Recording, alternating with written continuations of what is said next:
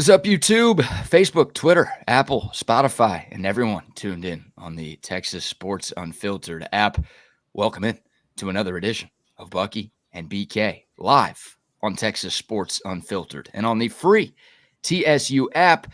Today is Monday, October 28th, 2024, and the Buck and I are with you for the next 2 hours. On today's show, the Texas Longhorns survived a scare in Nashville over the weekend. We will recap the Longhorns' 27-24 victory over Vanderbilt. We'll go good, bad, and ugly and break down the game from every single angle. Plus, a look around the SEC, a massive win for Texas A&M over LSU on Saturday night. We'll take a look at the conference, and we'll take a look at the rest of the college football world. Also, the Dallas Cowboys lose again. What is going on with America's team? Things are going from bad to worse in Big D. The Texans pick up a nice win over Indianapolis. We will recap the Bucks' 5-star, gold star locks of the weekend and perhaps the worst national anthem performance of all time. Oh, yeah. We're going to have some fun on a Monday, a victory Monday here on TSU. How are you, my friend? I'm doing great, man. Great, beautiful day. Great day to be alive. Really is. Good job by Longhorns finding a way to win that game despite their penalties and their undisciplined play on offensive line. Totally ridiculous. Going to cost them somewhere down the line if they continue to head on this path. That's unacceptable what's going on with that Texas offensive line. Now, is the SEC getting after them for some reason? We thought the Big 12 officials were bad. Dude, I'm seeing some officiating by the SEC crew that absolutely sucks. This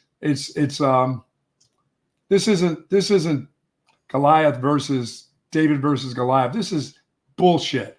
Some of these calls are totally ridiculous.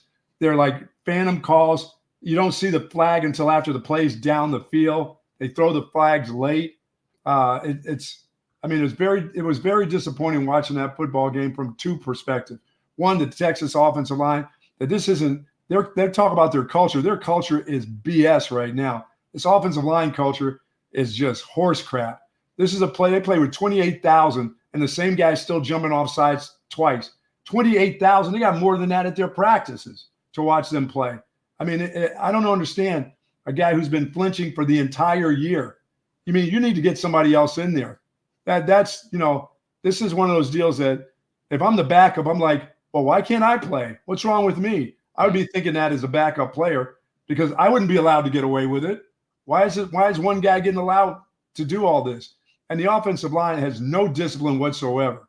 But one thing there is for certain is they can't have all of these penalties, and the other group that this Texas defensive line goes against gets nothing called on them. How is that possible? Oh, I mean, you watch the games. You got to be thinking, wait a minute, don't they hold too? Don't the opposing teams hold too? Yeah, well, we'll dive into this game. 10 penalties for 107 yards for 107 Texas. yards and penalties. Steve Sarkeesian talks about his culture. Well, his culture is pretty undisciplined right now at one position. One of the most important positions on the football team is just like out of control. I'm like, dude, come on, man. It's out of control everywhere right now. The penalty numbers continue to stack up for the Longhorns. 10 penalties in a game? Yeah, meanwhile, Vanderbilt had 4 for 35. Really? Yeah, a little bit of something's going on. They're either pissed, the SEC, about the bottle throwing, but it's been like that all year, so I can't blame it on the bottle throwing. This group has been grabbing and jumping and fidgety against Vandy. I mean, you should have rushed for 300 yards against them.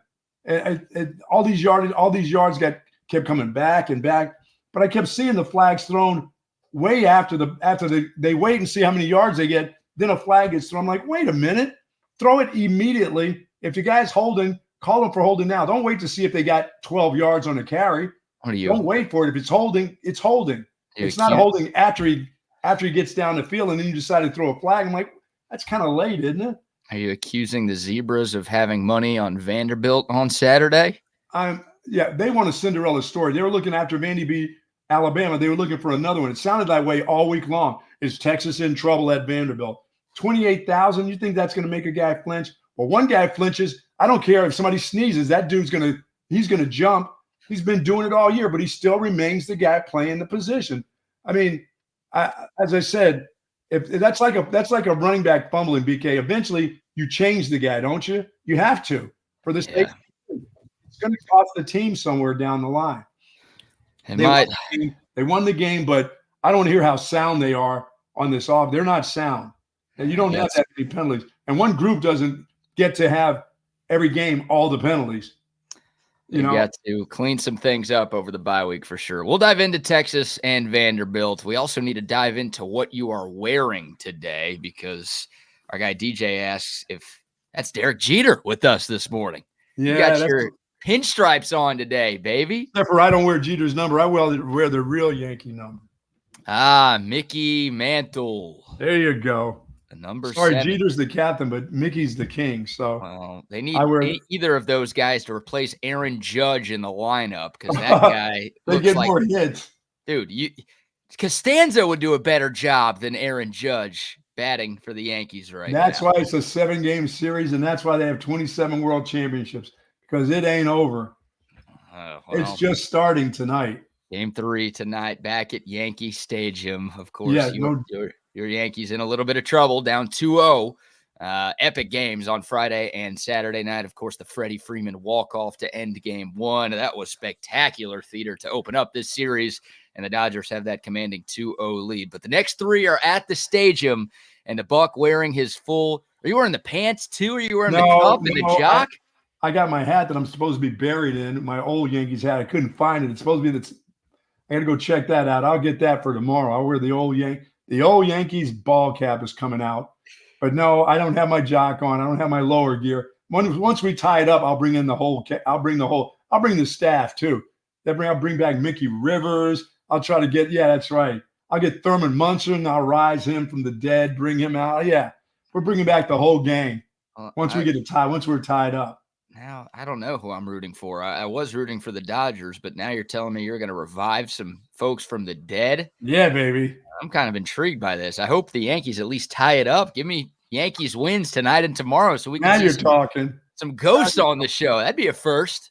There you go. Good morning to the soldiers at Fort Cavazos, Texas, the soldiers in the state of Texas, and all those that fight for us each and every day. Thank you for what you do to you and your families. We appreciate the job that you do for us each and every day, folks. And do be careful out there.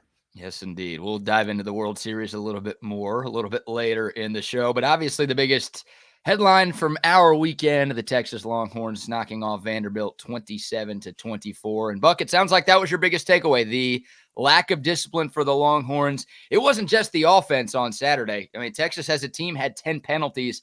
Yeah. 6 of them were on the offense, 3 on defense, 1 on special teams. It was a collective effort, and it was a sloppy performance, but obviously the good news is it was a win for the Texas Longhorns. Yeah, and this wasn't one of those trap games or any of that other stuff. Vandy's okay. They're not all that good. So, I mean, this is a Texas team that should have beat them by 3 touchdowns easily.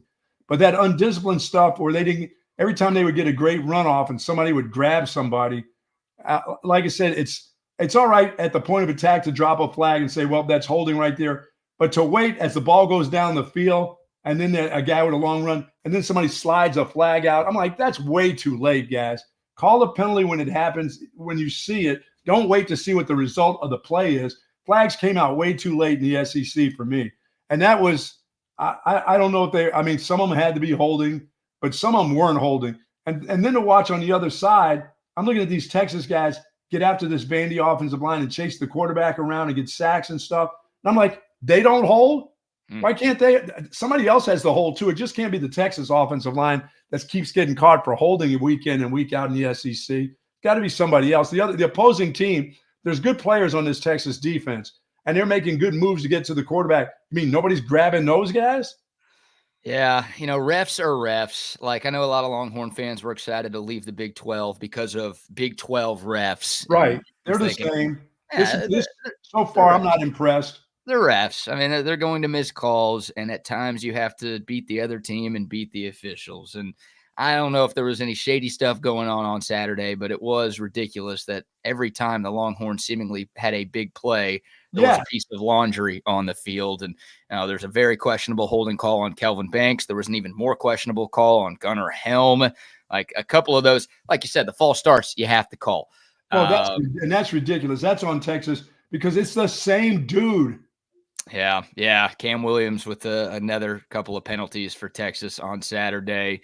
Look, it was sloppy. It was a sloppy performance by the Longhorns. They were their own worst enemy on Saturday. It was no clear. doubt. It was clear, and you referenced it, but Texas was the better team on Saturday. Like, they had the better players. They had the better coaches. It's why they were a 17 to 18 point favorite. Like, they were clearly the better team. But penalties and turnovers and poor clock management. Very average. He's playing average at best. I mean, he goes out in a bootleg and the guy gets guy's tipping the balls. Come on, Quinn. You're the guy who throws from all the different angles. Why is that guy touching the ball? I don't care if he comes free. Throw it sidearm. Quit having guys tip balls for interceptions on you. Yeah. Those are the quarterback things. Those are what makes NFL quarterback. That's what Patrick Mahomes and everybody else, they do that okay. Now, Patrick Mahomes did have a tip for an interception this week because of one of those. But, guys, those are the plays that Quinn Ewers is supposed to be able to make. One of them was on Quinn. The first interception was not Quinn's fault at all. Like, he had the right read. He got the ball out quickly. There was just a guy who came in unblocked who was supposed to be blocked, and that was the interception that Quinn threw on the first drive of the game, on his second pass attempt of the game, which gave Vanderbilt the ball in Texas territory, and the Commodores went up 7-0 right after that because of that quick turnover. That one was not on Quinn, but the second one, that one felt kind of avoidable. And, they put you one-on-one you're out there naked. Yes. Yeah. Yes, you are. You're naked, and you got a ball that you got to get to the outside, and you can't have it tipped. So throw it sidearms. You do all those things. You do those things. People talk about your angles and the way you throw the ball. Don't get a tip. It's you versus that dude. Mm-hmm. It's you, Heisman candidate versus that dude out there. So, well, we are missing the biggest takeaway from Texas 27, Vanderbilt 24. Bert Auburn had 2 field goals, 2 for 2. No, that was good to see, though. Yes, it was. But the biggest takeaway from what happened on Saturday is I'm a genius. Oh yeah, you called a 3-point win. Not only did I call a 3-point win, look at the graphic. I got the score exactly right. Nice. I called Texas 27, Vanderbilt 24. A week after being the only person in the market to pick Texas to lose to Georgia, I follow it up with a perfect score prediction. What, do you want to take 2? What the hell? I mean, 3 points? That game should have been won by 21 points or more. Why are you listening to anybody else? And I guess the folks listening to us right now don't have that problem, but you should be telling everyone you know that if you want to know what's going to happen with Texas football, you should be tuned into Bucky and BK on Texas Sports. You go to the practices and watch the guys jump off sides, and you must be at practice. I know the team. I know the team. I don't know what to tell y'all. Like, I've got a great beat on this team. I said it was going to be sloppy. Remember, during our pregame show, I said it's not going to be Vanderbilt gets out to a big lead and Texas has to claw back. I said it was going to be Texas getting out to a big lead, and then they're going to, for somehow, some way, let Vandy back into the football game. And it's exactly what happened. So I'm going to buy a lottery ticket today, Buck. There you go. I don't think I've ever bought one of those in my life. But I'm on such a heater right now. That means you're not thinking about it. Let the machine pick it for you, because that's how you're guessing these things out. I know you're not at practice. I know you don't see Cam Williams jumping at practice in front of, 28,000, a full 28,000 fans at the stadium, and then he couldn't hear. I mean, he plays in front of 100,000. Well, he jumps in too. I mean, he must jump before he gets on a bus or something. When the traffic goes by, maybe he jumps. His alarm goes off at 6:15, and that guy's jumping at 6:14. Yeah, he's jumping before the alarm. I mean, really, just flinching all over the place. It's amazing, man. I have never been around I've been an offensive coach for a long time. I've been around unbelievable offensive linemen, unbelievable offensive line coach. I never knew a line coach that wouldn't have had another guy in by now. I know how great this line coach is allegedly supposed to be, but I've never seen a guy that would say to the guy, okay, you continue, go ahead. Just keep doing what you do. Two of them in the game.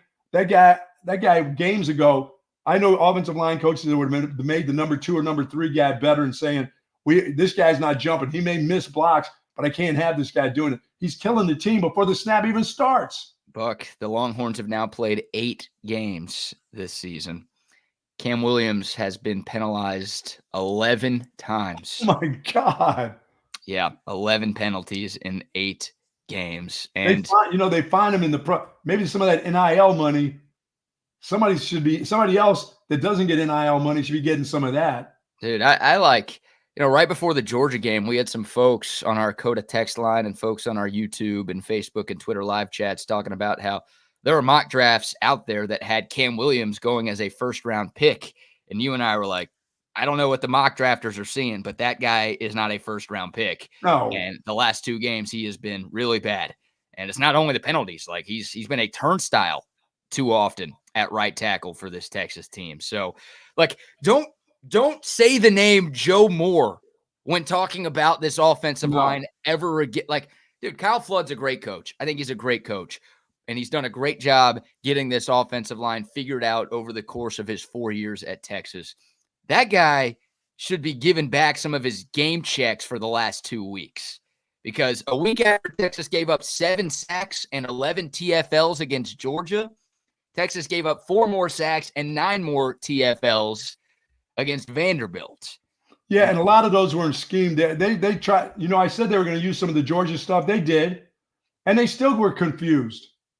Guys got on the wrong shoulder. I'm like, wait a minute. That's your guy. He's your guy to block. Do your technique and square up. And guys beat guys on the shoulder. Just some athletic stuff they got beat by. And it wasn't scheme stuff. It was the same stuff they saw at Georgia. I told you that Vandy would try some of the things that Georgia tried, because that's what coaches do. They see something the week before, they say, that worked. Let's see how far it works. Well, a bunch of it worked. They had 4 sacks against Texas. 4 sacks, 9 TFLs. And look, the Texas O-line, we've talked about it all season long. They haven't been an elite run blocking unit at any point this season. But for the first 6 weeks, they were an elite pass protecting unit. Yes, they were. Like, through 6 games, Texas had given up 6 sacks. In the last 2 games, they've given up 11 sacks. Like, they can't pass pro anymore. It's the same guys.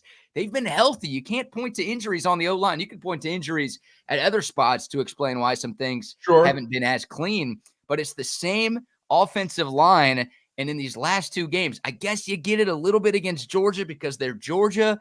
But to follow it up with Vandy and playing like that against a defensive line that ranked 116th in pass rush efficiency going into Saturday, it's a good time for a bye for a lot of reasons. But, man, Kyle Flood over these next 2 weeks, he's got to figure some stuff out. I don't know if it means interchanging guys. I don't know if it's just chewing guys out a little bit more. I don't know what it is, but something up front has to change. Well, the next game is that home game, and I'd give somebody else another opportunity. I mean, I don't want to lose a kid, but you got to look at him and say, you're playing like hell right now. You're killing us. You know what I'm saying? And it's not just the one guy. You're right. I mean, Kelvin Banks is getting pressured on him. I mean, these aren't great players that they played against on Saturday. They played hard. Yeah, okay, Vandy plays hard. Good. That's good to know. Everybody should know that. Vandy plays hard. But that's not a really talented group. Texas should not get sacked 4 times and have all those kind of pressures in their face. And they should have been running for 300 yards against them. Some of the questionable stuff too, it's all a part of it. It all kind of blends together, I think the officiating and the SEC, like you said, they're all officials. It's all the same. It's once you get into a rhythm of throwing bullshit, you just keep throwing the bullshit.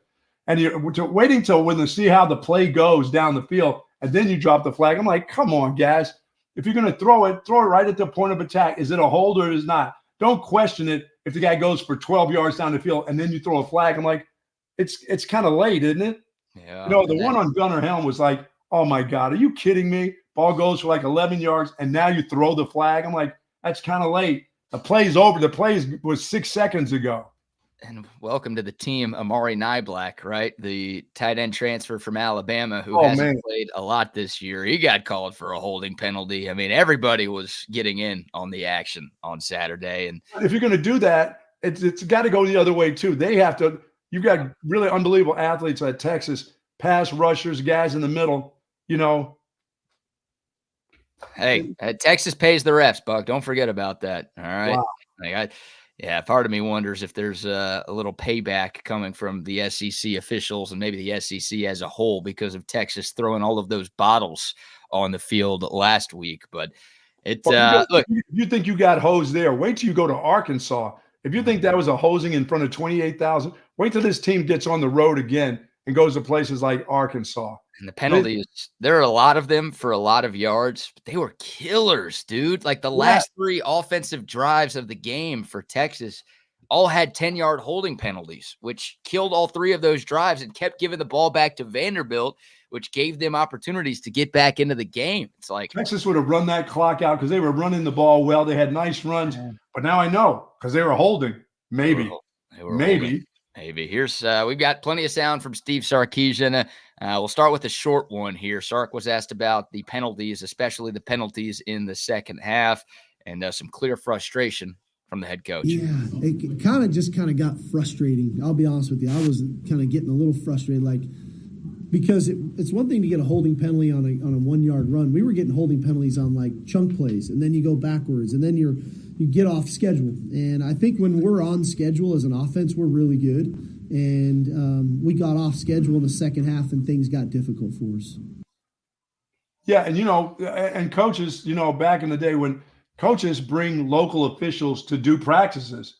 I mean, these coaches, they're not just out there playing referee themselves during the course of practice. When you do that stuff, they bring officials in, whether it's high school officials that, and whether they pay them or whatever they do to get them there. They bring them to their practices.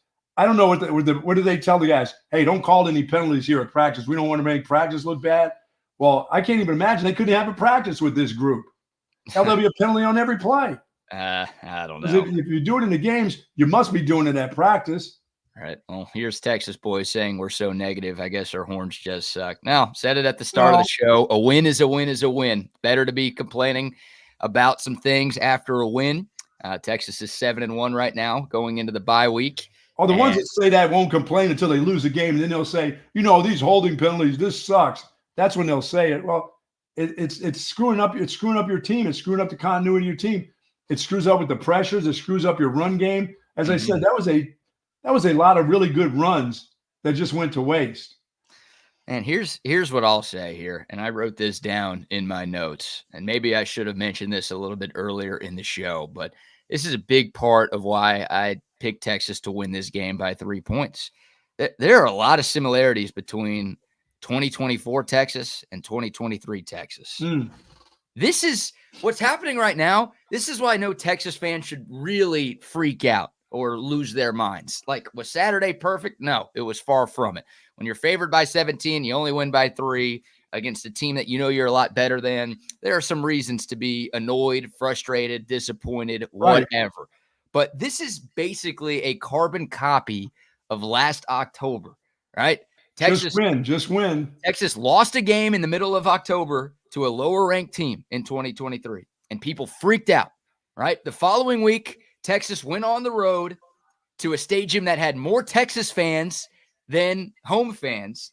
They were going up against an inferior team. They were a 3-score favorite. They got out to a big lead. They let the other team get back into the game, and they held on to win by 3. That was the Houston game last year. Almost an identical scenario. Coming off of a loss. Similar, yes. Coming off of a loss, you're going on the road, but you have more fans there than the home team does. Yep. And you're playing against a team that you're supposed to beat by a lot, and a lot of folks around the country are thinking, oh, poor Houston. Texas is going to unleash some fury. They're going to be pissed off after what happened last year, and Houston's going to take it on the chin, and Texas is going to win this game by 5 scores. Same conversation for a lot of folks with Vanderbilt, and similar game. Texas gets out to a big lead. They shoot themselves in the foot a bunch. They let the other team back in it. They hold on to win by 3. Yeah, I mean, there's a lot going on, BK. There's a lot going on. The quarterback still not himself. Pressure from the offensive line, not only just the run game, but the pass game also not being able to pick up stuff. The punter is averaging 36 yards a punt. You could go out there and average 36 and get the kind of roll that you want. So the punt game isn't right. There's the special teams isn't that great right now. They're winning games, right? They're winning games because they're better than the other team. They're better than Vanderbilt. So you win by 3, you win the game. And last year that was fine because all we said is get to the Big 12 championship game and win it. And that's it. That's the point. Like people were freaking after that Houston game. People were freaking out. There's no way Texas is going to win out. Oh, they always play down to their competition. they've got no chance against insert team here. What did Texas do? They won out. They made it to the Big 12 title game. They won that game. They made it to the playoff. Like Texas is going to win its next 3 games. The A&M game at the end of the year is tough. I feel good about Texas against Florida. I feel good about Texas against Arkansas. I feel good about Texas against Kentucky. You feel good about Texas on the road at Arkansas, yes. or what you're seeing from the officials too right now? Yeah, I mean, I think Texas is going to be fine, and I think everything is fine. It's basically a carbon copy of what happened to this team last year. Well, they found ways to win last year, and they're continuing to find ways to win despite themselves. Yeah, they found a way to win on the road. Look, Alabama couldn't find a way to beat Vanderbilt on the road a couple of weeks ago. All right. And Alabama's not the worst team in the world. Vanderbilt's not bad. Okay. Their only SEC loss going into Saturday was at Missouri in double overtime. That was a Missouri team that had its starting quarterback in that game, unlike this weekend against Alabama. So I'm just saying, like, there's things to clean up, of course, but I think there's no run game. Texas they're going to be fine. They are going to be fine. They've been in this spot, almost an identical situation to where they were at this time last year, and they were able to right the ship and clean up some things and find their way to win out down the stretch and make it to the conference championship game. So that's all I've got right there. All right, we'll get back to this game. We've got more sound from Steve Sarkeesian, more good, bad, and ugly from the Longhorns win. Don't forget, win at Vanderbilt on Saturday. Before we jump back into this game, Buck, how about our first round of sponsor shout-outs? Say hello to our friends over at Jay Willems and Sue Patrick over at Sue Patrick's, the incredible selection of unbelievable Longhorn apparel. I saw a lot of Longhorn apparel on TV on Saturday. 28,000. I got to believe 20,000 were Longhorn fans there. And they got a wide variety of men's and women's clothing. Of course, the polos, the Tommy Bahamas. They offer free online shipping for orders over $49. Curbside pickup is free, of course. But drop by the store at 5222 Burner Road and check out the great selection. Christmas items are starting to get on the shelves right now at Sue Patrick's. We love going over there, and you will love it too. Go to SuePatrick.com for more information. Yes, indeed. Shout out to Sue Patrick, and of course, some love to our friends out at Covert Bee Cave. It's really a family experience. You know, I walked in the showroom today, and everybody greeted me by name. How are you doing? What's going on? How's everything going? From a price standpoint, from a customer service perspective, just conversation when you come in, it feels no pressure. I want to buy cars here. The family buying car experience, one of the best that you'll ever have. Come and experience it for yourself. Covert, born and raised in Austin. And of course, our good friends over at 7-Eleven. I got to get by. Hard copy day today. Monday's hard copy. Got it. That way I can get what will I get next week? Last week's scores. Yeah, that's all right. But I need to get them. I need to have it. I need to see them in big print. Texas suffers its first loss of the season to Georgia. Yes, that's what I'm going to see today. That's going to be the front page. So, no, today is Little Debbie's. I get a Little Debbie's with some coffee today. That's why I don't read the newspaper, because it's garbage. Thank you, Coach. Don't forget. How did you do this week, Coach? How did Coach Gundy do? The Bears got him. Somebody's keeping their job down in Waco. Yeah, Baylor with the win over Oklahoma State in the X Conference on Saturday. Quick shout out to CentexTickets.com. Hey, no Texas game this week, but plenty of sports going on. If you want to be at any sporting event across the country all year long, head over to CentexTickets.com. Plus concert tickets, music festival tickets, Broadway show tickets, comedy show tickets, whatever's going on, they've got tickets for you online right now at CentexTickets.com. Make sure you use the promo code CENTEX10. When you check out, you're going to get 10% off. That's right, 10% off any ticket purchase right now simply by typing in the code CENTEX10 over at CentexTickets.com. Yeah, and if you think there's home cooking going on, Texas needs to get some of that and when they play home. Well, you know, Texas, Georgia, they did get a little reversal there. They need more of these holding penalties need to go the other way. It's hard to believe. I'm watching I'm watching those guys play, those defensive guys and their pass rushing. I'm like, somebody's got to be holding them sometime. They can't block them every time. If Texas gets called for holding, somebody else on the opposing team, Texas has too many good athletes not to get holding penalties called. Yeah, once again, just 4 penalties for 35 yards called on Vanderbilt in that game on Really? Saturday. That group? Well, here's the issue for Texas. It's not just one game, right? And whether you want to No, it's not. Now, if I said that was one game, but they're being pretty consistent on the 7 penalties or more thing now. Yeah, if you want to cry conspiracy, whatever. But I think a lot of these penalties are legitimate. And I think a lot of these calls have to be made. And here's where things stand right now on the bad side of things for Texas. The Longhorns are now 99th in the country in penalties per game. Wow. They're averaging a not so nice 6.9 penalties per game on the year. They are 82nd in the country in penalty yards per game. So annoying. Like they have not been clean. They were not clean on Saturday. They found ways to win in spite of that, which is great. But yeah, you always run the risk when you're shooting yourself in the foot as often as Texas did on Saturday. You run the risk of letting another team stick around. And then if you let another team stick around, there's a chance that you lose the game. So thankfully for Texas, that didn't happen. But once again, untimely penalties, not just on the offense, right? We already said that the last 3 offensive possessions on Saturday had holding penalties that killed those drives.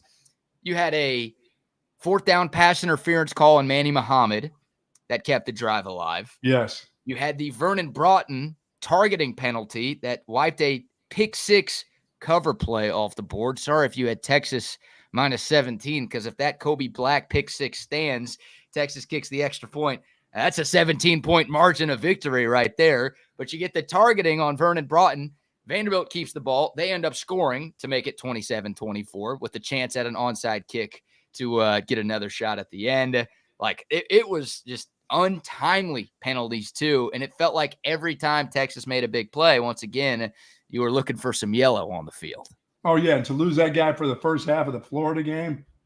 Yeah, Vernon Broughton. Yep, the targeting rules. Took that kid's head off. He got right up underneath his chin. Yeah, that wasn't even helmet to helmet. That was almost helmet to chin. That was tough. Like, look, Vernon Broughton's not a dirty player. Like, oh no, he wasn't trying to lower. He was just going in for a tackle where he thought it was going to be chest level, and the guy dropped his head and ended up getting his chin underneath his helmet. Diego Pavia jumped to throw that football, and when he came down for the jump, that's when he got hit by Vernon Broughton. So I didn't cut this up, but Sark talked about it in the post game. It's just like one of those things where what's a defender supposed to do? It was the right call. It was a call that had to be made. Sure, but it was one of those things. You just get caught in a bad situation. Your body's in a bad spot. His body's in a bad spot. It would have been a perfect tackle if the guy was running with the ball straight ahead. You got him right in the chest. Instead, you got him up underneath the chin. Like you said, he was up in the air, and then he came down to where your helmet was. Dead square in the jaw. It was just tough. So, all right, let's get to some of the good. We got to give some love to this Texas defense once again, because we mentioned it a million times leading up to this game. Vanderbilt's strength was the fact that they did not turn the ball over. Just 2 giveaways in their first 7 games of the season.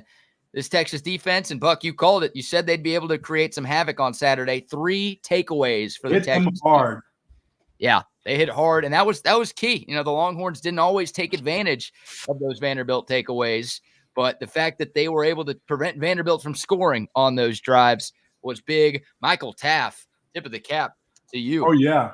An interception and a forced fumble.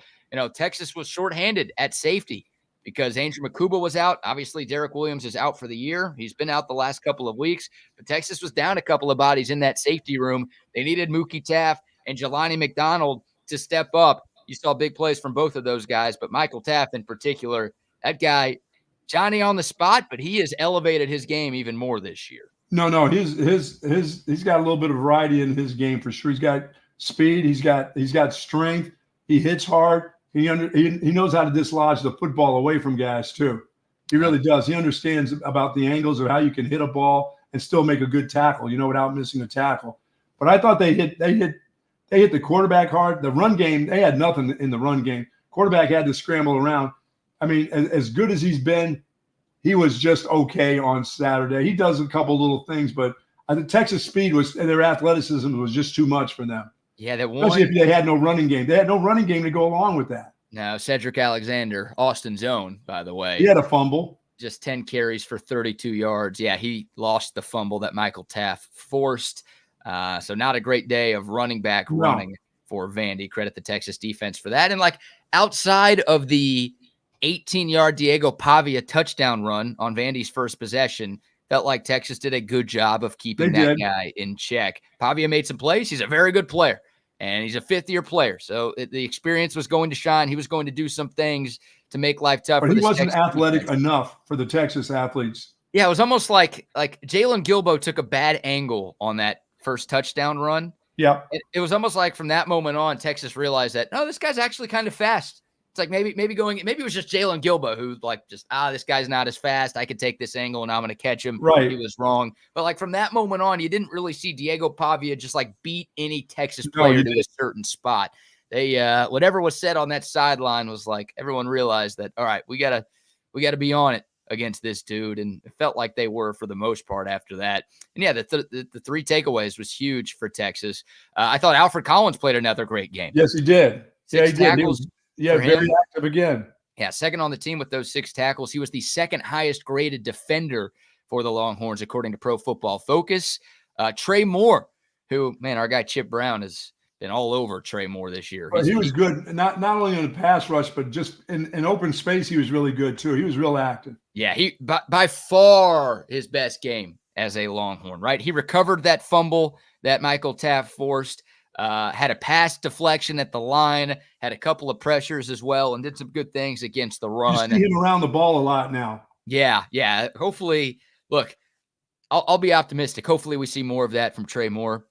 Vanderbilt is the closest thing to G5 talent that Texas is going to see this year. Mm-hmm. Like Vanderbilt's better than Florida. Vanderbilt's better than Kentucky. They beat Kentucky on the road a couple weeks ago. So it's not the worst team that Texas is going to play. But like you look at recruiting, Vanderbilt recruits closer to the teams UTSA was playing against when Trey Moore was at UTSA. Absolutely. I want to be like, it's the start of something for Trey Moore, but I'm a little worried. Right. It's like, Texas has better athletes. You just could tell that on the field. Yeah, watching the game, you could say no matter what their schemes were, they could have 1 or 2 individuals that could be unbelievable. They just didn't have enough of them. Yeah, but all we could say is, hey, Trey Moore played well. His best game as a Texas Longhorn, which was great to see. I thought Anthony Hill did a few good things. Leon Galafau had an interception in this game on Saturday on a tip drill. So a lot of good. I mean, this Texas defense through 8 weeks, Buck, number 2 in scoring defense, number 1 in total defense in terms of yards per game. And if you just go down the line of like major defensive statistical categories, Texas is in the top 10 to 15 in just about everything. Well, then again, and if the offense was better and didn't have all these goofy penalties and all this ridiculousness, I think the defense would be even better. It would force the other offenses into some panic mode where Texas could take advantage of it. You know what I mean? Where they'd have to do things that they generally wouldn't do.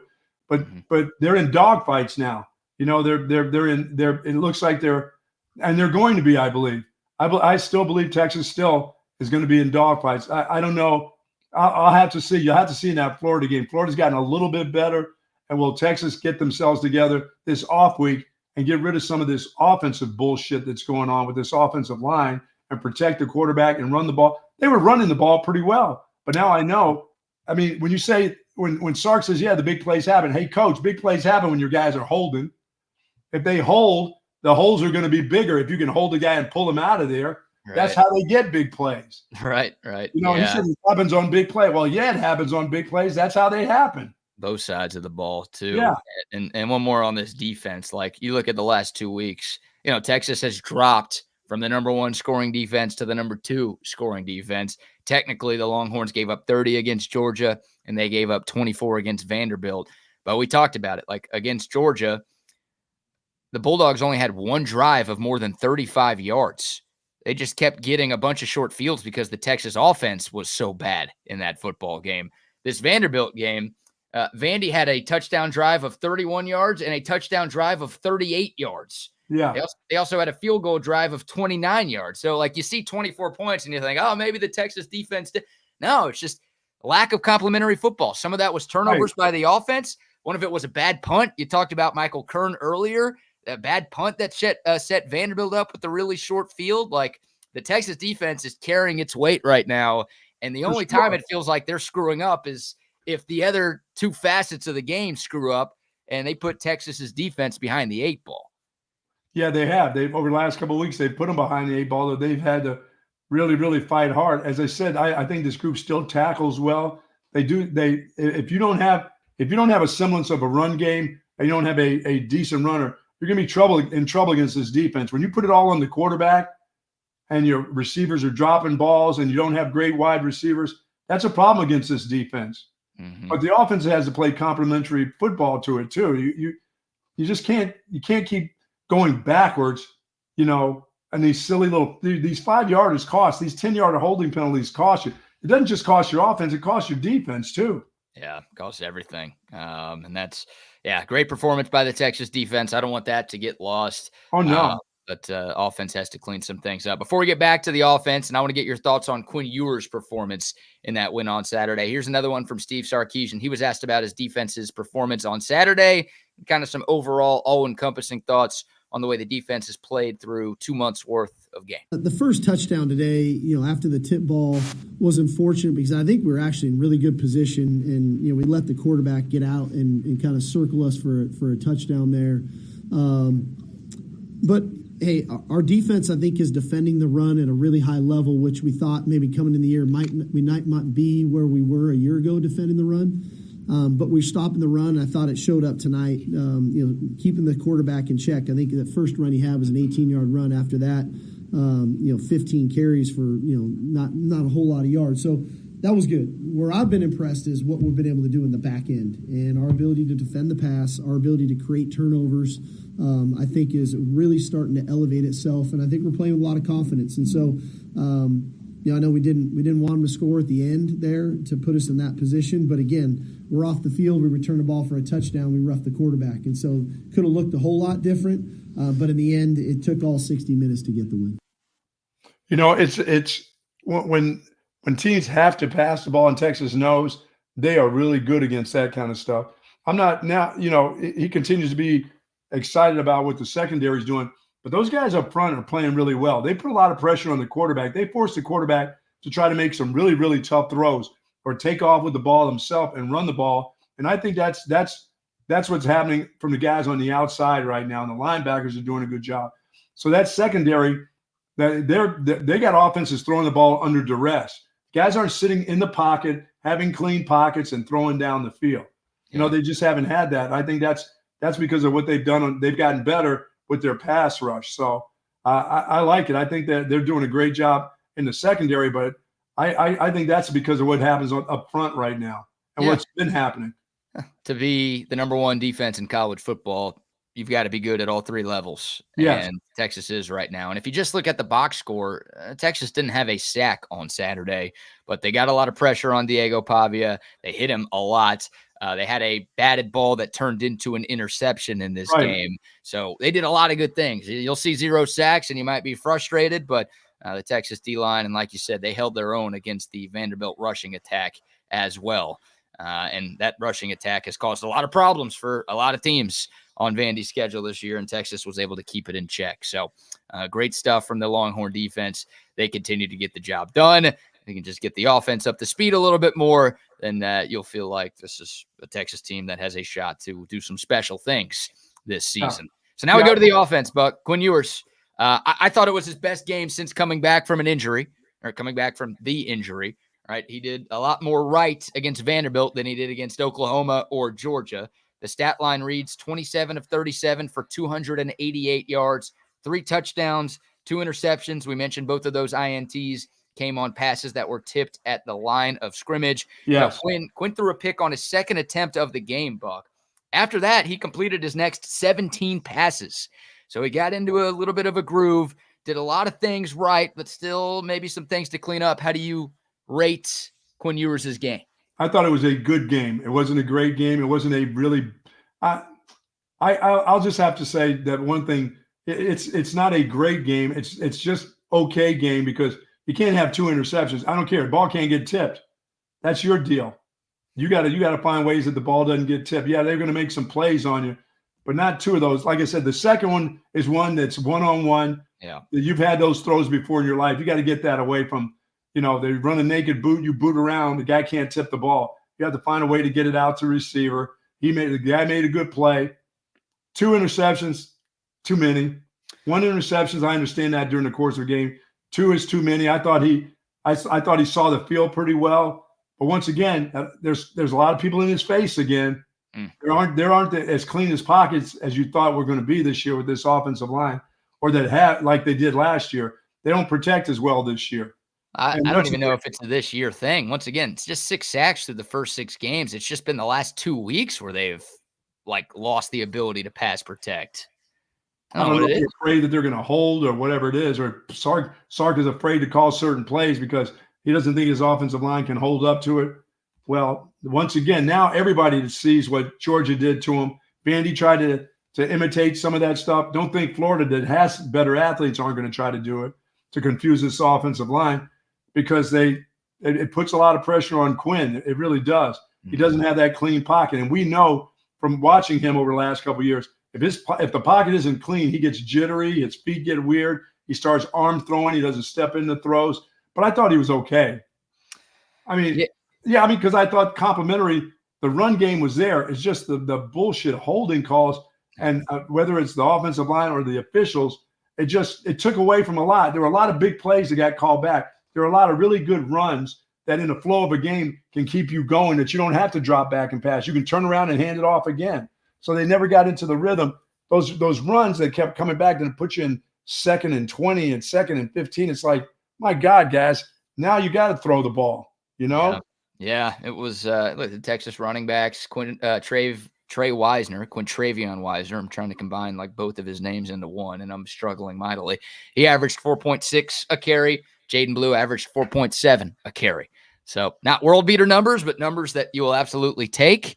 Oh, you take that to beat a team by at least 2 touchdowns. And if you just stay in the rhythm of the game. It's just some frustrating penalties, took some bigger runs off the board. And when you're 1st and 20, 2nd and 20, 3rd and 20, like Texas was way too often on Saturday, then you kind of have to abandon the run game a little bit, and you have to put the ball in your quarterback's hands more than you would like. Sark talked about it in that sound we played earlier, off schedule, right? When Texas was on schedule on Saturday, yes, little problem moving the ball. That's where, once again, earlier in the show, it's like Texas was clearly the better team on Saturday. But when they'd get behind schedule because they'd shoot themselves in the foot with a false start or a holding penalty, that's when Texas's offense sputtered, and that's when you gave Vanderbilt chances. Yeah, I thought Jaden Blue was going to be on his way to getting a lot of carries in that game and going downhill. They ran some downhill stuff to him. Plus, they got him wide on a couple of those quick passes. He's just tough out there in the open field. His speed gets him 6 yards before contact, and then he's pretty good. The one-on-one, he's good against contact. Wisner is still so much better when he's going straight down north and south than to try to get him wide on some of these plays. They get him going wide. That's where all this holding stuff happens, When they get out there outside the tackles, when the guys get out there in space, BK, they stick their hand out and bring a guy down. That's where they get the holding calls. They're pretty good. Between the tackles, they don't get a lot of stuff that gets called holding in between the tackles. It's once they get outside the tackles, when the offensive linemen are out there, when they started to reach at other guys, the defenders, that's where all that kind of stuff happens. For Wisner, downhill running is I think, fantastic. I think he spins. I think he's got that. For Jaden Blue outside, I thought he was going to get more carries out there. But like you said, it's hard when you get a nice run and it goes back 10 yards. And now you're 1st and 20, and you got to move the ball. You don't run it again. Sark is not apt to run the ball 1st and 20. He's going to throw it so he gets 7, 8, whatever he does with the tight ends and guys. I thought the game plan was good. I just thought the penalties just put you behind the chains and screwed up the flow for the offense. It did. Yeah, it did. And Texas kept trying to run it outside. And like you said, that's when a lot of the penalties occurred. Yes. And that's tough. You want to be able to run outside because that's something the defense has to account for. But when you're tight because you're faster, you're better than they are. You got better athletes to get outside. You're not going to do that against all the SEC teams. Even the bad ones have athletes that can run out there with you, Just don't hold, I guess, or don't even block because they're going to call a hold. Don't grab. Yeah. And don't jump in front of 28,000. I mean, does he have a hearing problem? I mean, is there a distract? What is it? Something's distracting that kid. Yeah, it's got to get fixed. And Cam Williams does a lot of things right. He did not play well on Saturday, not just because of the penalties, but he was not graded very highly on Pro Football Focus. And there were too many moments where he just He was Well, responsible. that's why I hear about the depth of this team. And if you've got the depth, then are you afraid to? Because are you afraid that he'll leave and go somewhere else? What are you afraid of with the kid? He's being coached by a pretty good coach. I mean, whatever it is, it's not getting through to him. Because at this time of the year, BK, by the time you have so many foot stuck in your ass, the offensive line coach is booting you in the ass for jumping and moving, and your teammates are on you. By this time, it's either you don't have another guy.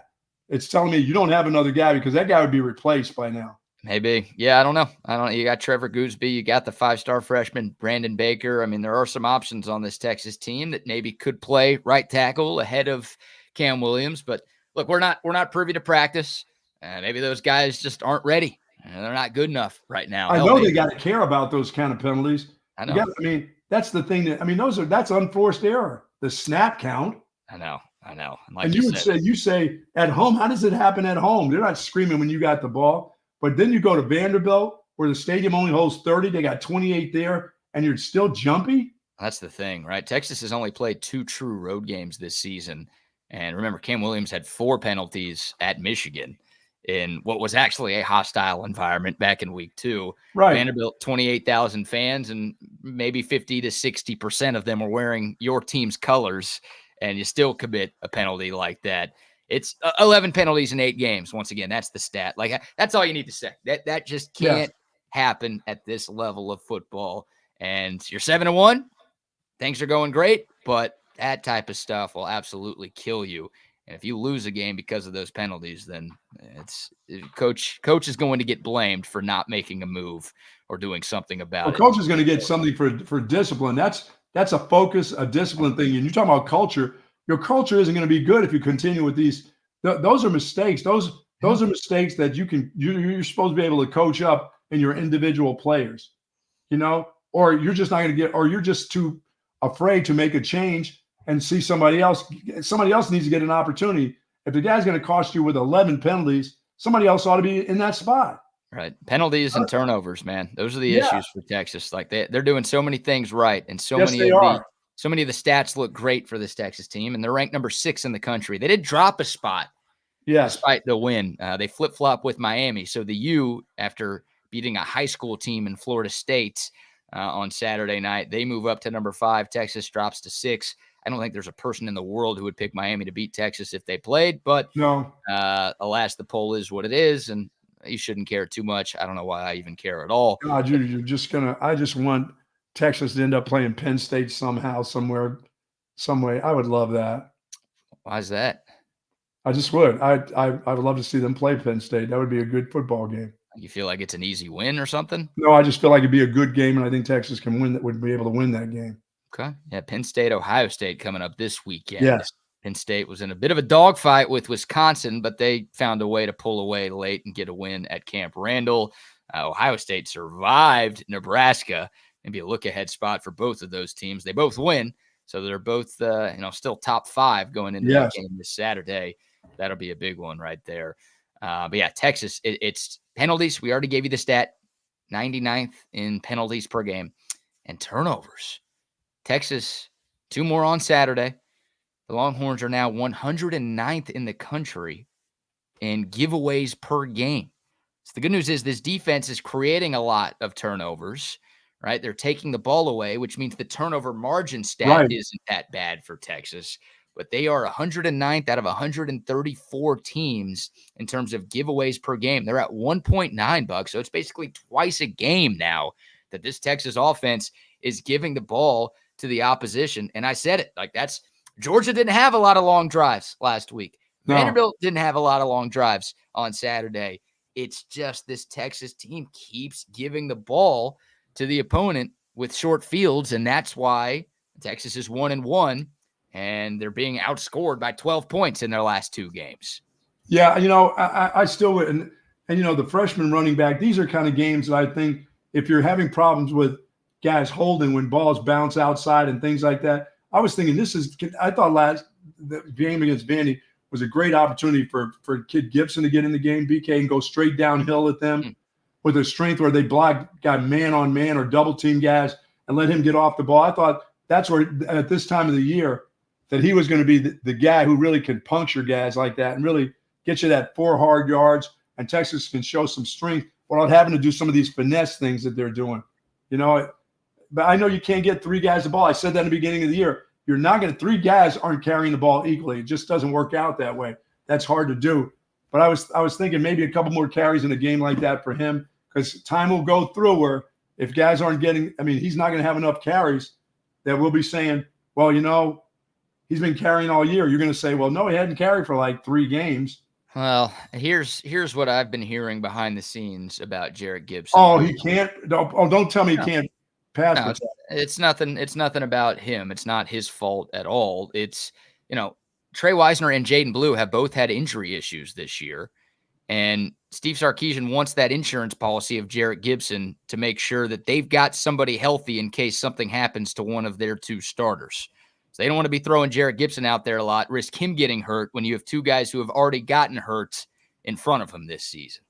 So that's what I've been told. It's like they're protecting, because I got to have a guy get some carries in real live situations. Sure, and he has this year. Like he has this year. And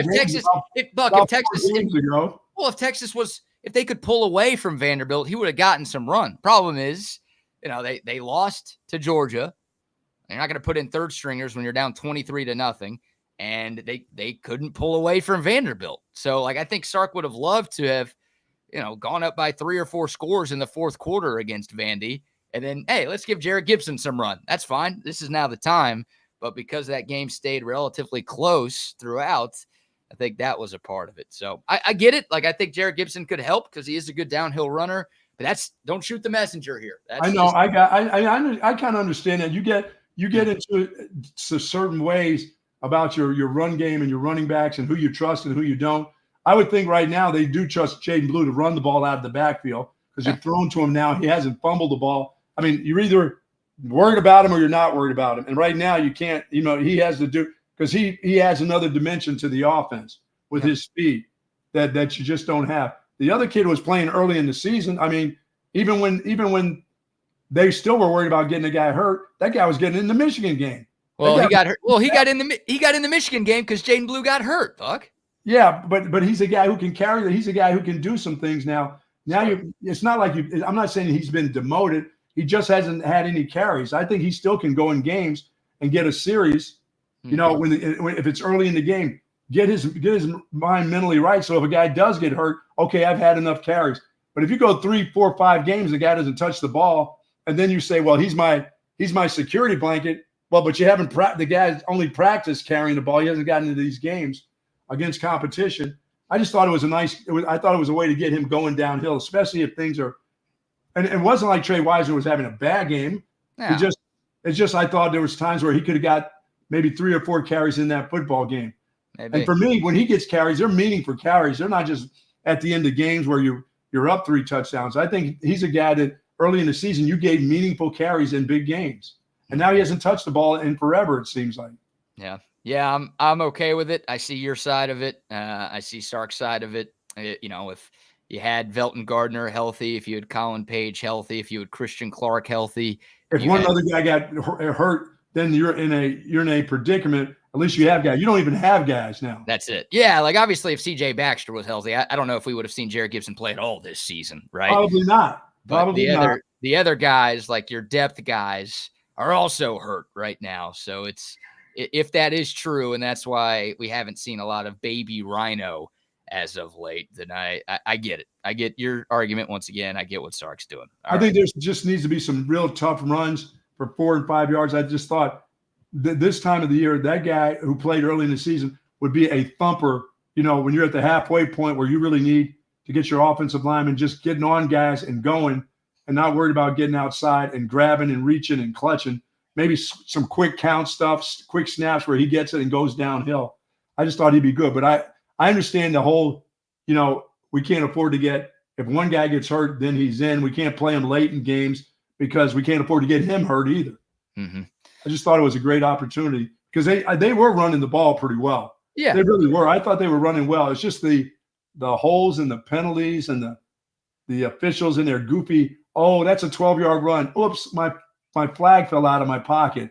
It wasn't a 2-yard run. Don't need to drop the flag then. But on these other runs, But once again, Sark, that's where it happens. It's not – that's how the big plays happen when your guys hold. When a guy holds, that hole opens up pretty wide. That's why they call those. The gunner helm hold. I mean, what do you I know. I watched that over. I'm like, wait a minute.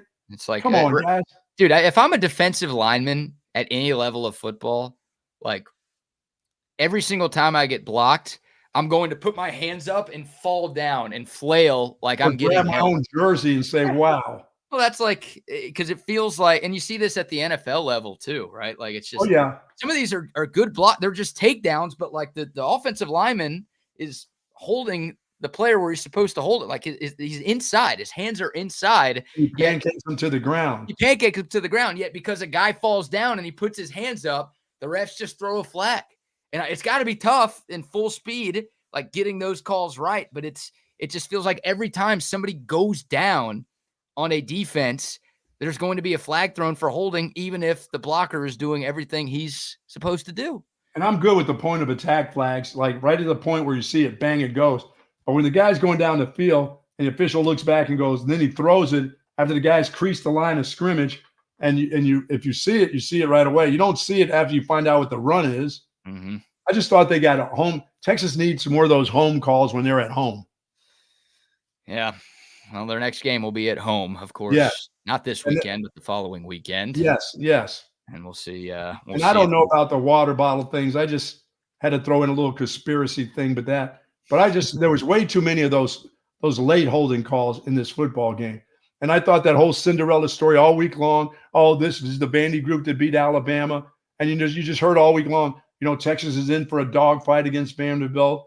I think it just played into the officials way too easy for me, and for what I saw in the game.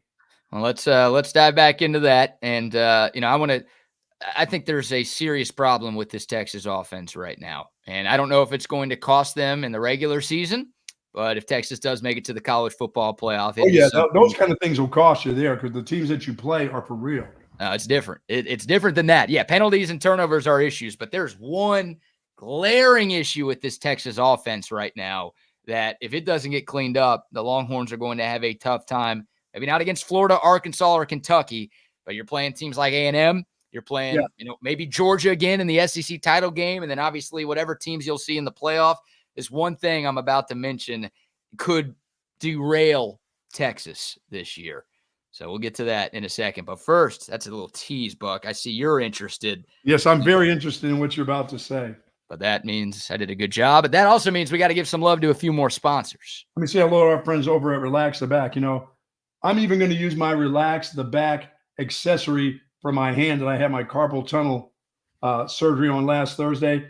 Remember the big ball, the vibrating ball? Yeah. Well, it's going to come in handy because it's going to work on this hand right here. I'm going to turn my vibrator on my hand. That's right.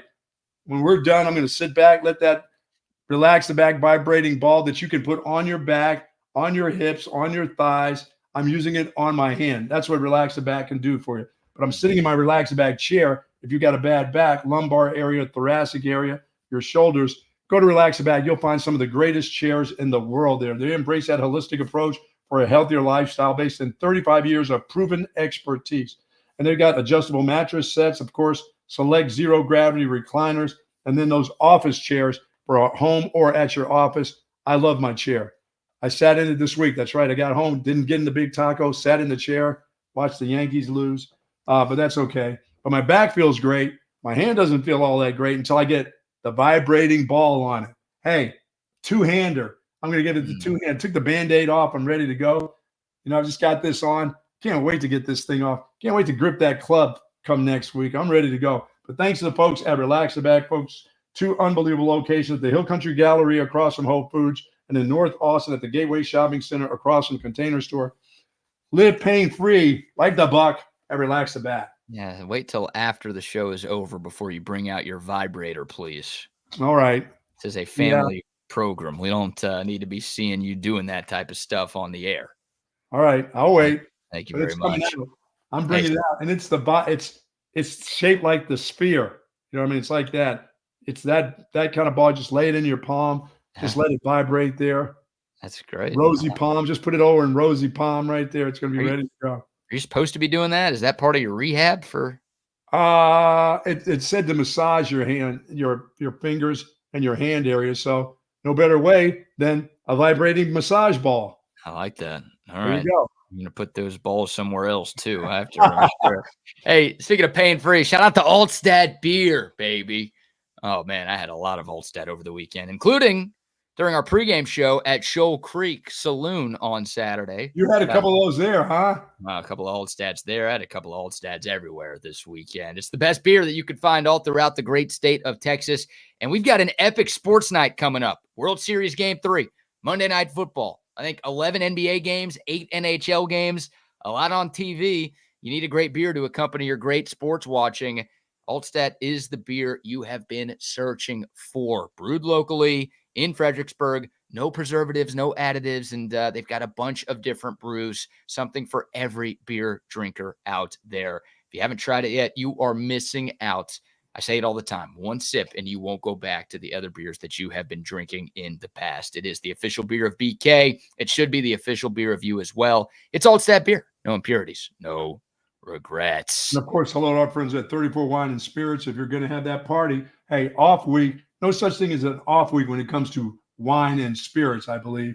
Every weekend is a good weekend. And go to 34 Wine and Spirits to pick up all your alcohol needs, of course, and your mixed drinks. They've got it all there. All your mixers are there for you because it's places filled with liquids. And if you're a big company and you're looking to have a big party, they are a wholesale distributor.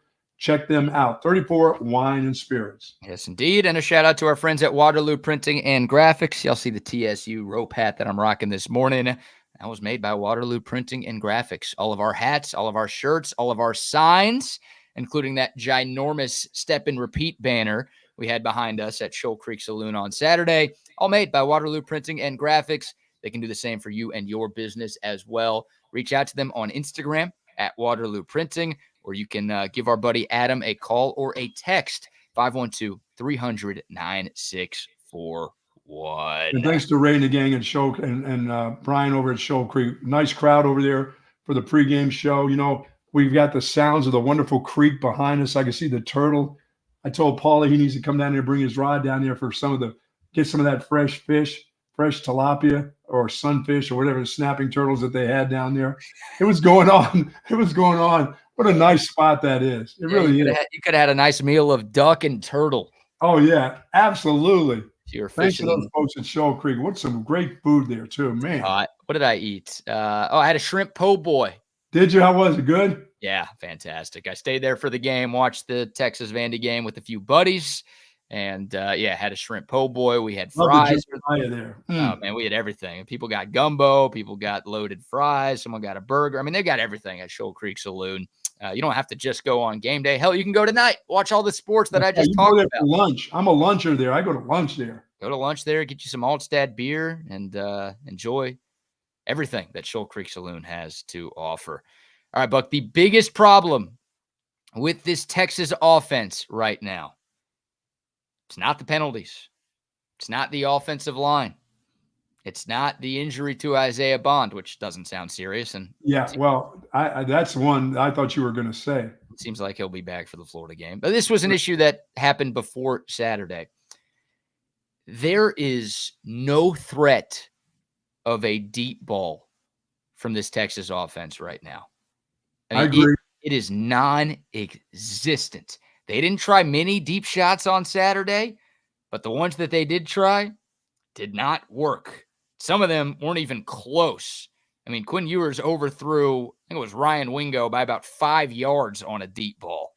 Like, when Texas is trying, and they're not trying a lot, they're not working. Here's some numbers to back it up. This is before Saturday. So think about what you saw from the Texas passing attack and the lack of deep shots before Vanderbilt. Texas was 128th nationally in air yards per attempt. They are 115th nationally in percentage of throws that are 20 or more yards down the field. For Quinn Ewers in particular, 67% of his passes are 9 yards or less in the air. Buck, Quinn Ewers is turning into a check down Charlie. Like a lot of it are design plays, like short intermediate throws, get the ball into your hands quickly. That's a big part of this offense, and that's good because Quinn's very good at that.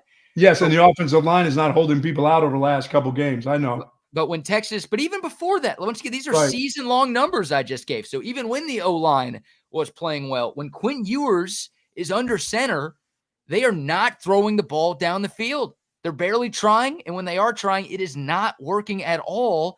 And I don't think 100% of that is on Quinn. I think some of it's on the offensive line. I think some of it maybe is on the receivers, and I think some of it is maybe on the play calling.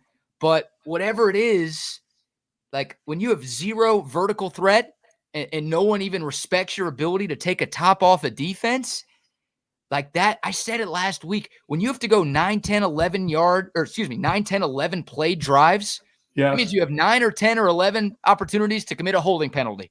Or You're commit right. a false start penalty. And for them, it can be 2 holding penalties. Yeah, that's going to kill a drive. If you could score in 1 or 2 plays, you don't have to worry about that as much. Yeah, I think they've really missed Isaiah Bond. I really do. I think in their minds, he's the fastest dude that they have, and he's the guy who can break through the defense. But hell, the kid Moore is the one who's going getting all the deep, when they at least attempts, they're trying to get it to him. Yeah. So I don't know I don't know what the trust level is with Quinn Ewers or the head coach who calls the plays. But Isaiah Bond, that's really hurt this offense. Him not being around has hurt the absolute thought of throwing it. But even when he was here, as you said, all these numbers add up, it's not good. Somebody else can go through the middle. Once again, the little guy who hasn't had much time can streak through the middle. You got to force people to think that you will throw the ball deep, or they're going to sit back and they're going to rush your quarterback and they're going to play that intermediate stuff, and you're going to be attempting to throw some of them. And if your quarterback says, "I'm not used to doing it," he's going to take those drop offs to your tight end, to your running backs, to your 8-yard catches. You know what I mean? Mm-hmm. Yeah, and some of the checkdowns have worked, but once again, I mean, they're not throwing it deep. And look, Isaiah Bond being out, I think hurt, but he's only missed 1 game. In the Texas passing offense, this has been an issue really all season, but especially since Quinn came back from that oblique injury. I don't know if it's him still being a little bit timid. Once again, Saturday was by far his best game since coming back. He did a lot of really good things right, including completing 17 passes in a row. He had to move around because he had pressure, so he moved around in the pocket all right. Yeah, I thought Quinn, it was his best game, but still, that is still an issue. They can't right now throw the ball down the field. And I you talk about Quinn Ewers as an NFL quarterback. A lot of folks are saying, oh, he's worried about his draft stock. Your draft stock's not going to be high if you can't throw the ball down the field. No. NFL teams don't want a bunch of check down Charlies. They want guys who can take the top off of a defense. And right now, Quinn Ewers cannot do that. So this is not an advocation for Arch Manning by any stretch. But that's why, Buck, after that game on Saturday, even though Texas won and Quinn Ewers did a lot of really good things, he was the highest graded player for the Texas offense, according to Pro Football Focus on Saturday. Despite that, you are seeing a lot of Texas fans call for Arch Manning right now because Arch Manning throws a better deep ball than Quinn Ewers. And it's just not there for this Texas offense. And once again, I think they can win the next 3 games playing the same way they played on Saturday. But when you're playing in College Station against a top 10 A&M team, when you're playing in a potential conference championship and you're playing against playoff teams, if you can't push the ball down the field, you're not going to win. Yeah, you've got to be able to throw the ball. You've got to have a threat of going down there with the ball. You can't have guys sitting at one level waiting for you to throw that intermediate ball all the time, or that dump off where they rally to. And as you said, the longer the drive, the more apt you are to get a holding penalty with this group right now. When you put pressure on the quarterback. I think they just, that Isaiah Bond deal that he has with him is there in his mind. I don't know if he believes anybody else can go down the field. They've got fast guys. They guys, Bolden, all the rest of those guys can run. That's the thing, right? It's not like they don't have speed players. No. Silas Bolden's fast. Matthew Golden's fast. DeAndre Moore's fast. They've got Ryan Wingo's fast. I mean, you have guys who should be deep threats. Yeah, but what I don't see is I see Sark trying to get the guy's accuracy up early in games, get him going since this injury, and not throwing those balls down there early in the game, opening it up early. I see him dumping off and trying to get him into some kind of weird groove, but he stays in that groove and then he doesn't throw it well long. Mm-hmm. Yeah. Throw it longer, sooner maybe? Here's Jake's stat. 18 of Quinn's 37 pass attempts on Saturday traveled 5 yards or less down the field. He had 7 checkdowns in that mix, too. So it's just that's game manager stuff. That's stuff that you don't need when you got really good players. No. And first-round picks are not game managers, right? No.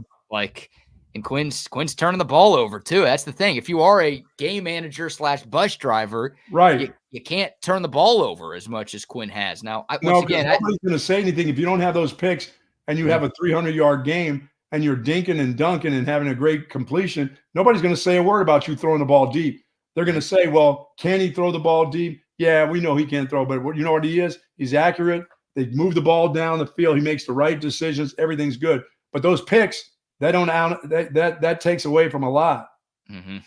Yeah, let's let you hear from Steve Sarkeesian, Buck. He was asked about Quinn's day. We got a couple of cuts here, but we will start with this one. How did the head coach feel about his quarterback's performance against Vandy? Well, I think he played really well. If he plays like that the rest of the year, we're going to be okay. We're going to be just fine. Again, bad luck, with tip balls. So that was that. And I think how we get to that is just keep instilling confidence in him and him believing in himself. And I think he should be able to do that. When it can't get kind of worse than how it went for him last week, especially in that first half. And his ability to bounce back and show that resolve that he showed. I always say that the sign of the true character of a man is in the face of adversity. And that was a lot of adversity for him. It was a lot of adversity for us as a team coming off of last week's game. And I think the way he responded was kind of indicative of how we responded as a team. So, like I said, if we can get that version of Quinn Ewers for the rest of the way, we'll be okay. Yeah, some people would say that's kind of a scared answer right there. You know what I mean? It's just like we're trying to get, the adversity. Let's throw some short passes. Let's not take any chances with a guy. That guy's a good quarterback. You got to throw the ball down the field. You got to have faith as the play caller to get the ball down the field too. You can dink and dunk, but when your team is averaging, 6 penalties on offense, you can't afford to have these long drives because they're going to get negated. And now he's going to have to throw the ball down the field. Maybe some more early shots with Quinn Ewers. And let him build his confidence. He can build his confidence on a long ball too if he connects. I would guarantee you he'd be more confident if he threw a bomb down the field instead of having 11 play drives where he has to go dink and dunk all day. No surprise that Sark answered that the way that he did. Sure, of course. Sark's a player's coach, right? He's had Quinn Ewers' back a lot over the last 3 years. Remember in 2022 when Quinn Ewers was like single-handedly costing Texas football games, Steve Sarkeesian stayed the course. He kept Quinn in those games, especially the game at Oklahoma State. That's the one that comes to mind. Like he's a player's coach. He's going to have his guys back. He's definitely going to have his quarterbacks back. Yeah, it's a team with one loss. That's how the head coach sees it. And he's not going to push the panic button when this is a team that's 7-1, ranked number 6 in the country. Right. I'm fine with what he does. I'm fine with taking some of these throws. Some of them are nice throws for first downs. The ones he hits the tight end. Yeah. Throw it out of the backfield. The guys catch and run with it. I'm fine with it, but you have to throw that ball deep. Or people are going to play you at a certain level, and they're going to say he's not going to throw it down there, and they're going to pressure your quarterback with these exotic blitzes and put it in his face, and you're going to have tip balls and guys sitting right in the area where the ball gets tipped, and they're going to make interceptions. Maybe a little bit sooner, throw the ball a little deeper, a little sooner. But he misses Isaiah Bond. He's not afraid to throw it up to that dude. Well, I know he does, but once again, Buck, Isaiah Bond's only missed 1 game this year. Yeah, but he hasn't been there. That's not the same speed guy that you've seen with that ankle.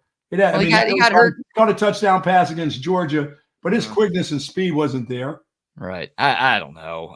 Once again, it's why you can't put 100% of this on Quinn. Some of it goes to Bond being hurt. Some goes to the play calling. Some goes to the offensive line. But here's another stat. Shout out to CB for sending this to us on Twitter. Average depth of target, Buck. Kind of a more advanced new age stat. That's just a measure of how far downfield a player is typically targeted. Average depth of target, Quinn Ewers 5.9 yards this season. That ranks 79th out of 79 quarterbacks in Power 5. So that's the whole accuracy thing. That's on the coach. That's him not throwing it down the field. Like there are receivers going down the field on just about every play. Quinn Ewers is not throwing it down the field. And I think Sark is like kind of adjusting his offense because he's got a quarterback that won't take shots right now. Like I think of Sark's offense at Bama in 2020 when Mac he would throw Jones it down the field. Yeah, like Mac Jones, who's kind of got a noodle arm at the NFL level. They'd throw it down the field on every other play. And Quinn Ewers is dead last in Power 5 of average depth of target right now. So it makes life very difficult for an offense when, once again, you cannot throw it down the field. I don't know. Yeah, but can he throw it? That's what I'd like to know. Is that guy still hurt, or is he healthy? What is he? Sark said last week he's healthy. Maybe he'll get asked again about Quinn Ewers' health. But, last Monday when he was asked about it following the Georgia game, Sark said, well, no one's 100%. But he said the injury's not really affecting Quinn Ewers. Weird. He gives some basic, I want to protect my player answers, of course. He's a coach. He thinks he played a really good game on Saturday. I thought he played an okay game. I know he was under duress. He doesn't work well under pressure around the pocket. He just doesn't. He feels that before it even almost gets there. You know what I mean? You can see him panicking, BK, before the pressure actually gets up, about stepping into the pocket and doing some stuff. He likes to kind of flush to a side, one side or the other. He doesn't like to stay right in the middle of the pocket on his throws. Mm-hmm. And I think the head coach now with the quarterback likes the accuracy part of it. I'll take that 5 yards or that 8 yards or whatever, but that makes for long drives and that makes for a lot of holding calls, Yeah, it does. It does. And maybe that's Quinn still playing a little bit timid because of that injury. You get a week off, and get him closer to 100%. Yeah. By the time the Horns take the field against Florida in 12 days. They all should be. Makuba, everybody should be back. You get 2 weeks. They all should be healthy. The ball should be as you started out the year, as you played in the Michigan game. Get the ball down the field, get it more than 5 yards down the field. This is another good time for a break. You're 7-1. Everybody thought this is possibly where you would be. Some would thought you'd have lost 2 games by now, but it's the reckoning time for you and your offense because your defense is playing well. Your offense is holding your team back right now. Whether it's the line, your quarterback, it's not your run game. I think your run game is solid now. I think he's got back to where I thought it would be when they started out the year, missing 2 guys. I think the run game is okay. Yeah, it was okay on Saturday. And look, I like more downhill running than that side-to-side running with guys because that has your offensive lineman tending to reach and grab on the sideways stuff, not so much on the downhill, the counters where you get downhill. It's the sideways stuff that get those guys holding. For sure. When guys disengage, when they want to get off of you, you have a tendency to reach and grab. The officials have a tendency to call you for holding after a 12-yard run. Those bastards. Really? I know. Come on, guys. Tough. But hey, Texas is 7-1. They left Nashville with a win. We do not complain about wins on this show. We do not complain about road wins, and we definitely don't complain about wins in this conference. Yeah, we sure as hell are not going to complain about road ranked wins in the SEC. Oh, and plus against everybody's little darling Vanderbilt after beating Alabama. Oh, everybody was just waiting. Oh, I think Texas on upset alert. Look out, everybody. Which means for you officials, look out too. Let's make sure that this is a really good game. Don't let Texas run away with this game. Make sure the SEC understands that we don't want Vanderbilt's little love story still needs to be going on. They're a good team. They're not cellar dwellers anymore. So let's make sure it's close. I think they did a fine job of that on Saturday. Hey, they just wanted me to look smart, okay? And they wanted you to look smart too because you're at all the practices. You understand what's going on. 27-24. That was my pregame prediction, and that's exactly what the final score was. Some people just know ball, Buck, and I am some people. I didn't have it covering. I had it, 16, 17 points, but it wasn't going to be a blowout. Can't blow them out if you're spending your time holding it.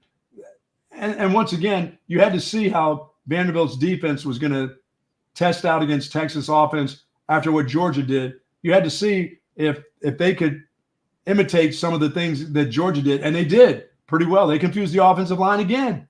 Yeah, they did. They did. You think Florida's going to do the same thing? They're going to have guys standing in the line of scrimmage? Yeah. Oh, they're going to try to disguise. They're going to try to have false fronts. They're going to try to confuse this Texas offensive line. They have a much more physical bunch of front guys than you saw at Vanderbilt. Vanderbilt was good, but they weren't that. they're holding on. Every week they're holding on for dear life, hoping that they're in a ball game, that they can stay close with the quarterback running around like a chicken with his head cut off, throwing it to nobody. They have no run game. Florida's got its issues. Yes. But they've got better players than Vanderbilt. Right. You're right. And they've gotten a little bit better. And the good news for Texas is, you know who Florida plays this week before their trip to Austin? Who's that crunching coming to? Georgia. Oh, gee. So, yeah. That's a back-to-backer for them, isn't it? Yep. The neutral site game in Jacksonville against Georgia, and then a trip to Austin, and then LSU, and then Ole Miss. Those are the next 4 games for the Florida Gators. So Billy Napier's. I tell the Gators they can beat Ole Miss because they suck like Oklahoma. Yeah, they didn't look good on Saturday. But for Florida, Billy Napier's done a decent job to this point. He's kept his job, but these next 4 games. And it was supposed to be a tough 5-game stretch because they end the year with Florida State. Turns out Florida State is like the easiest win you can have. Yeah, they're just one step better than Oklahoma, I believe. Who would win that? Florida State versus OU.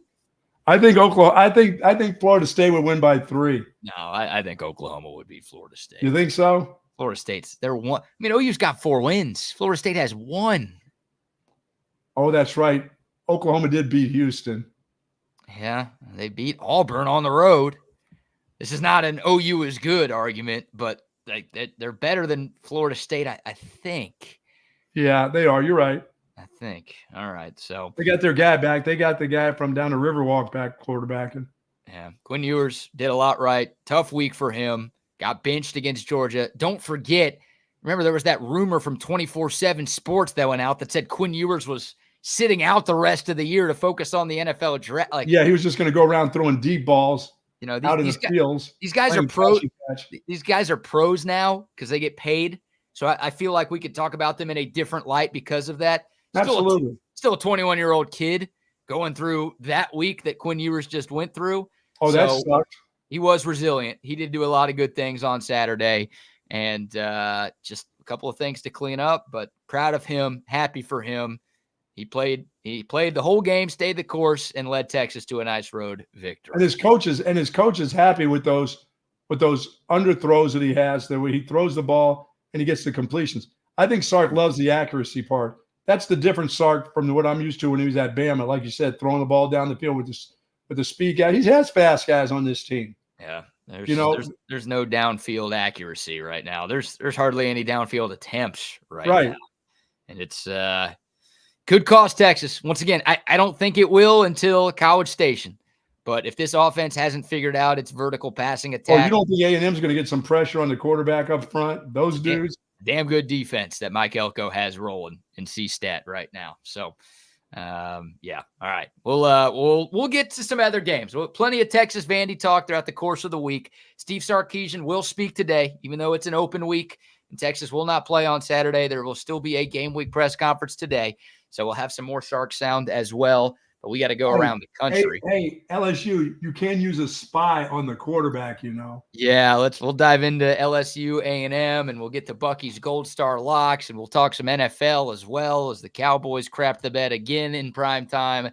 But before we shift gears here, Buck, how about some more sponsor love? How about hitting us up with an AB consultation? Yeah, I can do that first. Shout out. Because I was sitting back. I actually watched some golf. I watched the ladies play golf, yes. You know, they had the Isuzu from Japan. They had a tournament on. I was sitting back watching a little golf over the weekend. Are we getting close to golf season again? We need to. The Isuzu? Yeah. The car brand? I don't think that's a car brand. Is it? No. A ZOO, is that what it is? Well, Isuzu, IZUZU, is I think now defunct car brand. No, it was Be careful here, Bill Parcells. Come on, yeah, I got to be careful. No disrespect. No disrespect. I'm holding on to that. I'm thinking it was maybe high tech. No, I'm not. Yeah, it was a car brand. You're absolutely right because they had a couple hole-in-ones. If you got a hole-in-one, the caddy and the player. So is it a defunct car brand that they're still trying to put on the market? I doubt it's that. Zozo? Is there a Zozo? Like Zaza Pachulia? Wang Ji? See, I got to be careful. It's a Monday. I'm just I trying don't to need to figure be canceled on a Monday. You don't need to be canceled any day, but definitely not today. I'm doing a quick search. I don't know why I'm spending time because I was watching golf. I watched some seniors golf. I watched some regular PGA event. That was the one. And then I watched a women's tournament that may have been in Japan too, or an Asian. Should I say an Asian tournament? Was it an Asian tournament, or was it just a tournament played in an Asian country? It was played. The Japan one was played in Japan. I thought it was the Maybank Championship. Okay, was that for what was that one for? The ladies or the men? That was the ladies. Okay, there you go. Maybank is a bank, not a card brand. Okay, give me the men's tournament. How do you get a Zuzu out of Maybank? No. That was the ladies. Okay, give me the men's tournament. You might be onto something here. The Zozo Championship. Thank you, Zozo. There you go. There it is. Oh, I'm realizing now. What is that? What is Zozo? Is that it's a computer? What is Zozo? Demonic. Zozo is a fallen angel banished from heaven eons ago by God. What? That is what the Google machine is telling me. What's a computer? Come on, man. I don't know what. It must be some sort of local Japanese company, or I had some guy's name. I don't know. But that was going. You were watching there's football going on over the weekend. Yeah, but I had to look at a little golf in between. World Series, hockey, basketball. You're watching the Zozo. It's golf, man. There were players there. No, Scotty Scheffler wasn't there. Cantlay and the rest of them weren't there, but there were some players trying to make a little coin there. You're right. JT, Ricky Fowler, yeah, Siwoo Kim, Johnny Vegas, lifetime Longhorn. They all finished in the top 12. Yeah, there were a lot. There was Siwoo Kim, I Am Kim. There was a bunch of, I Am Kim. I mean, they had a lot of Asian golfers. All right, Wee Too Low. Okay, where was it held? Japan. Thank you very much. Yes, congratulations on lots of folks, lots of cameras. Offending a lot of folks out there, Buck. Sorry about that. Hey, shout out to AV Consultations, 512-255-8678. If you're like the Buck and you're watching golf, if you're like most people at this time of the year and you're watching other sports, AV Consultations can hook you up.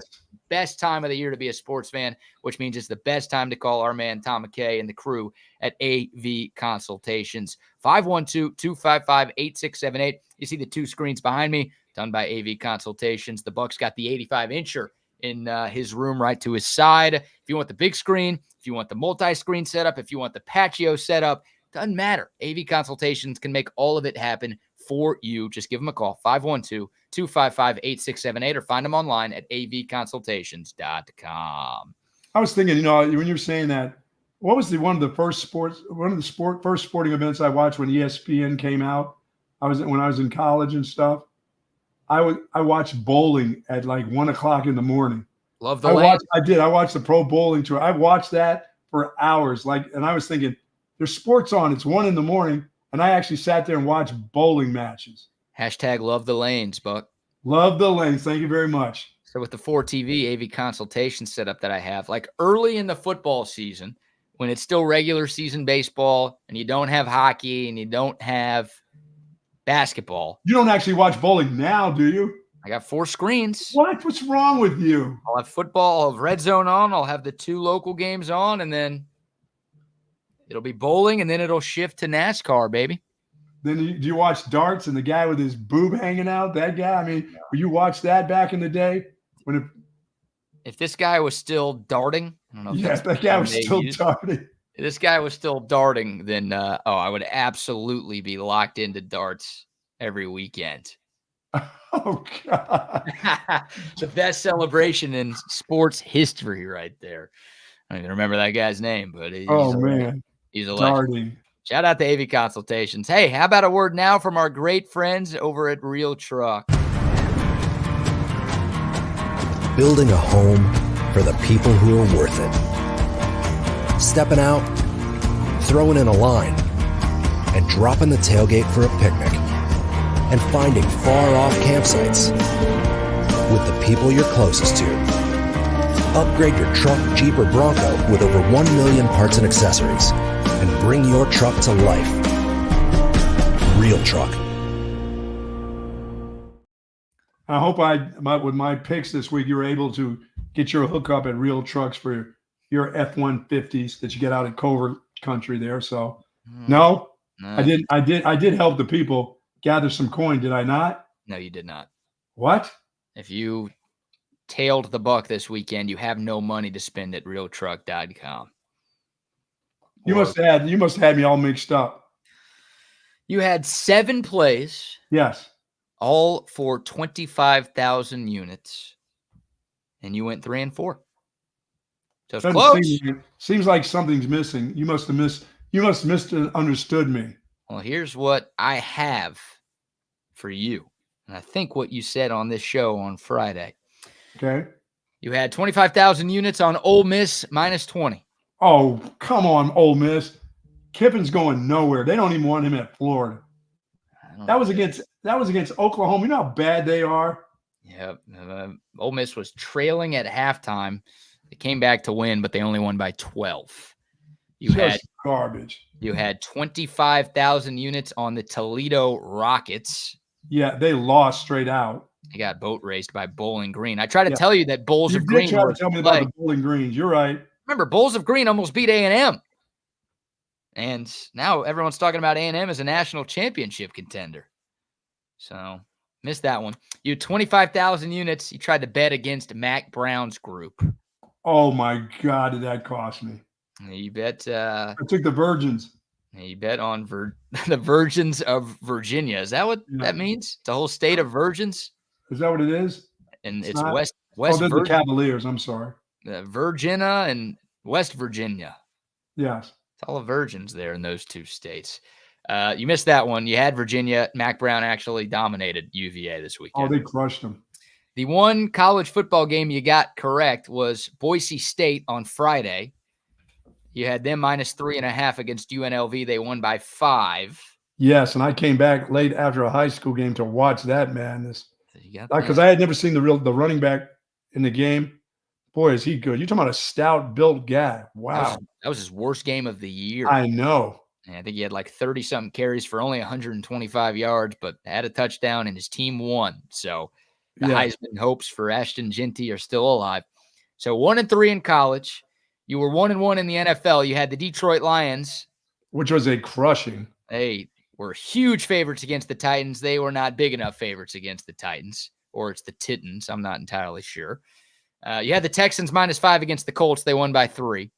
They can't protect the quarterback either. So 1-1 in the NFL. So you were 2-4 in football. Your saving grace, hilarious that you're wearing a Yankees jersey today, because the reason you didn't go 2-5 was because Freddie Freeman hit a walk-off grand slam to give the Dodgers the Game 1 victory back on Friday night. I took the Dodgers. You had the Dodgers. In Game 1, yes. Game 1. So 3-4, lost 25,000 units. You were back down at 90,000 units on the season. I don't have a good feel for it this week, or the off week either. What I'm bad at right now is my Maction. Can't figure out the Mac. You do have an NFL game tonight, and you do have another World Series game tonight. Well, I cost myself with my cousin because I took the Cowboys, getting 4 points. 4 points. Why would you take the Cowboys against the 49ers? 4 points they were getting. The 49ers have nobody. I don't even know who those. One guy got shot that's playing wide receiver for them. You didn't answer my question. The Cowboys against the 49ers, they don't beat those guys anymore. Hey, they started Zeke at running back. Exactly. Why would you take the Cowboys against the 49ers? I don't know. Because I thought the 49ers were so bad. They got a guy had pneumonia playing for him.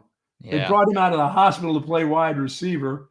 The quarterback's playing garbage. They don't have McCaffrey. I mean, they have nobody playing for the 49ers, but the Cowboys have less than nobody playing for them. The Niners roster is so good that even though they're without so many stars, they still have a lot of really talented players on their team. They beat the Cowboys with Juszczyk. Fullback? Yeah, I mean, seriously. Well, they beat the Cowboys. That Garendo kid had a good game. Where the hell did he come from? Where is he from? Yale? I don't know. No, it was at Louisville, I think. But they had Debo, they had Kittle, like the stars for the Niners. As long as you have Kittle, as long as they had Kittle going, they were going to be okay. Well, now George Kittle can literally, I mean, they can just tackle defenders and not have pass interference called. I mean, what are we doing there, refs? Your 2 officials throw a flag on that play, and because George Kittle was like, it's National Tight End Day, you can't call that. The refs are like, you know what, George? You're right. You're right about that. This flag up, even though this was like the most obvious PI call in the history of PI calls. We'll go ahead and pick this one up for you because we love you, and it's National Tight Ends Day. So congrats to you on having a tight end. Yeah, no kidding. That was garbage, but the Cowboys, they didn't help themselves much either. Once again, they can't run the ball. No, they can't run the ball. Any picks for tonight? We can get into this Cowboys game here in a second because Trayvon Diggs after the game went after a member of the local media. No. Because of a tweet that was sent out during the game. Yeah, Trayvon Diggs was still in his jersey and pads. He went out to the media scrum that was there waiting to talk to Jerry. And Trayvon Diggs, with his phone in hand, went after a reporter because of a tweet that was sent out. So Trayvon, before even showering, he checked his phone, searched his name, and got pissed at a tweet that was sent. That's a part of the deal, dude. That's why you get paid the big money. You're going to get criticized. Your team's going to get criticized. Take it as part of the job and move along. And we'll play that in a moment. But any play, you got Giants at Steelers tonight, and then you've got World Series Game 3 tonight. Anything? Yeah. I'm taking 10,000 units on the Yankees, 10,000 units on the Pittsburgh Steelers. All right. The Steelers are 6-point home favorites against the Giants. And you've got the Yankees in Game 3 tonight against the Dodgers. 10,000 on each. Yes. All right. So here's the moment. We just have the sound because the video on the sound was not as good as I wanted it to be. So we got sound of a post-game altercation. Little background here. Mike Leslie is the reporter that Trayvon Diggs is talking to here. And Mike Leslie tweeted out a play from the game. It was a big George Kittle play. And the Cowboys were in man-to-man defense. It was Donovan Wilson, who sucked last night. He got burned by Kittle. Kittle caught the ball, turned it into a huge play, had a big run after the catch, and it was a huge play to set the 49ers up with a first down and goal. And Trayvon Diggs, he wasn't the primary defender, but he did not make much of an effort to try to tackle George Kittle. And Mike Leslie tweeted out, like, what is Trayvon Diggs doing on this play? I would show the play, but because of copyright issues, I'm not allowed to. Here's Trayvon Diggs right after the game going back and forth with local Dallas reporter Mike Leslie. Took from that? Out of that whole play, that's what you took from that? You don't know football. You can't do nothing that I do. You can't go out there and do nothing. Stay in your lane, buddy. Stop playing me, bro. Just asking a question, Trayvon. I mean, I'm happy to have you answer the question. Out of that whole play, that's what you took for that? That's what you got from that whole play, that's what you got from that? I'm asking you. We can talk about it more. What were you doing then? Yeah, what were you doing? Did you hear that at the end? Did you hear what Trayvon said? He said, talk about these nuts. No. Play it one more time. Yeah, so I'll let you hear it again, and then we'll explain. Took from that? Out of that whole play, that's what you took from that? You don't know football. You can't do nothing that I do. You can't go out there and do nothing. Stay in your lane, buddy. Stop playing me, bro. Just asking a question, Trayvon. I mean, I'm happy to have you answer the question. Out of that whole play, that's what you took for that? That's what you got from that whole play, that's what you got from that? I'm asking you. We can talk about it more. What were you doing then? Did you hear it? No, I still didn't hear it. And I can hear well. I didn't hear these nuts. He said at the end, he said, Mike Leslie said, happy to talk about it. And then Trayvon Diggs said, talk about these nuts. Come on, Trayvon. Just go ahead and be a pro. You've been through this. It's not like you've never been through that when somebody questions you. Just give the guy what you think. I mean, what did Trayvon? No, this wasn't even Trayvon Diggs was not supposed to speak. This was for Jerry. That's Jerry's deal, isn't it? He literally came out to bitch out this reporter who tweeted something negative about him during the game. Wow. He went out of his way. He didn't have to meet with the media at all. He went out of his way to talk to the scrum, to call out Mike Leslie and tell him, you can't do what I do. And Mike Leslie's like, yeah, I know I can't. I was just asking the question. And Trayvon Diggs is like, Out of that whole play, that's what you took from that? And then he's like, I just, answer the question, Trayvon. And then he says, talk about these nuts. Wow. Like, it's bad. I mean, they show more fight. And Trayvon Diggs showed more fight there than he showed in the entire game yesterday. Yeah, I mean, it's their team is they still have a lot of guys hurt. 49ers just still have more heart. They talked about the Cowboys ready to fight and to do all that stuff. They can't run.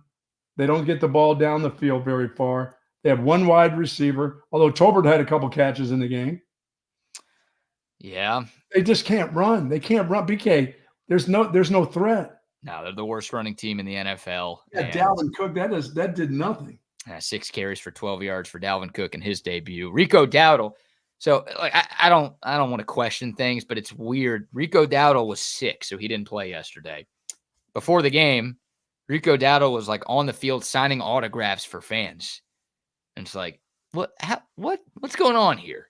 If you're sick, you shouldn't be around anybody. Be in there barfing somewhere. Let alone around fans. So I don't know. It could have been a stomach bug to where if Rico Dowdle played, he was going to shit himself. I don't know what it was. Well, get yourself a bucket and go shit in a bucket on the sideline. But you got Deebo Samuel, who's in the hospital with pneumonia, playing, and you've got Rico Dowdle, who's too sick to play, signing autographs for fans before the game. It's bad optics. I'm sure he was sick, but he wouldn't have helped. I don't know. And then Dak, 2 bad picks. I mean, that Cowboys made it close at the end. Dak made some big throws. If Kevontae Turpin could catch, the Cowboys maybe come back and win that game late.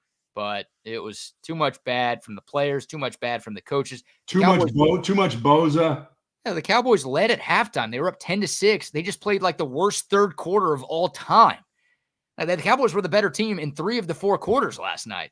They just got boat raced so badly in the third quarter that they went from up 10-6 to down, 27-10. It's just. How about Boza? How about them putting the guy one-on-one Steele with Boza one-on-one? How about a little help for that dude? That's the thing.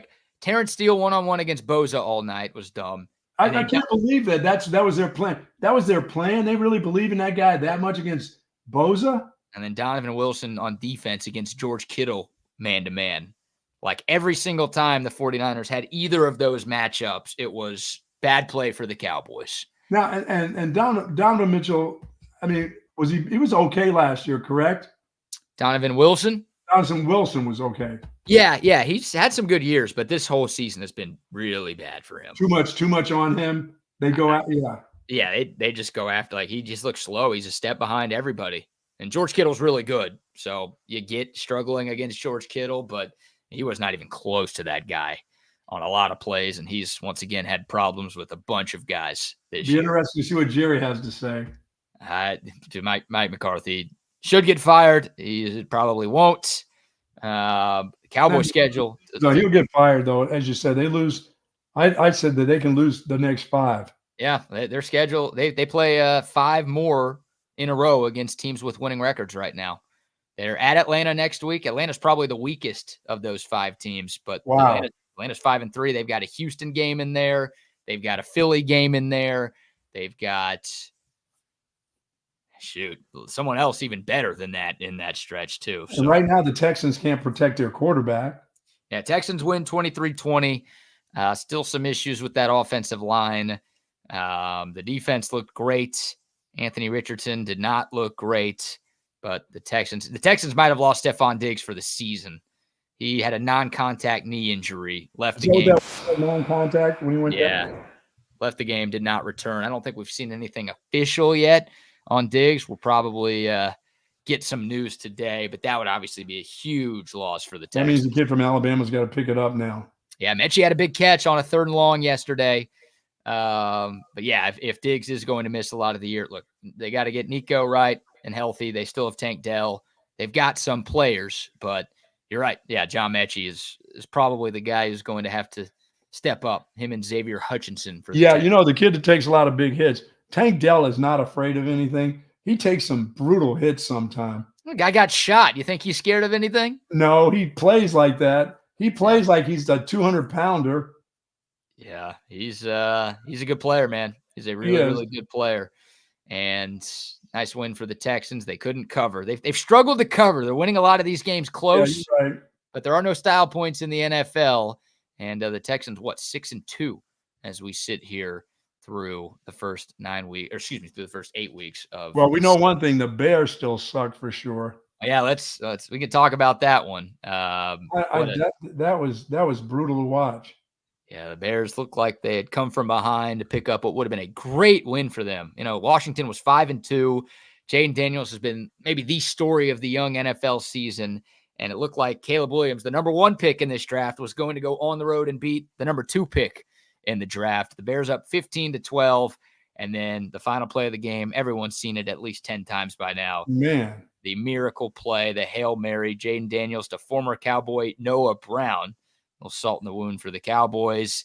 52-yard pitch and catch. And the Commanders get a huge win to get the 6-2 and a gruesome loss for Chicago. Still don't understand if you have timeouts, why don't you? I mean, before that play starts, I'd go and see how they set up. Just call timeout, come over to the sideline. The longer you can make them wait, the better. Let them think about what they really have to do, how this is a miracle play. And if you have a player, who's taunting the fans instead of actually watching the ball get snapped, maybe take a timeout there. Yeah. Also, that's on the player, like Tyreek Stevenson. I don't know if he should be let into the facility today. After that, like literally you're not where you're supposed to be because you're talking trash to the fans before the game is over. Insanely bad look. Everybody's got a part of that. That's coaches that look out on the field and see that guy doing that. I mean, somebody just yelled to the head coach, call timeout. We got a timeout. Call, and the head coach just say to you, okay, because why not? What are we going to do with this timeout on the last play of the game? Take it back into the locker room with us? To take it on the plane? 9 times out of 10, the coach will take a timeout there. Yeah. Let me see what they're doing offensively. Let's take a timeout. Let's tell everybody what their job is. And one of them is not to be dancing over there with the fans. Bad bit. And then Tyreek Stevenson, the guy who was dancing with the fans, he was the guy who got his hand on the football and tipped it right up to Noah Brown, which goes to my point. I say it all the time. People disagree with me. People are wrong. That's okay. You guys can be wrong.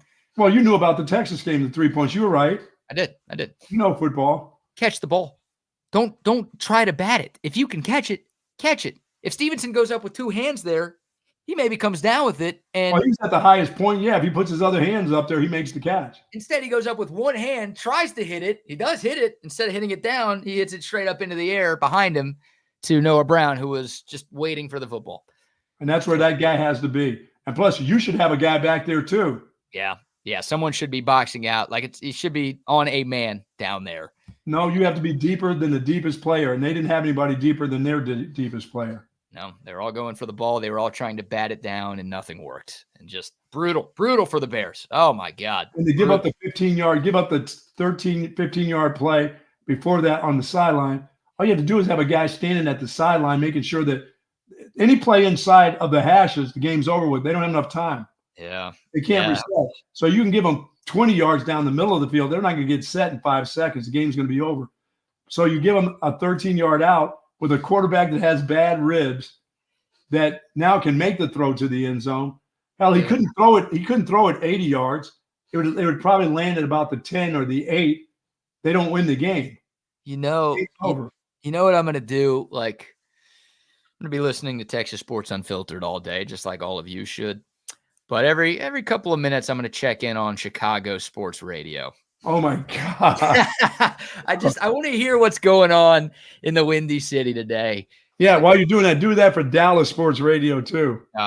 Believe me, I've heard enough of that over the years. Like I will, because I do that a lot anyways. But, Chicago today, it's going to be epic what's going on. The meltdown. Oh, my God. In there. And also they pulled a Texas. They tried to hand it off to a lineman, and that didn't work. Yeah. Oh, my goodness. Why is the fat guy carrying the ball? Really?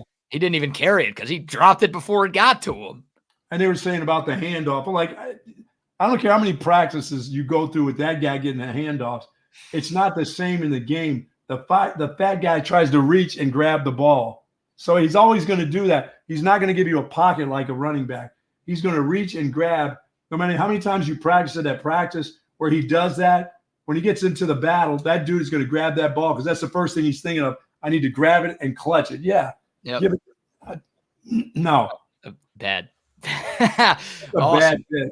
Especially when you got that, the runners that they have in Chicago. Are you kidding me? No, yeah, they got Rojo. They've got DeAndre Swift. They got probably somebody else. Who scored one of those short yardage deals. Why didn't he get in the ball? Oh, because you're going to trick them. I don't know. Yeah, it's just bad for Chicago. That's what the Bears do. Like you said, Buck, the Bears still suck. They always have. They always will. All right. Before I have Washington in that play. That line was only 2. What? It was 2. That's it? That was it. 2 points. Washington at home against the Bears. They were only a 2-point favorite? Yes. Wow, my cousin didn't see that. Well, congrats to you on a very lucky win. I guess Vegas looked right because the Bears had a lead until there were 0 seconds left in the game. Until they didn't. And the Commies only won by 3. So that's impressive work by Vegas there. That's wow. All right, we have to get to this national anthem, Buck. All right. We'll plenty more football all day long on TSU, and of course on this show all week long. But before we get to maybe the worst national anthem of all time, we do have to give a few more sponsor shout outs. What do you have? Let me tell our friends over at Big Hat. I had their mocktails this weekend.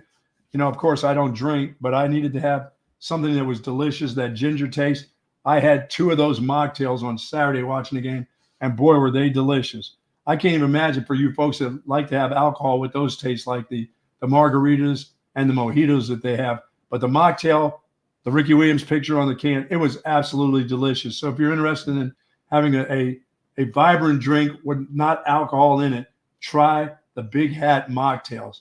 They are great, especially the margarita mocktail. It is delicious. Yes, Love those folks. Shout out to BigHatSpirits.com. Yes, sir. Sorry, Buck. BigHatSpirits.com is the website. Shout out to them. Also, some love to our friends at Passes.com. If you haven't checked out Passes.com, you're missing out.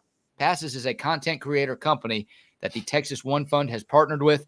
More than 40 of the top Texas Longhorn athletes are on Passes.com, and they are providing content that you can't find anywhere else. Exclusive behind-the-scenes access to the daily lives of your favorite Texas Longhorns. Quinn Ewers is on there. Maddie Skinner's on there. Rory Harmon's on there. You've got a bunch of the best players across a number of different sports, all pumping out content all the time. Passes.com. Check it out. If you're a Texas fan, get over there because you can get closer to the game than ever before. Shout out to Olipop as well. Love me some Olipop. I got to run to the store to make today. I'll be getting some Olipop, the great tasting soda that's actually good for you. 18 different flavors. They all support great digestive health, and they're all, not only not bad for you like other soda, but actually good for you. Pick it up wherever you get your groceries. Texas won today, Buck, so I don't need to go to Walmart. I'm in a good mood. Good. You feel good about yourself. Well, hell, you had a 3-point win. Had it right. Had it dead on, and I'll be feeling better with some Olipop. Shout out to them. And quick shout out to Woods Comfort Systems as well. Absolutely, baby. Hey, you're going to get some rain tomorrow. Whoa. Yeah. Are you sure? Yeah, a little rain. Okay. A little rain. I like that. Woods Comfort Systems, they can, I don't know. I was going to make it rain joke, but no, they don't. They just make that air conditioning work and make that heating system work for sure. Give them a call if you've got some problems with either one of them. Also, plumbing now. Yeah, Comfort Systems is doing. So 70 years of service in Central Texas. You'll love what they do. You'll love the work that they'll do. So if you got any problems, things don't sound right, air conditioning's not still coming on right, you can get ready to forget about that air conditioning in 2 weeks anyway. But rain, you'll get some rain tomorrow. They have nothing to do with rain. But if it's raining in your house from your plumbing system, do call on Woods Comfort System. That's not the rain that you want. Well done. Yeah, if your AC is raining or if your plumbing is raining, call Woods Comfort Systems, 512-842-5066. Find them online, woodscomfortsystems.com. All right, Buck, national anthem. This is from Friday night. You know what? We'll bring on the fellas here because Wags and Double R need to experience this as well because I'm not sure if these guys have seen this. Gentlemen, we go to last Friday night, the free and equal debate in Los Angeles. So this is a legit presidential debate with the quote-unquote other candidates, right? Trump wasn't there. Harris wasn't there. These are the other folks running for president of the United States. They held the ones that matter. Yeah, they held a debate in Los Angeles on Friday. Singing the national anthem was a singer named Loomis. If you weren't familiar with her work before, you will be now. Earmuffs for the children out there. Yes, I said earmuffs because something happened during the national anthem that requires earmuffs. Here's about a minute of this performance, and then we'll play a shorter clip after. Check it out. For the ramparts we watch were so gallantly streaming, and the rockets red glare. I fucked it up. Can I go back? Please?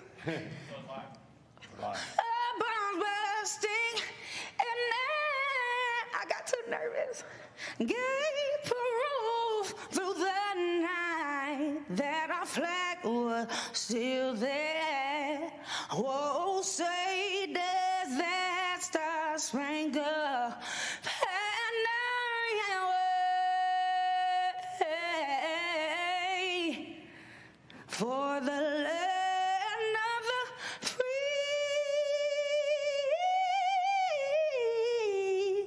and the home of the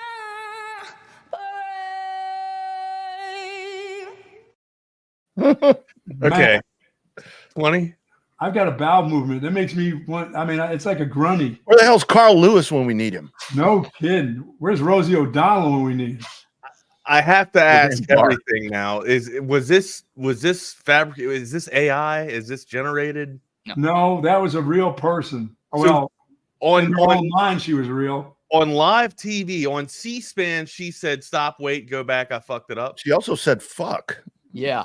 So here's just that part. It's just the audio of just that part where she got a lot of words wrong. Her voice was not good. But here's the part that makes this in the running or puts this in the running for worst anthem ever. And the rockets red glare. I fucked it up. Can I go back, please?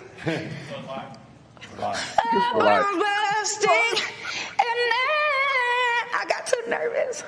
Gave proof. Karaoke night, man. That she's not getting another gig. She says, I effed that up. Can we go back, please? And the guy's like, we're live. We're live. No, you can't. And then after she keeps going, she it makes an excuse for herself. I got too nervous. She says that in there too. I'm nervous for you.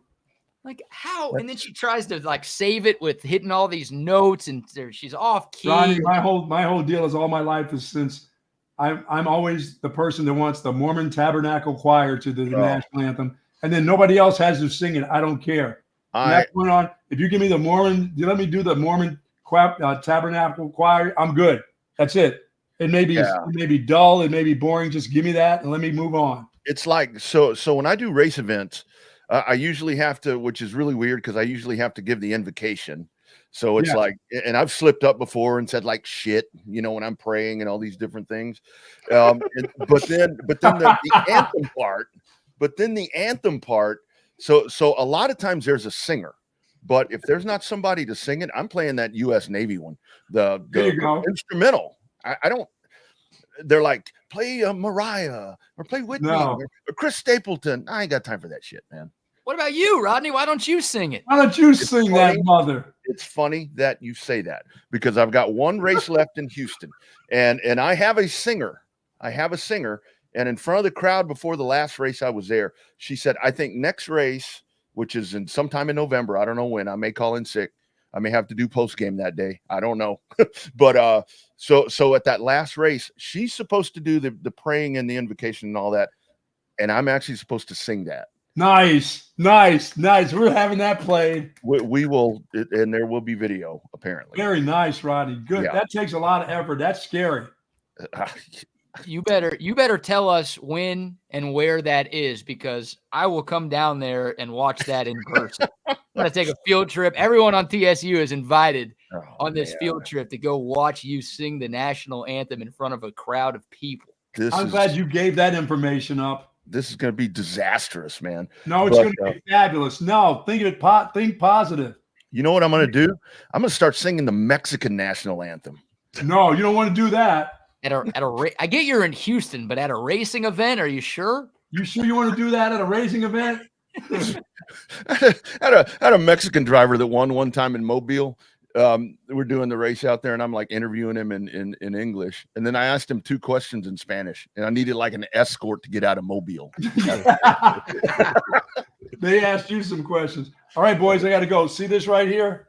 Over here. Pinstripes, baby. Yeah, baby. It's on. You guys need all the help. Yeah, get up to New York, Buck. You got to fly up to LaGuardia and get out there for the game tonight. You need all the help, man. Yeah, really. 10% off. Syntex 10. See you, bro. Bring your little doll with you too. All right. There he goes. Hey, don't fuck this up. All right. All right. Hey, we're live. We're live. We're live, by the way. Oh, my bad. You can't go back. We're live. Have a good show, guys. Later, brother. There he goes. Yeah. So real quick, first and foremost, welcome in everybody that's watching Chaos Theory. That's on Texas Sports Unfiltered. I'm Wags. That's Rodney, double R. You can find me on Twitter, not the fake Wags. You can find my co-host double R on Twitter at the Rodney R, and then on Instaface at the _ Rodney R. I'm on Instaface at the Wagner Wire. If you are out and about, if you are on that mobile little plane today, man, you're out and about and mobile, hit us up on that code of text line 512-222-9328. All right, real quick, to the lady that I don't even know her name, but to the lady that messed up the national anthem. Okay, I don't know if you saw Jill Stein's face or the other candidates' faces that were there at on the podium, but I mean, if I'm Jill Stein, if I'm any of the other candidates, first and foremost, is this where we've come to where no one takes us seriously? All right, sure, it's a 2-party system, we know that, but you're allowed to have more than 2 parties, right? No one's taking any of the other independent candidates seriously, or the middle of the road candidates seriously, right? You saw Jill Stein there from the Green Party and a few of the other candidates there. They were laughing at the damn attempt from the national anthem. But also, if this is on C-SPAN, if this is the person that you're going out, the pro that you're going out there to sing the national anthem to reflect our country here, and that's how that's how serious they're taking the performance. What does that say for the damn argument? Or what does it say for the conversations that these presidential candidates are about to have? If no one in the world, if no one that's putting the show on, that's in the production team, is taking the damn conversation seriously, is anyone else? That is how far we've fallen to. And if I'm a candidate of that, I'm raising a whole bunch of hell, and I'm very pissed off at C-SPAN and the production of that company, or the production of the conversation. That's for sure. Yeah, my thought is, Stevie, we see you. My thought is, usually for those sorts of things, you have to audition. I mean, I've been a part of a couple of different things to where it's like, let's audition some anthem singers. And you I know when you get in front of a crowd and when the lights come on, everything kind of changes up a little bit. But I mean, where your heart starts racing, I get it. Like adrenaline starts pumping in. Sure. But I mean, that right there, I mean, with the, and I'll say even with the F-bomb, I mean, but still, I mean, there had to be a little bit of forethought into this about, okay, who is qualified enough to do this? Like, have we fallen that far? Has the fabric of society been ripped that bad to where that's how we perform now? I've seen or like Madonna, being topless, doing shit, being topless. I saw that on the internet. That's what we've come to. We've degraded ourselves for shock and awe instead of, I guess now we're calling everything art. You know what I mean? Everything's just being shitty and degraded. That's my Monday morning bit right there. It's social media driven. I mean, the whole thing is, for clicks and so forth. I mean, that's what drives everything, and that's the thing. I mean, it's just frustrating, just everything. And looking at that right there. I agree with Michael C, man. I agree with Michael C. And with this election coming up, I mean, it's like that's kind of the state of, I mean, yes, this is the greatest country in the world, but I mean, my God, I mean, we're the laughing stock for stuff like that. Yeah, we're kind of a circus right now. So yeah, and that's the whole thing, and it's all about to come to a head right here. And what's going to happen on election day and the day after, I don't know. I'm fearful yet optimistic that things will be okay. But it's like, man, I just that's the state of our country right there. That's just kind of unfortunately what we're living with. That's our society right now. Very socially driven society. I fucked it up. That's the state of our society. I fucked it up. We need a redo if we can. Anyways, man, welcome to Chaos Theory. We're already off and chaotic.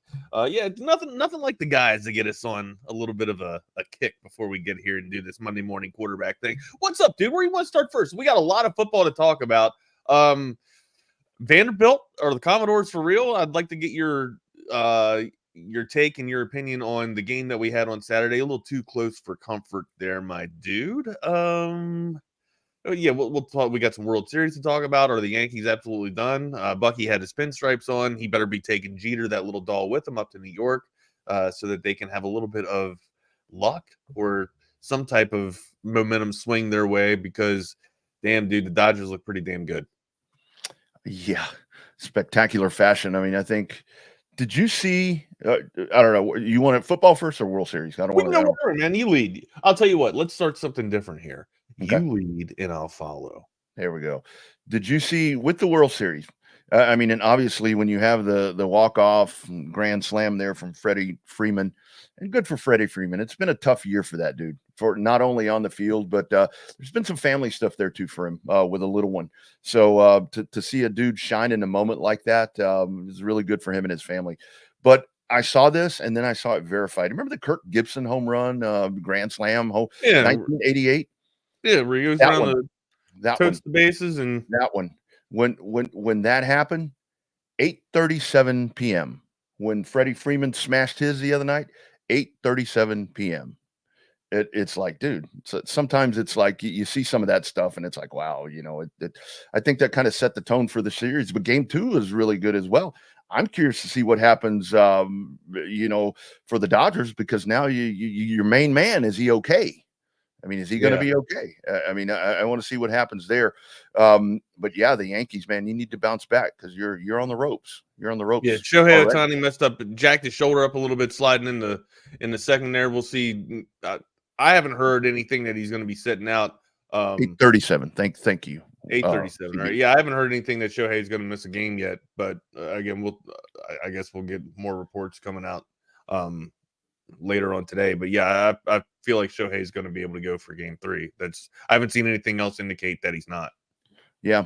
We'll see. And the other thing that I'm really coming back to, and I think we mentioned this during the playoffs, during the DS, is the fact that, I mean, Aaron Judge has got to, I mean, he's kind of looking like Dak Prescott over here.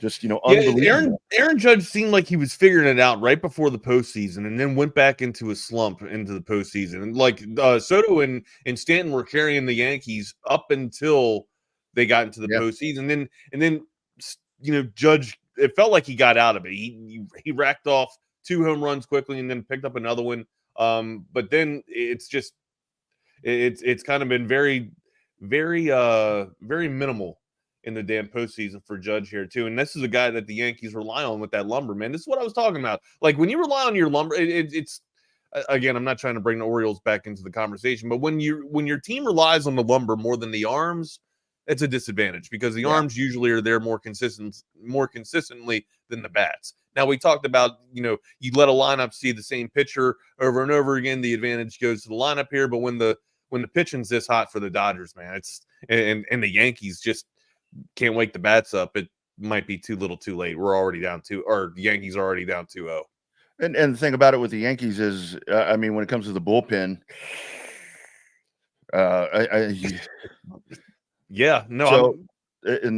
that's why I was saying when we were kind of previewing the series, it's like, okay, maybe you get Garrett Cole 3 times, but that's you're going to get Garrett Cole. I mean, he was good in Game 1. You're gonna need him to go deep. That's what I'm saying. You need 8 innings out of Cole. You need Cortez needs to show up and be able to get into the 7th frame or 8th frame too. So yeah, it's a real. The Yankees hill just got a lot steeper. It's pretty steep. I think it did, but I mean, with Aaron Judge, I mean, it really is because, like you said right there, I mean, it seemed like he was becoming very, much more productive. It seemed like Lee coming into the World Series, but I mean, here he is again. I mean, he only struck out 3 times the other day, and that's that's supposed to be your guy. Maybe coming home, maybe we see something different right there. There's going to be a lot of energy with this coming back to New York, so maybe that's something that's going to wake him up. But I think it's extremely imperative that the Yankees win tonight, because if they don't, whew, man, yeah, it's must win. Like you can't let the Dodgers go in here and take game 3, no doubt, and be up, staring at the damn, staring at game 4, looking at a sweep right 3-0. in your own hometown. I mean, my God, you can't allow that. Yeah, Not in Yankee Stadium. Come on, man. Well, and that was kind of why, as we've talked during the season, where it's like, okay, the Yankees have been brilliant, they've been unbelievable, best team in the major leagues, and so forth and so on. But it's like, let's get them into the postseason and see how they're going to kind of go, how they're going to crap the bed, and a sweep would be the ultimate humiliation. And for Aaron Boone, it's like, man, God dang, maybe a gentleman's sweep would kind of soften that up a little bit, man. But if you get swept in 4 games, man, that is not a good look for what's supposed to be the best team in the MLB. Yeah, we kind of felt like this too, like they were going to have a nice little run in the American League pennant, just nice little coast through, and then they were going to get to the Dodgers, and then kind of have a little bit of a hiccup here, and sure enough, it's kind of come to fruition. So World Series, we'll see if the Yankees can kind of right the ship and kind of even this thing up. But yeah, they have their work cut out for them. Especially with the bats just need to wake up. That's for everybody that thought we were going to get one classic World Series, a whole bunch of runs being scored in some crooked innings. It's only been from one part of the team, though. It hadn't really been from the Yankees. It's actually been, quiet baseball. It hadn't been, a lot of bombs being hit, which is crazy. So. Game 1, after game 1 with the theatrics after game 1, I'm thinking, okay, I had a football game I was working that night right down the road, and I was kind of following that along, and I got back here and I got middle of the 9th. So I got to see the best part, and after that, I'm thinking, "Oh man, this is really going to live up to." And the Saturday night game wasn't game bad. 2 was bad. Yeah. It wasn't bad. It was just kind of you expected. You know what? Game 2 was normal. That's what it was. Game 2 was normal. Baseball game. Yeah, just a regular baseball game. It looked like Minnesota against Milwaukee. Yeah, we're talking about a series that we thought was going to be injected with steroids, or just injected with a whole bunch of something top-notch baseball. Yeah, and it looked like all that it was injected with Superman baseball, and we haven't seen. Yeah, it was lemon water. It was lemon water and cucumbers is what that game basically. Was. So it was. So we'll see tonight, and I think this works out. And look, Major League Baseball, I like what they did right here. They ended up off yesterday for all the madness that is the NFL, which is still the NFL keeps on giving. But tonight you've got your Giants in Pittsburgh playing, so I think that they'll have a pretty captivated audience when it comes to the baseball game versus what's going on with Monday Night Football. And I mean, thankfully, if you have Tom McKay and audiovisual consultations, you have it set up to where you can watch both at the same time. But yeah, if you had to take a pick here between Game 3 and Monday Night Football, I'm sure you're watching Game 3 of the World Series over Monday Night Football. This is going to be a stinker. I got all Steelers all night long, buddy. I know the line's only 6 for the Steelers, but look, I don't know. Are the Giants sacking their entire team and rolling out a different roster? If not, then I'd say the line's a little bit better than just 6. Yeah. And I see some of the conversation there about Aaron Boone, this may be it for him. And I totally agree with Jake, because this is another one of those scenarios where when you talk about the Yankees, yeah, man, they've got all those 27 world championships, and the Yankees, with what they have been and they are, but it's kind of that thing. It's hard for me to feel sorry for a club that has every opportunity available to them. Right? Exactly. It's hard for me to feel sorry for them. And when you talk about in the like I've always said, or I've said a lot of different times when it talks about Texas, when it's like, well, we have that standard. Well, we had the standard before. You're trying to get back to that right now. The Yankees are back in the World Series, and to me, for Aaron Boone, that's a great get for him to be able to get him there. Yeah, he's got the best roster in baseball, whatever the case is. like the Astros. The Astros have a standard, and they didn't live up to their standard this year. They fell below it. That's a standard. The Yankees haven't had that. So the fact that they're back in the Fall Classic to me is something where the dude needs to be brought back regardless of what happens. Brian Cashman was very adamant in the offseason about the Yankees returning to the World Series, to the Fall Classic, and he lived up to his word. I mean, he said we were going to make every move possible to get us back there, and sure enough, they got. I mean, and then also acquiring Chisholm around the deadline too. I mean, that's when I knew, all right, the Yankees weren't messing around with this thing. They're actually going after it here. So again, I talked about it. I was a little bit tongue in cheek with it about how if the Yankees ain't having the season that they want, just wait a second, they'll go out and buy their damn pennant in the World Series. But again, with no cap in baseball, and you can flex FU money in baseball there, why not? I mean, go out and play to the advantage that the league's going to give you. And it's not Baltimore's fault. It's not the Yankees' fault that Baltimore doesn't have the cap and doesn't have the money that the Yankees have. It's if you can generate the revenue, go out and buy your club. Yeah, and that's sort of like I've always said in the NBA, where I think the hardest part is when you put these super teams together. I mean, the Warriors made it work. I mean, Steve Kerr made it work. But it's like when you put these super teams together and you have in this case, the manager's got to handle all that because can you imagine the ego in these clubhouses and so forth and I don't how much ego you think is in baseball? I feel like the ego in baseball kind of makes its way out of the locker room a little bit more than it does with every other sport, right? Because I feel like when baseball, you're humbled a lot more because baseball is a sport of failure. That's a good point. But I think what magnifies it is, in this case, your market. I mean, being there in New York and trying to what you're supposed to be living up to. I think there's got that's a great question because I'd like to know the what do they call it, the synergy. I'd love to know the synergy between Mike Stanton and Soto and Aaron Judge and all of those dudes. I would love to know Garrett Cole. I would love to know how the coexisting part, where they talk about yeah, because the NBA probably much harder because you got to rely on the other dude, and if you've got a little bit of conflict, and you really got to rely on the 3 stars, right? Like especially the way that the format and the template has gone for the NBA. Like you really do need your big 3, right? And if you're, and that's why I feel like that's why it's kind of easier to bet on basketball too, because it really does come down to the stars. Like if your big 3 are going to play and play at the top of their game, you usually have a good chance to win and have the opportunity at the end of the game to come out victorious, right? Yeah. Okay. Yeah. And the thing about it is what's made it so cool for me. I mean, obviously I'm an Astros fan, but what's been so cool to me about the run that the Astros are still on at this point, we'll say, I don't think they're done. The way it was built, I mean, when they went out and they got that Springer, Altuve, I mean, when they put all of that together with that first bunch, and then you had the other pieces in there like Marwin Gonzalez and the guys that were kind of the plate setters in there.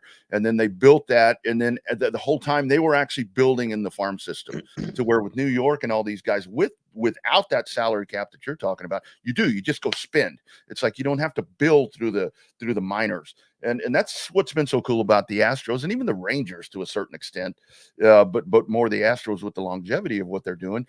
When Springer left, they had the piece in place. When Correa left, they were already getting the other Jeremy Pena. Right. Yeah, the supplement, the supplement was coming up. Yeah. And it's like from some of the stuff that I've read, it's like Correa went and told Jeremy Pena, look, when this is done, I'm going to have to go. I'm going to have to go chase money. You're going to be the guy. Boom. It was like Correa hadn't left. So, but the Yankees don't have that. Yeah, that's nice when you can have that happen for your ball club, right? But sometimes, some clubs don't get that benefit, right? Some clubs there's going to be a stopgap in between. So that's exactly right. What's up, Mike? We see you, brother. We see you. So we'll see tonight. Game 3, 2-0. Dodgers up ahead. Ohtani will play, and no, he's not going to pitch. That guy. I don't think he's going to be pitching now, especially with the. Which shoulder did he jack? I think he jacked up his left shoulder. I think so. Instead of his right. It wasn't. It's his non-throwing shoulder, from what I can remember. But again, I could be wrong. Like you guys You guys know already, man. Memory of a goldfish right here, man. Memory of a goldfish. You want to dance around college football or you want to dance around NFL first? Where do you want to go? Let's do a recap of what happened and what we saw this past weekend here. Let's go to the NFL. How about the pros first? All right, the pros and then the amies, the amateurs after the pros. I got you here. Or I guess we can finish strong on the Longhorns. Yeah. A win, a Longhorn win. A win's a win, dude. And in the SEC, that's all that matters, man. Here I am already talking like this. All you need to do is just get 1 point in the SEC, and that's all we need, my dude. I remember seasons where Texas has lost 4 games by this time. So in the Big 12, in the 4 games in the Big 12, where to mediocre institutions of higher level. Yes, at home. Anyway, Cleveland Browns, man, they're about to go on a run. Are you serious? Are you real? Do you really think this is real? You think Jameis Winston, the 30-30 club of Jameis Winston, is going to be able to take Nick Chubb and company down the field?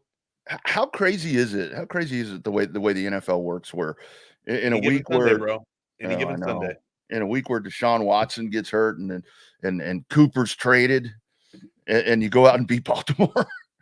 Best, arguably the best defense in the league, one of the best teams in the league, the best in that division. I'm sure Pittsburgh would have something to say about that, or would want to have something to say about that. But I go back to this the entire time. Stats in the eye in the sky really don't lie. So for my money, Baltimore was the best team in the North. They're still the best team in the North. They have some hiccups, man, and yesterday was a little bit of a hiccup. I mean, here's the thing too, right? Only 11 totes for Derrick Henry. So again, we talk about identity with your club, and he had almost 100, approaching 100 yards on 11 totes. He got into, he's almost automatic for a touchdown every game. If you're betting on that for an anytime touchdown with Derrick Henry, that's almost automatic. But still, like, you'd like to think that Harbaugh and company would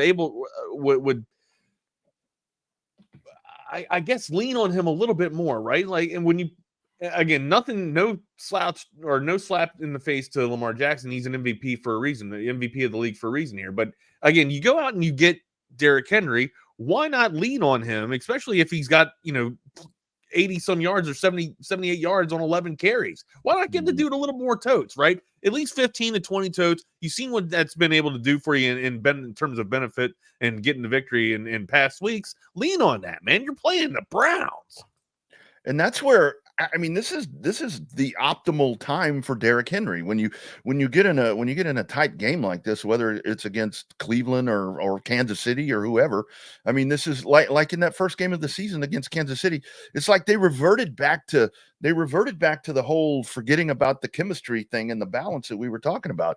It's like you utilize this guy, and when you're in a tight game, that's Derrick Henry time, because you just let him drag, just let him run downhill, just let him run that clock. I mean, that's where you tire your defense, wear your defense down too. There's so many benefits that come with letting Derrick Henry tote the rock for you, man. Exactly. I mean, and that was the biggest thing to me. Yeah. And for Cleveland with the win right there, I mean, I think that's just one of those things where the Browns organization, that was their big exhale right there, where it's like, okay, we've got, I mean, I hate when people say that there's the C word in the locker room. You've got that guy out of the way. He's not going to play. He's not on the field. He's not the distraction. We don't have to hear about the contract. Well, you do have to hear about the contract, but you're always going to hear about that contract. Yeah. It's not at the forefront with his performance, with what he's doing. I mean, move on. And I think that was the move on game. Rodney, Jameis Winston is playing better football than Deshaun Watson. Absolutely. And I thought they should have made that move 4 weeks ago, Wags. I mean, honestly, the way Deshaun Watson looked against Dallas, it's like, yeah, he looks lost. I mean, he looks like he's a shell of himself. He doesn't look confident. We talk about confidence being at the quarterback position, week in, week out here, or almost daily here, and he doesn't have any confidence. And when you don't have that, man, you're not going to have a good game. You're just not. I mean, exactly. It's so transcendable, right? Like if you have confidence in the quarterback, if you got the moxie, you're not afraid to at least make the attempt of the throws. Like if you don't have any confidence, man, you're not even going to take the attempt or take the risk. And right now, and hell, all the little things ain't going to come together. And Yeah, you're Deshaun Watson, man. Hell, I wouldn't even go back out on the field. But knowing Cleveland, and to Jake's point here, I saw this comment in the YouTube chat channel here. Cleveland may very well roll Deshaun Watson out there, and it's not. I don't think it's out of stupidity. It would be stupid to roll him back out, but I think they're trying to justify their money or justify their trade, right? See, give it one more time to see if it actually can work out. And I think we all know the answer at this point. I think Deshaun Watson's done. His best football is behind him. I heard yesterday as I was driving back in, I was listening to, I don't know, one of the national shows, and they were talking about with Tua Tagovailoa coming back yesterday, should he be doing this and so forth and so on. And as I'm doing this, my thought is Watson. It's like, look, if I'm Deshaun Watson, I mean, it's like, I'm going to go find something else to do. I mean, because I can't play football anymore. Yeah, but Tua is a different situation because of a Sure. brain injury, right? Like you keep rattling that brain a little bit, you're gonna have a fried egg. So. Yeah. And Tua, obviously, the competitor in Tua is he feels he can still play. I'm not sure Deshaun Watson feels he can still play.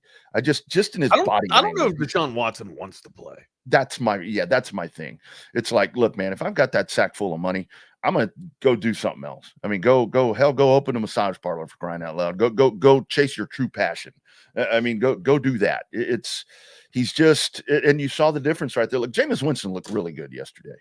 And for a dude that hadn't played in a long time and someone with a restricted arsenal, or I would say a limited arsenal, not restricted, a limited arsenal, especially after just trading away one of your best pieces, your best weapon, I would say Jameis Winston performed very well against a top-notch defense. Now, to go back to Zidek's point here, the Ravens are a team that once you do get a lead on them, they're a very different team to manage. They're a bully team, right? They ground and pound. They know how to hold a lead on you, and they use their defense to kind of keep you down, right? But if you get a lead on the Ravens, they're not really built and structured to come back, from a 14-point or a 2-point, a 2-score deficit, right? So yeah, I kind of agree with. I don't kind of agree. I very much wholeheartily agree with Zidek's point here. Much different team when the Ravens are down.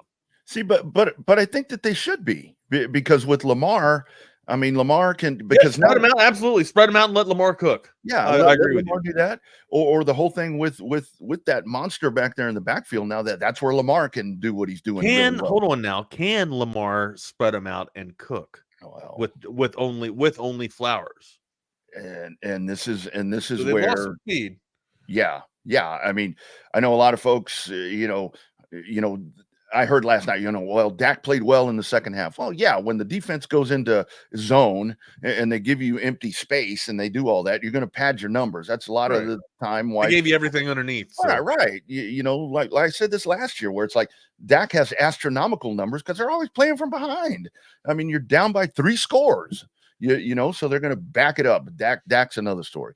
But yeah, I mean, that hopefully that's a wake-up call for Baltimore. I mean, hell, but I expect the Chiefs to do that. I expect maybe Buffalo. Oh yeah, you didn't hear the postseason. You didn't hear the postgame presser with Lamar Jackson in Baltimore. No. Yeah, this was a wake up call. There were plays that Baltimore should have made. The one where Bateman got hit right in the face mask and dropped it. I get it. Sun's in your eyes. You're blinded by the light. I understand that you're going to make mistakes. But still, there are a lot of mistakes out there. It wasn't just Bateman. But if Lamar didn't make any excuses. Setzer said, any given Sunday, basically alluded to that. Any team can win on any given Sunday. We got to play a lot better. And I do think it's a wake-up call. Here's the thing with the Ravens. I think you need to be more decisive, right? I think if you're going to establish the run, go out there and establish the run. Don't just bullshit with it and give Derrick Henry, 10 to 12 totes. That's not the way to rock. Either establish it with dominance and 20 totes and let Lamar get to the edge, or have a game plan to where you're going to spread people out and then utilize your speed there with Justice Hill. You can't be in between it. You got to either make a decision, shit, or get off the pot, as my old man used to say. Mm-hmm. Yeah. I think they have figured out the part about using Derrick Henry to get out to a lead. But again, that does seem to be the problem right there, is when you're coming from behind. That's where they struggle. And Derrick Henry's probably not going to be on the field when you're down 14 points. Yeah. Right? And the thing is, you get in an ugly football game, you're going to need to figure that out. And it seems like Kansas City's doing really good at playing dirty football games. So it's Houston. You notice that Houston won again yesterday. Houston, they're not doing anything spectacular. They're winning dirty games. And Baltimore needs to figure that part out. I got to figure that part out. The thing I think that makes Baltimore so deadly is that they can switch their identity up with their offense, right? Like if they want to spread the damn ball out and let Lamar cook, they can do that, right? I think he's having an MVP of a year right now. And then also, I think that's because he's being spared with being able to utilize his legs, right? He doesn't have to cook on his legs as much, right? So again, you're starting to see a little bit of the passing game flourish a little bit. But if you're down by 2 scores, spread them out, utilize the speed of that offense, and then let Lamar cook, man. I think he's only got, I don't have the stats pulled up, but I think he's only got like 2 interceptions. I think he has, besides Josh Allen, I think just threw his first interception yesterday in his last contest. But I think besides that, Lamar Jackson is the only other quarterback that's got like 1 or 2 interceptions. I think it's 2 interceptions. I don't know. I can't remember if Lamar threw one yesterday. But I'm pretty sure Jackson's only got 2 interceptions. But yeah, that touchdown interception ratio is fantastic for Lamar Jackson right now. Absolutely. Friends, Chaos Theory is brought to you by Real Truck, as it always is, the #1 truck accessory brand in the United States. Top selling upgrades for the ultimate Texas tailgate. You get the week off. You get the week off this week, but you can always be working on your tailgate. Hell, you can have a tailgate even if there isn't a game. Just have a Texas tailgate and enjoy college football and the NFL. Gear up for the game and bring your truck to life at realtruck.com. Here's a look at some of that good-looking stuff. Building a home for the people who are worth it. Stepping out, throwing in a line, and dropping the tailgate for a picnic. And finding far-off campsites with the people you're closest to. Upgrade your truck, Jeep, or Bronco with over 1 million parts and accessories. And bring your truck to life. Real Truck. There it is. Check them out at realtruck.com. Hey, Wags. Yeah, Lamar Jackson, 17 touchdowns, 2 interceptions. Yeah. Pretty good. Yeah. Ike's got it right here. I mean, with the Texans, 6-2, but that's the thing. Like you look up and it's like, oh, they won again, but barely. Yeah, but like we're talking about with Texas and Vanderbilt. I'm actually doing a Vanderbilt game Friday, so I'll be there. You go, Vipers. Yeah, Vipers and Westwood. Yikes. It's like, yeah, but they're winning. 6-2. 9-point differential. That's pretty damn. You just got to win the game. Wags, I think the only thing worse than being a Cowboy fan may be a Jets fan. They got beat by the Patriots. Can we want to have a real conversation, Aaron Rodgers, huh? Can we have a real conversation, dude? Did you hear that? Did you hear his post game? So I haven't. You got audio from that? No, I didn't even waste my time pulling that. But he's standing up there and he's like, "I've been in the darkness." I'm like, "Dude, shut up." Hello, darkness, my old friend. Yeah. He's like, "I've been in the darkness and whatever." I'm like, "Well, yeah, you look like you're in the darkness because y'all suck." Man, he's bad, man. Now his numbers might look, okay and somewhat appealing, but again, you're not. It's what we were just talking about not too long ago, right? You're not taking the chances that you used to take, right? You still have the superior arm strength, but either you're not seeing the field or you're not being able to make the plays that Aaron Rodgers used to make about 3 or 4 years ago. I don't know how true this is, but I've always felt this way, right? Like when the quarterback starts to get to the end of the game and starts to get to the end of the road and has to invent new ways to score in opportunities that almost seem automatic. Right? And what I mean by that is Garrett Wilson and Devontae Adams inside the red zone, you should feel like you should come out with 7 points, right? or 6 points. No matter, I'm sure both of those guys are going to be doubled. Lazard, might be doubled, but when you're finding, guys that rarely find themselves on the production line or on the score sheet, one that might, say, okay, well, look, he's able to find the hidden gems in this offense, but still you're not able to make the alphas work, or you're not able to make your automatics score. I think that's a sign, the writing's been on the wall, I would say, but I think that's another sign that's adding up for Aaron Rodgers, that he's, the magical moments that he used to be able to ascend to, it's kind of eluded him. And I don't know if, we talked about Deshaun Watson not being able to return to form. I don't know if Aaron Rodgers is ever going to be able to reach that type of play to where he was, 3 or 4 years ago, to where he can put the Jets on his back, because that's exactly what the Jets need. They're not getting that. Yeah, and the other part of that is he could turn around and hand it to number 20. It's like, that'd be nice. Pretty damn good piece to tote the rock, man. I'd love to have that dude on my team. Did you see my running backs last night for Dallas? Zeke had a big game. He ran for what, 30 some odd yards. Big night. Yeah. So I just don't figure out. I can't figure out that what's going on with it. Hold on. What was Aaron Rodgers' line? Yes. Aaron's line wasn't 17 for 28, 233, and 2 touchdowns. So that's not a bad line, but still, you're not doing enough. Yeah. Hall had 80 yards on 16 totes, so that's serviceable, I guess. But that's not serviceable. Yeah, well, against the Patriots, you should have a running back over 100 yards.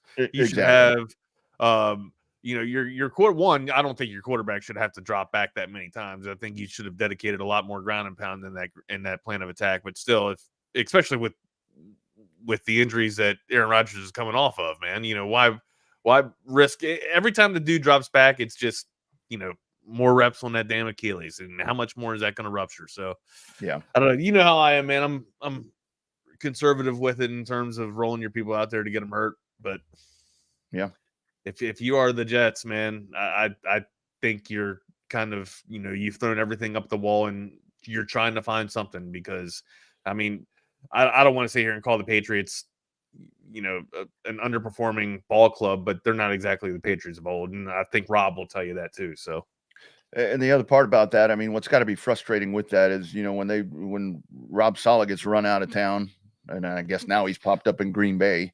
Well, it's all Saleh's fault. Of course. That's of course. Well, even yesterday, it's the aftermath of Saleh. Yeah. I don't know if you guys know that or not. I mean, clearly anybody can pinpoint that. And this problem may not be so much of a problem if Rob Saleh would have been allowed to do what Rob Saleh wanted to do. He wanted to make a change in the offensive staff and not get rid of anybody. I mean, he just kind of wanted to move some folks around on who's on play calling and all that, but he wanted to move Aaron Rodgers, dude, out of that primary responsibility. And that's when say, Woody, we got to get this dude out of here. Aaron Rodgers is dictating every move in this organization. Sure. And if they want to sit here, I don't know if it's quite as bad as the LeBron thing. Hey, I was getting ready to say, have we not made this comparison here with Aaron Rodgers and LeBron James? Both, I mean, we both called them, coach killers, but have we not called Aaron Rodgers the LeBron James of the NBA, or of the NFL rather? I think we've thought it. I don't think we've actually said it. But that's definitely the case. I mean, but the thing is, but here's where something's different, because I did see that I think we predicted this also. You had the LeBron moment with Bronny. They got their thing there in the first game of the season. This is my wish. That was almost as bad as the damn. That's Rascal Fats right there, little Rascal Fats. Hey man, I kind of look like that guy from Rascal Flats. Oh man, don't say that. Come on, man. No, you're a lot cuter than that guy, man. Thank you. I appreciate that dude's face has got about this big lately, and I think they're doing a reunion tour. My face has gotten fat. He's fat. No comment. But I did see that I think the plan is for Bronny to go to the G League, which that's where he needs to be. That's where he should start. Go play. Don't sit on the bench over here. Can you imagine? I wonder how that conversation went with LeBron and his buddy there, the head coach, where they're having to have that conversation. LeBron. I wonder how dinner went with Bronny's 3 minutes. You know what? We're being very, very unfair. It was a cool thing. It was very cool thing. Very cool thing to see, but a very tough. I would say that's a tough situation for Bronny to be in because you know damn well Bronny feels like it's nepotism. Sure. Anybody that knows the situation has to feel like that nepotism is just on the back burner, just cooking and absolutely cooking. And if that is on the back of my mind, first and foremost, you got to shut the doubters up, right? If you're Bronny James, you got to come out there and just ball. You can't be in, wanting to lie in the shadows of your old man. You got to go out there and honestly dominate and take over and set the tone, but you weren't able to do that. So you played good defense, though. I'll say that. Played pretty damn good defense in the minutes that I saw you play on the end. So, and that's where we talked about that last week. Yeah, and that's where I go to my dad and be like, Dad, can I go to the G League? Is it okay? I mean, I'm sure that happened. So anyway, but we got that part right. But yeah, I think it was by plan. I think this was the plan the entire time. To have Bronny come out on opening night and then we'll send him down. Right. Yeah. I mean, hell, that's the part of the contract. So yeah, no doubt. Let's continue to go around this NFL landscape. There's still some games I want to talk about rather. How about the Lions? Okay, like we've been flirting with calling the Lions the best team in the NFC for a couple of weeks now. I still think ultimately when they're at a full bill of health, the San Francisco 49ers are the stalwarts of the NFC here. But right now, I mean, the Lions, they're the pride. They are absolutely the pride. I mean, 50, they did it all. They did it all yesterday. They did it on special teams, they did it on defense, and they did it on offense. I mean, they can cook, man. And this team looks like a complete ball club. 52 points, that's efficient football. We talked about anytime you get over the 30-point margin, you're playing efficient football. They got to 50, my guy. And their defense looked pretty damn solid without, arguably one of the best edge rushers in Hutchinson being out. So there was some whispers that they could be making some moves to get Max Crosby over to Detroit as a defensive end. That's kind of been silenced a little bit, but maybe they don't need to make some pieces here. Now, of course, we're talking about them playing the Titans, but yeah, again, it's still 52 with Mason Rudolph, the red-nosed reindeer at quarterback. So yeah, you had that going. Hey, look, Mason Rudolph's another proven vessel, right? Like, look, you stay at the table long enough, man, you have a chance. You know what I mean? Just Calvin Ridley had a good game. 10 for 143. How about that? How about final? I mean, Calvin Ridley just showing up for the first time in this season. For the first time this season, getting you some fantasy points yesterday, man. Yeah, Detroit, man, they just look stacked. I mean, they just look. Can I say something though? Like, if Ridley's able to do that, why hasn't he been able to do that for the past couple of weeks? Though that's the thing. Well, had been Mason Rudolph throwing to him. That's the problem. I mean, they're probably going to go on an amazing. I'm having a hard time believing that. They're probably about them in Cleveland are probably they're going to play in the AFC Championship because they're going to go on an amazing run. My guy, now. Give me that peyote. Give me that peyote that you just got. Be knocking people off. Yeah, Detroit, man, looking really good. Atlanta too. But the thing about it there with the Lions is they just look solid all the way. I saw Zidek mention way back in the show about Ben Johnson as a head coach of the Dallas Cowboys would be unbelievable. I think that would be a great get. And on my list, he is number one, even ahead of Bill Belichick. I don't need another distraction. But here's the problem. How long have you been the offensive line coach? I don't know how long he's been the OC there. Couple 2 or 3 years. I may be wrong. But this goes back to, I mean, do you want to continue working there with that amazing organization in Detroit, or do you want to come to this and be handcuffed and have to play second fiddle to Jerry Jones and guys that want to go tell reporters to talk about these nuts? I mean, dude, did you see that? I mean, we got to talk about San Francisco and Dallas before we move on to Texas and Vandergrift. See, now you're doing it. Vanderbilt. Thank you. Now you got me doing it. Before we, you know what San Francisco did last night? What? They got well. They got right. They got right. Got right. They got right. Brock Get right Purdy. game. Hey, what? I don't know when the National Tight End Day came about, but I mean, the tight ends absolutely took over and dominated last night. Kelsey had himself a game too, and I don't know what offensive pass interference is anymore, because that play where not Kelsey, Kittle. I called Kittle Kelsey. That play where Kittle got wide open in the end zone there looked like it was an absolute pick play. Yeah. Or a rub route, whatever you want to call it. I know that the defender made contact and went into the other defender. I don't think that should allow any type of neutrality with the rule, or any type of blemish with the rule that should allow Kittle to be able to scrape cleanly and get a pick. That was a clear pick play to spring Kittle wide open, and the 49ers took advantage of it. And I guess when you can navigate and use the rules to your advantage that way, I guess that makes you the better ball club, Rodney. I don't know. Smarter, I guess. And look, Smarter ball club. Gotcha. I don't hang on every word that Chris Collinsworth says, but man, smoke another doobie, bro. God, and his son sounds just like him. They are identical. I don't know if he coached him to sound like that or what, but it's his son's name, Zach, Z-A-K, Jack. Or Jack.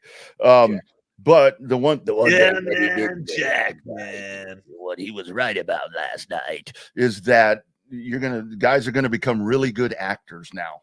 After that play last night and that didn't get called, man, it's like all this thing where they've been trying to figure out somebody to make an example out of on the hip toss block thing that like what got Godwin.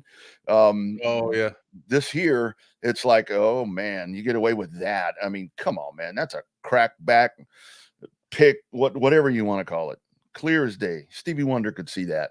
Come on, man. And no call. Again, we're going to sound like a broken record when we're diagnosing this Cowboys or this Dallas team here, man. But lack of a running game again. Only not even 60 yards, 56 yards on the ground and pound. Not going to win your ball games. Definitely not going to win your ball game. I mean, you gotta at least be approaching the 100-yard mark, Rodney, for one running back. Let alone, you got to have it over 100 yards rushing the ball. You have to have a balanced plan of attack. You can't just be sitting here rolling back your quarterback or dropping your quarterback 40 times and hopefully you coming out with success. CD was able to ball and able to get his, but look, when you can plan for that, what else is going to hurt you? What else is going to come back to beat you? You know that the ground and pound ain't going to do anything for you, so you just put everybody in front of you, and hell, man, like you were talking about, just play underneath. Just give everything underneath to him. Yeah, that's a whole thing, and with Dak, not Zach, Dak. He and CD are still not on the same page. I mean, there's still something going on right there. I mean, the offensive line doesn't, there's not a lot of time there. It's all on Dak. Pretty good last time. I mean, CD had 13 receptions there. So yeah, Dalvin Cook did play. He was not very spectacular. I don't have only six totes, but yeah, not much. I feel like he will be implemented a little bit more into the plan of attack moving forward. I mean, just activated off the practice squad. You'd think that he'd have a little bit more knowledge of the playbook being in the practice squad, though. So yeah, really, he had to know it pretty well being on the practice squad. But I mean, look, at Atlanta at noon on Sunday. See Atlanta yesterday? They beat Tampa Bay. I mean, it looked pretty good. Atlanta's looking good, and then you know what it did? It looked like they kind of were decisive with their plan of attack and let Bijan Robinson eat a little bit last night too, yesterday. Eagles, Texans, and then you may not be. Hold on, man. I ain't done. Hold on. I ain't done with this sorry, Cowboy 49er game yet. Man. Zeke only had 10 totes, and then CeeDee Lamb. We talked about CeeDee Lamb. I thought he was able to reinvigorate himself there. 13 receptions, 146 yards. But Brock, I mean, you look on the other side of this, San Francisco, for what Dallas lacks, I don't know how San Francisco just seems to find, right? I mean, the best running back in the league was removed from your system, and now you put Jordan Mason in. Jordan Mason becomes the best or the leading rusher in the damn league, and then he goes down. You insert this rookie Guerrero, he comes in and he's having, the 2 times that you've had to use him, he's gone over the century mark. Mm-hmm. Maybe invest in your offensive line. Maybe invest in your ability to scheme and run the damn ball. I don't know. It seems to be working for San Francisco. It keeps them in the conversation for the championship play year in and year out, where Dallas is seemingly struggling to get into that conversation, right? You can't muster 60 yards on the ground. Maybe you should invest a little bit into your line or see what the hell San Francisco is doing and kind of replicate that template there. They sure seem to be able to find those guys. I mean, you got to be able to run the rock. Yeah, that's a frustrating thing where San Francisco does. I mean, it's like, okay, they're at their 5th running back, and that guy's still out producing your top 2. I guess that's your top 2 that you have there for Dallas. But the Cowboys' problem is, I mean, you've got so much invested in the 3 or 4 players that are all that money. You had to get the Dak deal done. You had to get the CD thing done there. Micah's going to need to get done. I seriously say trade that guy. I mean, trade him. Relieve that cap a little bit. Dallas takes a lot of pride. You listen to Jerry and Steven and these guys, and I don't hear Will McClay say this, but you hear those guys saying, well, we build through the draft. Yeah, you have to. You have to get the cheap players because you can't afford to go into free agency. And that's what they failed to do. You got to piece. You build through the draft and you piece through free agency. Right. When you have a blaring hole, running back, the blaring hole at running back, go get one. Go to free agency and get one. And let's not talk about the guy that wanted to play for you that you didn't go get. Well, and the whole thing, Zeke and Dalvin Cook. Oh man, that's imagine having those 2 in your backfield 7 years ago. Right? 7 years, you're absolutely right, dude. Absolutely right. All right. I guess we only got 3 minutes here, but let's move into the Longhorn Vanderbilt talk. I'm sure you'll get a heavy dose of that with Jordan and Jeff anyways, and it's only an hour. But yeah, let's first and foremost, your thoughts on the outcome of the game. It's great to get a win, whichever way you can, right? I know a lot of people are disappointed, but we talked a lot about it last week, Wags. I think this was going to be a close ball game. I mean, I know the line was 17. I didn't expect it to be 3 points, Rodney. And I know it was 10 right up until the end of the game, but still, I didn't even expect it to be within the 10-point ball game. BK stole my thunder this morning because this felt like the Houston game last year. That's exactly what this felt like. It's like, okay, Texas runs out and gets a little bit of a lead right there, and it looks like, okay, this is I think we've got our team back. This looks like what we're accustomed to, and here comes Vanderbilt back, and again, it says a lot for Vanderbilt. And now, and this is the funny thing that I'm hearing now with a lot of people, where it's like, as the game was coming up last week, there were a lot of people saying, well, this is a really good Vanderbilt team. But now that Texas has whisked by 3, this is a Vanderbilt team that isn't any good. Oh, okay, make up your mind. I don't think anybody's saying that. I've heard this Vanderbilt team, they're not very good. I think Vanderbilt's for real, right? When you've only gotten 2 interceptions, well, now four turnovers the entire year. But when you only got 2 turnovers the entire year, you're playing clean football. You're going out there on Saturdays and you're taking care of what you need to take care of by just playing the opposition and not playing yourself, right? That's kind of what Texas has kind of fell into, where we're not just playing the opposition, we're kind of playing two teams on Saturday, and also dealing with the Zebras as well. So that's not good. You need to get back to playing your standard of football with Sarkeesian, honed on or hyped on, all season long. Yeah. What really is concerning is the penalties. And again, a lot of them, maybe some question there, but the pre-snap stuff that we talk about, I mean, the false starts and all that's the stuff that in games against I don't know, Georgia's or playoff games, when you're playing some of those playoff contenders, that's when you're going to lose with those 10 penalties that you have right there, 6 on offense. That's when you're going to lose. Pre-snap penalties, false starts, and all that.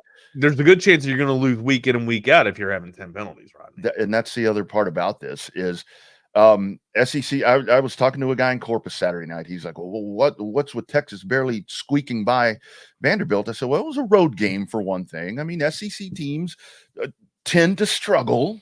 We've seen Georgia struggle on the road this year. We obviously saw Alabama struggle on the road this year.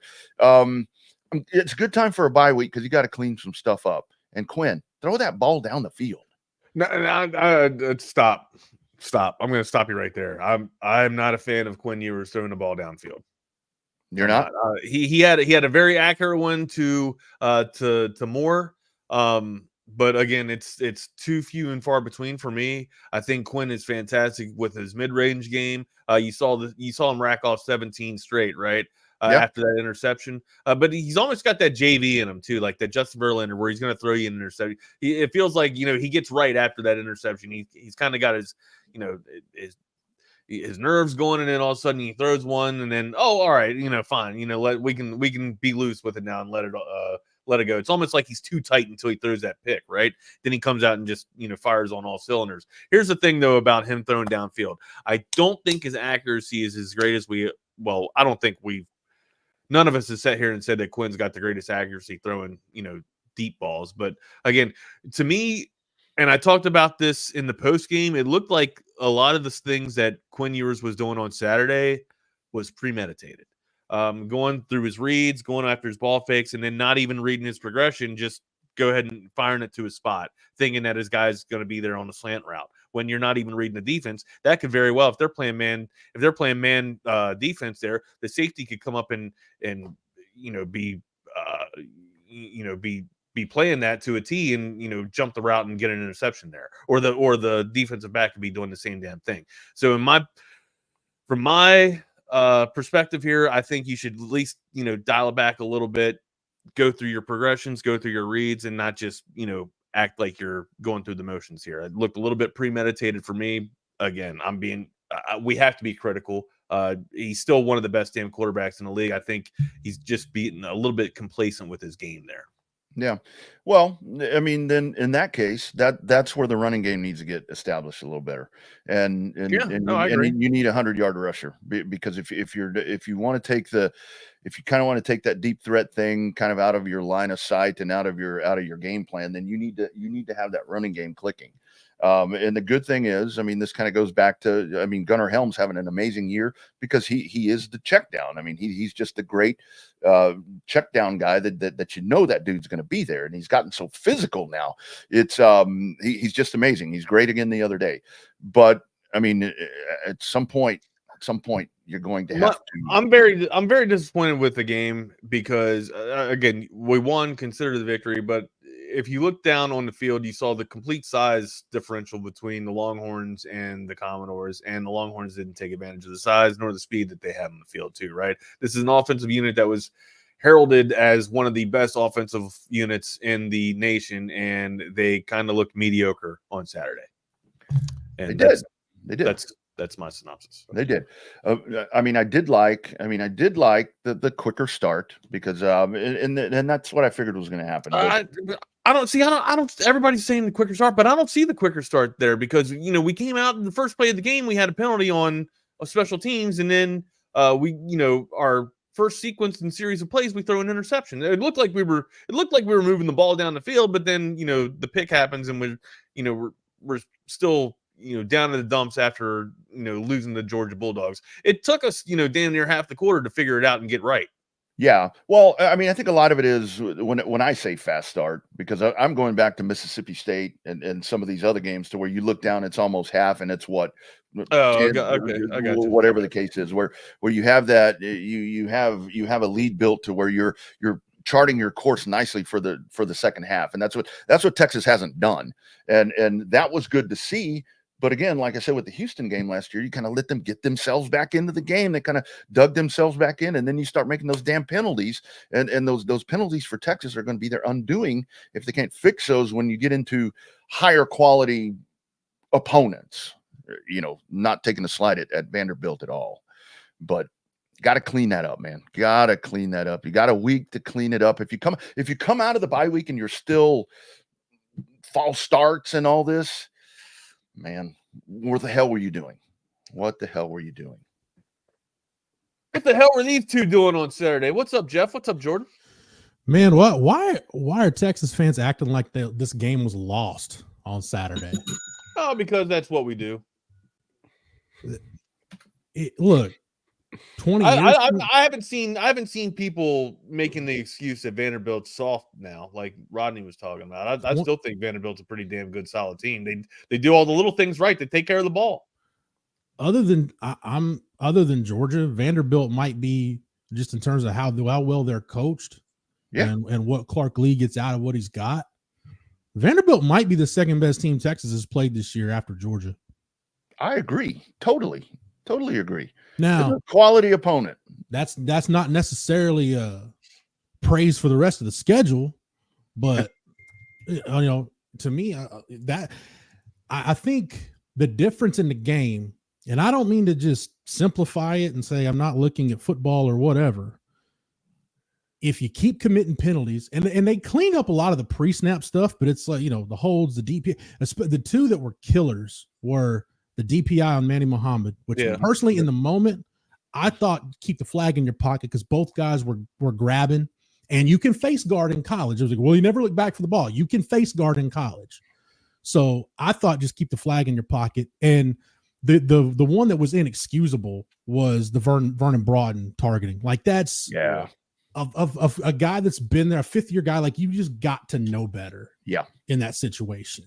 And if that penalty doesn't happen and Kobe Black's interception return stands, we're talking about a 34-17 game and how different we're talking about it. No, you're right. Yeah. So to me, I just there are issues with this team at this point that I don't think are going to get resolved. But there are issues still. You can take care of the football and you can be more disciplined and not commit penalties. Yeah, but Jeff, the offensive line is regressing. That's my point. We can all agree with what we're seeing is that the offensive line is not playing up to the level of play that they should be playing at, or that they have been playing at for the first quarter of football. Part of me thinks, I don't know where Jordan stands on this. I think there's some kind of scheme issue, or opponents have found something in their slide protection, just with their pass protection rules, or it's late movement. Simulated pressures seem to be giving this offensive line a lot of problems. So I think for the offensive line, I don't think it's talent. I think it's more schematic adjustment that needs to happen with that group to tweak something. Because Vanderbilt was able to recreate some of the things Georgia did. Now they didn't have the personnel Georgia had. And they were undersized too, which is that's very alarming to me too. That's what I keep going back to. I don't know if everybody saw what I saw, but there was a complete dominance from one side of the ball and then the other side of the ball. And the people that were smaller were able to push the people that were bigger all over the damn field. That's what I saw. I think at times, Wags, if you're moving late, if you're simulating pressure, you're delaying things, you're playing games, I think it can look like that. Well, then I was fooled. I don't think this Texas offensive line, I don't think, and I agree with what Sark said last week. When the Georgia game is different, when you have to throw the ball as much as Texas did against Georgia, this law of averages tells you the more you have to turn it into a drop back passing game, the more opportunities your guys are going to have to be in one-on-one battles up front, and the potential you got to lose, because when you're playing personnel in Georgia, now we saw them win more of them. But I'll tell you the biggest difference in the game, right? It's stuff like, if you look at, they had a drive right before the half where Quinn got sacked, knocked them out of field goal range, and they had a free rusher. Nobody accounted for the free rusher. Now, whether it was Hayden Connor missed it, Jaden Blue missed it, Quinn missed a read, whatever. Yeah, they were doing it with 4 people though. That's the thing. Like they weren't sending twists or sending blitz either, Jeff. They were doing it with the base pressures. They were moving right before the snap, and I think this is where the chess match comes in too, because the helmet communication, it cuts off when the play clock hits 15 seconds. 15 seconds. So if you're waiting to make your call after 15 seconds, then the defense is going to wait and make their adjustment last minute. So now you're getting this little cat and mouse chess game, but that's conversation for another day. Nobody accounted for the free rusher. You go back to the touchdown pass to DeAndre Moore. What was the difference there? Yeah, Jaden Blue stepped up and accounted for the free rusher. Right. Yep. So there's 2 different ways you can go about it. One, you can get more guys out on the route and give your quarterback another option, or if you're going to keep a tight end or a back end, you need to make sure all bodies are accounted for. So that's right. That's good stuff. There are the good news is, man, when you talk about anything in football, whether it's schematics or whatever, other than just, hey, their guys are clearly better than yours, there's an answer for it. Every way somebody's going to attack you, you've got an answer on how to counter it. It's just finding it, working on it, and then doing it well enough to take it to the field. That's right. Yeah, man. All right, boys, what we're getting into recruiting? No, we're going to review because it's press conference day, so I'm going to be out close to the bottom of the hour, but we'll review this game and probably spend most of the next 20 minutes or so reviewing it. Later on, man. Y'all have a good show. We'll see Go you. Giants. Monday Night Football, baby. Thank you to Chaos Theory Crew. He is Jordan Scruggs. I am Jeff Howe. This is only an hour. Whether you're watching us on YouTube or the Twitter machine, thank you so much for supporting Texas Sports Unfiltered. If you're listening to us on audio only, thank you for subscribing. You can subscribe to us. Plenty of channels. We got YouTube. Follow us on Twitter, Instagram, the whole deal. All of our social media channels are up and available. At TS Unfiltered is where you can find Texas Sports Unfiltered. Jordan, what was your and by the way, Rob, UT Parking, Jose, Coach Top, Jake, I think I saw CB in here, maybe Coach 420. Thanks everybody for participating in the chat. Jordan, what was your just kind of, and I'll say this because I in our group chat, Hank South was the one, the great Hank South, initially said after the game, like, man, they're losing a game at some point. He slept on it and said, you know what? I changed my mind. I think they're going to be fine. Give me your immediate reaction, immediate aftermath. And then when you slept on it and woke up Sunday, how were you feeling? They might call me crazy for this, but on Saturday, there was never any point I thought Texas was losing that game. Like I don't know why, but even when they were down, I wasn't worried at all. And it's kind of weird because I was thinking about this last night, watching my 49ers put belt to ass in the Cowgirls. Yeah, thanks for bringing that up. Cowboys are up in that one. I never really felt nervous for the 49ers, but the more I think about it, like, I was less nervous during the Texas Vanderbilt game when Texas was down than I was when San Fran was down to the Cowboys. I don't know why, but it just that game never really, to me, felt like Texas was going to lose. I know people are saying what they want about Quinn, believe it or not, highest graded PFF player on offense. I get it. People are going to say what they're going to say. If him, about half of his throws did not or were less than 5 yards down the field, boo-hoo. Texas won. They beat a ranked SEC team on the road. That's what I was going to say to Wags and Rodney. Like 20 years from now, nobody's going to remember the spread. They'll just be like, oh, Vanderbilt must have been halfway decent that year if they were ranked in the top 25 when Texas won. Yeah, and also, like, Texas was without Drew Makuba, multiple other injuries, Isaiah Bond. On the Drew Makuba thing real quick, Jelani McDonald played really well. And he played a lot. Him, Anthony Hill, Michael Taft, and Malik Muhammad all led the defense in snap count with 66 each, all four of those guys. And Mookie Taft plant a flag in the ground for the white DBs in the room. Like he's making plays, like the fumble he forced on Cedric Alexander. That was a great play by him, just getting a hat on the ball. It was hat to forearm. Yeah. The interception, that's a great play too. He's making plays at this point. So good on him. And I think a lot of people are going to be in agreement with me on this one. That is Trey Moore's best game in a Texas Longhorn uniform. No ifs, ands, or buts. You could also make the argument it's the best game Amari Niblack's ever played. I know we saw him in the first half, and he didn't really come back that much. But it's one of the few times we've seen Amari Niblack. So it's still probably his best game statistically, and I don't know. Also, one thing I noticed, I felt like in the first half versus Vanderbilt, I'm curious how many offensive snaps they had and how many of those snaps they were in 12 personnel. I can tell you how many snaps. What are we talking about? You ask me about the Vanderbilt offense? Or the Texas in 12 personnel in the first half. I felt like they were in a bunch. Yeah, I was going to say, I don't think they've run 12 personnel that much in a half this entire season. Because when Amari Niblack was on the field, it was because Juan Davis had been taken out. And they ran a lot of 12 with Gunner and Juan Davis. So So Texas Jordan ran 36 plays, or I'm sorry, that's the second half. I'm an idiot. I can't tell my chart apart here.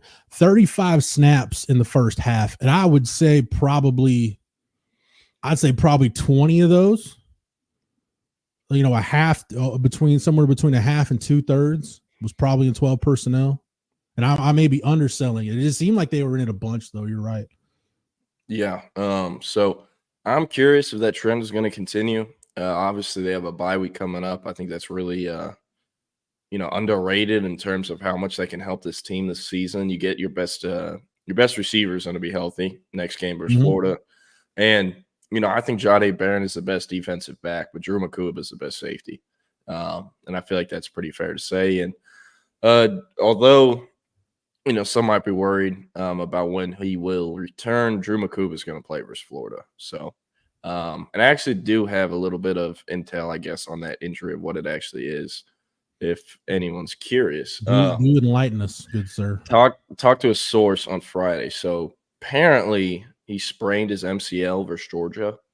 Whenever he did it, he felt a pop, so he thought he tore it. And that's why Sarkeesian or whomever talked about it said that they felt like they avoided a season-ending injury.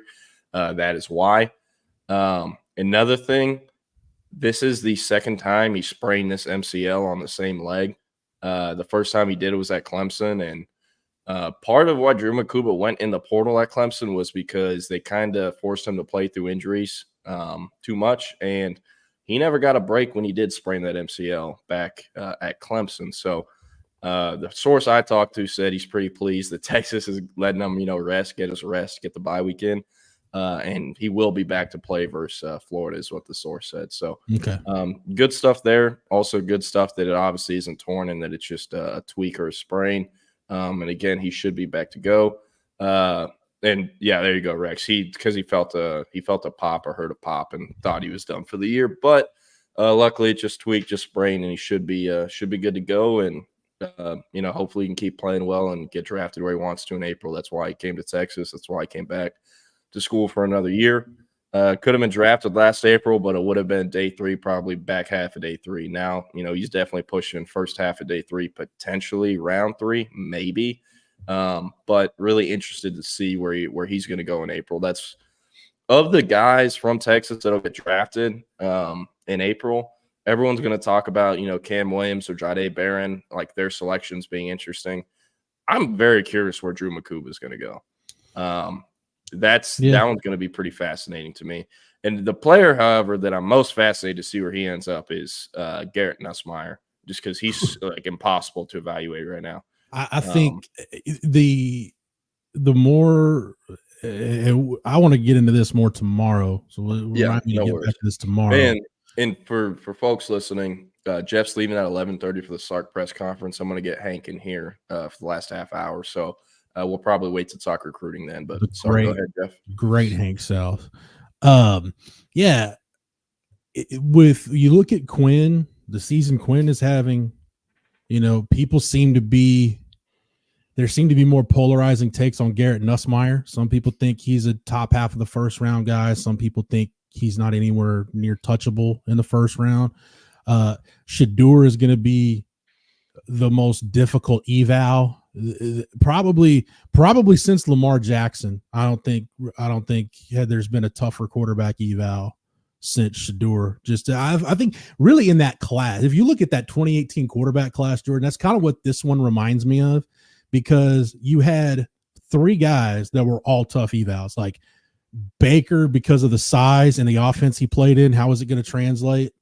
Josh Allen didn't have great numbers at Wyoming, but had all the physical talent.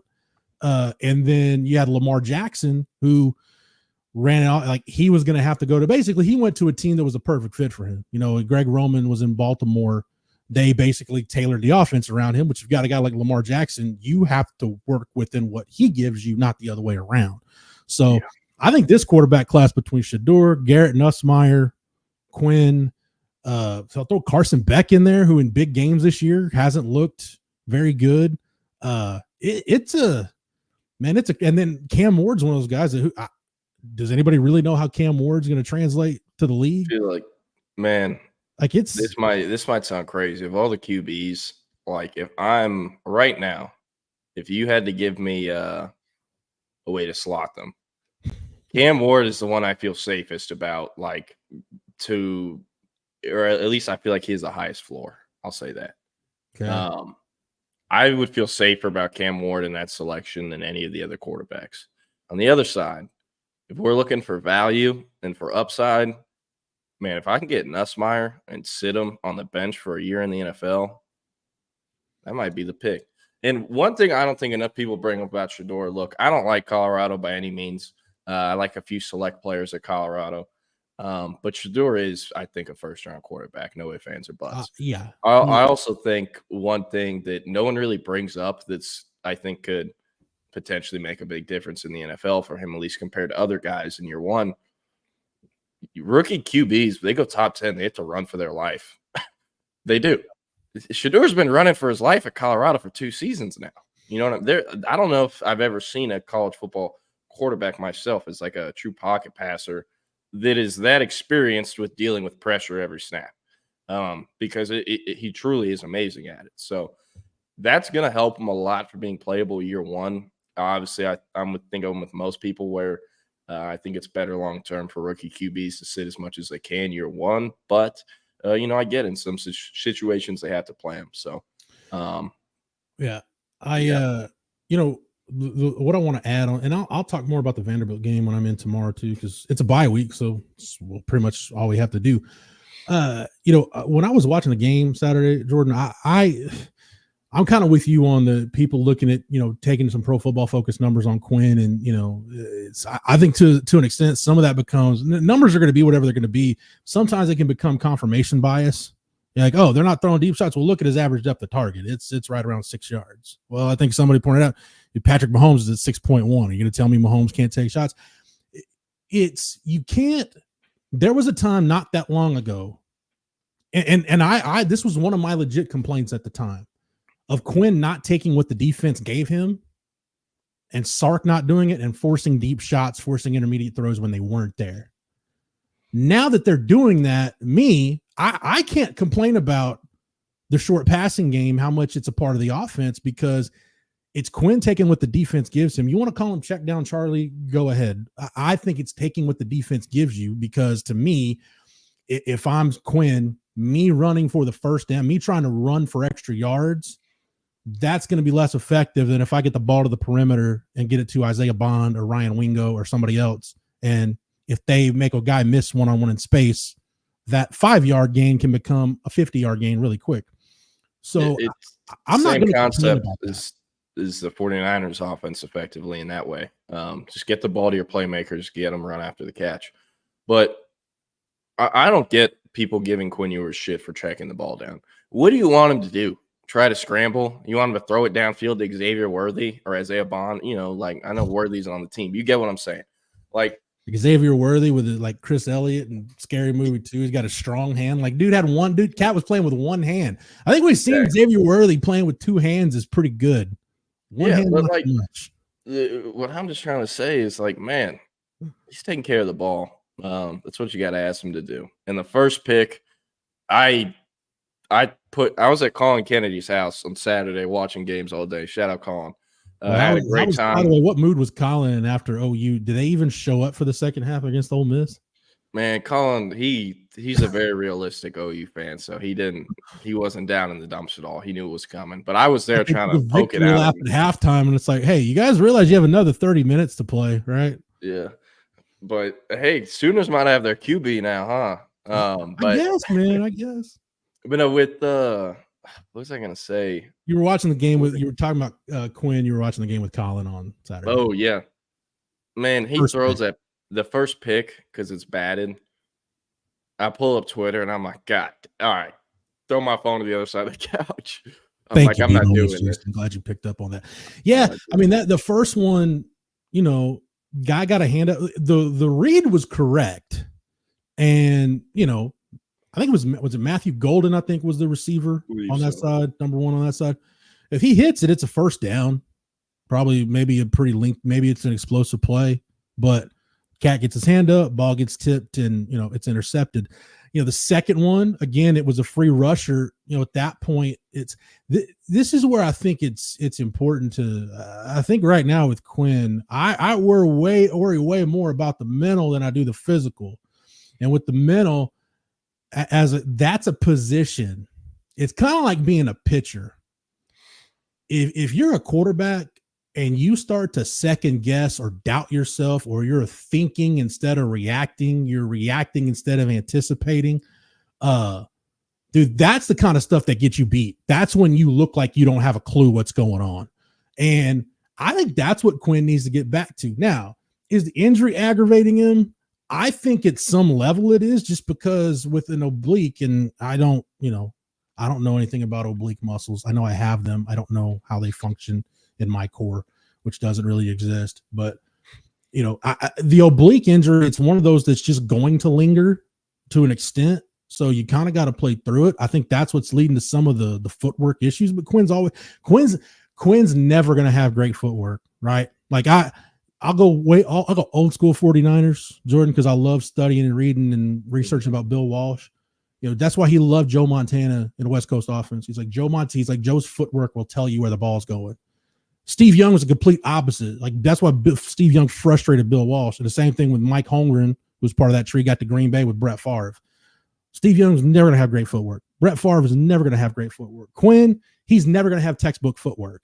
But I do think some of those things, Jordan, that we saw his last year at Southlake, where he was compensating for the sports hernia when he came back from the hernia surgery, I think that's happening to an extent. But to me, the bigger thing with Quinn is he's just got to get that confidence back. He just looks at times like he's got no confidence. And I'll say this, the two plays he made on Saturday that I was more encouraged with than anything else, it wasn't even the DeAndre Moore touchdown pass where he drops it, that little rainbow that he drops in the bucket.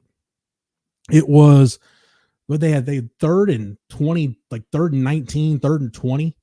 And he feels the pressure, steps up, and throws a freaking dart to Silas Bolden for a first down. I was like, okay, that's looking more like the guy we saw at the end of last year, early in the year. And then on the next drive, he does the same thing. It's, they have the Kelvin Banks gets called for a hold. They've got like Jaden Blue gets dropped for a loss. They've got 2nd and 21. He does the same thing, feels the pressure, doesn't panic, steps up, throws a dart to Ryan Wingo, and now you've got 3rd and manageable.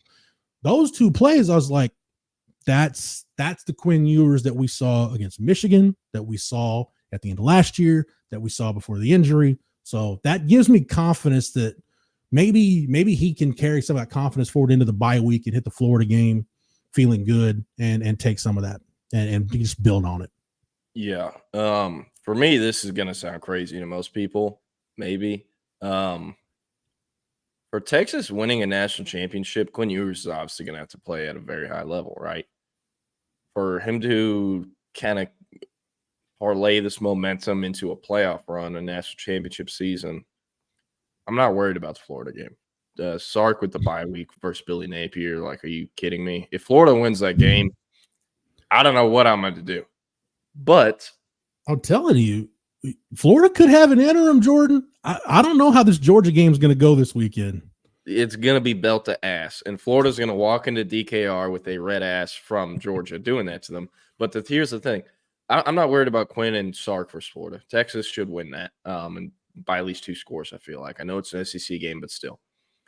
The most important game, I think, for him and his confidence and rolling that confidence into momentum into a national championship season is the Arkansas game. No doubt.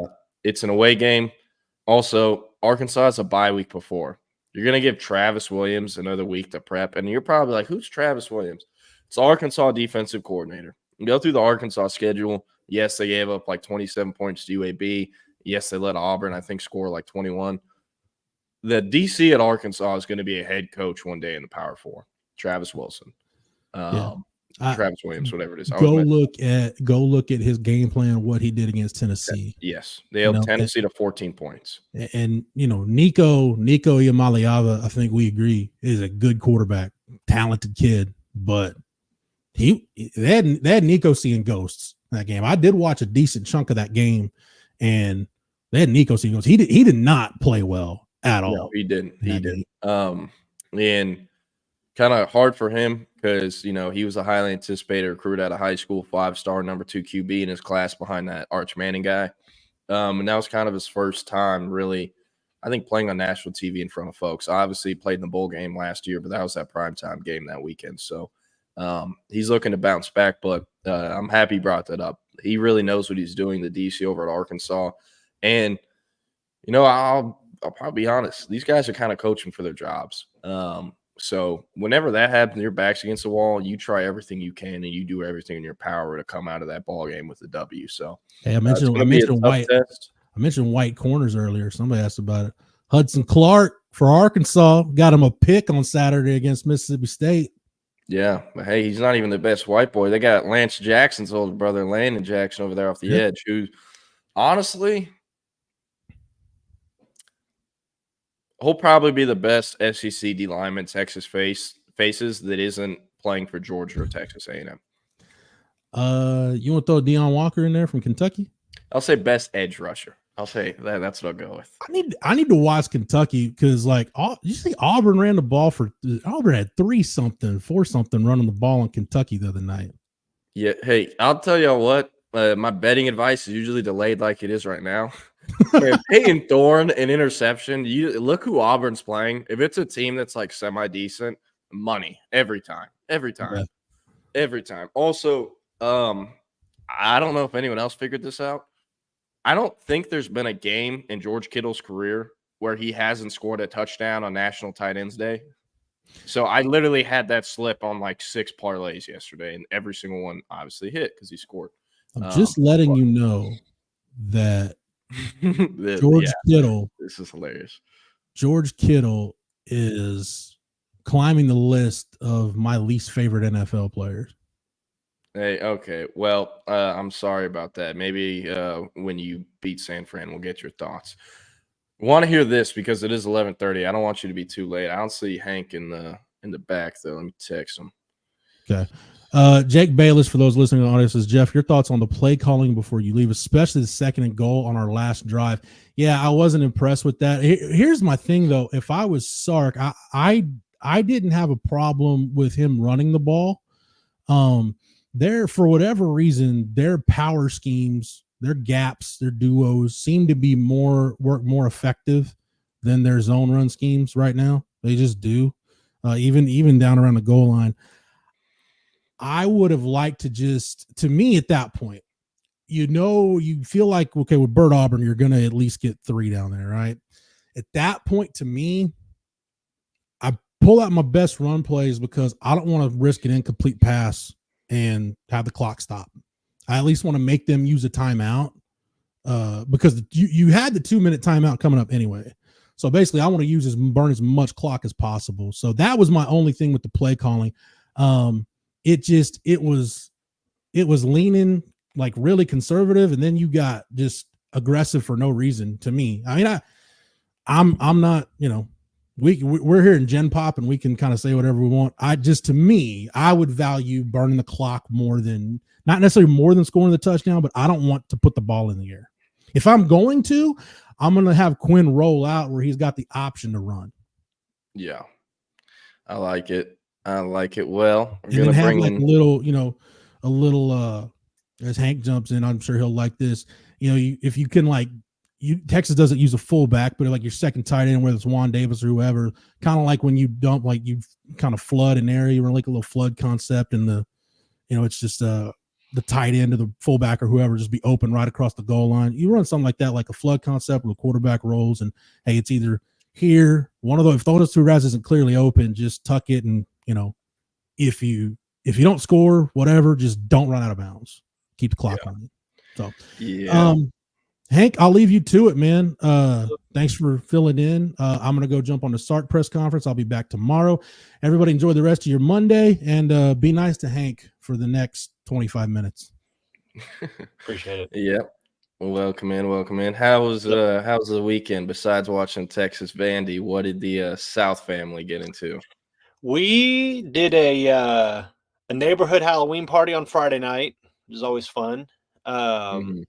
Watched the game with some friends, and what did we do? I don't even. It's kind of all a blur. Yesterday, just watched NFL.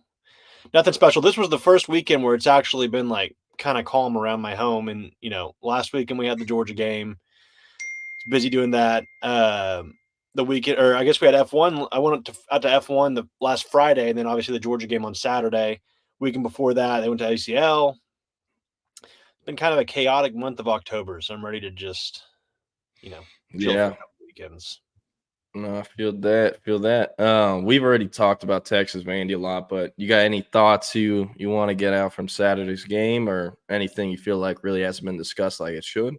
No, I mean, I didn't watch y'all's first 30 minutes. I apologize. I don't know what y'all fully discussed, but as it continue, defense is the strength of this team. They're keeping them in ball games. I think offense, is eventually going to get going. I know in the roundtable last night, I said, our question was, do we think Texas is going to win out and go 11-1 in the regular season? And I still do lean towards that. And, there's some tough matchups coming up. At Arkansas is looking tougher and tougher by the week. Florida's playing better. We'll see what happens to them against Georgia this weekend. And then obviously at Texas A&M is probably going to be the test of the season. But I just think, you get Isaiah Bond back healthy. That kind of changes what you can do offensively in terms of, taking those deeper shots or passing the ball further downfield that so many people want to see. And maybe, gives them a little bit more edge there. You got to get the running game going. That's been something, all season. That's, losing CJ Baxter has kind of started to show itself a little bit more as the weeks have gone by. But, I think they'll get better as the season goes. I think this bye week comes at a perfect time. They have a chance to regroup, really focus on kind of what's been driving them or holding them back, I guess. That the Vanderbilt game really shouldn't have been that close. The penalties killed them. Tipped interceptions, it was just correctable things. It wasn't like they were getting physically beat by Vandy. They were just kind of kicking themselves in the foot. So, you get a bye week, you can correct those things, work on them, finish the 4 games of the season, trying to get better each week. Because, if you look back at last season, they struggled against TCU. Obviously the Kansas State scare, but, when they went on the road to Iowa State, that was their first game without Jonathan Brooks. They kind of retooled the offense, and that's when they really started to pick up the pace, and they really started to play at the level we saw earlier in the season when they're beating up Alabama. They played Texas Tech Thanksgiving week, smacked them, really have no trouble against Oklahoma State in the Big 12 championship, and then obviously make the playoffs. So I think there's still there's time to correct these things, but certainly you don't want to have these penalty laden games against a team like Arkansas on the road, or at A&M at night in College Station. So no, I was just talking to Jeff about this. The Arkansas game, I know going into the season everyone kind of looked at the state of their program with their coaching staff. Sam Pittman, I mean, they brought Bobby Petrino back. That's how hot his seat was. So a lot of people looked at that as kind of an easy win for Texas, and I think some people still are. They still have to go to Fayetteville at 11 a.m. They haven't been drinking all day, so at least that's good. It's 11 a.m., not a 7 p.m. or a 2:30, but still, you got to play in an away SEC environment. And if folks remember, Arkansas in Fayetteville was who gave Steve Sarkeesian his first loss of his Texas tenure. Second game right after they beat ULL. So maybe some PTSD gets triggered. Probably not. I hope not, because I don't want to have to deal with that again. But, and I talked about it with Jeff earlier, they get a bye week before Arkansas does. So Petrino is going to have an extra week to scheme for PK, and their DC Travis Wilson's going to have an extra week to scheme for Sark. And, I brought it up with Jeff. These guys are kind of fighting for their jobs. If they went, I don't know what their record would be if they were to win out besides the Texas game, but their seats are warm. So, and another thing, Taylon Green is probably the most athletic starting QB Texas will play this year. And fun fact, Louisville native who went to Louisville High School before going to Boise State. They had him and Damian Martinez overlap for a little bit. Because Damian Martinez is also a Louisville before he went to Oregon State, now Miami. But Taylon Green, I feel like the value he brings as a dual threat runner he's incredibly dynamic. And yes, Texas played Orgy, Martin Van Buren, but this guy is way better than both of them. I firmly believe that. So he was the highest rated quarterback this past week in all of college football on PFF. I think he scored a 94. Yeah. And also, it's nuts to think this dude is at Boise State. Can you imagine if he ran it back with Ashton Genty? So, who Texas fans might get to see if they're the 5 seed and Boise State, wins out and makes the playoff. Yeah, no, it's true. Another thing I thought was kind of funny. So number 2 for Vanderbilt, Randon Fontenette, who's their starting kind of star nickel. Really talented kid, went to Brazosport, played pretty much every position in high school. Was all district and every position in high school, district MVP too, his last 2, if not 3 years. Went to TCU out of high school. I believe he appeared in more than 4 games. So whenever he went into the portal, he had 3 years left. But he's been a star for Vandy. He's done really well. There are several top-tier programs tampering with him, I've been told. So don't know if he's in a Vanderbilt uniform next year. But I think that dude's an NFL player. Multiple other teams do as well.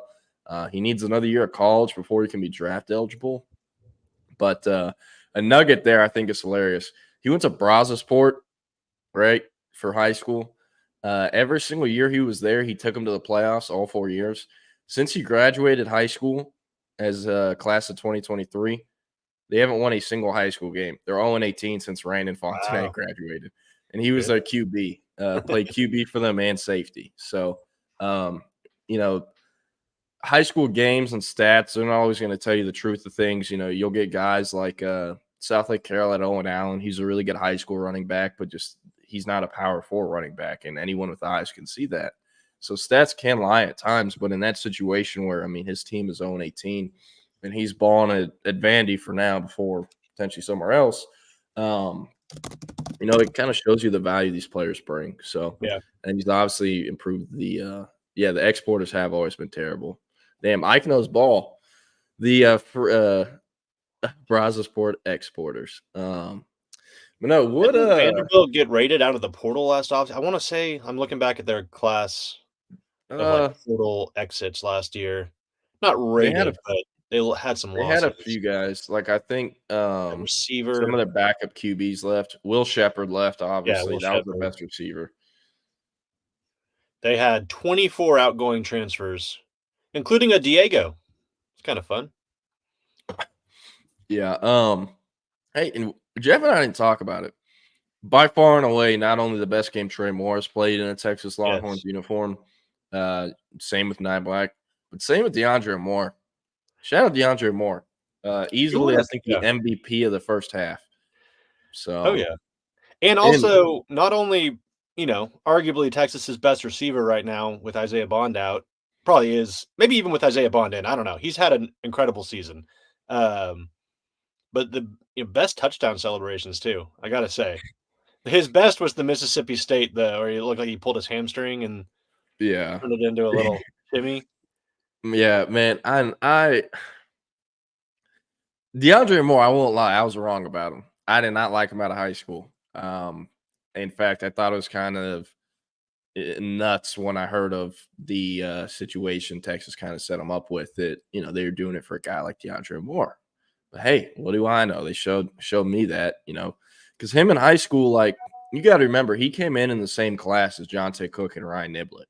And Jonte was supposed to be like the definite, like the one of that group that was definitely going to hit. And, I think he still is going to be able to, but right now I wouldn't say he's quite lived up to the expectations a lot of people had for him. Niblett's kind of had an interesting situation. He was an incredibly raw prospect that just had a lot of speed, a lot of track speed that needed a lot of coaching. I think he's pretty on par for his developmental path. It also has kind of been off a little bit with him getting moved to running back with the injuries this year. But DeAndre Moore, I looked at him kind of like the way I viewed DeSoto running back, Tiger Ryden, who's the Texas A&M commit. These guys are really, really good all around. They're really good all around, but I don't know what elite trait they have. And that's how I felt about DeAndre Moore out of high school. And I'm wrong. I was wrong.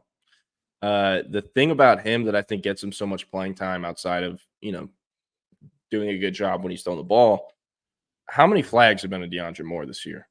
Like, he does everything the right way to where coaches never have to worry about it, and that's why he's been playing so much. Yes, Jonte Cook is probably faster, might have better hands. I don't know. Maybe not. But when it comes to all the mental things where only the players can have an effect on it, effort, just doing things the right way, DeAndre Moore hasn't beaten that category. And, I think it's an underlying reason for why he's played more. But yeah, it's, you got a Bama history. I want to ask you, did you see what Trayvon Diggs said last night? I haven't watched I just saw that when he said, we can talk about it later. I saw the ending. What was he upset about? I didn't actually see the, So there's a guy named Mike Leslie who works for the WFFA news channel. It's the ABC affiliate for DFW. Yeah. He sent out a tweet on it was a George Kittle long pass and run. And he's in man coverage, and he comes out of man coverage and is literally just jogging, watching George Kittle run down the field towards him. When two other Cowboys players, the reason he was jogging was because he thought that two Cowboys players are going to make the tackle, but they clearly didn't. And so by the time he actually gets on his horse and starts sprinting towards Kittle, it's kind of too late, and he only was able to push him out of bounds. But just really poor effort. And Mike Leslie quote tweeted a video of the touchdown, and all he said was, "What is Trayvon Diggs doing on this play?" And the funny thing is about the video, I won't pull up the video, but he basically comes out of the locker room in full uniform and pads, holding his phone. And in the background of this video, you can see other Cowboys players walking out of the locker room who have already showered and dressed out. They're walking on the bus. And Trayvon Diggs is in full uniform and cleats. The only thing he's missing is his helmet. And it's like, bro, you went straight to the locker room and went on your phone on Twitter and searched up Trayvon Diggs before you took your pads off. Yeah. And I get it. I get why he would be upset at Mike Leslie. But if you're going to go out there in front of all the media where cameras are rolling on you and they're kind of looking for you to say something stupid, and then you do say something stupid, it's hard for people to feel bad about you, especially whenever he did ask you the question again, well, what were you doing? We can talk about it. And he said, we can talk about these nuts. So shout out Trayvon for the comedic relief. But I'm very curious if he'll come out with a statement or whatnot. Maybe, I don't know. On the flip side of that, did you see what Tyreek Stevenson was doing? Yes. I was going to say, that wasn't, the Tyreek Stevenson, that was a little bit more egregious, I feel like. My favorite picture was the Bears fans in the stands going, that point. The play was starting. And he was talking crap. Yeah. Oh my gosh, so bad. It's also hilarious because he never, man, in those situations, you're supposed to kind of link up and stay at the hip of the receivers running downfield. He never links up with his guy. So whenever the ball's in the air, he runs over to make the adjustment to try to knock it out of the air. He's the one who batted that ball up behind him. Yeah. Because he went up with one and it bent his hand backwards. So that was hilarious. He came out with a statement on Twitter shortly after that. It was pretty funny. I can't even imagine being a Bears fan. I know Tommy Yarsh was hurt somewhere in the Bay Area when he saw that. But I had a buddy that flew out to DC for work today, and he left early to go to the Bears game. Big Chicago fan, and yeah, man. But they're used to heartbreaks in Chicago, so. Yeah, and for Jaden Daniels, I'm not going to lie. I didn't think he'd be this successful out of LSU. I thought he was kind of a fraud out of LSU, being completely honest. They padded his stats so much, they never took him out, and they never took out the first-round receivers they had. I mean, he was throwing to aliens the entire time. Who was his left tackles? Will Campbell. True. First-round pick. So, and Joe Sloan does a good job. So, I like that a lot. And you watch A&M LSU in depth at all, or? I didn't. I had it on. I was kind of doing some other stuff, but yeah, I mean, I was watching enough of it. So, yeah, if A&M plays like that and Texas plays like the way they did on Saturday, November, A&M's going to win that game. Yeah, absolutely. As much as I hate to say it, it's the truth. And especially if they end up going with Marcel Reed as their guy. And if they don't, and they try to do this 2 QB BS. I think they kind of tried to play it off like that was planned. No, right. It was not. And I will say a lot of teams, I think, do a really poor job with blackout uniforms. The A&M ones were pretty cool. It was weird seeing a script Aggies helmet, though. But they got a dub. One thing that really worries me that I noticed during that, for whenever Texas plays A&M, that I noticed during the A&M LSU game, Quinn is really going to have to be stepping up in the pocket versus A&M. Oh, yeah. I think the Texas O-line is probably equivalent or close to equivalent of what LSU has on their offensive line. But the entire A&M D-line and their backups are NFL players. And not only NFL players, NFL draft picks, and high ones at that. Scourton is going to be a day one pick. DJ Hicks will eventually be a day one pick. Shamar Turner, Shamar Stewart. They got a lot of guys. And like Shamar Turner, he had himself a game versus LSU. A lot of people, I think most people figured this out. Shamar Turner would have been drafted last year, probably late day 2, early day 3. And then that incident versus Ole Miss happened where he punched the dude in the nuts with an uppercut. Completely tanked his draft stock. So he came back because of that, and he's balling. He's playing pretty well. And also, shout out my guy Torian with an interception.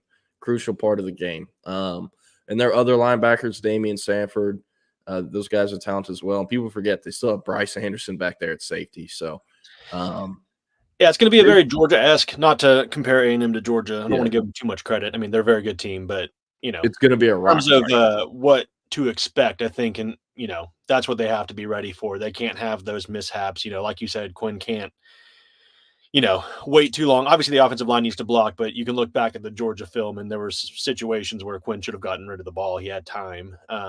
So, you hope that, in 32 days is oblique. He's feeling, you're not going to feel 100% that far into the season, but, he's a lot more comfortable and, back to his Quinn-like self by the time they travel to College Station. And, that's a game that, if that's a 10-1 versus 10-1 game, with a trip to the SEC championship on the line, I mean, if you can't get up for that game, if you're not, just loving that and, ready to go and dialed in, then, it's not the sport for you. So, but that is going to be a very big challenge. You don't want to look ahead. Obviously, all these teams, I was just talking to Trey Scott about this, it's like, even Kentucky, Kentucky's obviously struggled, but they have a good deep. You can't overlook a single one of these remaining 4 games. I mean, Florida has been playing really well. They're going to have DJ Lagway has taken over, Billy Napier's fight. If somehow Florida beats Georgia, which they're not going to, but if somehow that happens and then, they're playing Texas, if they were somehow to upset Texas, that's Florida's in the college football playoff picture again. It's like, 2-3 losses aren't fully disqualifying. I'm getting ahead of myself. I'm saying but all these teams are still, playing for something. And that's kind of the beauty of the 12-team playoff. It's like, you still got 2 lost teams that otherwise last year would have been, opting out the rest of the season, done, putting up patch. This keeps, kind of the excitement alive in the month of November. No, you're right. You're right. Want to ask you, there are 2 coaches that kind of had mic drop moments in press conferences this past weekend. One was Mike Elco, who people can't really figure out if this is more of a shot at Brian Kelly or Jimbo Fisher. I think it's definitely a shot at Jimbo Fisher, but I also think Brian Kelly's getting hit with the stray. This is the quote. "This is a real program. It is not fake. It is not a politician running this program, talking fast and BSing everybody. And for recruits out there, this is a real place." Mike Elko said that. The talking fast part is 1,000% about Jimbo, whereas the politician could also be about him. But Brian Kelly was quite literally a politician before coaching football. So, there's that. There's also this from Mario Cristobal. And this kind of got me going, ready to run through a brick wall just because I hate the Florida schools. I'm not a huge Mario Cristobal fan, but he knows how to get the boys riled up, and this is how he does it. Just listen to this. This was his closing remark in the press conference. I don't think anyone asked him a question. He just said it because he was like, "I'm going to say it." All recruits in-state, out-of-state can now clearly see the trajectory of this program versus the trajectory of the other programs. By the way, that's him like slamming his hand down. Trajectory of the other programs. So I like Yeah. that. It might have been a shot at Texas, what Elco said. I don't think so. I was trying to figure out how it would be because, you know, Sark's not a fat, like, I don't know. I don't see how you could like listen to a Sark press conference or like listening to him speak and think that like, you know, that guy's phony or that guy, he's a pretty genuine, you know, speaker, I feel like. So, I And mean, yeah, also- it's got to be more Jimbo, Brian Kelly oriented. Yeah, and also like I'm gonna save the finite details for our behind the scenes story in February. I have never heard of a recruit being turned off of Texas because of negative recruiting that Steve Sarkeesian or anyone as a staff has done. Whereas A&M literally fell out of it for a top D47 prospect from the state of Texas because Mike Elko is negatively recruiting Texas, and because again, I'm not discussing who this player is until February. But because it came time to talk to NIL, Mike Elko started the conversation by saying, hey, we know this number is more than what Texas has offered y'all. First of all, it wasn't. And second of all, that they were like, where do you get that number from? That's not what they offered us. Right. And that was about the last time that prospect saw A&M, trip to College Station. And A&M fell out of it since then. So say what you want. I don't think it was really a shot at Texas. I think Elko's probably smarter than that. I think it was more so just being like, hey, I think it's him trying to validate. A lot of people said about A&M, they were the right hire away from being a legitimate contender. They had all the talent, but Jimbo couldn't coach a game to save his life or call an offense to save his life. Elko has, I think, the scheme, the right guys to coach, and once they get the personnel, it'll probably really get rolling.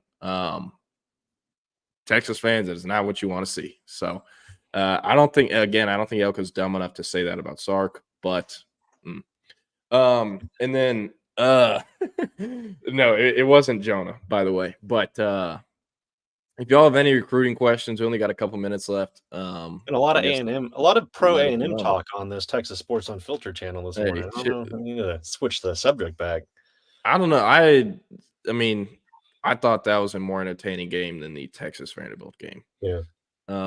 And I said this the first half of the show. I might be crazy for this. I never felt like Texas was going to lose that game on Saturday. There wasn't any part of me that was nervous or anything like that, even when Texas was down. So, what also happened? Well, yeah, when they were down earlier, it was like, you know, that was off the tipped interception. But yeah, I mean, it's just those freaky games that were like, you know, people that have been through the last 10, 15 years of Texas football, you know, when you let an inferior team hang around and, you know, you mess around, it's like, okay, well, they'll eventually, you know, pull us out, and then they don't.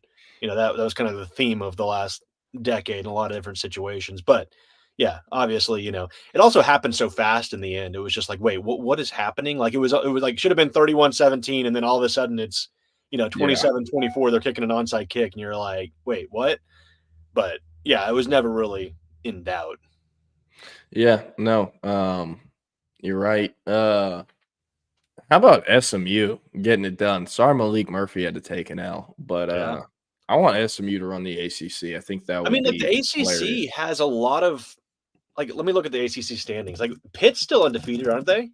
Yeah, they go to Dallas this week, and I believe that's a ranked matchup because all I've seen is a bunch of SMU people I follow that are pissed off that game day is going to Happy Valley for number 3 Penn State versus number 4 Ohio State.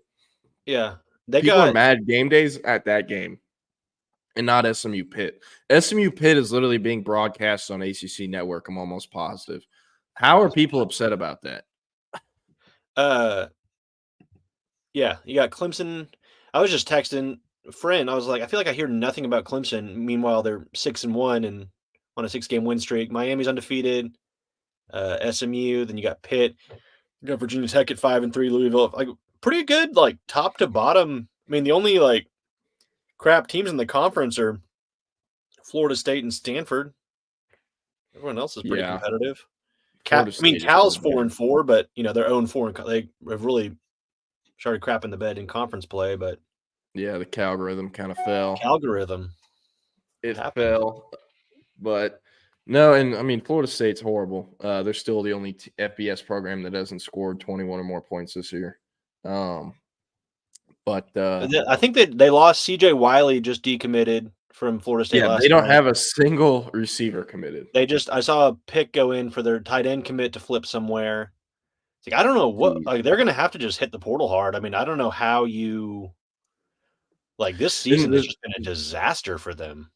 The funniest thing to me too, all Mario Cristobal and Billy Napier have been telling these kids about Florida State is like, hey, they're all their star players are transfers. Like, they don't know how to develop, they don't know how to recruit, and all they do is hit the portal. They've taken more portal players than any other school in Florida has for, I think, the last 3 cycles in a row. And that trend is only going to continue because they're so bad. High schoolers don't want to go there, even though they're not purposely trying that strategy or that tactic anymore. So I don't know what it looks like for Florida State. I believe his buyout right now, Norvell, is north of $80 million. It's more than Jimbo's was last year. And I don't think that number goes below $60 million until like 2 seasons have been played from now. So Florida State will have a decision on their hands. I have seen there's like a sect of Florida State fans that are really pushing for them to bring primetime back home. And they're like, hey, here's this. The boosters take care of the buyout, get rid of Norvell. And then Dion, since he's such a big name, we don't have to worry about NIL because, like, everything he's going to bring over, we'll get a ton of money flowing in the program. So really all we have to do is worry about the buyout. Dion will take care of the rest. Right. So I don't know how much I trust Deion Sanders in that situation to get the NIL collective on point. Florida State is also the same school that thought about going to the Saudis to get the funding to get out of the ACC and all this other stuff. So they have shown Also, they're able to get Deion creative. Sanders, no, I mean, Colorado's having a really good year, but it's from the high. He's never been the head coach of a football team that's not been led by Shador, right? Like dating back to high school. So. Yeah. Yeah. Which is kind of wild. Yeah, that's what I'm curious to like. Yeah. I don't know if the Colorado coaches are going to come back next year. I honestly lean towards them not. They convinced Adrian Wilson they weren't last weekend. But like, I don't know who their QB is next year. Who they have on the roster, I can't name it because I don't know who it is. They're probably going in the portal. Yeah. So the coach that is gonna freaking be getting phone calls is that Cignetti dude from Indiana. Yeah. Yeah. James Madison undefeated last year up until this point in the season. He's got Indiana. Like, Indiana just smacked Washington with their backup quarterback. Obviously, they're at home. Washington's a little down this year. But still, I mean, he's got those guys ready to play. So that'll be interesting when Indiana goes. When do they play Ohio State or someone with a pulse? Yeah, Cignetti is old. He's old, but like, he talks shit. It's pretty awesome. Oh yeah, Indiana's schedule starts to get a little bit harder. They do. Who they got? Let's see.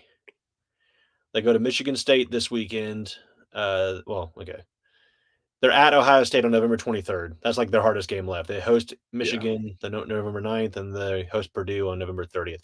So, you know. Hey, one thing I think is hilarious. If Ryan Day can almost lose that game to Matt Rule in Nebraska, he is capable of losing to Michigan. I don't care how bad Michigan is. They are capable of losing to Michigan. They're capable of losing to rivalry games are different. They bring out a different. That's why Texas got to be careful with Arkansas. It's like those guys. I mean, that was the offseason talking point. Is like how many Arkansas fans hate Texas more than anybody. Yeah, and like for that game, those players haven't really like. I mean, think about it. How many guys are left from that 2021 team that played Arkansas that are still at Texas? I'd have to like David Benda, Jade Barron, Hayden Connor, Majors. Yeah. That's about it. You know, not a huge group, but it'll be up to them to get, I guess, the rest of the crew rallied. So I see Joe's in the waiting room in his car, I believe. But are you ready, Joe? Awesome. All right. We'll get him in, Hank. I know you're a busy man. father life. Probably have to run. We got school. We're good. Yeah. We're in the school year now, baby. Yeah, you're just playing Candy Crush the rest of the day is what you're saying? Pretty much, you know. You CFB 25 guy.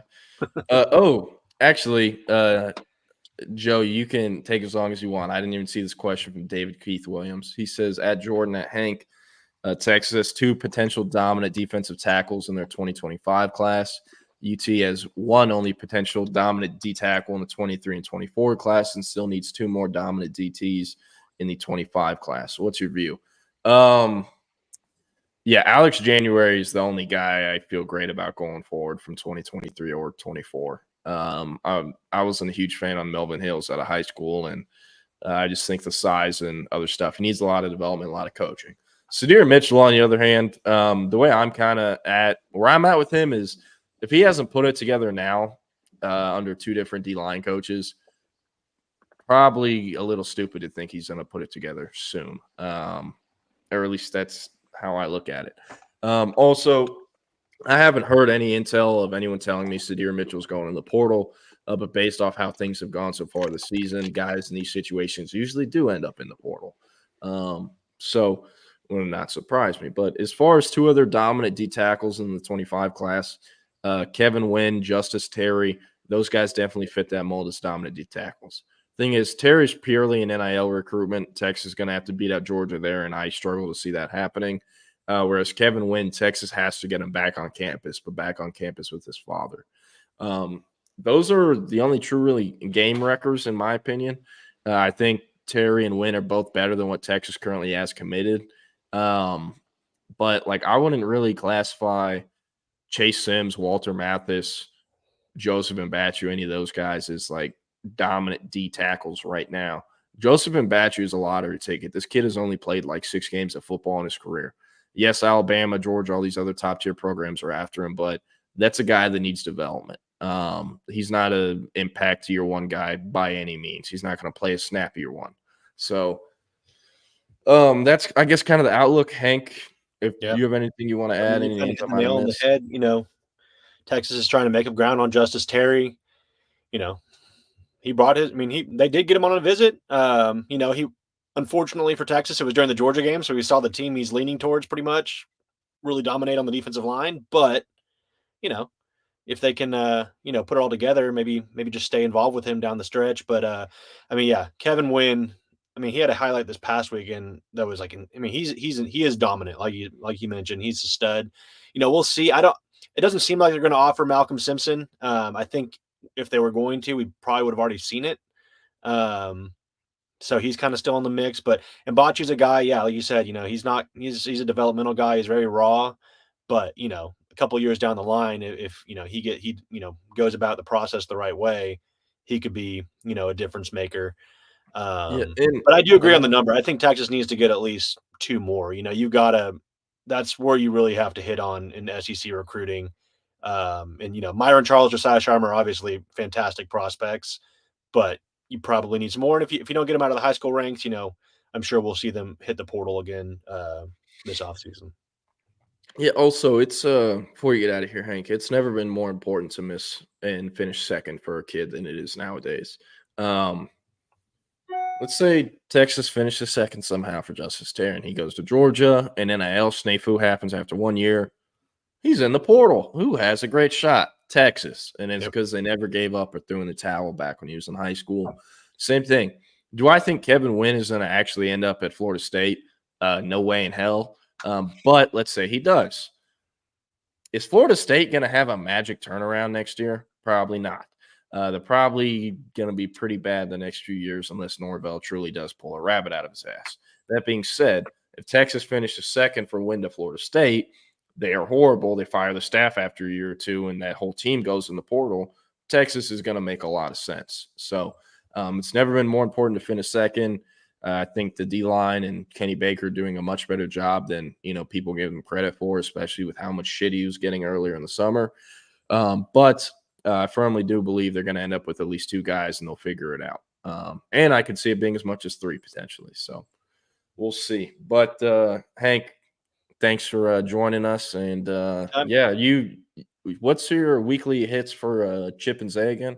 What are the days? Do Tuesday at 2:15 Central Time. Okay, got it. Well, we'll be back tomorrow. But go tomorrow. check out our work on Horns 24/7. Got the Stampede up, a few different notes on prospects in 2025, 2026, and a little look ahead to the portal. Around the time of the year, we start to hear names. Also, every year the portal's a mess to cover for us, but this year it's truly going to be a mess. For the first time ever, early signing day is before the transfer portal window opening, which is going to make it much easier for coaches to lie to their high school kids that are committed about them not taking guys in the portal. Because before you had to, make sure the kid signed and then you get the portal kid. But the window's also been shortened. It's 19 days, December 9th through December 28th. So that happening while the college football playoffs is going on. Obviously, if Texas is in the playoff, they'll get a window extended for their players to enter. But that doesn't really help Texas a ton. So we'll see. Anyways, I'm going to stop talking. Hank, you can go ahead and get out of here. Later. But yes, sir. Appreciate you. Thanks. Joe, where are we going from today? Where are we streaming from? Obviously the car, but what part of the map? Kentucky today. Had some internet issues at the house, and then that somehow got a double whammy of some construction at the neighbor's house, so it was just crazy loud. So I was like, maybe I just need to take the show on the road today. Yeah, hey, not a bad idea. Nice lighting setup. Yeah. How are you doing today? I know you're Mr. G5 football. What was the game you had the most fun watching this weekend? Oh, man. Boise State in that UNLV game on Friday night. Very exciting. Good finish there. And UNLV's run defense is they're legit. Like, anytime you can hold Ashton Genty to like 100 and under 150 yards, I should say, that's a pretty strong testament to what they're doing over there under Barry Odom there. But yeah, I'd say that was probably my favorite one. Very disappointing Notre Dame Navy matchup, but those are the two big ones. Yeah, I love Jaden Greathouse and Leonard Moore over at Notre Dame. A few other Texas cats they got, but I root against Notre Dame every chance I got. I wanted Navy to win that game so bad, and it was over so quickly that it was just like, damn. Yeah. The sad part too about that was they really did just beat themselves. I mean, they fumbled 6 times, and I believe on 4 of those, A, they didn't recover it, and B, if you go back and watch the tape, Notre Dame didn't even force the fumbles. They just dropped the ball. So, I know they're going to work a lot on ball security this week. And I know Horvath had the hand injury too, but like, tough to say how much that actually affected things. But because obviously not all of them were him, but anyway. Yeah, no, I mean, what I thought was ridiculous from that game was the targeting call at the end on Kingston Viliamu-Asa. Mm-hmm. Like, what can he do in that situation? He's just going to let the QB throw a pass in his face? So right. I thought that was nuts. Also was kind of, it was cool to see him play. I saw Viliamu-Asa at the All-American Bowl in January, and he was really, really good there. Was kind of interested, how much he'd actually play year one, because he was he was a guy that looked like an NFL player already in terms of like how he was put together from a physical standpoint. But when it came time for different agility drills and other stuff, he stuck out and for the wrong reasons. And it's because he was slower than just about any of the other guys. So I was curious how that would impact his development once he got into college. But he does look like his play speed has improved. And kind of weird saying that from a linebacker. But, he looks like he's done pretty well. I haven't watched a ton of Notre Dame this year. But I've loved what I've seen from Leonard Moore. They've obviously dealt with injuries at corner. I was super high on Leonard Moore coming out of high school. I can't believe we had him as a 3-star. And Texas never even looked at him, and his dad was a professor at Texas. So, but that's a story for another day. Because we got Mr. Eric Henry. Where are you in the press box at DKR? Sir, I am at the Mecca. As you can see, that ain't the empty LA Coliseum. That is not the empty LA Coliseum. That is Darrell K. Royal. Texas Memorial Stadium. Bishop Steve Sarkeesian's presser here. I'm trying to look and see if that, Jordan, last time I did this, no, that's not Sark. Okay. Last time I did this, Joe, to fill you in, last time I did this here from a bye week, Steve, as soon as I'd gotten out of the presser, by the time I got here, was just walking laps as a true football man, getting his steps in. How does he do that? He walks around the playing surface at DKR. Did it 12 times in a row, Joe, which that's not a short distance, but that is not Steve down there. Almost looks like Kyle Flood, kind of, sort of. Does Sark cut the corners? Does he go all the way around the No. Sark goes Jordan, you've been here a million times. Like, he does not cut the corner. Like, he goes all the way back to where you would see if you're on the Texas sideline, like those the coverings that they use. Like, he walks all the way around, walks all the way to almost as if you would make that turn to go to the locker room, and then cuts it all the way through the visiting sideline. So yeah, that is a true football man getting his steps in that way. What's going on, boys? Hey, yeah, I was gonna say, next time you see Sark, you're gonna be like, "Hey, coach, the track is like across the street, right? If you want like measured laps instead of estimating it with yards, but no, don't do that. Yeah, but no, I don't know what happened to Joe. He had some network issues with his Wi-Fi at home, and apparently he's pretty loud too. So he said he's doing the car and the show today, or the show in the car today. So I think he might have just dropped connection. I don't know what happened there, but no, I had a good weekend. I was the time in Nashville. I loved your tweet about the white women Disney World. Listen, for those of you who missed my tweet, I'll just say it. I don't have the energy to pull it up, but basically, I want to make sure that it was known the views were of me and me alone. I don't want 24/7 Sports, Horn 24/7, CBS to be implicated in this. But I said that what Disney World is to children, Nashville is to white women. And I had several white women agree. Like, Jordan, what gave me the confidence to do it? Like, I knew I was right, but what really gave me the confidence is we had the homie Caroline Fenton on Friday. And she was like, yeah, as like a blonde, stereotypical white woman who lives in Nashville, she's like, yep, that's what it is. And then I was reinforced by the amount of white women who liked that tweet. So yeah, I just felt, it was right. You hit the nail on the head. And it's or as someone commented, it's like our Atlanta. No comment. No comment. I am staying out of that. I'll make fun of the white people. That's not all I'll do. But no, I thought that tweet was hilarious because I went to Nashville for the first time last August when I saw Jarrett Gibson, Jordan Johnson, who Bell play Lipscomb Academy out in the Nashville area. Yeah. Good friend of the show, Colin Kennedy, actually owns a condo in Nashville because he used to work at the 24/7 Sports headquarters up there. Okay. He drove up there, and I flew when we went to the IMG game. He picked me up from the airport. Man, I get this car. The very first thing I said to him was like, why are there so many goddamn white women?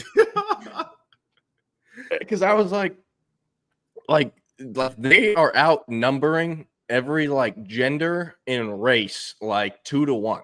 Yes. And I was like, wait, what's going on? He's like, man, you got to understand, this is like the stronghold for white women. I was like, okay. And then he took me to Broadway for the first time. I saw these BS ass like Florida Georgia line. Why do y'all have a bar? Why do these other people have a bar? Everybody has a bar. I mean, and who are they filled with? Right. Women wearing the same copy and paste outfits. So I'm like, man, let's get out of here. So Jordan, real quick before Joe hops back on, like one of the funniest things that I saw about that was I'll give a shout out to Megan Fancy Boots on Twitter. Of course, used to do her show here on Texas Sports Unfiltered. She commented that like basically it was all of the white women coming to like cosplay as country girls, basically saying that none of their boots were broken in. They all were like fresh boots, no creases, no nothing. And that basically is correct. Listen, I'm not mad at it. All right, there's Steve Sarkeesian. So he's walking about the 15-yard line here. So it looks like he's gonna start his walk, but he's going the distance. But nah, man, here's the thing. Like if you're a single man, Jordan, you're not a single man, it is definitely a paradise, but it's one type, right? So you just got to know, like, and you're probably gonna be outnumbered because you're probably gonna have to like crack through 3-4 friends. So unless you got like your boys with you, just know it's gonna be a tough situation. Yeah. No, I was out there with Colin and I was single, and Colin was married, so we didn't get up or is still married, by the way. So you said was. Yeah. So just want to make that clear. But no, Nashville's cool. That's I'm not gonna lie, I've lived in Texas my entire life. Never in my life have I thought I'm gonna live outside of the state. But Nashville and Chicago are the only places I've been where it's like, okay, I could actually probably picture myself living here. Jordy, so- as someone who have visited Nashville plenty of times, actually applied for jobs out there, didn't get any. And I lived in Chicago for 4 years. I can definitely appreciate that because, certainly good vibes here. As Sark's gonna start it up. He is that is a as a You should man. do a time lapse of Sark walking. We'll go ahead and bring in Joe Lonergan back in here. Joe, you all good, buddy? Yeah, apologies.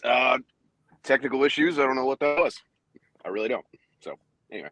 Good. No problem. Well, I guess they continue in.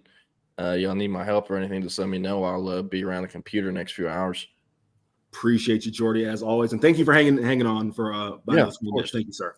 Of course. Well, don't spook Sark during his walk. And Joe, hope the connection continues.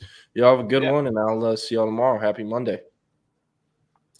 Appreciate it. That was It's Only an Hour with Jeff Howe, Hank South, and Jordan Scruggs, 3/5 of the Horns 24/7 team who are on the payroll here at Texas Sports Unfiltered. We are Fall Start. I am Eric Henry on a Monday. Believe it or not, I am in fact here. It is Texas's bye week, so it is just Steve Sarkeesian's availability, no players. Feel free to drop any questions you may have in the chat as far as what Sark said. Be more than happy to answer them, but we will be with you for the next 40 minutes. Joining me is my good buddy, longtime friend. Depending on who you ask, some would say, future co-defendant, but, we haven't gotten in that much trouble. Mr. Joe Lonergan. Joe, what's going on, bud? That was funny. It's been a hectic morning, man. Doing it on the road. Had some internet issues at the house, and then just the house was not a constructive place to be as far as hosting a radio show this morning. So had to do the next best thing.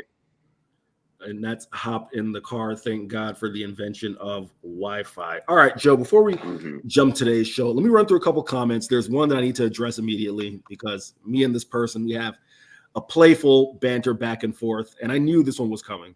So I'm just going to take it head on. Quad Standard Labs. Yes, Joe, I did poop all over Kirk Cousins. The thing is, my thing is like, I said that Kirk Cousins is kind of that girl who, listen, there's nothing wrong with that girl, right?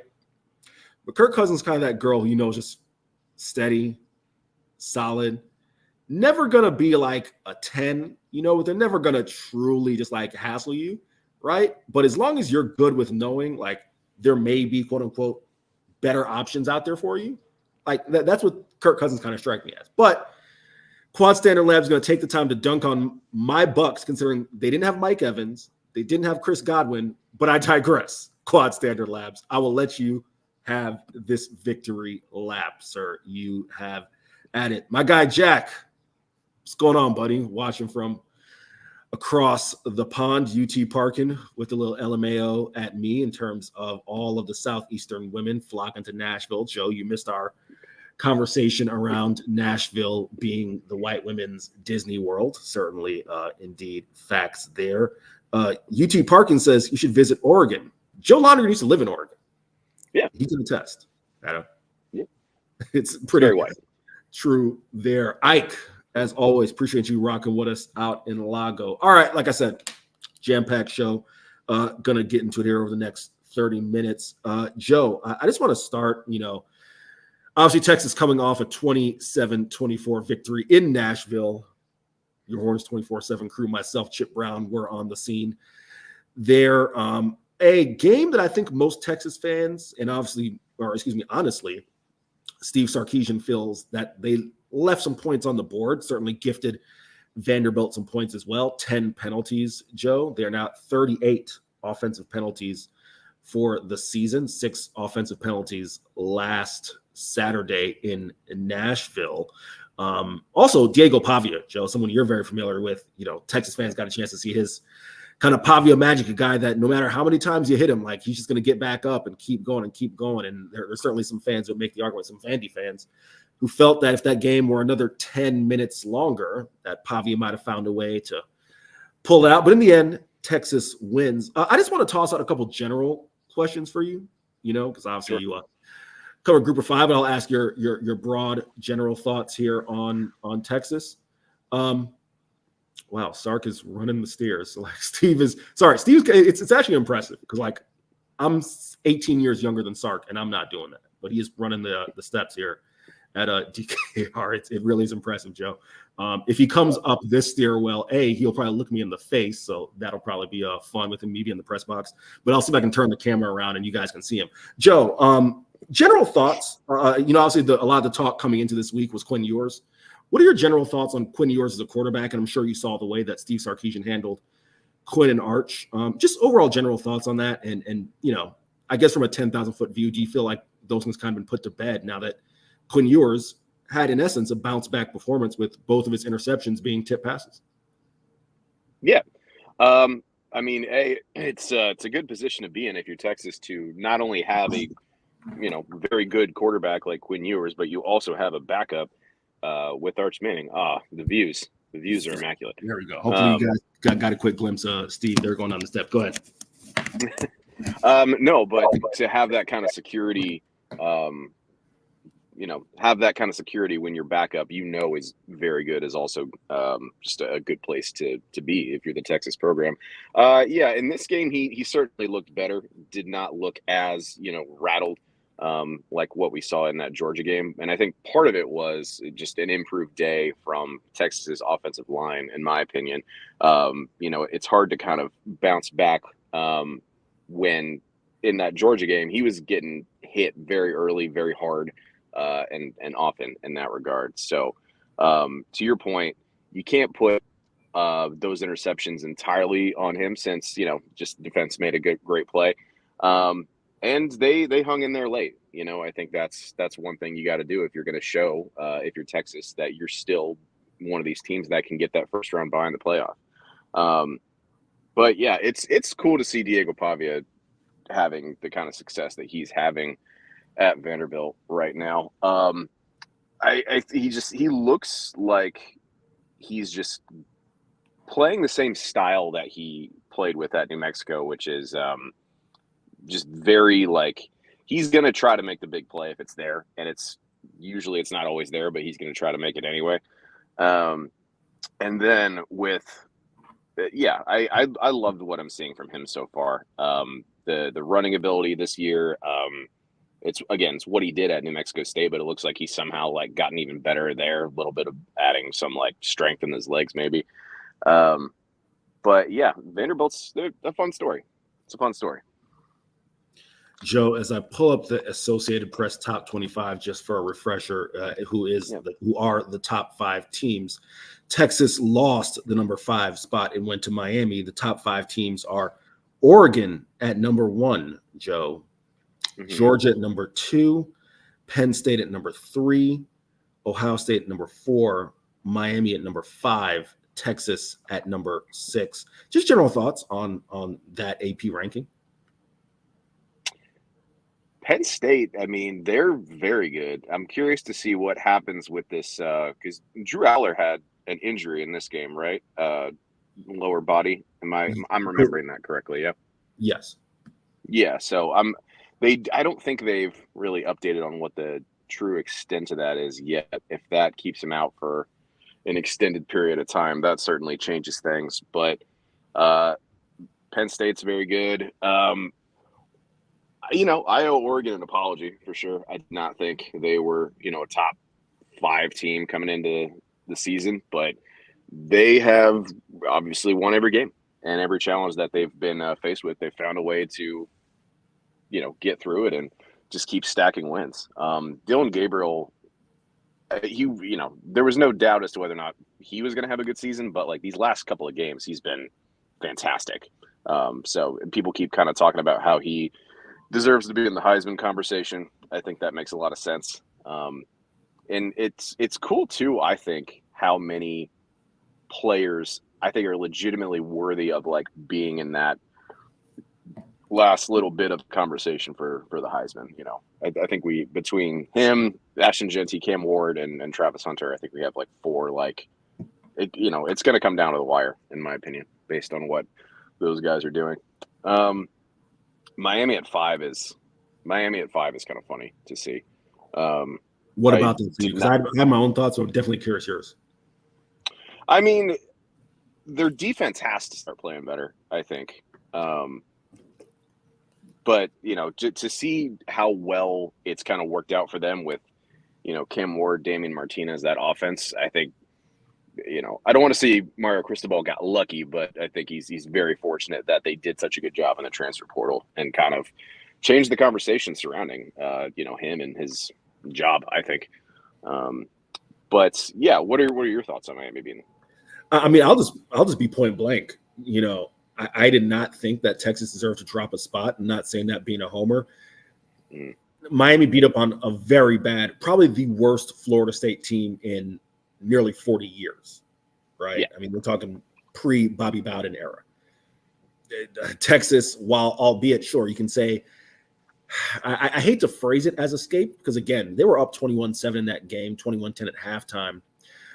It was a late score, that made it 27-24. The game was pretty much iced away when he was 27-14 following the Burt Auburn field goal. Nevertheless, I am probably biased, Joe, in the sense that I think, and no one's going to disagree, right, the SEC is a better league than the ACC. And Miami's had so many near misses this year. I mean, they've had several, this year. We can say they probably should have lost. I don't know. I think Miami, I'm going to be really interested to see, Joe, over the last few weeks, how they fare. Because if, especially when you're talking about the Big Ten, right? You're probably going to get one more loss in there. There's a possibility in the Southeastern Conference you get one more loss in there. So you tell me Miami could go up just based on if they handle their business, their conference as high as maybe 3 or 2.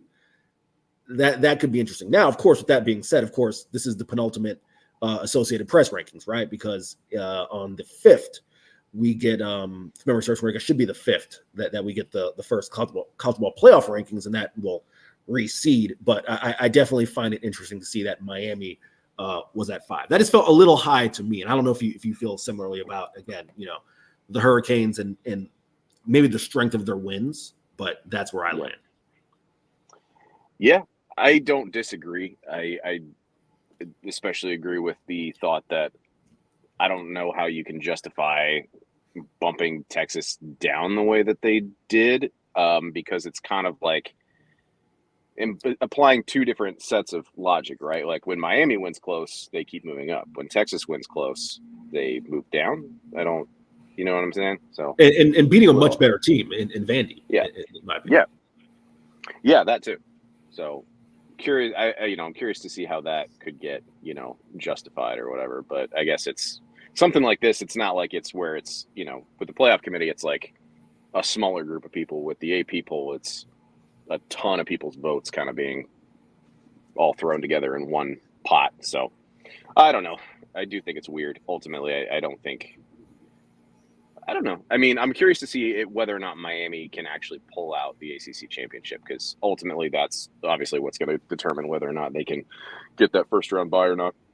Of course. All right, Joe's going to pause for 60 seconds. Give a shout to the fine folks who make Texas Sports Unfiltered go. And if you're a regular listener to this show, you know that audio-visual consultations is your hookup, Joe. If you are in the market for a new man cave, a woman cave, or whatever cave, because you're going to be watching sports, college football is coming down to the wire, NFL, NBA season starting up, NHL, of course, as well.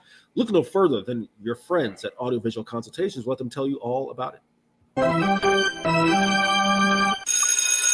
Hi, this is Tom McKay with Audiovisual Consultations. And Camilla McKay. Kid, what time is it? Old man, it's back to sports time. The hockey and football seasons are upon us. And baseball is winding down to the best part. And what about basketball season? I'm 5'2". Who the hell cares about basketball? Yeah, we're talking about watching, not playing. And in that case, you've got everyone covered, right? That's right. Audiovisual Consultations has been providing awesome systems and service throughout Texas for over 30 years. Installing home entertainment systems and livening up restaurants with incredible audio and video systems. We're talking multi-screen video walls. And home entertainment that puts you in the best seat in the stadium. Just give us a call at 512-255-8678. Hey, aren't you forgetting something? Oh, yeah, I almost forgot. Hug your kids until they beg you to stop. Watch a game with your friends. And make love to whoever the hell you want. Just give us a call at 512-255-8678 or visit us at avconsultations.com.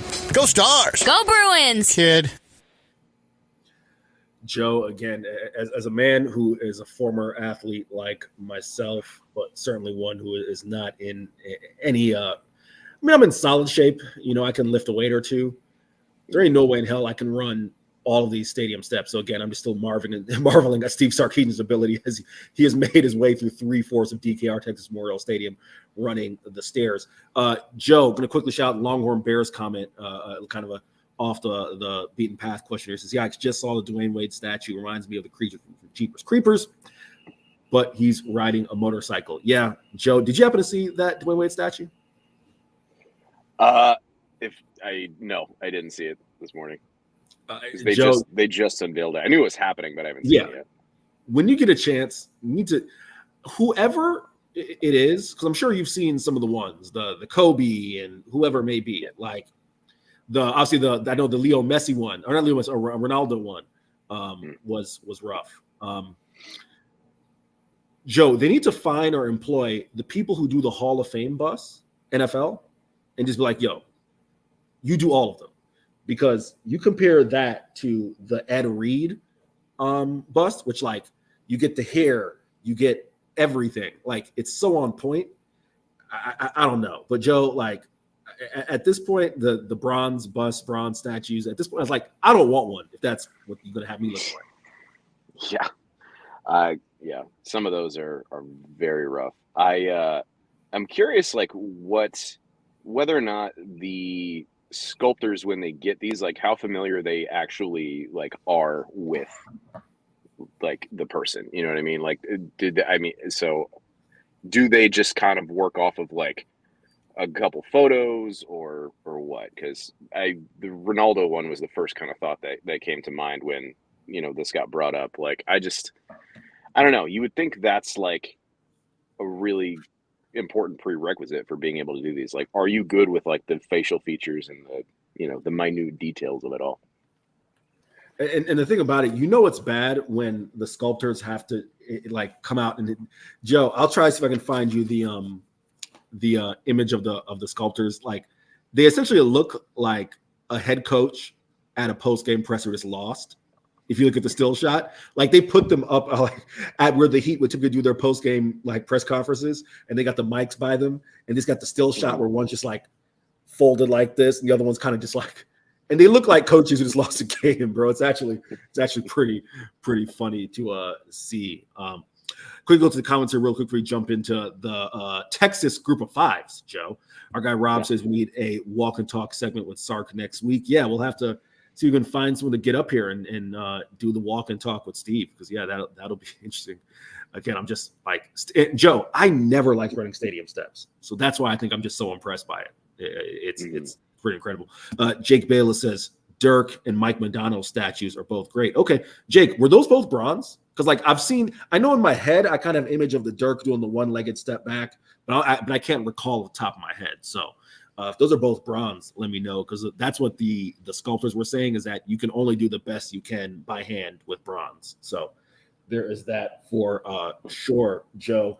As we got a quick sidebar, Chip Brown, the legendary Chip Brown himself of Horns 24/7 is stopping by here to grab his women's season credential. Do not have parking for you, bud. There is him, Joe, with that Honolulu blue hat on. Get that stuff out of here. Goodbye. I will see you later. I got to give my guy a hard time. I'll see you later, Chip. Joe, the Texas group of fives, obviously big news coming out of Houston. Rice chose to dismiss Mike Bloomgren. Kind of what are your thoughts there? And maybe if you want to do a whip around of the Texas group of fives and kind of the state of the programs at this point.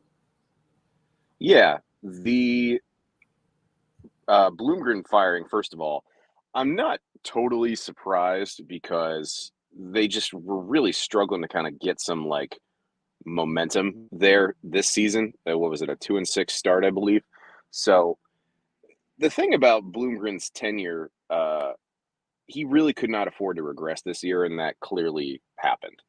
Every year since he kind of took over, they just were getting like a little bit better, a little bit better, a little bit better. And that's ultimately why he got 6 years instead of 2 or 3, like some of these other coaches do when it's not translating to like dramatic improvement right away.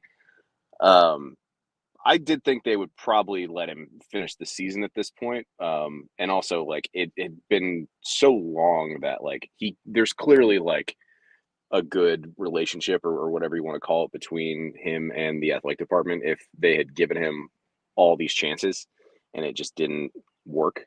It's also interesting considering how hard they hit the transfer portal and my opinion at the time, how well they did in the transfer portal, bringing in a lot of good former FCS guys. And, just it's hard to find people who are a good academic fit for Rice, first of all, just generally, but to find the amount of guys who had a ton of playing experience in the transfer portal come in, I thought was huge for them, but it's clearly not working. So curious to see where Rice goes from here, where they go to find their next coach and what they do differently.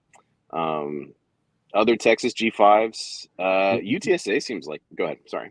No, I just want to say really quick, just before you whip around, for me with Rice, you and I covered G5s for a long time. You obviously still do. Mike Bloomgren struggled to get that quarterback position right. And I think that, if anything else, has got to be the biggest indictment. Same thing we saw Will Hall at Southern Miss get fired for having a ton of quarterbacks. If you can't, in the transfer portal era, find a quarterback, and this goes for even I critiqued Michigan, for example, right? There's no reason that a team of those resources, if you can't recruit it well, like the way Texas has, and you can't get one guy out of the portal that you think and not that you think, but actually is good enough to hold on that position, that to me is challenging. And yes, Rice had a couple guys that were kind of 1 year stops, but you got to be able to do a better job there. That was kind of my opinion, Joe. It's a great point. Got some of those guys like JT Daniels. It didn't work. And obviously he got banged up. Same thing's kind of happening this year with EJ Warner. Like last year, he lit the world on fire as Temple's quarterback. And then he comes in this season and it's nothing. And like I said, he's getting a little banged up too, but it's like, what's going on? Like, why is this where, quarterbacks' hopes and dreams go to die, apparently? So it's bizarre. Other G5s in Texas, UTSA seem like they kind of have it figured out, which is interesting. Pretty discouraging, like, start to the season for them, but rattled off a couple of wins here. Texas State, still good.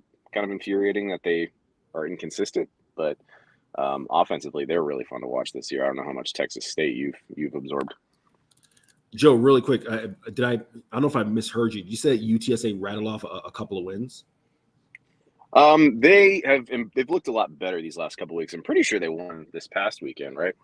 Unfortunately, Joe, you probably mixed up another game. They had probably a damning loss, Joe. They were up 35-7 on Tulsa and lost 46-45.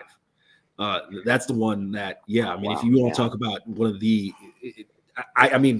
just a tough loss for Jeff Traylor.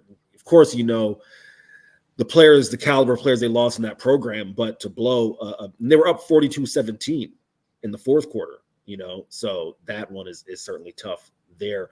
You asked me in terms of Texas State, I think it's fair to categorize Texas State as disappointing. I was never someone who thought like, okay, they're a shoo-in to be the Group of 5 representative in the Sun Belt. The Sun Belt, we all know, is a league that has a ton of parity, but at the same point in time, G.J. Kinney, you can't be a one-year wonder in my mind at the Group 5 level. You got to be able to do it back to back to back, and especially when you seemingly have a quarterback that is of the talent level that's able to get the job done, Jordan McLeod. So, yeah, there is that. I want to pull up SD's comment here because he says that Traylor needs to get out of there. Joe, I think the window's closed on Jeff Traylor getting out of there. I don't know how you feel, but I think he missed his opportunity if we're going to happen. Yeah. To be honest, I don't think Traylor wants to leave. I think he's been pretty open about how much he's, happy with like the amount of resources that UTSA gives him access to as a coach. And at the G5 level, it's hard to find. And the kind of financial backing that UTSA has shown they have in these last 2-3 years, and even before that. And just they have a super base, which is not always the case at a lot of G5 schools. So it's not a bad spot for him. But if he did want to advance, it's obviously not going to happen this year.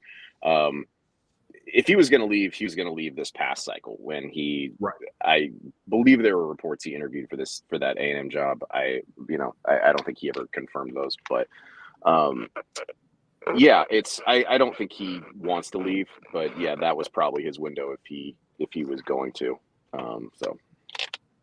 Yeah, no, and when we had him on the Horns 24/7 flagship podcast, Chip asked him about that, and Jeff just said, "Hey, I got a lot of respect for Mike Elko and A&M," and left it at that, right? So he did not, whether it's that and the Houston job, same thing there. Sam says, bringing players into Rice almost impossible because of the school. Got to be really smart to go there. Here's the thing, right, is that Rice has had success as a program.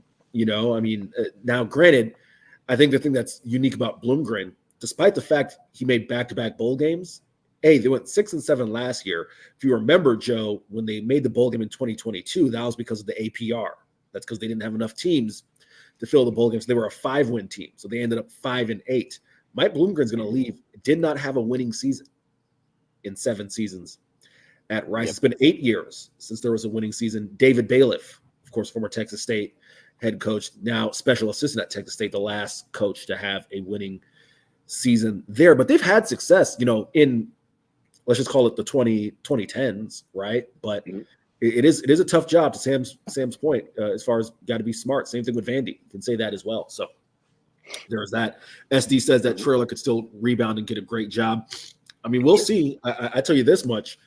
There's a school in Orlando that might be getting rid of a coach, or maybe we call it one of those mutual parting of the ways. How about that? I wouldn't be upset at a Jeff Traylor being in Orlando. That's just my take. But then again, that's just me speculating. Jake Bayless says he could always rebound. Matt Campbell has everyone sold he should leave Iowa State and cash in. Yeah, the Matt Campbell example one is a really good one, Joe, because people said for a while that he missed his window, and Matt Campbell continues to do well at Iowa State. Of course, has Rocco Becht, a Tampa product there at quarterback. Joe, let me ask you this, in terms of just one really quick before we kind of finish up the show with a couple general college football topics.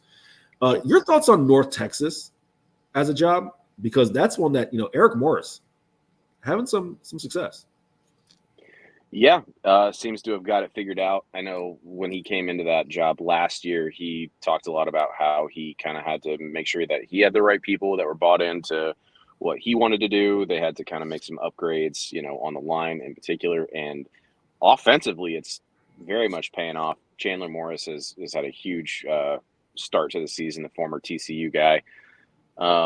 Defensively, they've, kind of like what I said with Miami, like if that defense was better, I think they'd probably be a more serious AAC contender. But they're fun to watch for sure. As a job, I don't really have a lot negative to say about it. I mean, another example of like an athletic department where it seems like for the most part, they do things the right way. They have an engaged alumni base. It's not super hard to fundraise. And of course, like it's not in Dallas, but it's pretty close, and which gives you access to a lot of very good, high school players throughout the state. And it's, for guys that want to, I guess just generally, if you want to go somewhere where it is within shouting distance of, Dallas and all that city has to offer, it's right there, and it doesn't have some of the same, headaches that living in a big city can sometimes have.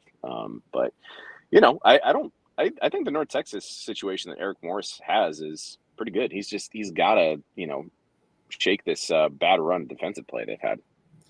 No doubt about that. The last one we'll touch on is UTEP. That's a job that, and I know, some of our listeners and viewers may find this comical.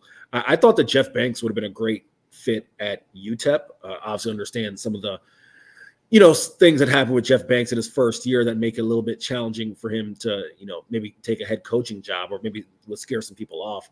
If you spend 10 minutes around Jeff Banks, the dude acts, conducts himself like a head coach. And I'm a big fan, Joe, of special teams coaches getting hired as head coaches because of the fact that they deal with so many positions. Obviously, Jeff Banks here at Texas, the tight ends coach as well. The big thing financially would be what's the incentive for him to leave Texas, right? Like, as UTEP, I'm not 100% sure what Scotty Walden's salary is. I don't think he's making $1 million. I know Jeff Banks is making $1 million here in Austin, right? So, like, what would be the incentive outside of purely wanting to be a head coach? But UTEP is another one, Joe, that kind of similar to Rice, not academically, but they've had success, in recent years. But, Joe, you've been out to that area, and it's just, as SD says, El Paso. I'm a big El Paso guy, but I think it's a very unique place to try and recruit people because, Joe, would you agree? I was telling, shout out to Corey Mose of KVU, of course, is on the beat here. I was telling him, as someone who's never been out there, that El Paso just feels more like a West Coast city.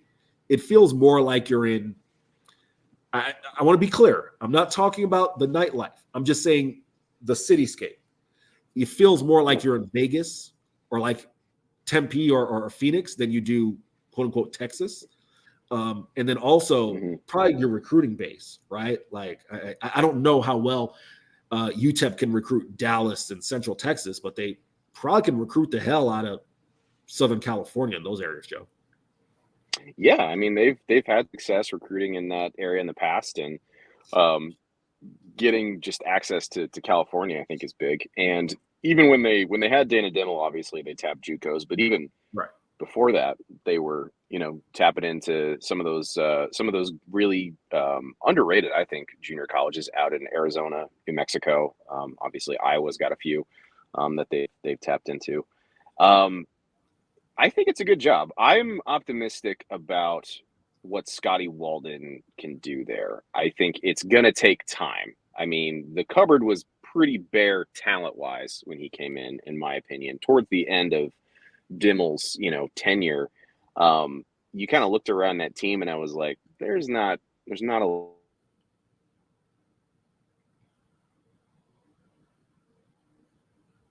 Joe, looks like I don't know if you're frozen or we lost you or what. So if I'm not hearing Joe, means the audience probably isn't picking up Joe as well. So I'm going to jump in there real quick with a quick Texas note, just looking down at my phone.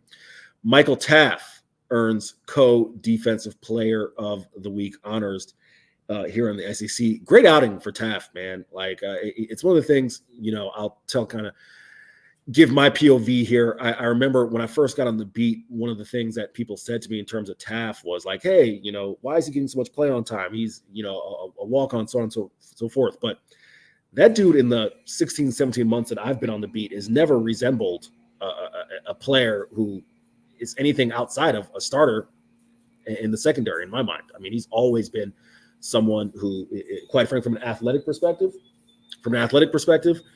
does a great job. Certainly not afraid to stick his nose in there and make tackles, and that's the thing with Taft. So shout out to him getting the co-defensive player of the week honors. Going to go and quickly run one ad for our friends. If you're in the market for a new vehicle, look no further than our friends at Covert Bee Cave. We'll let them tell you all about it, and I'll come back again. If Joe is not back on the line, I will come back and we'll close out this show with some Texas talk, get some highlights from Steve Sarkeesian's Monday presser. But as I said, look no further than our friends at Audio Visual Consultations. If you're in the market for a new vehicle, find that at Covert Bee Cave, not a Audio Visual Consultation. At Covert Bee Cave, let them tell you all about it. It's really a family experience. I walked in the showroom today and everybody greeted me by name. How you doing? What's going on? How's everything going? From a price standpoint, from a customer service perspective, just conversation when you come in, it feels no pressure. I want to buy cars here. The family buying car experience, one of the best that you'll ever have. Come and experience it for yourself. Covert, born and raised in Austin. No doubt about that. Shout out to our friends at Covert Bee Cave. Jack says Taff was on fire. SD says Taff Daddy is his name. Yeah, man. Like, again, Taff, it just, as I said before, athletic enough. I would say, to be completely honest, more than athletic enough back there. That's a really smart player. That guy's always in the right place at the right time and probably doesn't get enough respect. Again, think about it. You look at the way that the injuries at the safety room. Steve Sarkeesian referenced it in his Monday availability here that they got to get some guys healthy, especially if you're going to play potentially 6, 7, 8 more games in this year. They're going to need the depth. And if you go and check out the notebook, which will be out shortly, probably about another 2 hours or so on horns247.com, I'll write what Steve Sarkeesian said about the point of emphasis for this bye week is building up more depth so Texas is equipped to play another 6, 7, or possibly 8 more games. I'll bring Joe Londergan back on the line. Joe, y'all good, buddy? I'm good. If one more technical thing goes wrong today, Eric, I might have to just walk into the ocean. That's where I'm at. But think we're good for now. It is all good. It gave me an opportunity. Don't know if you heard it or not while you were frozen. It gave me an opportunity to reference Michael Taft, Texas safety, was named co-SEC Defensive Player of the Week. But I want to get this topic in before we get you out of here, Joe. Texas right now probably projected, if things stay as is, and of course if they were to lose the SEC title game, probably came somewhere between a 5 and a 7 seed. That of course would have them hosting a first round game here at DKR Texas Memorial Stadium. But I do want to ask you to kind of give your thoughts on maybe a couple of group of 5 teams that Texas should be familiar with, just in case that indeed is the case. Yeah.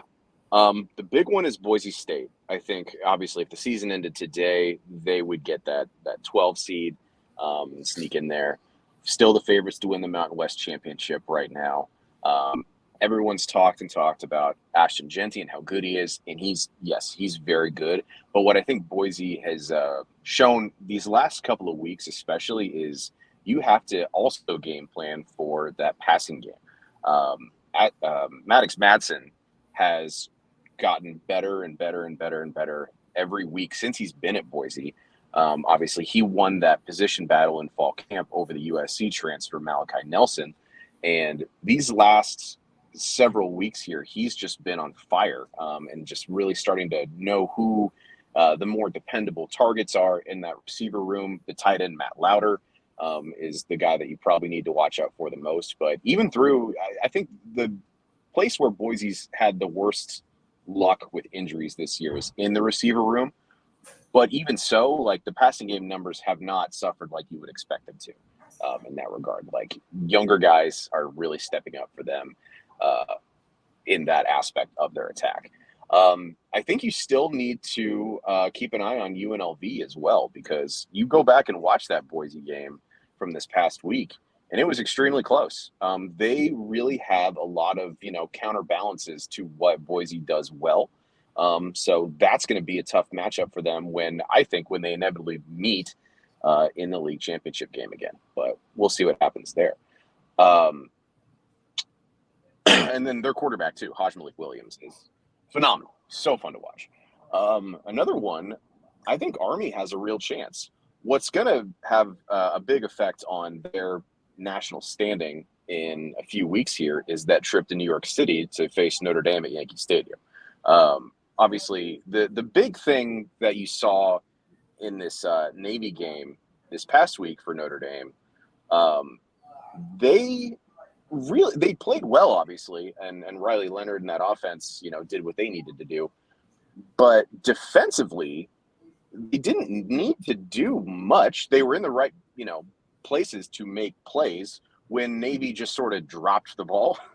I think Navy beat themselves more than Notre Dame beat them in that game is kind of the gist of my thoughts there. So how Army plays these next couple of weeks is going to be super intriguing, and whether or not they obviously, learn from some of their own mistakes. I think while they've obviously done very well and they're undefeated and all that, I think there's a couple of things that they need to work on. One, Bryson Daly, as good as he's been, he needs to continue to make good decisions with his pitches. There's been a couple times this year where I think he's had some ill-advised decisions on those triple option type of plays they run, and the pitch has been poor and kind of set up plays that could have been bigger disasters than they were, as far as, teams grabbing the ball and returning it for touchdowns and all that. And then defensively, I think they have stretches where they play incredibly well, and then they just sort of get a little bit complacent, in my opinion, and start kind of not, playing to the level that they can. I think that's what you saw in that East Carolina game, their most recent, because they had a bye this week. But 2 weeks ago, when they played East Carolina, I think you kind of saw them take their foot off the gas a little bit defensively in the second half, and that's why it ended up being, I think it was like 48-28 instead of 48-0, which it very well could have been. Yeah, and I think honestly Memphis is starting to creep back into the picture as well. I think that's the last one that I'll leave you with. Seth Hennigan, picture of consistency. They keep him healthy, and that running game too is actually starting to look really, really good. Coming into the year, I was a little. There were some questions there. They just not because I thought it was going to be bad. They just had a lot of new guys, and you didn't know who was going to step up. But Mario Anderson, the South Carolina transfer, has looked great in that backfield. So keep an eye on them. As we're coming up on the 1 p.m. hour, we will go to. It's Mondays. We're not going to Chip and Zay. I'm actually going to have to figure out who we're going to. But nevertheless, give Texas fans, I can't tell if this is Jonte Cook or Xavier Filsaime. I don't have my binoculars up here. And Joe, some of you'll appreciate it. It's a high view up here from the press box at DKR. And also, they're just in workout gear, no numbers. But it's either Jonte Cook or Xavier Filsaime who's up here just getting some cardio in, kind of running from the end zone down to the 40-yard line and back, doing a little stretching, a little calisthenics. So interesting to see some of the guys here getting some work in during the bye week. Joe, could you just talk a little bit? Because I think the Army matchup, we've talked about it some. That's an intriguing matchup in my mind, because I think if Army, or for that extent, Navy, if they're able to get back in the hunt there, they took a loss to Notre Dame. But if Army secures that group of 5 spot, just talk about how unique it is to prepare for that offense. And you'd only will be doing it one time, right? It's not an offense to prepare for on the regular, but just talk about that really quick before we head to the SEC Unfiltered crew.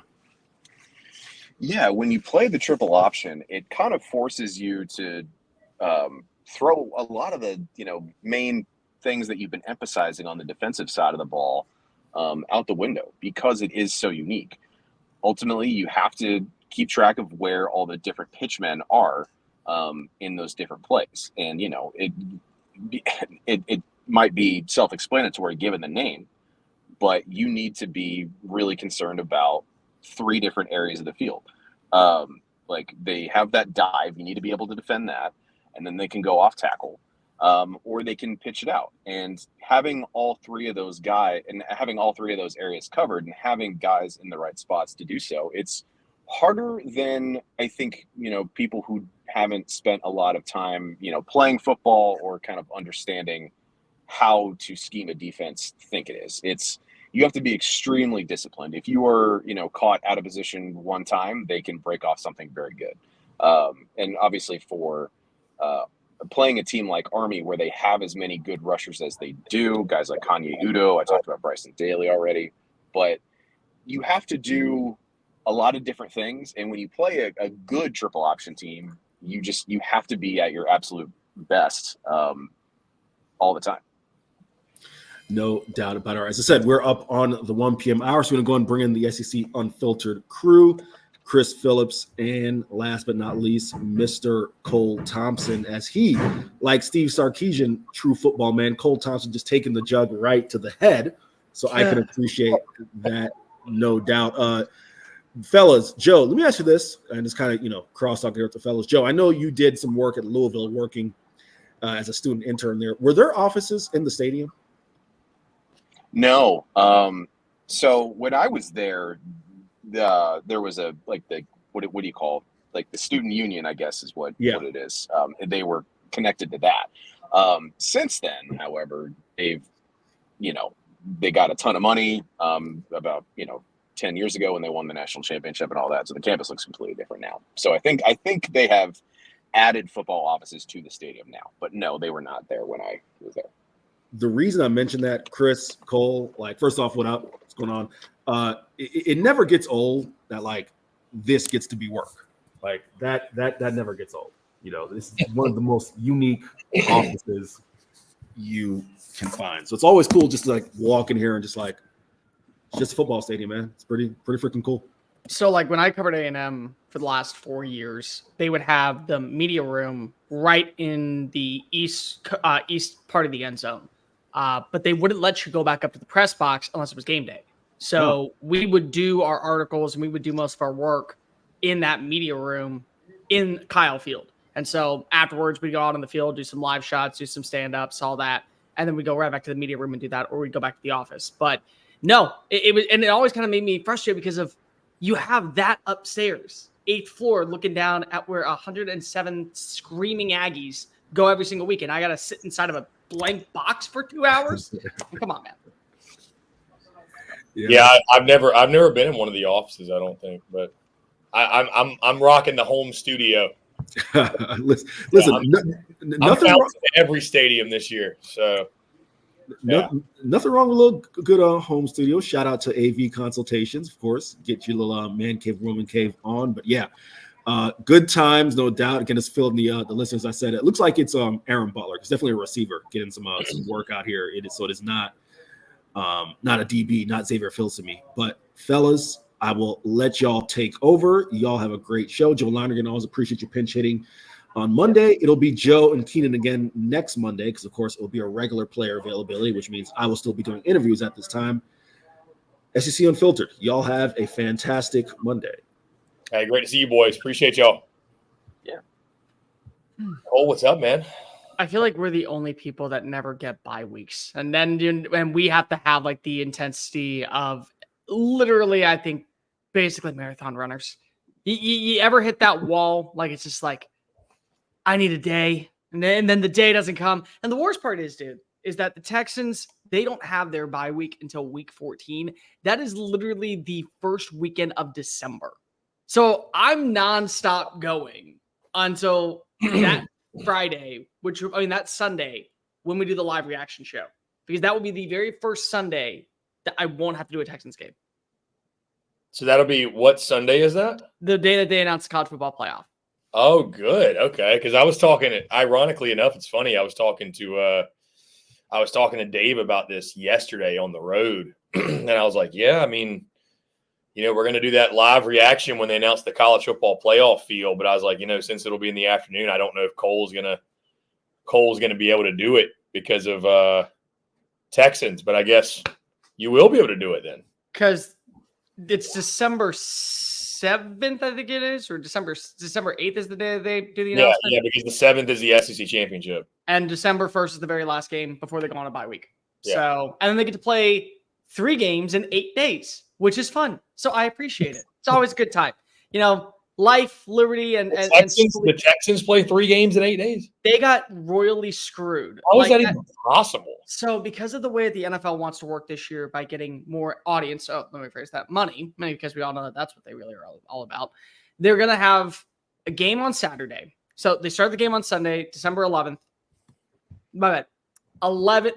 3 games in 15 days. My apologies. Anyways, so December 11th is the first game. They'll play against Miami at home. Then 6 days later, they'll play against Kansas City on a Saturday, which is the start of the college football playoff. So that Saturday, they'll play in Kansas City. 4 days later, on a Tuesday, if I'm not mistaken, because it's Christmas and they want to have a Christmas game, they're got to deal with Netflix and they're playing the Ravens on Christmas Day. So just as a friendly reminder, they play a team that last year went to the playoff, the favorites to win the Super Bowl, and the team that has the MVP within a 15-day period. Oh, and then they get to close out the year a week later against Tennessee Titans, which at this point, who knows if even freaking C.J. Stroud's going to stay alive because of how badly the offensive line has looked. Good God, don't get me going on this. So you're working Christmas Day then? Oh, I will be up in Adams inside of NRG Stadium. That's very normal for me at this point. Holidays are overrated. It's a joke. Work comes first. Who cares about those considerations? I'm actually I know there's probably going to be many people many folks in the comments that disagree because I know that, and by the way, Coach Tops has never changed, Cole. Never changed. I am who I am. This is why you bring me on. This is why I'm here all the time. This is why I go and I'm the number one closer for this channel. Yeah, they call on me all the time. Yeah, it's but I was going to say that there's probably going to be a lot of people on this channel that disagree because they loved the Texas A&M game being on Thanksgiving. I know a lot of folks love the Egg Bowl on Thanksgiving. Cole, I was actually really excited to see that none of the games are on Thanksgiving this year. I'm excited to just have Thanksgiving and not have Enjoy the show. Enjoy doing the show by yourself. You'll have fun. Listen, I'm not mad at it. I'm really not. I'm not mad at it. I don't care how you feel. I'm not mad at it. I don't mind having Thanksgiving. Then you enjoy doing games on Thanksgiving. What?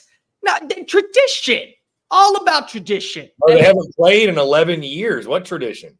The Egg Bowl. How about we start there? That is a tradition. It's a fantastic game. We got Elijah Moore lifting up his leg to give us Lane Kiffin and Mike Leach for 3 years. Like, that was the biggest blessing of all, and it happened on Thanksgiving. We had the one dude, I forget his name off the top of my head, one of the worst draft picks of all time that I can remember. He got drafted by the Kansas City Chiefs in the second round, where he jumps on the ball and then starts waving at the crowd. Oh, yeah.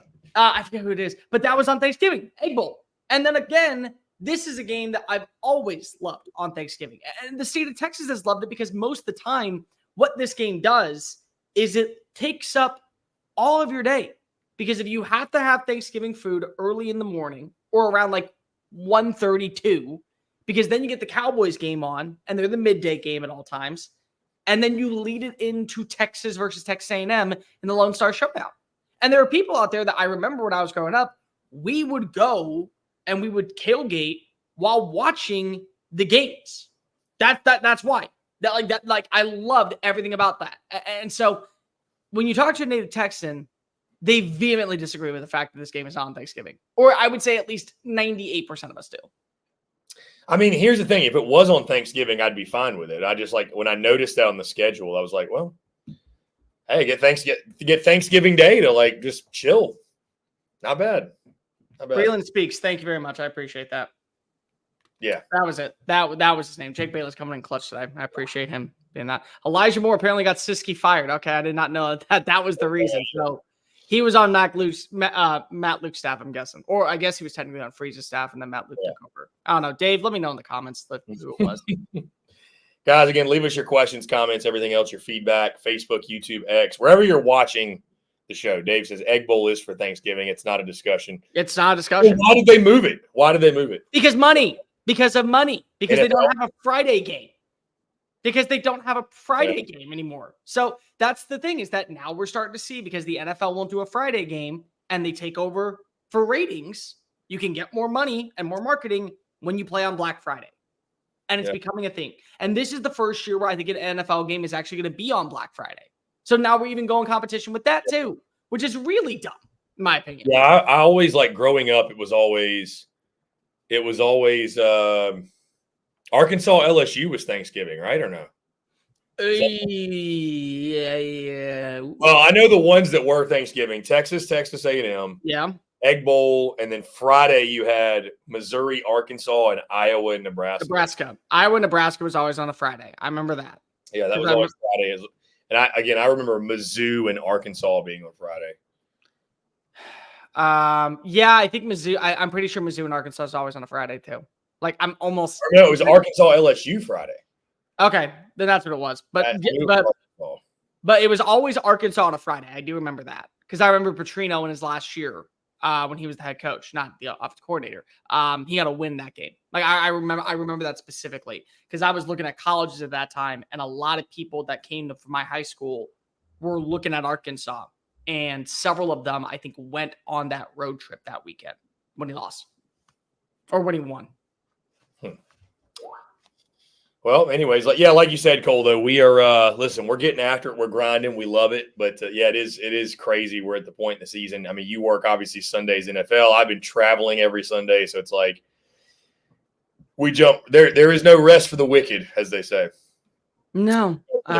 We jump back into it. It's so great. Also, the Texans play on Thursday. So that means that I'm going to go from – so I'm going to be on my Halloween makeup live here on the show. I'm very excited for it to unveil what I will look like. To then be back on Friday morning to then have everything on Saturday. To then come right back and do Sunday Fun Day when I get to do it live with you guys.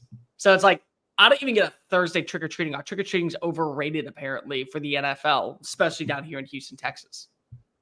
Yeah, Halloween game. Yeah, I got to go get a costume or something. I got to get a mask or something like that. You know what? Are you working with me on Thursday? I think so. Yeah. Okay. Yeah, it's me and you. So Yeah, it's me and you. We'll do something a little special for Halloween. Are you doing like a spooky segment this week or something? I'm doing a trick or treat segment this week. Okay, Who that's was right. a trick and who was a treat? Yeah. Okay, cool. That'll be fun. That'll be fun. Anyways, guys, yeah, crazy week 9, man. By the way, again, the Texas folks, this past weekend in Nashville worked exactly.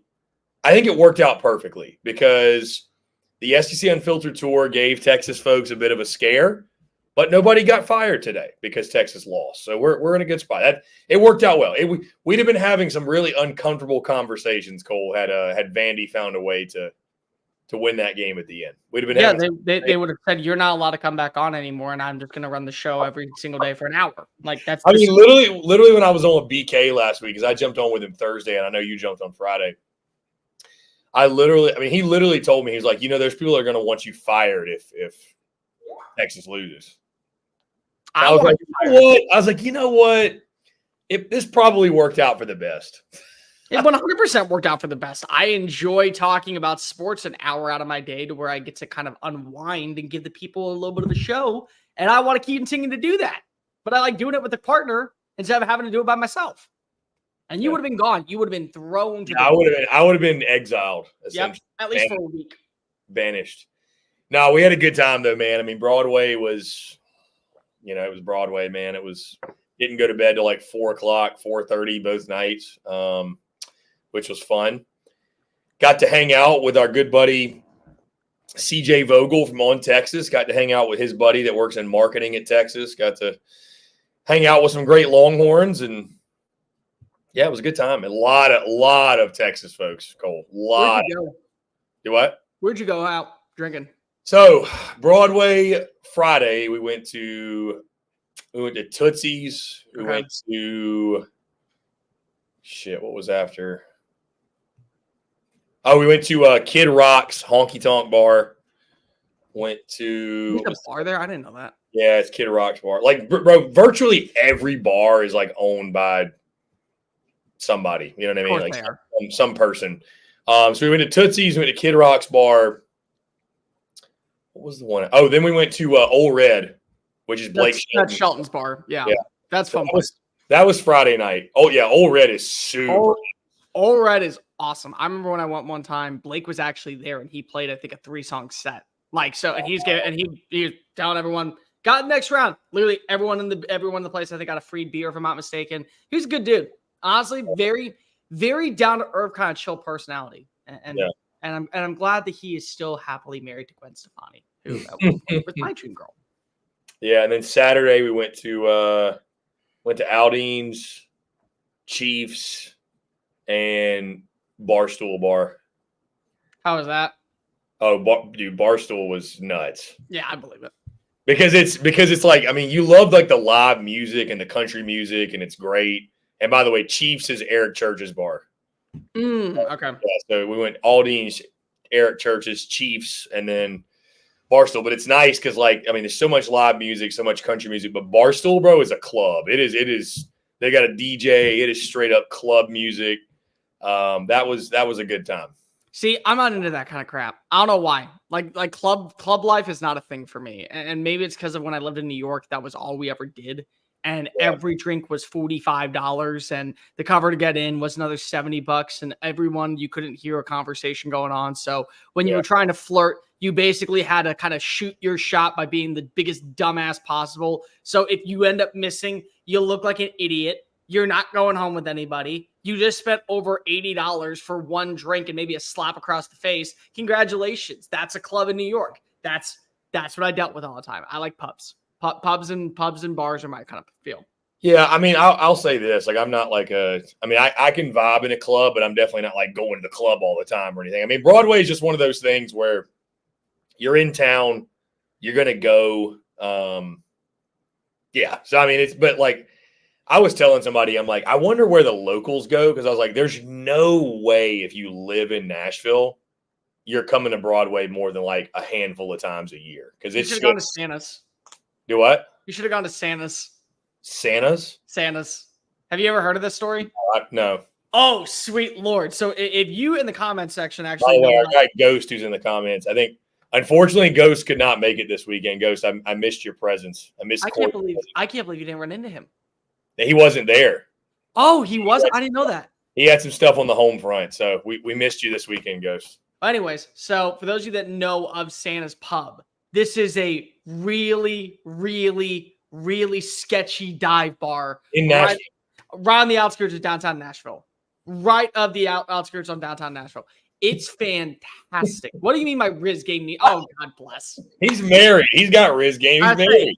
I'm 100%. I got a hot wife that went to Taylor Swift this weekend and got complimented on our dress. Yeah, you didn't go to Taylor Swift? Why the hell am I going to pay $1,500 for it? And then I say to myself, well, I'll pay $1,500 for a ticket to a college football game. But God forbid I sit for a 3-hour masterclass of musical art. Like, yeah, no, had no desire to do that. But Santa's Pub is the most sketchy ass dive bar right outside downtown Nashville. And it's owned by a dude that calls himself Santa. And the only thing about him that is truly Santa is literally he has a white beard. He's not fat. He's not jolly. Apparently he's an asshole. He and Kid Rock are like besties. And they serve like 3 types of beers.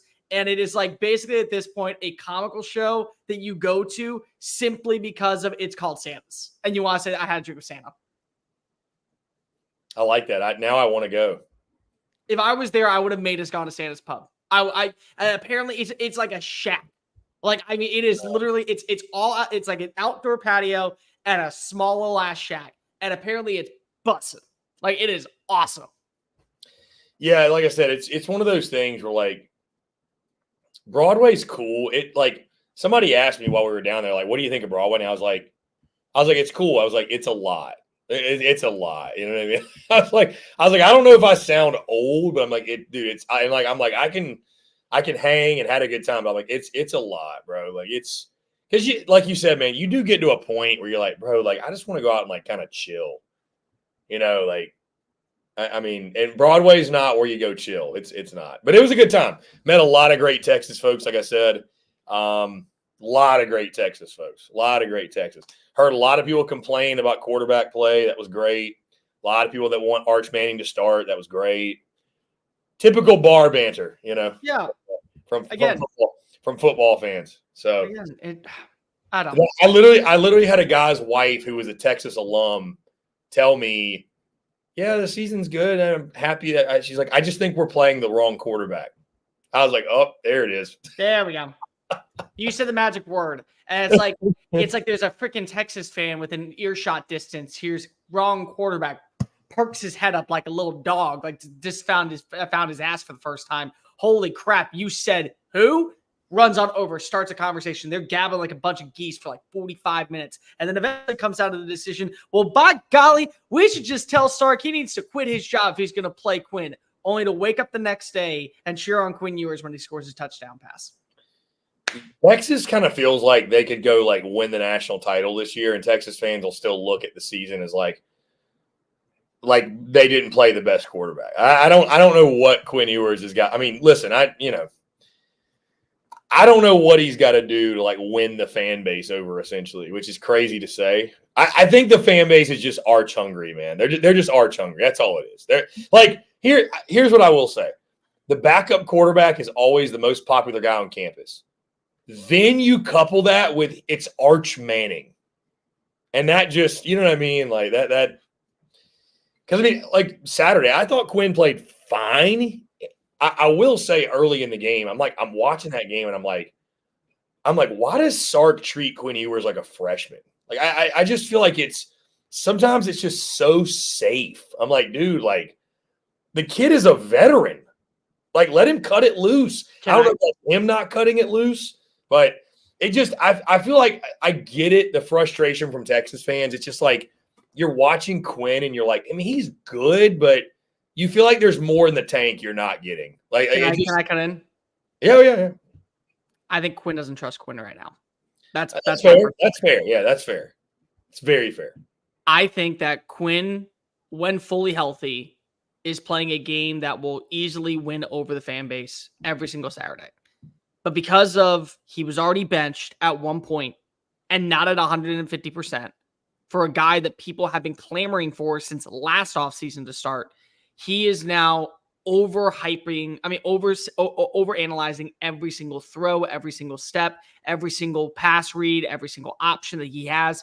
Because if he makes the wrong one, he knows that crowd is going to start getting bigger and bigger and bigger. And especially when people don't care that you're hurt or that you're not at full capacity or that you're dealing with some things, they want to see your team win because winning solves everything. You could be the biggest asshole in the history of college football, and if you bring home a national title, they'll build a statue of you outside of the stadium and they'll call you a genius. Like, that's the level of fans want in college football. So for Quinn, he can't play down to the competition, but he also doesn't want to overanalyze things too much to where he's throwing into triple coverage and it leads to an interception to where Arch Manning has to come in and save the day. And so I think all of that combined together is basically, for me, why I understand where Texas fans come from at this point, where they want Arch Manning in there. They feel like they got a better shot with Arch Manning. And Quinn is kind of feeling that pressure. And until he's fully healthy, I think he's going to continue to do this. I think to your point, it is an interesting dynamic from the standpoint of, you've got Arch behind you. Like you said, you've already been hurt once, benched once, whatever. Yeah, I mean, I to your point, I think it is has to do with Quinn than like Sark. I don't think Sark is holding him back necessarily. And I mean, listen, he completed 17 in a row on Saturday. He had 200 yards passing, I think, in the first half.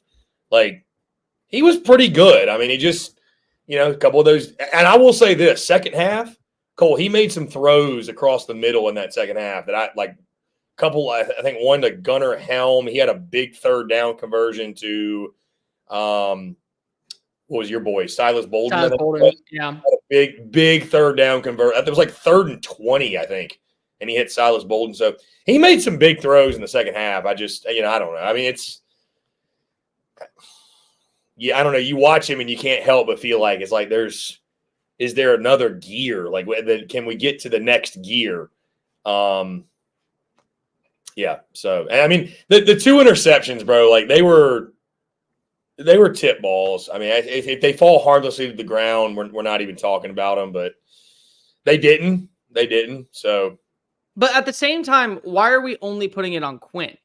Because if a ball is batted up in the air at the line of scrimmage, isn't that on the offensive tackle not holding his block to give a clean window for Quinn to pass? Well, we should also be putting some on the offensive line, to your point. He was under duress a decent, pretty decent bit on Saturday. I mean, they picked and chose their spots. When Vandy sent the dogs, they got to him. So. I think a lot of people also need to give a little bit of credit because the defense has balled out this year. Defense has been phenomenal. Their defense is playing at an elite level. But I think that you also got to give a lot of credit to knowing that you need Andrew Makuba in that back end of the secondary. You really need him there because with him and Taft, they play together and they play consistently. That is a recipe for disaster to make offenses one-dimensional. And Pavia, he didn't run the football extremely well. He did lead the team in rushing, but we know what his numbers usually are. He won through the year that day. I mean, he had 2 touchdown passes. You get him healthy Andrew Makuba, I think a lot of people kind of figured out that was a really good pickup by us from clubs in this offseason. Yeah, I mean, no Bond in that game either. Yeah. No Isaiah Bond. So, that was another thing. But, I'll be honest with you, Cole, being at the game, I never felt like – I don't know. I never felt like Texas was going to lose that game, if you want the honest truth. I never did. I mean, I picked Vandy, obviously, but I mean, from the flow of the game, there was more time. Like, I thought Texas was going to pull away and win that game by like 28, to be honest with you. There was a moment that they nearly did. That's the thing, too. Yeah. And Vandy just kept hanging around. And I mean, I'll tell you this, Cole, and one of the best compliments I can give. Vandy is a team like at this point, I think you dread playing them. They're not fun to play. They're not. Vandy is not a team that you're excited to see coming up on the schedule. Like if I'm an Auburn fan, I'm terrified. I'm straight up terrified because it's Diego Pavia is coming back into our house with his OC that literally beat us last year. at New Mexico State. So and a quarterback that also you would love to have on your roster right now. Would love to have on your roster right now. I will say you can't give any flack to Vandy. You can't, because I do think it is a different feel. You also got to give a ton of credit to Texas's defense, and you have to realize that Texas is kind of hitting a bye week at the right time. Because, Chris, I don't know if you know this, and I want to give a huge shout out to him because he did find this stat. So, Brooks Austin, the film guy, please don't come for me in the comment section and come after me on Twitter. I'm giving you credit where credit's due because if you came up with this stat, Texas currently ranks 18th in yards per pass attempt and pass efficiency. In their last 4 games of SEC play, they rank 123rd. So they're still having success and finding ways to win games and win 2 games in the SEC by double digits and nearly win a 3rd game by double digits, despite not having a consistent run game, despite having questions when it comes to their passing attack, and despite having questions when it comes to their on-field execution on the offensive line. That's a major testament to what we've seen from P.K. Patowski and Cheyenne Nansen in the defense. That is a critical underlying stat. Their defense is playing so damn well right now that I look at where you say, and you agree, like where you said, oh yeah, the game never felt like it was out of reach. Like it never felt like that we were going to watch Vanderbilt come back. I agree with you 100%. But it had nothing to do with the offensive performance. It had everything to do with the defense, and they gave up a late touchdown. That score is lying to you. I'm letting you know right now that score is lying to your face because if they allowed a late touchdown, but they were up by 10 points and 10 plus points the entire afternoon outside of the opening drive where it was 7-0. Yeah, their defense is suffocating. I mean, you think Vandy, those short fields obviously were a huge part of that game. Huge part of that game. So clean up the turnover. Great time for a bye week for Texas. Great time. Heal up. A little bit banged up right now. Get Quinn settled down and settled in. So I think it was a great time for a bye week. So and also just real fast, it's a great time for a bye week because you'll be getting healthy when an opponent that you next face is not going to be. And let's also keep it a buck. You're getting an opponent that's coming off of playing Georgia in the world's largest outdoor cocktail party. So it does extremely bode well in your favor that they're going to be a little disheveled, a little bit probably even manhandled and definitely exhausted. You should be at full capacity. Yeah. Any side note, Cole, any shot you think Florida gives Georgia a game? A game? Yeah, I'd say there's a 7. I mean, you and I are previewing this one, so it'll drop tomorrow, but I'd give it a 75% shot that they absolutely keep things interesting, at least for the first half.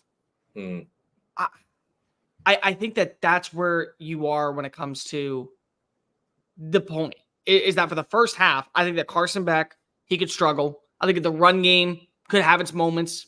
Definitely you could watch as Marcus Barr, who's really stepped on up as the number 2 for Florida, gets a couple of big-time breakaway runs. I feel like that Lagway might be able to capitalize and get a couple of big-time throws down the field to Shamir Dike and Trey Wilson. But if you're asking me for 4 quarters, Kirby Smart off of a bye, I think that you were the one that brought up this stat because it was right when we were previewing the Alabama game. He has 1 loss after a bye week. He does not lose when he gets 14 days to prepare. And he's getting 14 days to prepare for a rivalry match. You definitely do not lose that game. So if you told me like going into the 3rd quarter and we're like 5 minutes left that it's 24-17, okay, I could believe that. But if you tell me that the final score is going to be 24-17 with this Florida roster, Kirby Smart coming off a bye with this Georgia squad, I would call you asinine or ask who got hurt. Who got hurt to where this became a score where they just barely squeaked this one out. And they did that because they were already down one of the key elements. Like, that's the only way I can believe that. Yeah, I kind of feel the same way. Again, I'll be heading to Jacksonville on Friday. So looking forward to experiencing the cocktail party, first time ever. Many folks have asked about, I actually got asked by some Texas folks over the weekend about that rivalry. And because I think obviously many Texas and Oklahoma folks have never paid attention to it. Like, essentially I was asked, do SEC fans care about Georgia, Florida, Florida, Georgia, the cocktail party? I mean, I think they do. I mean, I don't know if I wouldn't stack the cocktail party up next to like Red River or anything. I think it's the SEC's, and I understand Texas and OU are in the league now, but like it was the SEC's version of that, of the Red River shootout. Oh, okay. I was like, not quite the same, because it's not in nearly like a historic venue like the Cotton Bowl, like. But I will say, like, growing up for me, and again, like my football fandom started in like the early 2000s.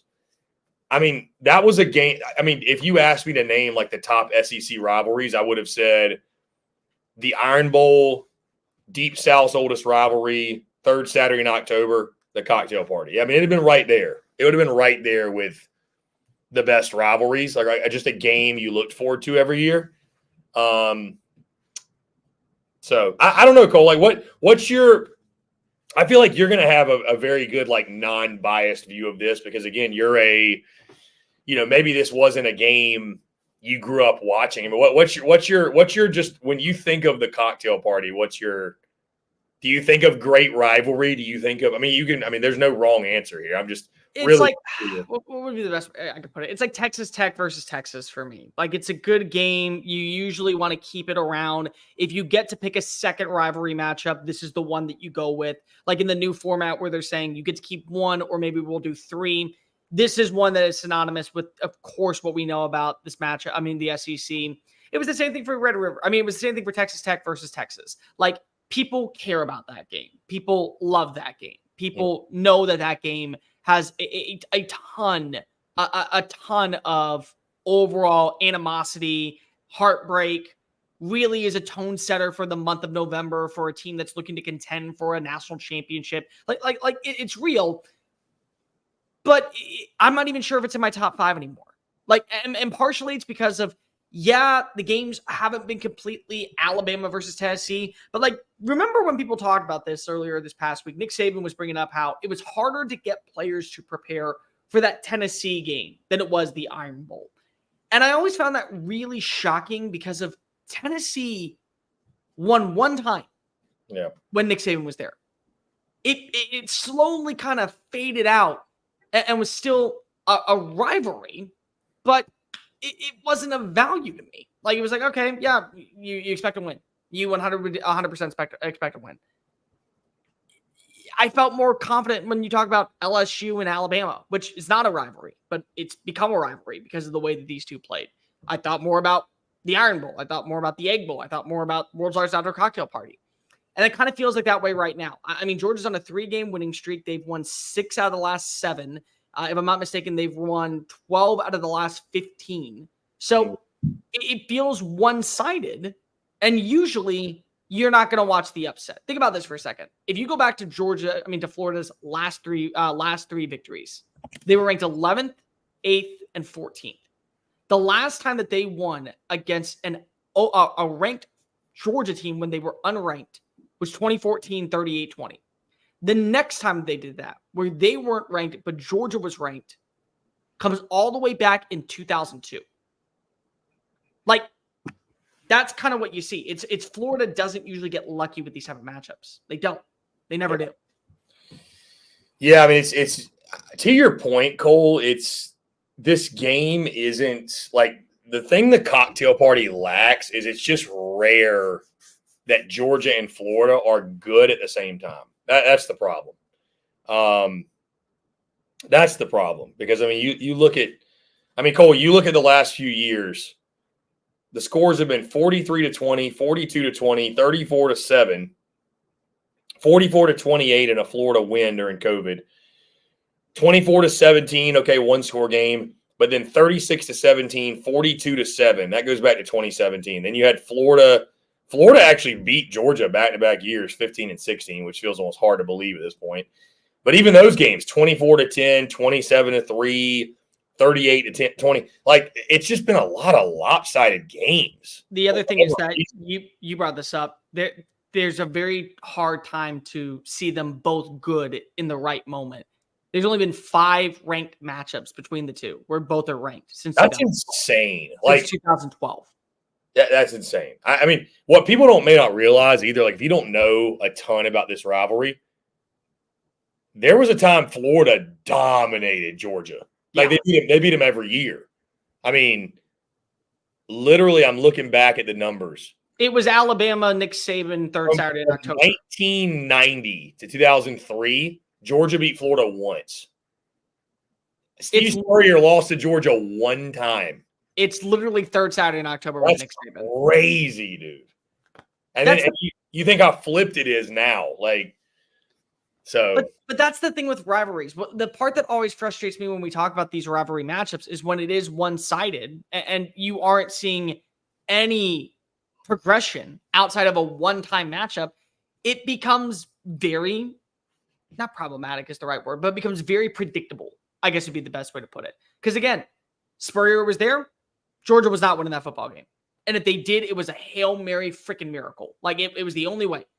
Nick Saban was there. Tennessee wasn't winning that football game. But you knew, even though they weren't perfect rivals, and even though they really weren't rivals to begin with, you knew that it was always going to be a good battle between LSU and Alabama. And that, I think, is kind of where you take that and say, you know what?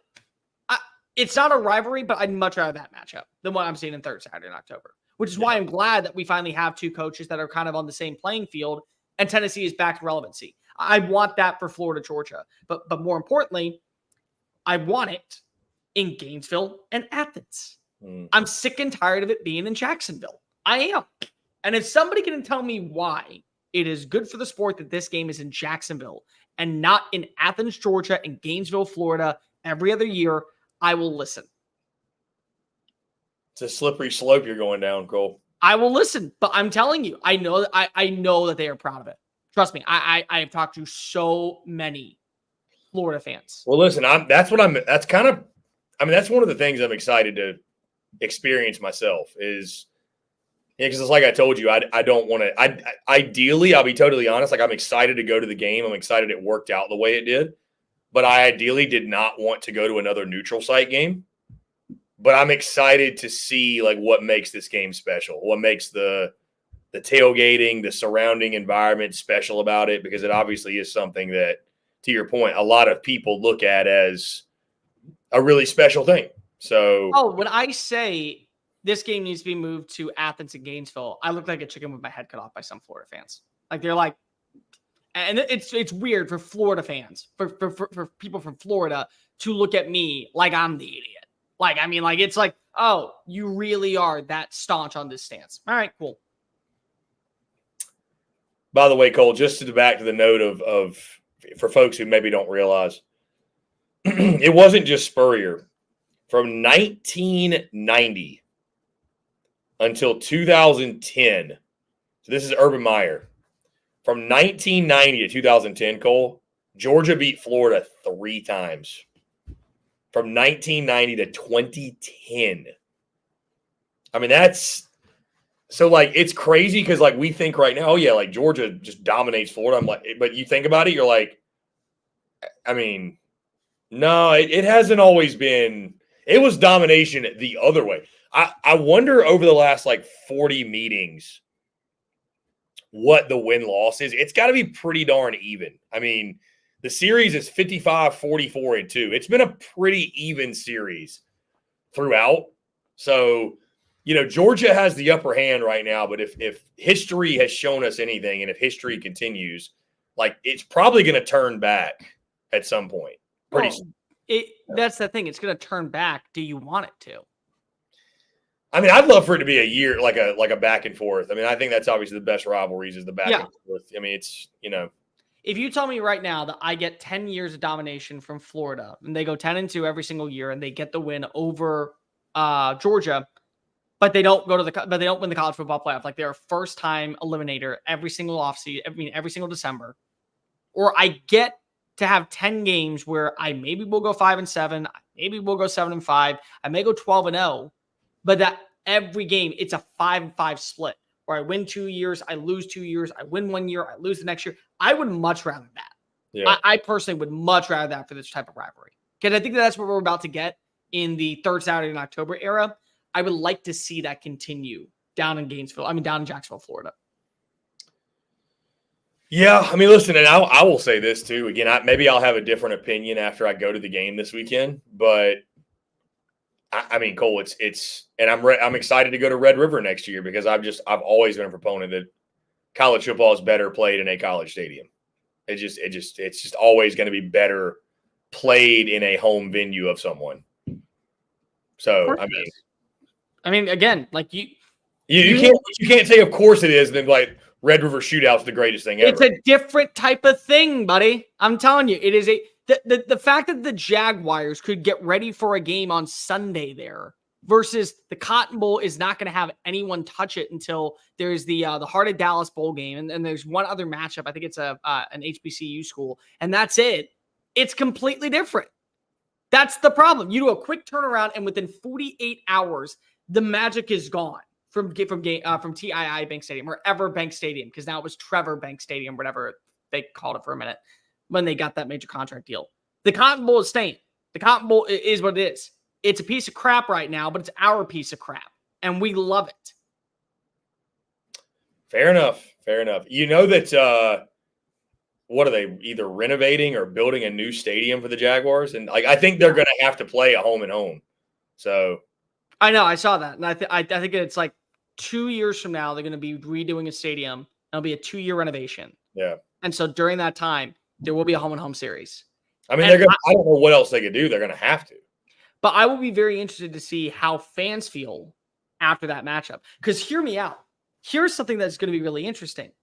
Florida right now is Florida. They're still trying to figure out what direction they want to go in. They still don't know if they're going to keep on hold of Billy for another year. They don't know if their team is going to be bowl eligible. But like, let's just say when that happens, they win both games at home and on the road in Sanford. Do they start saying to themselves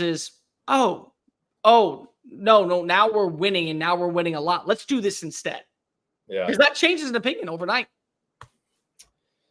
Yeah, you know, Cole, that in the 90s, they actually played the 1995 game in Athens. I don't know what was going on with Jacksonville. Okay, so I think it was like the Jaguars are probably building their stadium or whatever, or something was going on. They played in Gainesville in 94 and Athens in 95.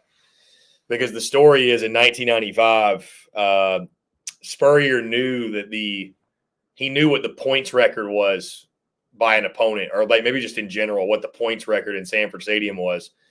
So he wanted to break the points record. So they went in there and scored 52 on Georgia.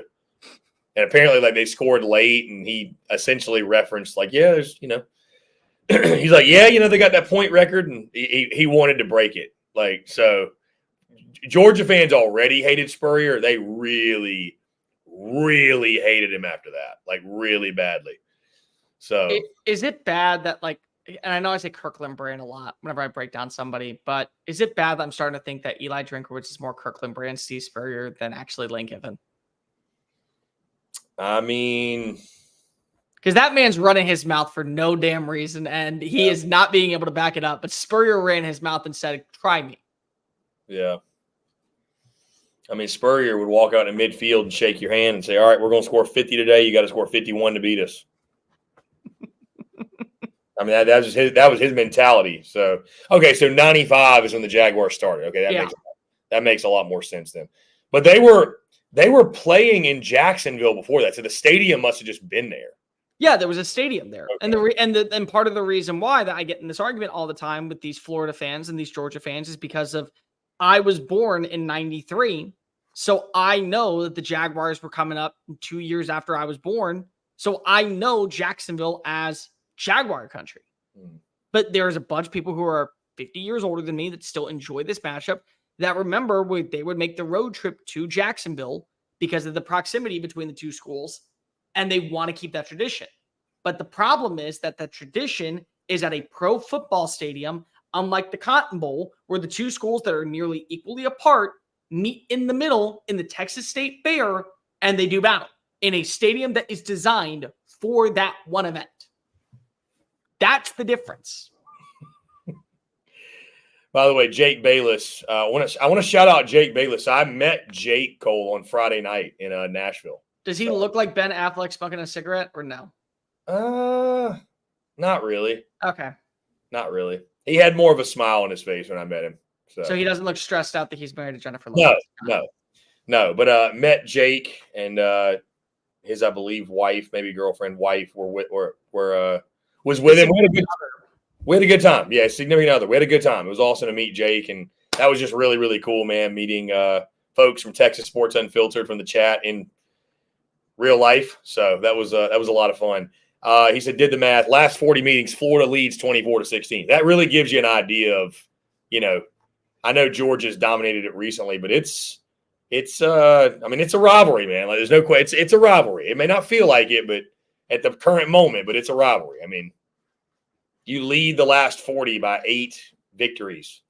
Yeah, that's a rivalry. Yeah. And that's the point, is that we live in recency bias and we don't go all the way back to the proximity at the beginning of this to where this does feel like a rivalry. And it has. But again, that's just me.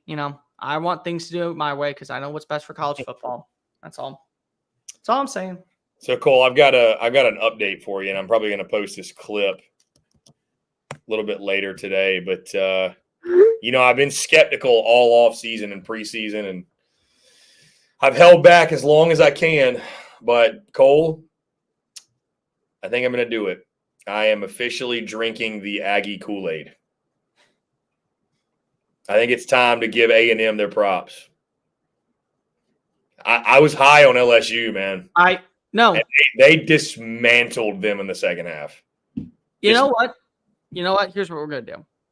I'm going to find out your address, and I am going to find dark red Kool-Aid mix, and you're going to drink said maroon Kool-Aid mix live on camera. Yeah. So that way, when I am right, because if I'm always right when it comes to this, and I know that next week they will finally be sitting with 2 losses next to their name and 1 in conference play, I will be able to tell everyone, well, Chris Phillips, he went from, instead of seeing teams rush the field, to drinking the Kool-Aid.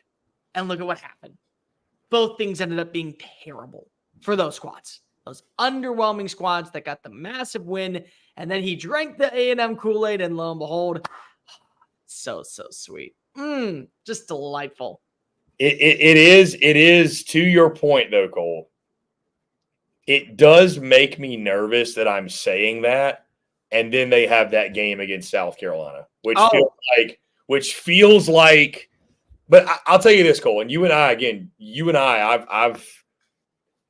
I've made the decision. Whether it's a smart decision or not is yet to be seen, but I have put myself on that preview with you. Sometimes you got to dance with the devil, and that's exactly what I'm going to do. But I've put myself on that preview with you. At first glance, Cole, I have not made a prediction. We will do so tomorrow. I think Texas A&M is a better football team than South Carolina. I don't think that's a hot take. However, night game at Williams-Brice Stadium, all bets are off. And when you have a front 7 like South Carolina has, that gives you a chance in every game. So that's kind of like my initial thought on the game. Go ahead. I was just going to say, I mean,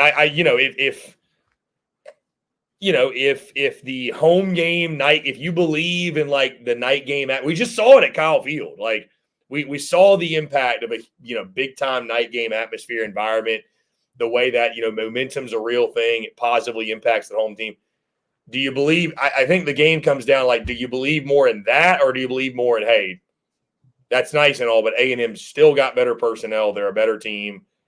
I think the big thing in this, though, is Marcel Reed looked great, but South Carolina's going to prepare for him all week. They're not going to do what LSU did and not prepare for Marcel Reed. I mean, I think that was a factor in that game. So I'll tell you this, Cole. I mean, every week of this season's been unpredictable.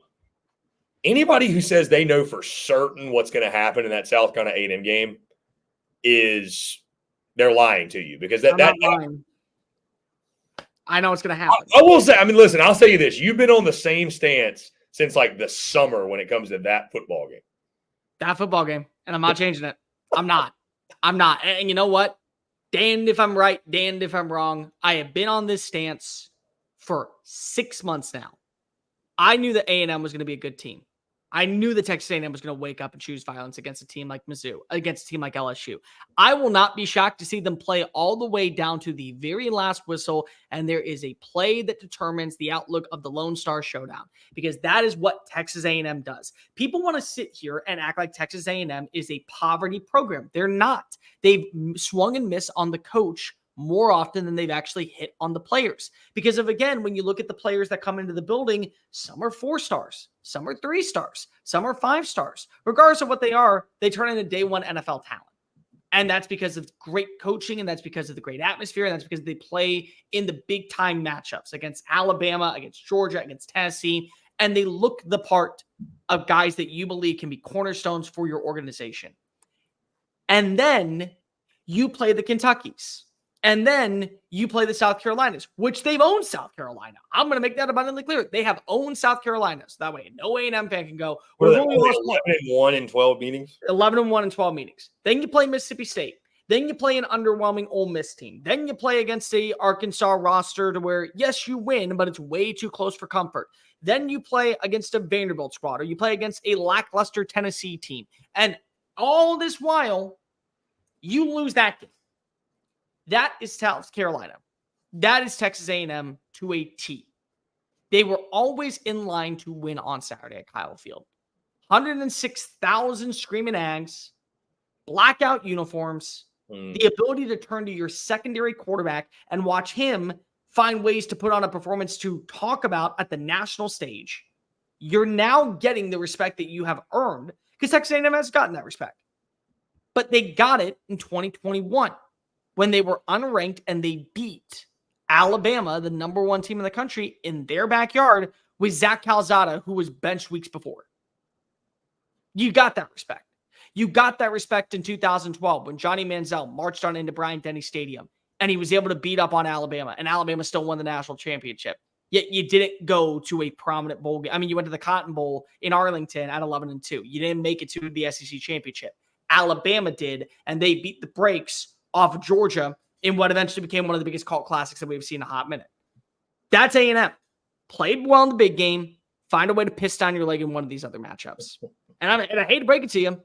I know that there are many people talking about what is currently the status of this A&M roster, because A&M's offensive line looked really good. A&M's defensive line looked really good. And there is a certain viral clip that has made its way around the Twitterverse talking about how, oh, well, who is LSU played against? Who is LSU gone up against? Oh, well, South Carolina had a crap defense. Ole Miss had a crap defense. All that. A&M has not faced off against a defensive front 7 like South Carolina. And that will be the difference maker in this game, because if you're going to have to force Marcel Reed to throw. And if you don't want to admit that, all you're doing is being bad at your job. And why not go ahead and just hang up the podcast equipment? Was that a little bit too much of an unnecessary roughness call? I'm just wondering. Yeah, that was a. I mean, listen, let's not even dance around it. That was Casey Smith with. That was the dumbest thing I've ever seen in my entire life. That was a tough look. That was a tough look. Yeah, that was a tough look. That was, that was a tough look. No, yeah. If y'all didn't see that unnecessary roughness, they essentially were. They were talking about what, the A&M LSU game? We were talking about the A&M LSU game and how how LSU's only given up 2 sacks all game. Yeah, hasn't played a good defense. South Carolina not a good defense. Ole Miss not a good defense. Comparing them to USC, who, by the way, when you take out the explosive plays, is a top 25 ranked defense. If you take away the explosive plays, college football nerds, if you don't follow them, they're a fantastic tool on Twitter. Please do so right now. They broke down every type of EPA play. USC is a top 15 defense. So they've already faced off against 3 defenses built. Not to mention, Arkansas is not a bad defense. Not to mention South Alabama for their level of play. Not a bad defense. I'm serious. Like, they're not bad defenses. But instead of just going ahead and saying, the A&M's defense, because here's a way that you can phrase it. A&M is a defense that you have to triple prepare for, that may give you a world of hurt worse than what you saw from South Carolina and Ole Miss. Say it that way, because then you're right. Because guess what happened? They did have 2 sacks in that game. Guess what happened? They didn't have 11 tackles for loss in that game. Guess what happened? They forced 3 turnovers in that game. You would be 100% correct to talk about it that way. But then when you say Ole Miss, that currently was the number 6 defense in the country, is dog crap, and South Carolina, the number 8 ranked defense in the country, are dog crap, you lose the argument. And then the worst part of all, which I can't stomach with these type of people, and it drives me up a freaking tree as much as humanly possible that I want to jump off and dangle from the rope because I don't want to hear you talk anymore, is when you say, oh, I was wrong. I admit that I was wrong. I didn't do my job. I didn't look at my stats. And then literally when proven that your team wins, you come on and change your stance once again. Oh, what did I tell you the first time? What did I tell you the first time? Stick to the story. If you admit that you're wrong, you're wrong. But don't be taking this high horse parade acting like, oh, I told all of you. No, you didn't. No, you didn't. Because if you lost that credibility when you said, my mistake, I can't believe they cut that clip. You lost it. So don't be on your freaking high horse sitting around acting like that you were the smartest person in the room. You weren't. You weren't smart when you made the comment. You weren't smart to double down on your comment. And you certainly weren't smart to throw a wedge in there and say, oh, I was wrong in the first place to begin with. So come on. Just give me a break. I'm sorry. All forgiven, right? No, not all forgiven. Yeah. I mean, Yeah, Cole, I agree with everything you said. It's just, I don't know.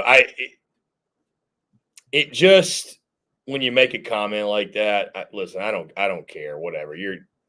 They're doing their thing, trying to get interactions and engagements, but it definitely comes off as like you don't watch any of the games. We do this for a living, and we're trying to build our own brand and put together things to where companies want to bring us up on podcasts, want to mention us as guys that you want to get information from, and enjoy it while doing it. All you do is spew nonsensical crap and get paid an abhorrent amount of cash. For what reason? For people to make fun of you? Because I can tell you right now, there's not a single person that watched that clip and genuinely thought, oh, that's a smart take. That's a smart take right there. I was trying to find that clip. How many views did that clip? Oh, it's like at 897,000. Yeah, it's like absurd. I figured so. No, nobody thought that was a good take. Nobody thought that take was yeah. Well, I mean, again, listen, like you just watch the games and you watch ball and you're like, I mean, listen, you could say a lot of things, but to insinuate that the defenses you mentioned are just trash is like, I mean, that those morons have 2 brain cells fighting for 4th and 5th place inside of their head. Oh my gosh, I love it, bro. I love it. I mean, listen, we like to not take ourselves too seriously either, but I think we do a really good job of balancing. We're going to have fun and shoot the shit and be ourselves and let our personality shine. But you're never going to watch our content and be like, oh, they're trolling for sure. Because there's no way that's like really what they think. You're never going to see a video. You're never going to see a video of me come out with not being well prepared. What I'm telling you is that you may hate the facts. There's still going to be facts. I will be prepared to tell you what's going on. Yeah. All right, we've hit 3 o'clock Eastern, 2 o'clock Central. Let's get our guy Zay up in here. Zay, what's up, man? Good to see you. Good to see you, fellas. Chris, Cole, what's happening? Dude, not much, man. Just hanging out. I'm had a great time in Nashville. Got to hang out with a bunch of great Texas folks, and was happy to come back today and still have a spot on Texas Sports Unfiltered. The SEC Unfiltered tour didn't jinx the Horns into blowing that game late, so happy for it. Boy, Chris. Appreciate it. It worked out perfectly, Zay, because I still got a really close game. I got to scare the Texas community and make my point, but also Texas still won the football game, so we can all be friends today. Yeah, the way Cole was talking last week about you being a jinx and all, I was like, man, can his flight get delayed or something? I don't need the Horns coming up with a loss in Nashville, and it got a little creepy, no pun intended. When it was what was the score? Was it like 24-17, I think? And Vandy got the ball with like 8 minutes. And I was like, dude, if they drive down the field right here and score. But I will say, because I was telling Cole, that game never felt in doubt because I never got the feeling that Vandy could march all the way down the field and score. I never got the feeling they could. I guess they got that one late, but I don't know. I mean, Texas defensively was pretty suffocating. I mean, and if not for short fields, Vandy, it probably not even in that game. So, but yeah, it was fun though, man. A lot of great Texas fans. I mean, Texas fans took over the stadium as expected, but yeah, Nashville. I will tell you this to any Texas folks: when the Longhorns go back, if you didn't make the trip, highly recommend. It is a good time. It is a good time. I mean, there's no other experience in the SEC like it from the standpoint of there's no other Broadway in the SEC. It's one of one when it comes to that. So, but we've already started to make the plan, Zay, for 6th Street. So I like I said, I was hanging out with some of my Texas buddies. We're already starting to kind of get the plans ready for the Austin trip. So there we go. Which game you coming to? Kentucky or? That's locked in. I'm coming to Kentucky. Yes. There we go. Texas, Kentucky, second to last week. So it'll be a good time, man. It'll be a very, very good time. I picked that one because I think that's an afternoon or maybe even night game. And I mean, Texas's home schedule, man, it was pretty light outside of Georgia. You know, I would have loved to come to the Florida game, but it's an 11 a.m. kick. And that was the other take I had over the weekend. To Cole, to you, I have no problem with Central Time, but hot Central Time take, 11 a.m. kicks suck. I don't know how anybody does 11 a.m. Like that is insane to me. Like the morning just started. Give me some time. Like 3:15 was a perfect kickoff time. Loved it. 11 a.m. stinks. I vehemently disagree with that one. Well, Cole wakes up at 5 a.m. That's why he likes. Okay, well, who cares if I wake up at 5? I don't want to be sitting in the sweltering sun at its peak at 2:30 in the afternoon in the state of Texas. Sorry, especially in Houston, where it's either going to be completely alienated hot, where I'm going to melt, or more importantly, it's going to be humid as all hell, and I'm going to have to change my shirt 6 times between every time out. Well, listen, that was my decision, Zay, before the season started. I avoided noon and or 11 a.m. kickoffs like the plague. You might know I've only been to one noon kickoff, and it was at Eastern time, obviously kickoff, South Carolina LSU. And that was just because game day was going there and it made the most sense. But I have avoided them like the plague, man. By the way, our friend Rob in the comment section is 100% correct. There is nothing like waking up at the crack of dawn, 5 a.m., and already taking Bloody Mary or freaking Tito shots. There's nothing like it. I mean, here's what I would say to Rob. How am I going to wake up at 7 a.m. and start drinking when I just got home from Broadway at 4 a.m.? Good point. Riddle me that. Drugs. I see the pros and cons in all three, from the night games to the midday games to the early games. I get both. I could get myself prepared for either one of those because, again, to Cole's point, when you used to wake up at 5 a.m. for radio shows and stuff like that, it's just kind of built in you, those early kickoff games. But yeah, this is the hottest October it's ever been in Austin, Texas. Yeah. So those, 2:30 kickoffs lately, it's been tough for some of these Texas schools. And why has it been tough, Zay? Why has it been tough, Isaiah? Because of one thing. Say it with me all together, people. Heat. I'd much rather the 11 a.m. Well, November the 23rd, it should be pretty cool, I would imagine. Oh, it's going to be a beautiful day in Austin, Texas. It'll be nice. Yeah. Nice, crisp. You're probably looking maybe in the 50s with the way things been going. So you take that down here. That's the best time of the year to come around. But it'll be 77 at night. Yeah. But I don't know, fellas, jumping on here, listening to everyone talk today here on TSU and, seeing what Mike Elco and those Aggies did on Saturday. It's going to be a long month. I don't want to look too far ahead because you got to respect every team in this conference. You know, the next 3 games aren't going to be easy. Florida, Kentucky, Arkansas, but those Aggies, man, especially with Marcel Reed, I haven't seen a brother in College Station that swagged out since AC Law, and that was basketball. That was basketball. That was basketball. Like, they don't get the swagged out Aggies with the confidence and just the charisma that Marcel Reed came in the second half with. Like, that's rare. And I think if you're Mike Elco, you'd be a dummy to make that a quarterback battle. I think he stole the job with his performance. And as a Texas fan, that scares the shit out of me, because that stadium, those fans, call them what you want, they are weird, they are awkward, they will make you uncomfortable with some of the things that they like to do, but they're passionate. And when over 108, 100,000 getting crazy,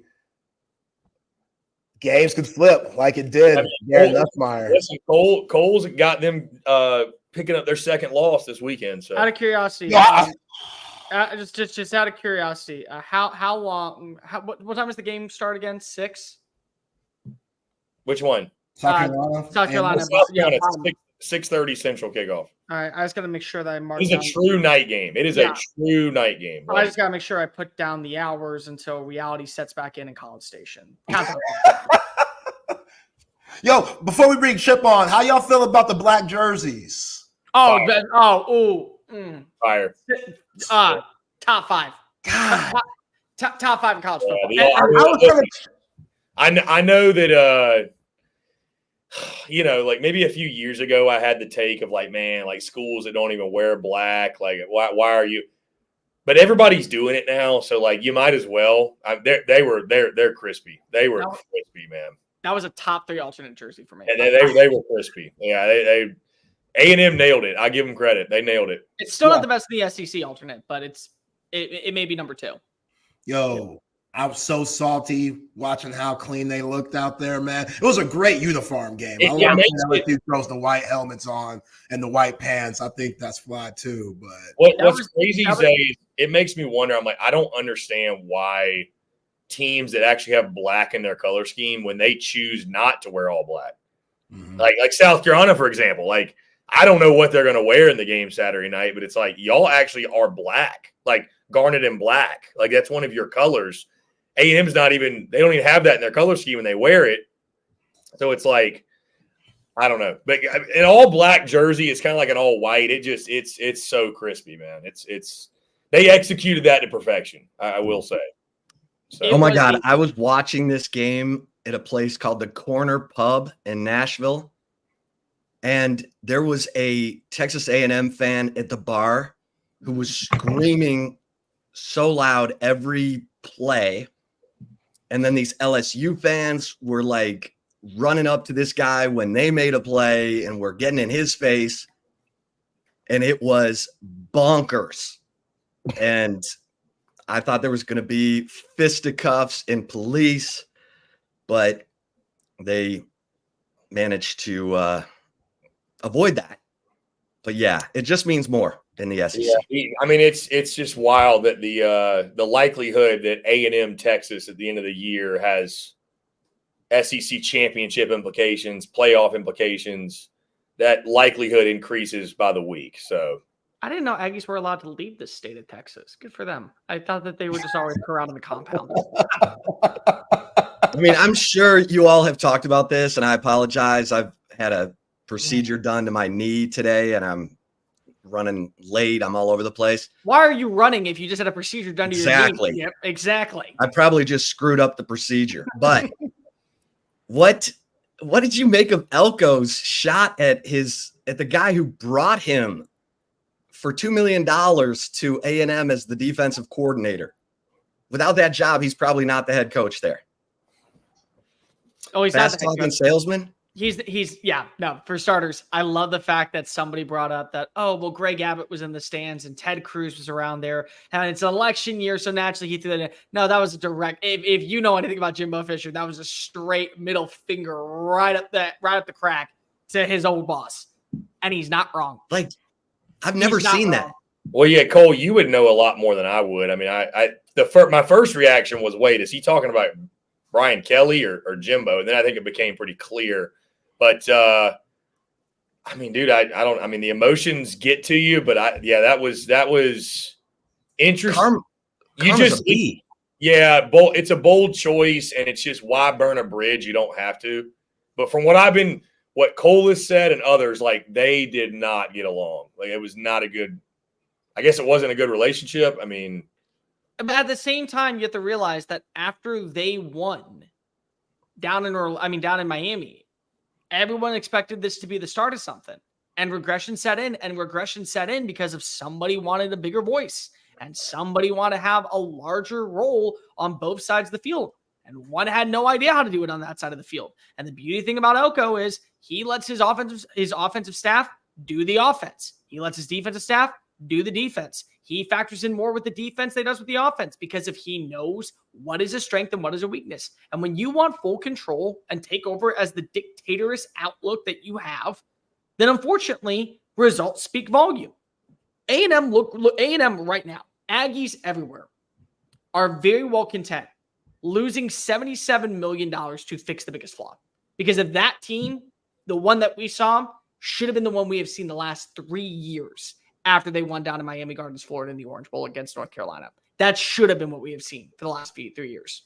I'm with you though, Chip. I don't think you should ever pick a fight when you don't have to, because the moment they lose, like if they go to South Carolina and lose, what's stopping Jimbo Fisher from taking to social media or just chirping right back and being like, should have kept your mouth shut? Like, you know what I mean? Like, why pick a fight you don't have to pick? You know what I mean? Like, it's hard enough. Like, the pressures, that the heat is turned up enough. The moment you lose, you're already going to have to deal with shit. It's like, why? Be petty, Mike Elco. Be petty. Thank you.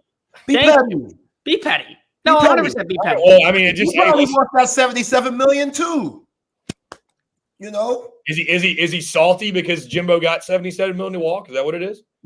I'll be a little salty. It was $77 million to walk. No, and I'm not saying don't burn a bridge, but you also keep saying if they lose this weekend. The term is when they lose this weekend. That's how it's supposed to go. Okay, like again, perfect example.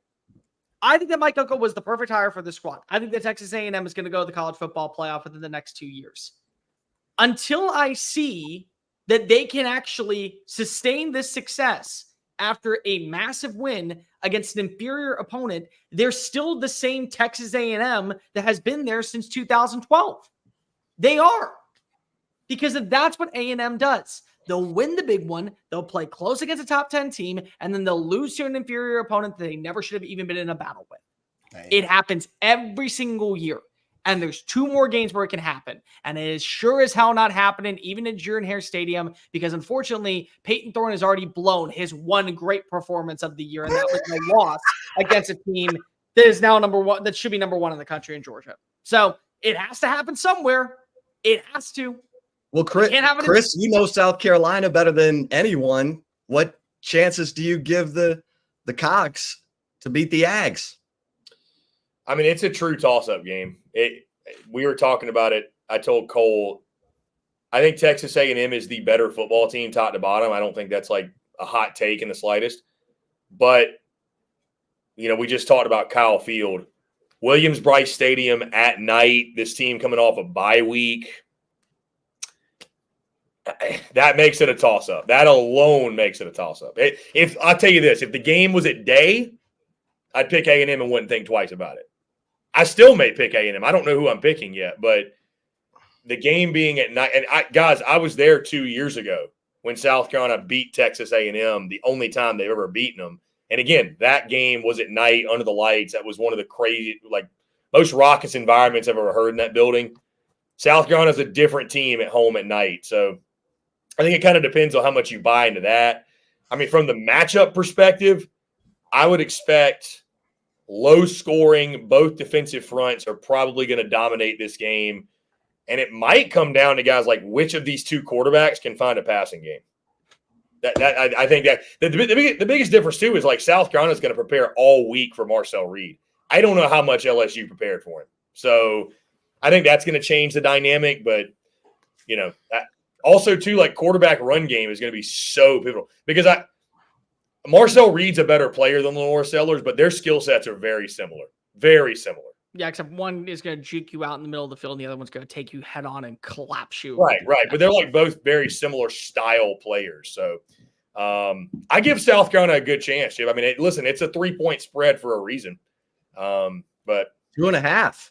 I say the line move. Half. So I It's don't know. going to be great. They've had 2 weeks to prepare. 2 weeks. Well, I mean, Cole, respectfully, the last time they had 2 weeks to get ready, they got blasted by Ole Miss. So they already blew their mulligan, so they can't blow a second one. Again, a bunch of things that I'm saying right now, people don't want to hear, but I'm not wrong. A&M blows a game against an inferior opponent.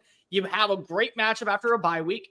One hasn't happened for South Carolina. One hasn't happened for Texas A&M. It's on the collision course of disaster to Cole Thompson being right. I'm with you, Cole. I'm with you, homie. You're my guy. I hear you, bro. While the other people ain't, they sleeping. I'm wide awake with you, my guy. Oh, I am going to be unbearable. I'm going to be unbearable. Yeah, it's Cole Logic, exactly. It is fantastic. I love Cole Logic. Of course it is. It's like awesome. girl math. It's exactly like it's girl math for college football. That's all. What, the hot crazy chart? Yeah, the crazy. Yeah, exactly. I'm Barney Stinson in college football takes. I love it.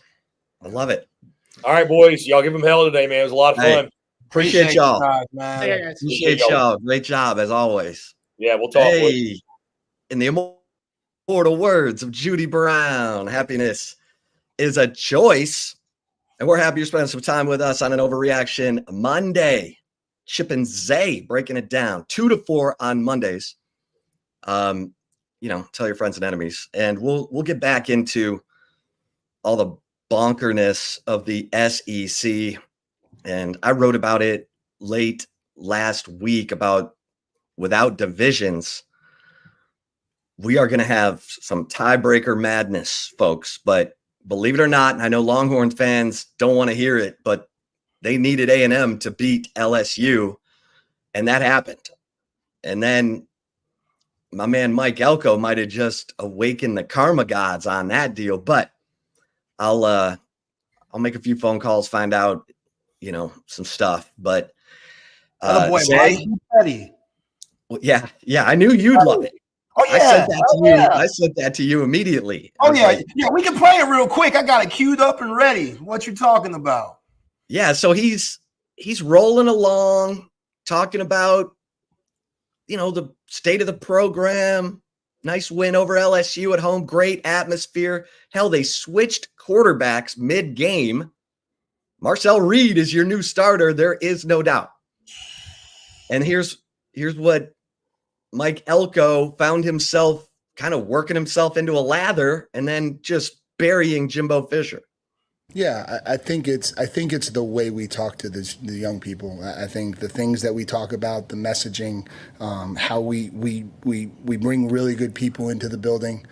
We talk about doing things together. We talk about culture, and everyone talks about it. But then we go out and we live it every day. And I think we back up our actions. We're very honest. We're very open. And this is a real program. It's not fake. It's not a politician running this program, talking fast and BSing everybody. This is a real program. And for all the recruits out there, this is a real place. And if you want to be really good at football, this is a really good place to be. Okay, maybe he felt so compelled that maybe other programs are using negative recruiting and they're still trying to pin that stereotype on A&M and link Elco to Jimbo, that he had to say that to try to break ties for recruiting. But man, that's like, that dude brought you there for $2 million a year. You'd never made that kind of money.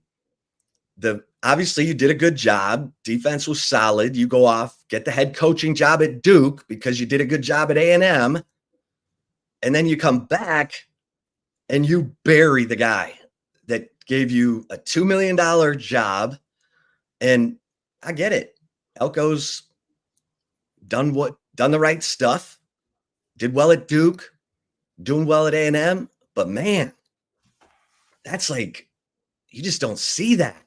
you don't see former assistants burying guys who gave them a job that helped them get a head coaching job. So either he's hearing about that stuff from recruits to the point where he had to say something public to break the ties and tell the other coaches out there that are like, oh, you don't want to go there. I mean, that's a flim flam program.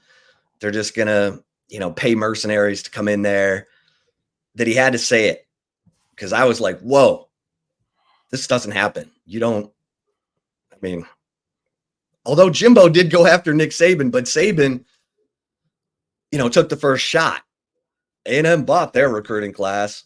And then Jimbo's like, Nick, you want me to talk about all the things that were going on at Alabama when I was there? Nick got real quiet. Real quiet. Retired, low-key. Low-key retired. Yeah. After a lot of that stuff. Yeah. Mm-hmm. Well, yeah, I'm with Mike Elco. Damn, Jimbo. Like, what? Yeah, he gave you his $77 million. Yeah, he got $77 million. Damn him, though. He gave you an opportunity because you're a good coach. You don't know him nothing, especially if he doesn't have the right mentality and you find that out. There's a bunch of people, I wouldn't say a bunch, but there's a few people in this game that have helped me out that I can't stand. Can't stand them. I'm not going to say their names, but I know. I can't stand it. It is what it is. You got to do what you got to do you got to do what you got to do. Mike Elko, hey, I'm going to take this job, but I ain't trying to be here for long. I want to be a head coach someday. So that's why I love my man, Persay Hilton. Yo, I feel Mike Elko. I hate how much I like Mike Elko. Can't stand it. I really can't stand it. Like Brent Venables is easy to hate. You know what I'm saying? Okay. That's easy. And it's just like, he does his own thing. I like when he's losing. So I guess I can appreciate Brent Venables now. But Mike Elko, you can tell he's turning that program around. You can just feel it. When we heard him on SEC Media Days, he was as bland as I don't know what. But it was like, damn, this guy, he's got something, though. With all this blandness and ordinary, he's got something that's definitely going to fit with College Station, and he's going to embrace it. And throughout the season, he's proven that, and they've gotten better each week. Like, that's a bold move to put in Marcel Reed, Connor Wegman, all the hype that we know about Connor Wegman. Oh, this guy could be a future first-round pick, and he has just this great arm and great ability. And remember, the one game that Connor Wegman had on his resume was he played really well against LSU like 2 years ago. Yeah, that was the game that everyone was like, "Ooh, okay, there's Connor Wegman." But yeah, we'll come back to this because the unsung hero in all of this is Colin Klein. Right. Because for you to switch quarterbacks mid-game and have the team just have the offense that's Colin Klein. And he fits what the Aggies want to, because he's a running quarterback, just like Bucky Richardson and all those, crash test dummy quarterback runners that the Aggies had back in the day. And Elko's going to try and resurrect the wrecking crew. So, and his pickup of Nick Skirton was huge, because that dude is huge. And he's a monster. And he looks like Michael Williams and Jalen Walker combined. So, they got some rough brothers on A&M.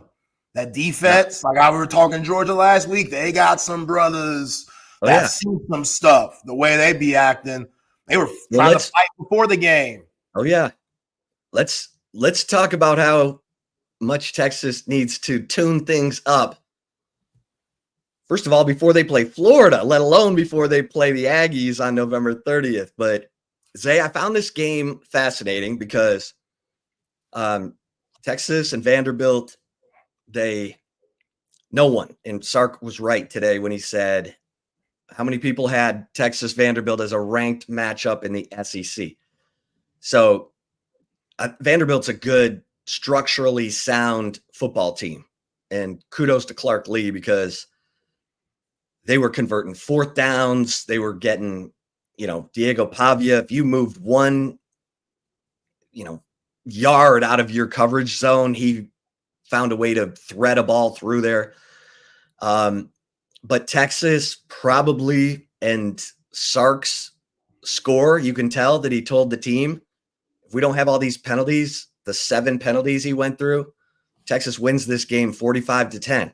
But they had the penalties, and they're penalty prone because the penalties have been there all year. We've talked about it on the offense.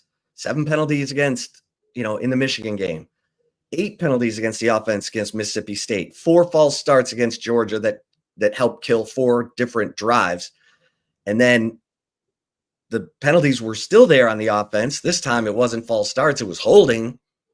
And my man Warren Roberson is still holding on punt returns, 3 in 2 games, and then the penalties hit the defense. Manny Muhammad doesn't turn around quite fast enough. Manny. That was turn around, Manny. He turned around just a split second too late. And then my man Vernon Broughton. Oh, it's already been Broughton. He's been so good all year, but he kind of launched Pavia and stuck his helmet. This was like the Derek Williams targeting in the Big 12 championship game. It was barely, but it was just enough. And Pavia went flying because Broughton's 300 bills. And now that wipes out a 72-yard pick 6 by Kobe Black. We got to make a rule to where if the quarterback leaves his feet, fair game. Fair game. Fair game. If the quarterback is in the air, fair game. Because it's very difficult for a defender who's already coming in for a hit. We saw it against Oklahoma on Michael Hawkins Jr., David Benda, when Michael Hawkins jumped in the air and David Benda just hit him.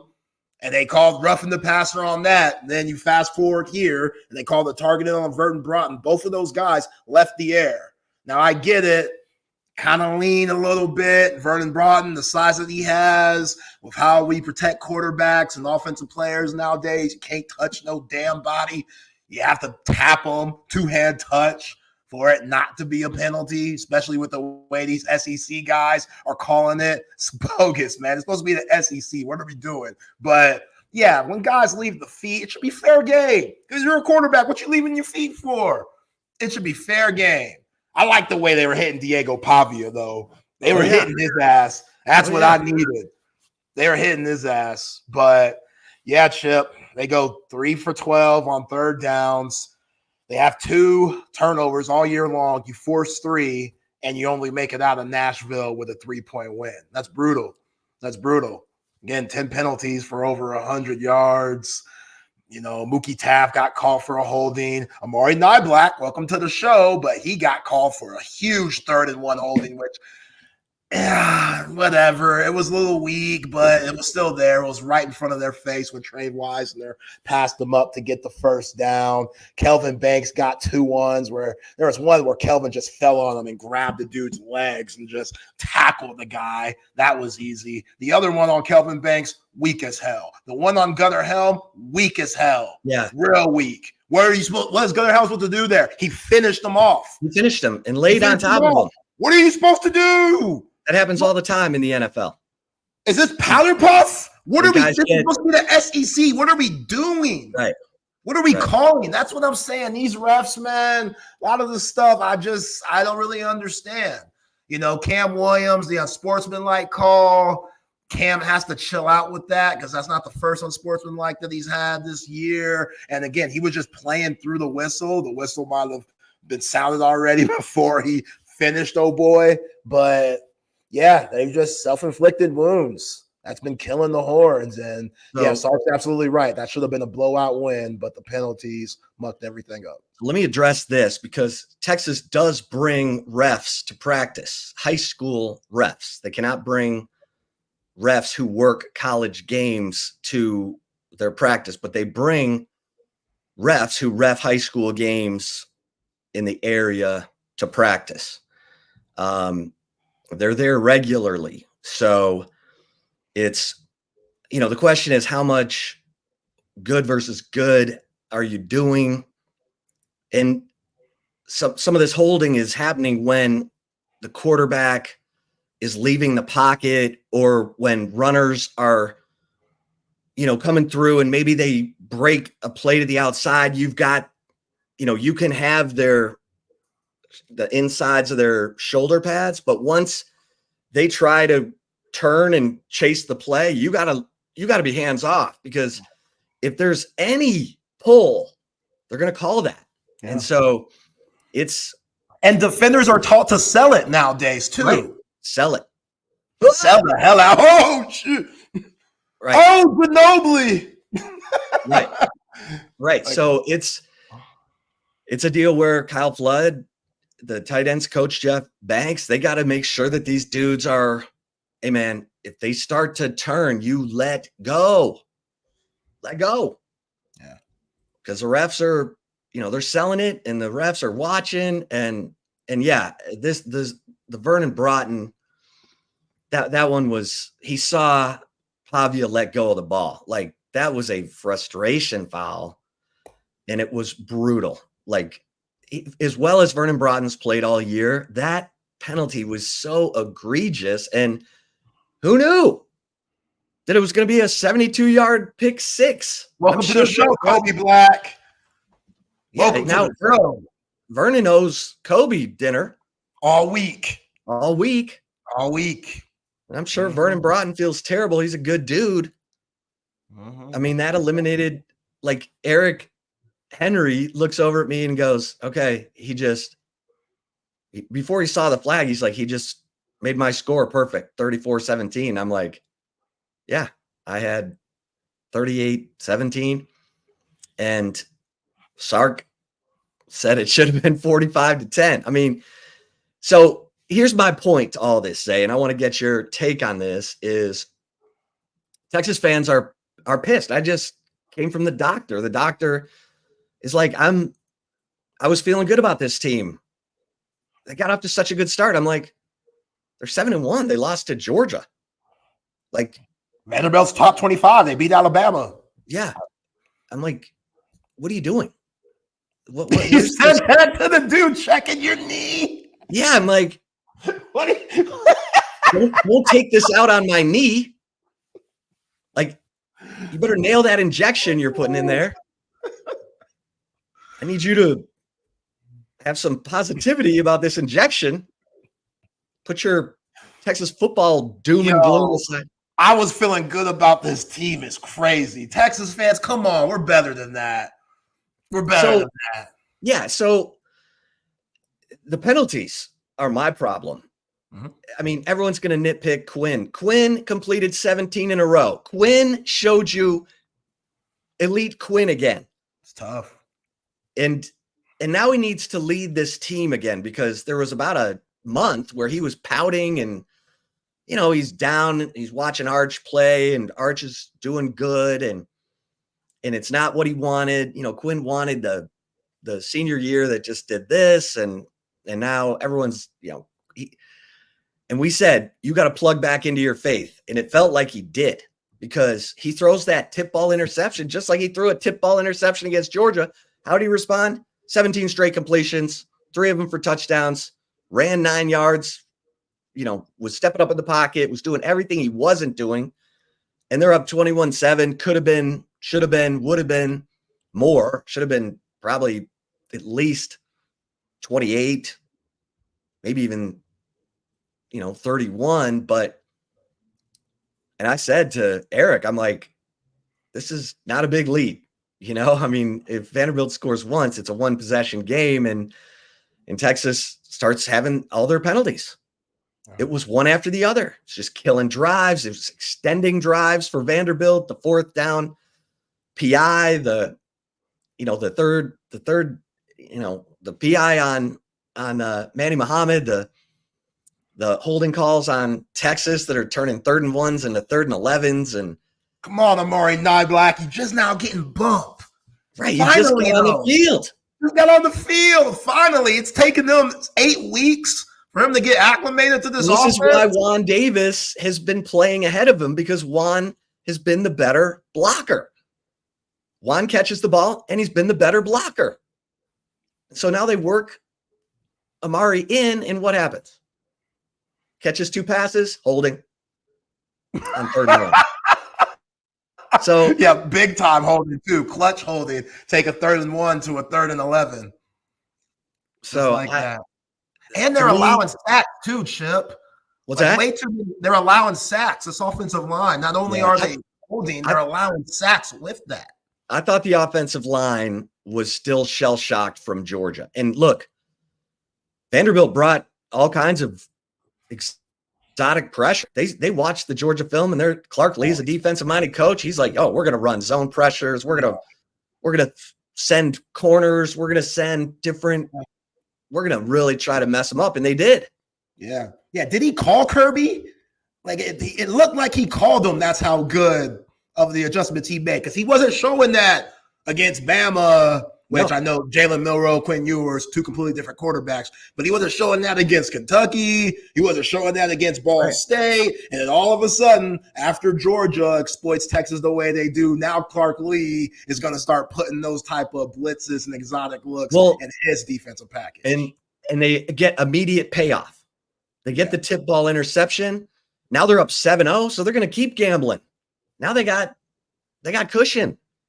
So they kept bringing it, and Texas kept struggling with it. And this is you can bank on Florida, you can bank on Arkansas, you can bank on Kentucky doing the exact same thing until Quinn Ewers, this offensive line, get back, the protection. Because it wasn't just the offensive line. The offensive line, though, did have some major breakdowns. And you're sitting there going, is there something wrong with the communication on the offensive line? Because these guys have played too much football together to be not aware of where a stunt or a twist is going to break.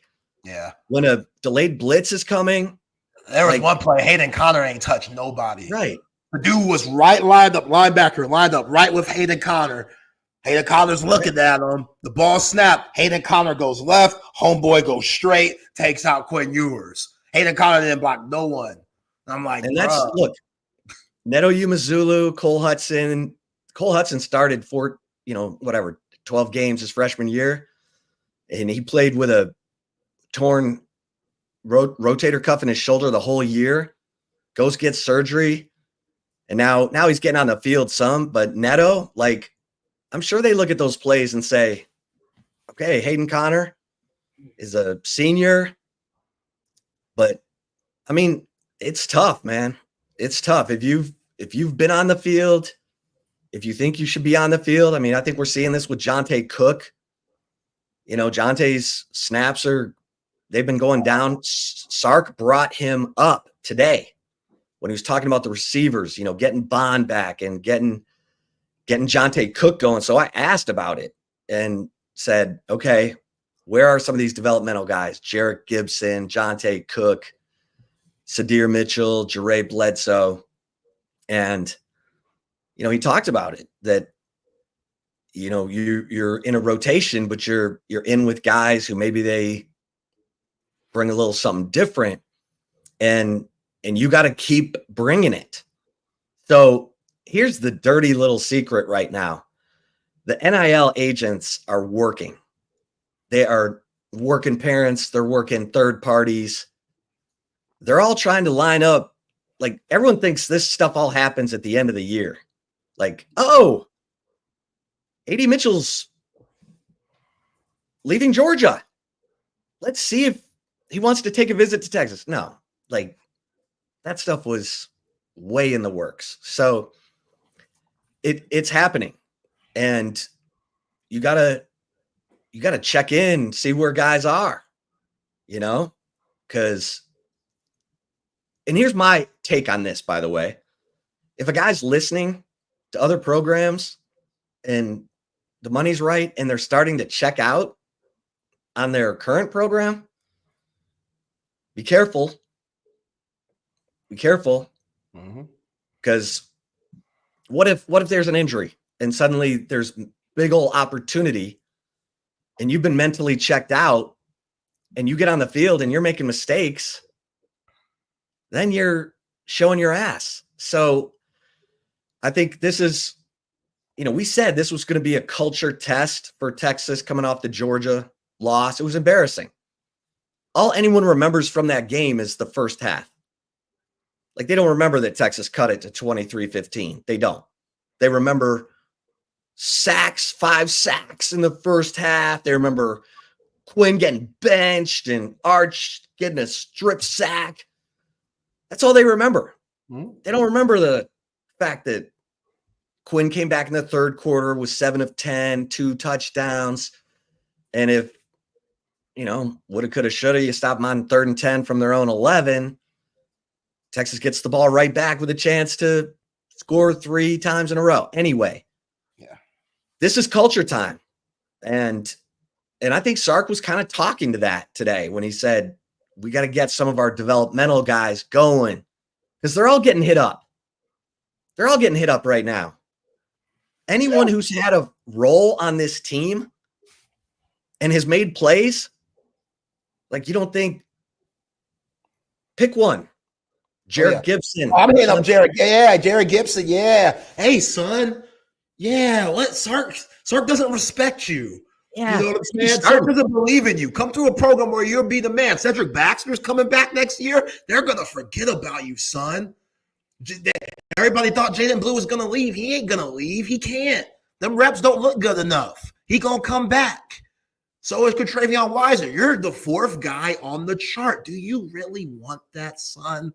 Yeah. Oh, yeah. Mm-hmm. And look, I've heard, I shouldn't even say this, but. Oh, no. Come on. Okay. You being messy.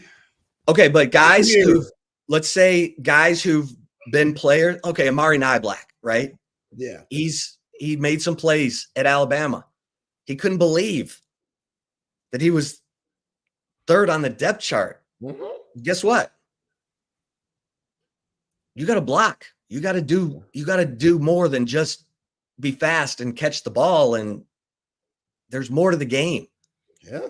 And so it's a wake-up call, especially for a guy who's like, I was at Alabama. I was with Nick Saban. Okay. Well, we're number 1 in the country. You good with that? Texas was number 1 in the country 2 weeks ago. So people are funny. Yeah. But I wanted to get your take on, okay, what's your level of concern? If we're doing a 1 to 10, what's your level of concern about what direction Texas is headed in? Probably 5. Yeah, low. Probably 5. I still feel really good about this team. Love the way that Quinn looked, overall. Again, 17 straight completions. I thought what Sark said today about him changing the play and letting DeAndre Moore know in the middle of the motion, like while DeAndre Moore is cutting across from him in the motion to go to the left side to be in that slot for that slot touchdown fade. He was like, yo, switch it up. You got one-on-one, man-to-man. You can take this dude. He's slight compared to you. We gonna throw it. I don't know if Arch could do things like that. Right. Everybody wants to know why. What's the difference? I don't know if Arch has had enough experience to make that type of move. Quinn does. Whether you like him or not, Quinn has that experience to make that play. That was a huge touchdown on that RPO touchdown to DeAndre Moore on the wheel route a little bit to get the ball out of his hands. Like, Quinn made some really good plays. So I feel good about where he's at because it could have went real dark, especially after that interception on the first drive. But yeah, the offensive line, that's what terrifies me the most. Like, this team on the O-line has too much experience to be having the problems that they do. And it's just so much confusion overall, from the false starts to missing assignments, just to getting out of your fundamentals when it comes to blocking in different situations. It seems like that's happening a little bit too much. And you look at Cam Williams, you look at Kelvin Banks. Like Kelvin Banks is somebody that's year 3 is supposed to be a first-round pick. He's making mistakes that he didn't make in 2022 when he was a freshman. So why, you know, and again, you got more film on you, so defenses, they know how to attack you more, but still, like this shouldn't be happening. So that's a little worrisome. I want the run game to be better. I did think when it came to the pass game for the running backs, they were solid. You know, Jaden Blue did a good job of making people miss and making plays happen when he could, and so did Contravion Wisener. But, yeah, that game should have been an absolute blowout. But feel great about the defense. Defense is for real. You know, shout out to Trey Moore. I thought he had his best game as a Longhorn. Like that 3rd and 5 when Vanderbilt was barely out of their own end zone, and he comes up where they tried to do that little Travis Kelce, Andy Reid flip inside. Shovel pass, yeah.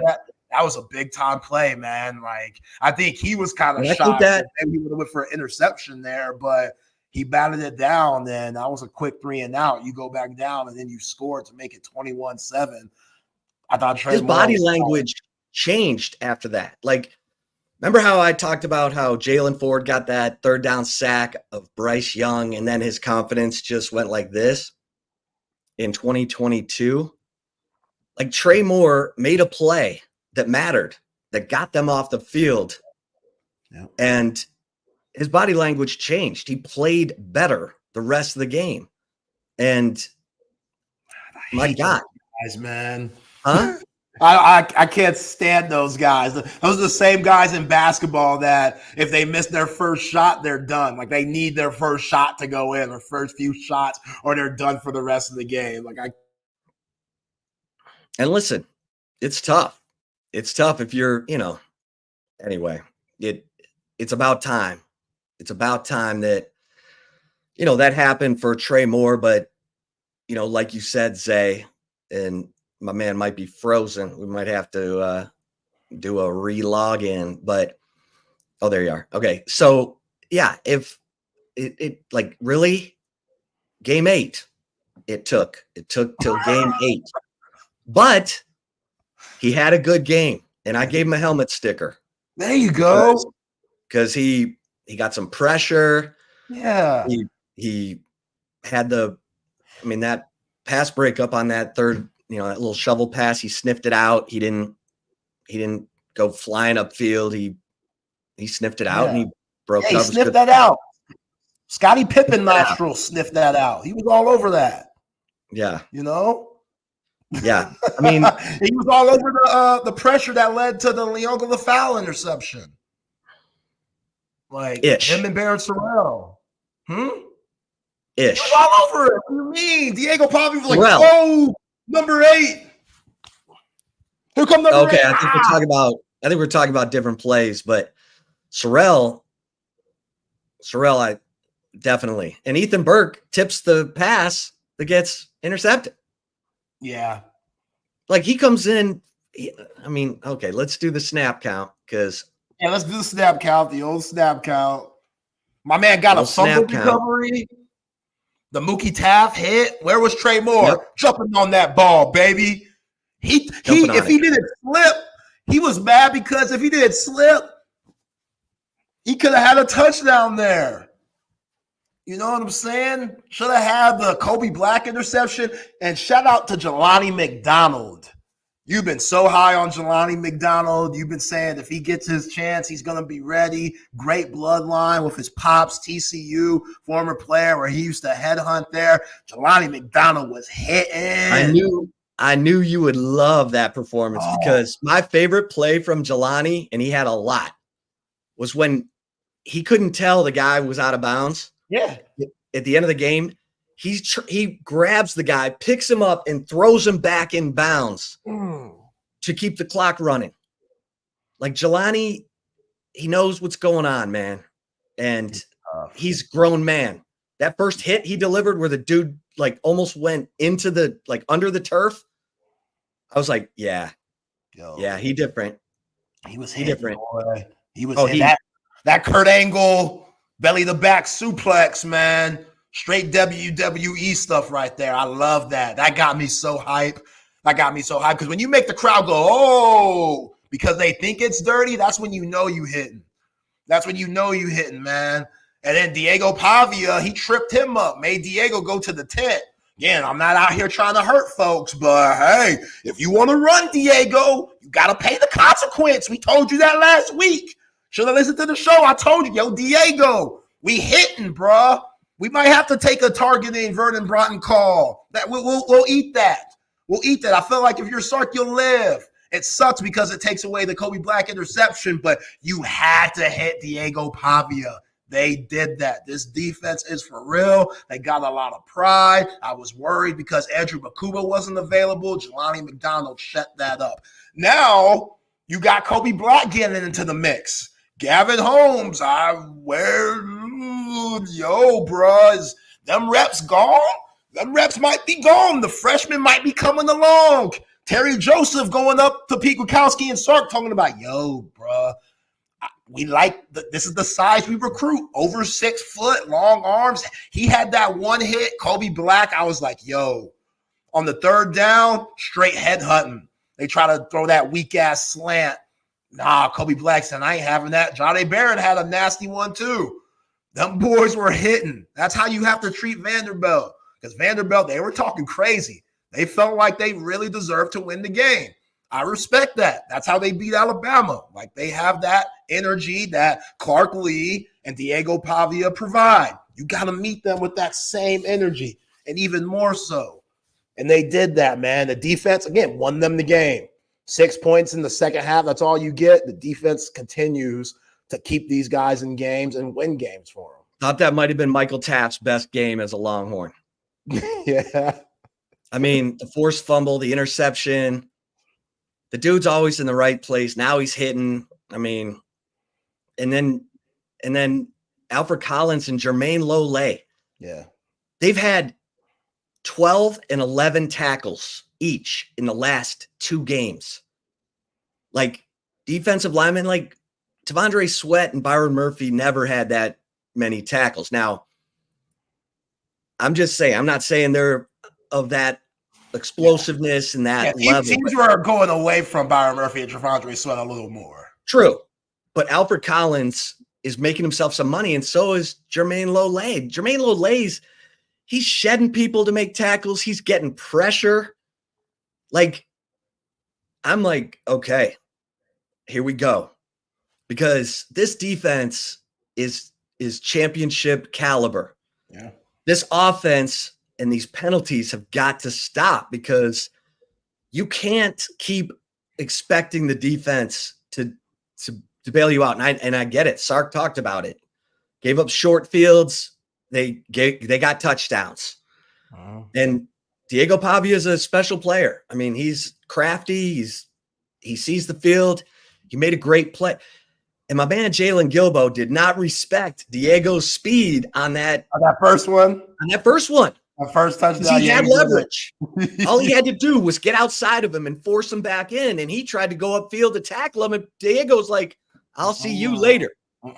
Yeah. So, kudos. Yeah, Diego's ran from the police before. You better respect that speed. But yeah, this defense is legit. Yeah. This defense is legit.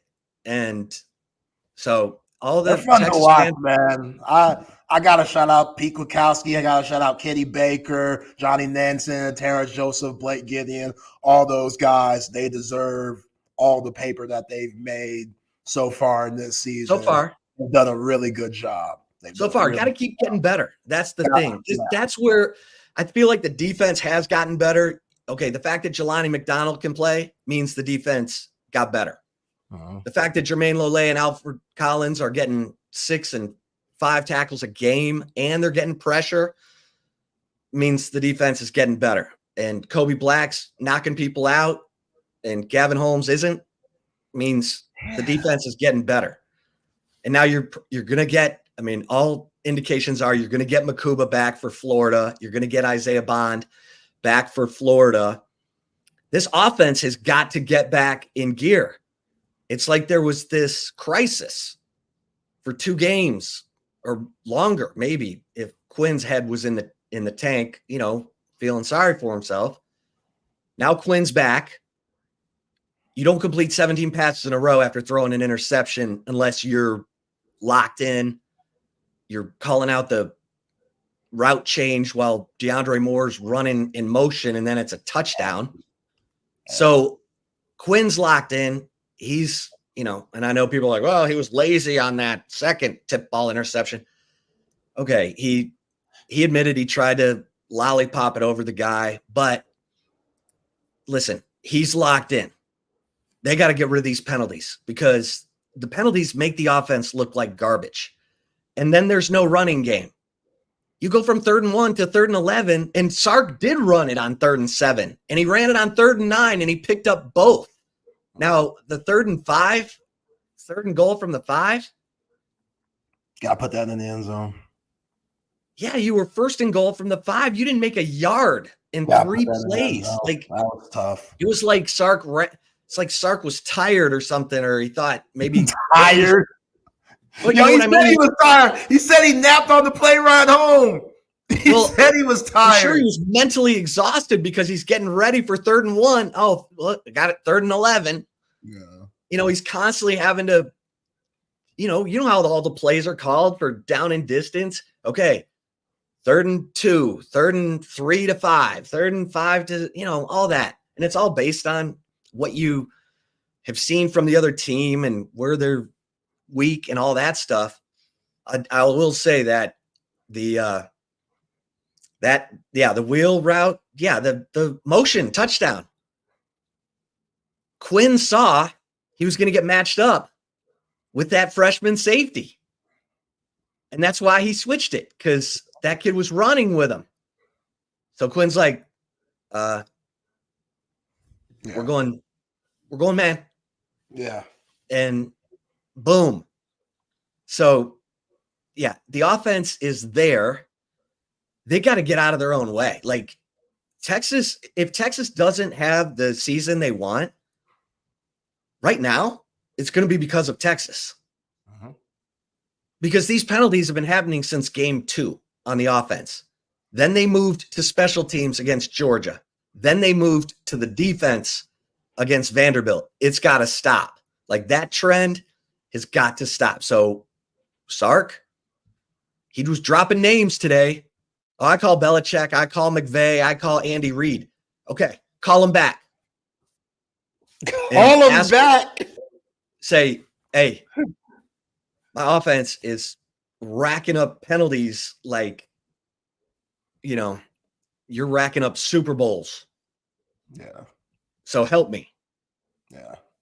I know it's complex. It's a lot. Not everybody could come in Sark's system and operate it at a high level because he's asking so many guys to have so many different responsibilities. You got to be disciplined. Point blank, period. You got to be disciplined. And Sark, it's up to you and the coaching staff to make sure they're disciplined. Let me ask you this, because Naaman, he brought up a good point about those batted balls from Quinn Ewers. He said, Zay, here we are in year 3 of Ewers getting balls knocked down at the line of scrimmage. Funny to me how it was such an issue with Vince's, talking about Vince Young, obviously, Vince's arm angle, and Ewers definitely drops his arm angle. Do you think that's a thing? Because he does get those balls batted a lot. And Sark says nobody's fault. And I'm like, dude, is it because of the way he throws that kind of sidearm motion? Or is it because of them just not recognizing the play before and that free man? Well, he needs to sell. He needs to give some shoulder fakes and some pump fakes and look people off. I mean, there are times where he just thinks he can, and he did. Oh my God, that 3rd down pass to Gunnar Helm between those 2 defenders. Oh, wow. Like, I don't know how he fitted that in there. The pass to Matthew Golden, the first touchdown.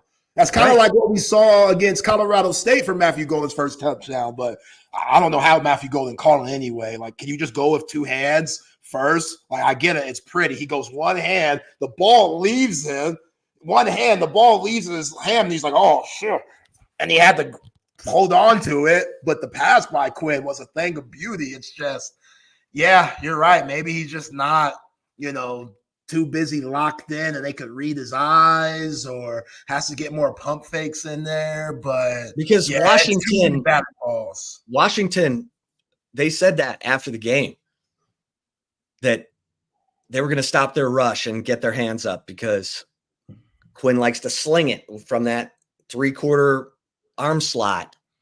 And Mahomes does it all the time, but Mahomes he pump fakes.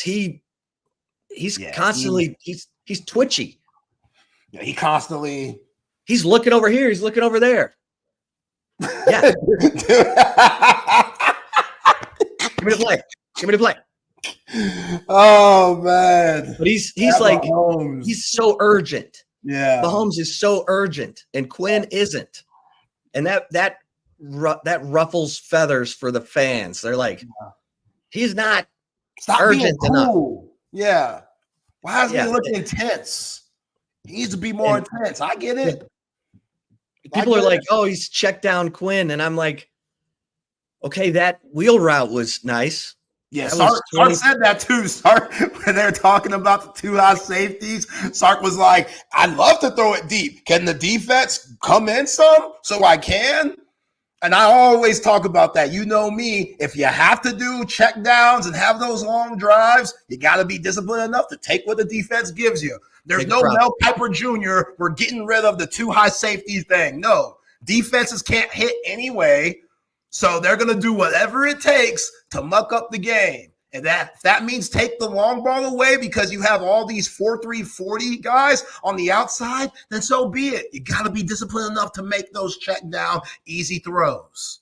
Well, and if you're bringing blitz pressure, you have to play 2 high safety as your insurance because you're mixing where you're bringing the pressure from. Sometimes you're still bringing 4, but you're dropping 2 linemen out. You're bringing a corner. You're bringing a linebacker, and that's where I thought Clark Lee was really good because he mixed it up. It was a corner one time, it was a linebacker and a corner one time, and it was confusing for Texas, and they were probably still seeing Michael Williams and Jalen Walker in their dreams, and they're like, ah!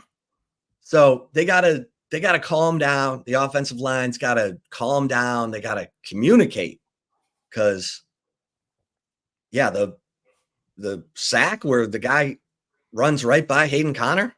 Oh, come on, Hayden. Come on, baby. What was that? Come on, you're better than that, dog. I know that kills him. I know that's going to be one of those where you just sit in the chair when Kyle Flood brings it up and uses the red pointer and everybody's looking at Hayden Connor. That's one where you're just like, gosh, I'm better than that, But again, the defenses, they got scholarship players too. Yeah. Respect them. Vanderbilt, they were scrappy. We knew they were going to bring a scrappy game. That's why the line being as high as it was.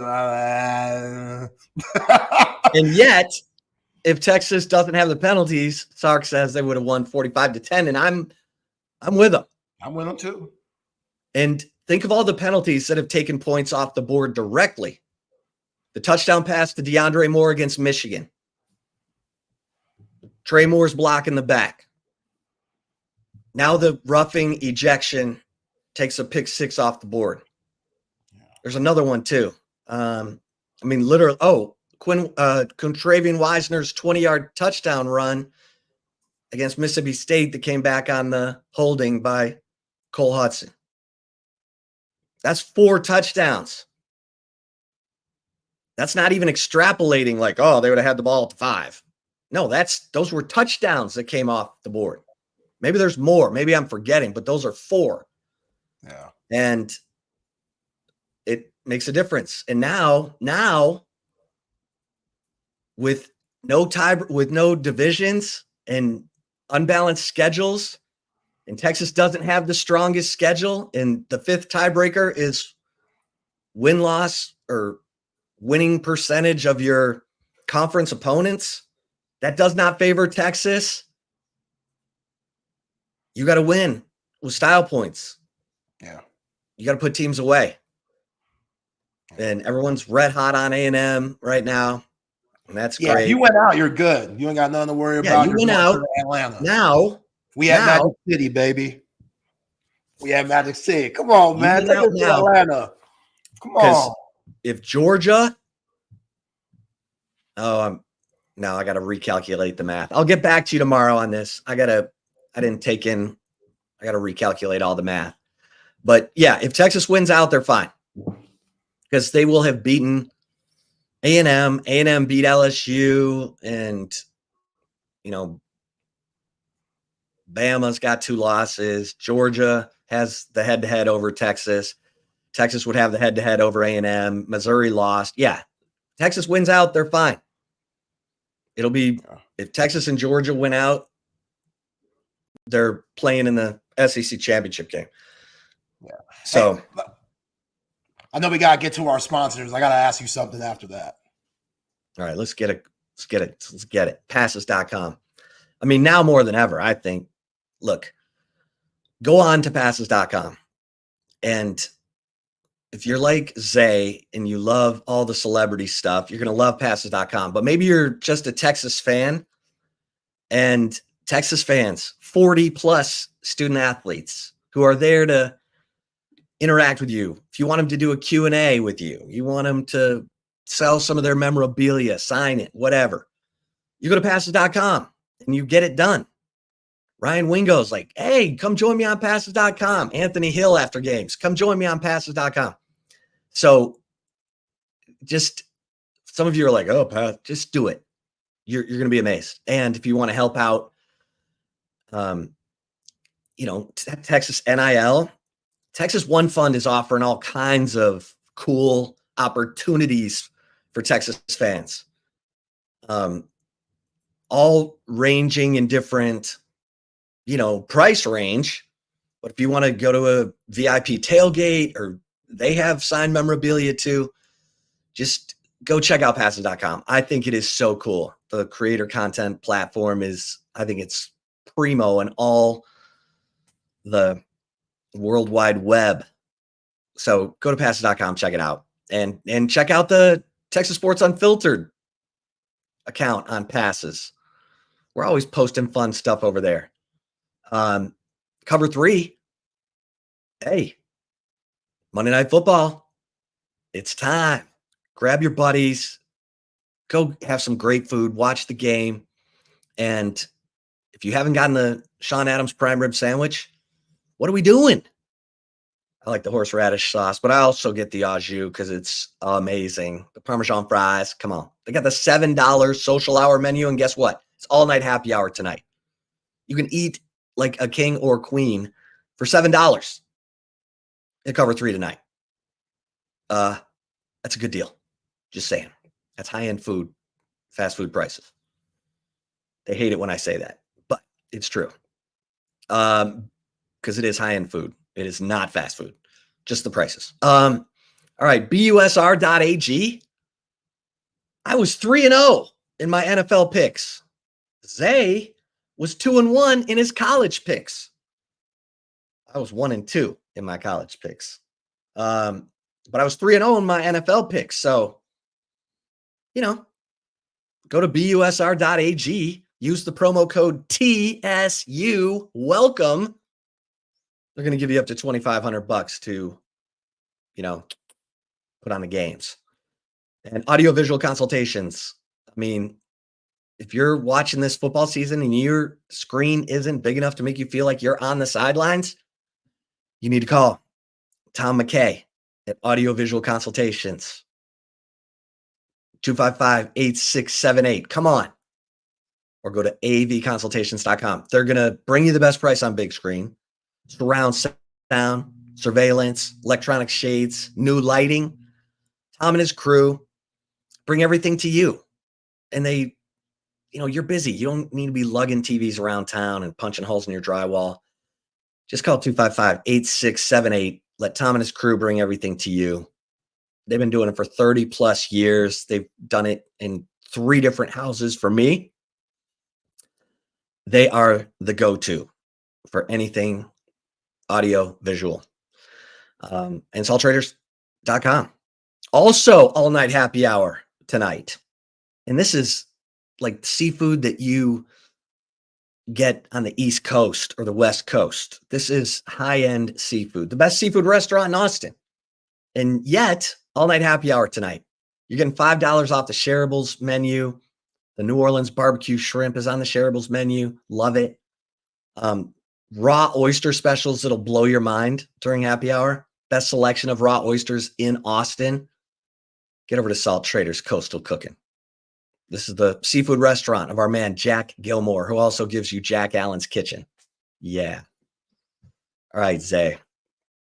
It was a lot going on this weekend. Yeah. You're going to have to break this down for me because I almost lost my mind. I have to hear exactly what happened, how it happened, before I could give my opinion on it. The Ryan Wingo before the game situation.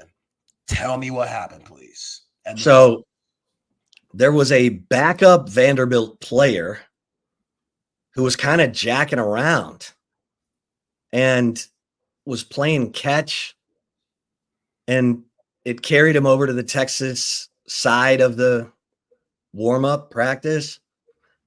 And he and Ryan Wingo both went airborne and both went ass over tea kettle. They're both shocked. And Ryan, you know, I don't know how serious, but he was having his knee look, you know, he was like kind of grabbing at his knee. So, you know, he played obviously, but Sark mentioned it today that maybe it was still bothering him during the game. Yeah, like that Vanderbilt guy, you kind of want to punch in the face because it's like, dude, what are you doing? Yeah. Like you're not even doing what your team's supposed to be doing. Yeah, Clark Lee, you better have called Sark this morning or yesterday and apologized because that's complete BS. That's complete BS. Stay on your side of the field. If this guy is Grady dicking around because he's not playing and this is the only shine that he's going to get before the game and he comes and collides with another player, like, also, why are we so close to them anyway? Like, I get it. There's a ton of people out there. There's a lot going on pregame and stuff, but you should be able to sense that. There should be enough eyes to be like, all right, guys, we're getting a little bit too close. Let's not get ignorant here. See, that's what I'm saying. Vanderbilt, they've never been here before. They don't get it. Even with Clark Lee changing the whole program and the identity of it, they still be on that BS because they've never been there before. I heard a lot of Texas fans were disgruntled for how Vanderbilt set up that day in their stadium and stuff and how they weren't prepared for that. Shout out to our girl Megan Fancy Boots. She said on Twitter that people were yakking in the bathroom and it was all over. They were running out of drinks and stuff like that. Just sloppy, Vanderbilt. They're not ready for it. They're not ready for that type of a big game. I would have blown up that stadium and started over. Like the construction. Oh yeah, the construction they're doing in the janky on TV. God, is janky. Was it even janky up close and personal? Oh yeah.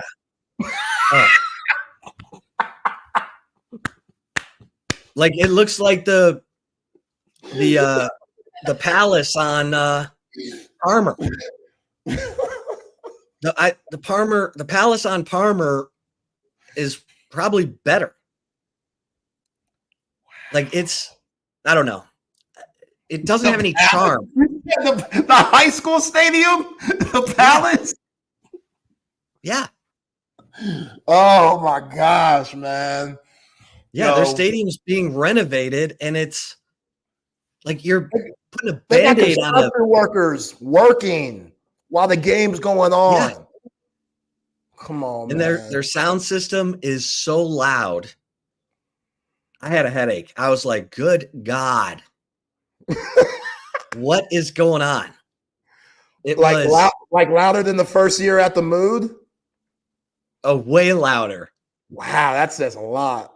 It was, I mean, listen, I'm an older guy now. I mean, but still, like I know when it's good in the crowd. You couldn't even you couldn't talk to the person next to you during warm-ups. And then they play that stuff in between every play and try to shut it down right before the snap. And yeah, man, they got to do something, like have a deal with the Titans. Like when we have a top 20 game, let's play at Titan Stadium. So here's the thing. The pro soccer team in Nashville was like, we'll do a deal with you. We'll do a deal with you. We'll build a new stadium and we'll play our games right on campus, right? It's right off Broadway. It's downtown Nashville. What was Vanderbilt thinking? They said no. And the soccer team would have put all this money in. It would have been a new stadium, really intimate, charming, like Q2. It's a nice stadium. It's fine. Because the problem is it's not only like a high school stadium in that you have the stands on either side of the field and no stands in the end zones, but those stands are kind of like, they're not stacked. They're not on top of the field. They kind of go back gradually so the sound goes out. It's just janky. And you can't see the stadium. Like, I took Uber from my hotel to the campus and they said, Will calls it Memorial Gymnasium where Vanderbilt plays basketball.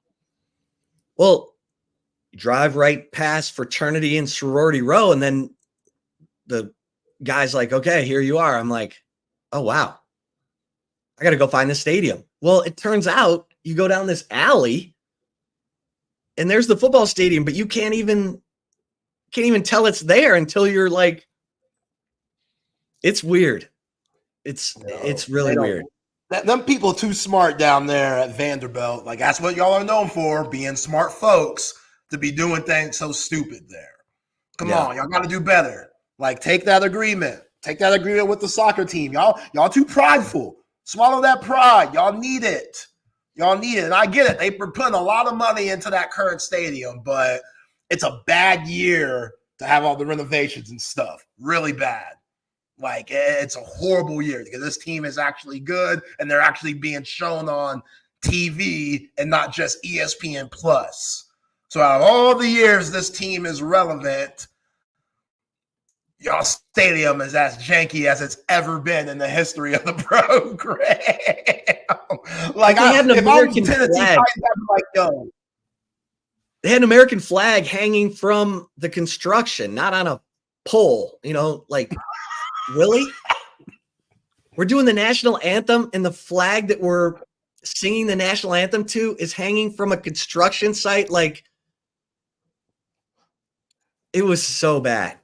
No, Vanderbilt's a great school, but wow. Yeah, that was bad. Yeah, that ain't no SEC stadium. At least not now. We'll see how it looks in a few years when they're finished with everything. But yeah, they should have done the soccer deal. Yeah. And yeah, the Titans are getting a new stadium. They're getting a new stadium right next to where their old stadium is. Oh yeah, that's gonna be nice. But they want climate control. So it'll have the retractable roof so that fans won't be all hot in September and then they're going to blow up Nissan and turn it into parking, I guess, for the new stadium. But yeah, a lot of construction going on. That's a shame. Yeah. Man, I got to give another shout out to the defense, man. We got to give them their love. Shut that Diego Pavia stuff up. I was so tired of hearing them last week. So tired. Lighting his ass up, making him go in the tent, forcing 3 turnovers. Said after the game, yeah, this is the toughest defense that I faced. Yeah. That's what I'm talking about. Would have been 4 turnovers. Yeah. If Vernon, it's already been brought and hadn't brought in his helmet to the tackle. Yeah, I know. His wife probably don't appreciate the meals that are coming out of their bank account that should be going to Kobe Black this week. Because if I'm Kobe Black, this is steak escargot. We're Escargot. come on. I don't get if I'm Kobe Black, I don't get enough playing time for y'all to muck up stuff. I need this. You know how many I need snaps? this. You know how many snaps Kobe Black got in that game? How many? 9. Wow. He made those count, man. He made those count. He had a play where they tried to test him in the end zone, too. He wasn't having none of that. They were like, let's go after this freshman. Gavin Holmes got 1 snap. Oh, man. Damn. And here's the thing. This is what drives me crazy. So Warren Roberson got 2 snaps, and one of them was a holding.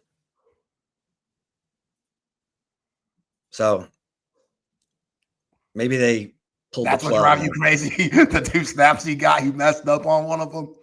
Well, he had 2 holding calls against Georgia. And one of them wiped out a 64-yard return. I thought one of them was on Kobe Black against Georgia. No, they got it wrong. It was Roberson. Both in the Georgia game were on Roberson.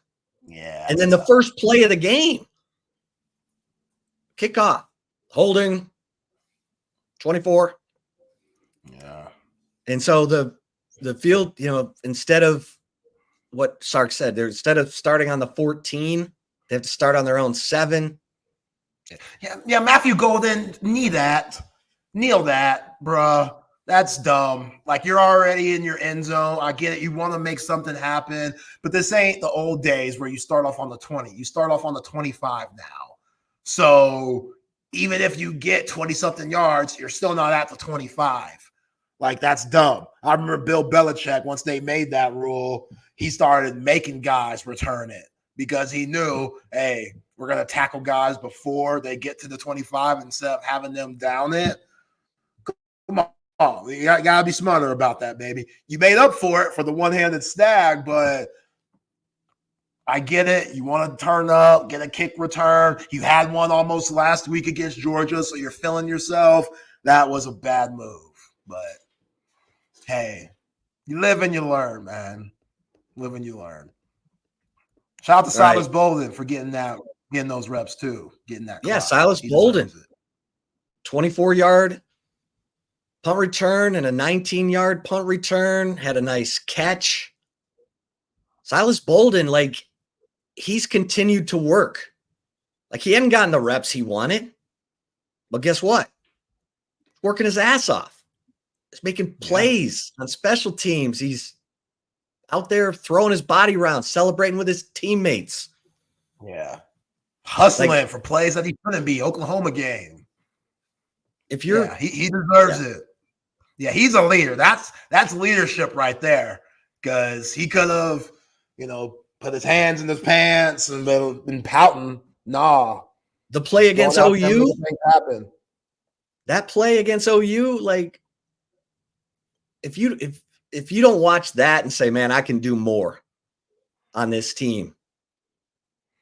That's the thing. I mean, look, it's hard, man. It's hard to have culture in the age of NIL and the transfer portal. And I think this team has it, because here's anyone who was comparing games from last year to this one, they're dead wrong, because they're, against TCU, Texas got up. No, that was the defense giving up plays to allow the other team back in it. This was funded up with penalties. The defense, gave up 2 short field touchdowns. One of them at the 13. Like, come on, man. Against high quality offenses like Vanderbilt, which is going into this game, they were the highest scoring offense Texas was going to face. Yeah. I mean, only 2 turnovers going into this game. They were top 10 in third down efficiency. Texas held them 3 of 12 on third downs and forced 3 turnovers. And they made a fourth down play for a touchdown. Oh, how did he complete that, Chip?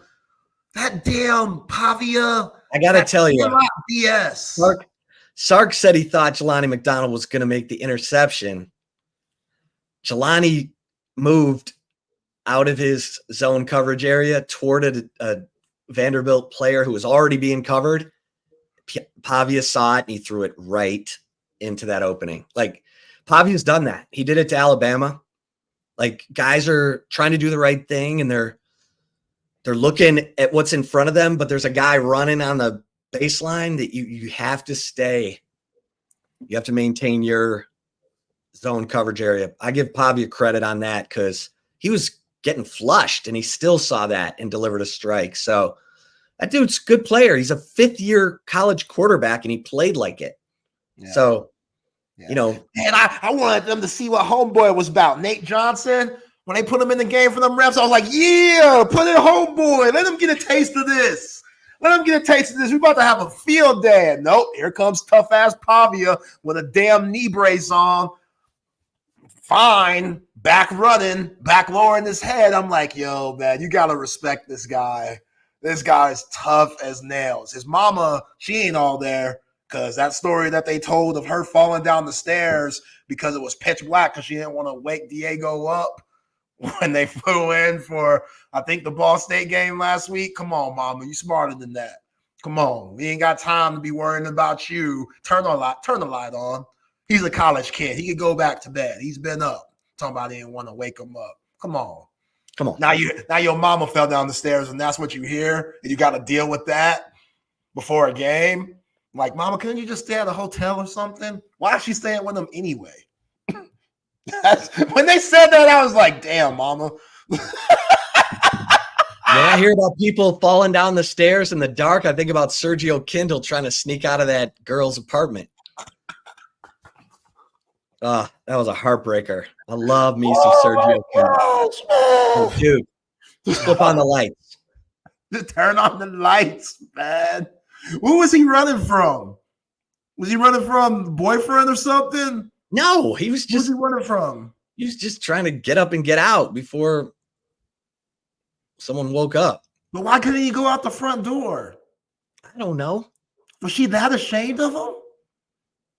No, he was ashamed of her. He was trying to leave her place. That's what I'm saying. Yeah, he could have went out the front door. I don't understand. That's I don't know. I wasn't there. I have all the details. But it cost him dearly. Yo, don't be mad at me because you out here hoeing. Don't be mad at me that you're scared that your friends are going to know that you have me up in your room doing the wild thing. That ain't on me. I'm walking out the front door.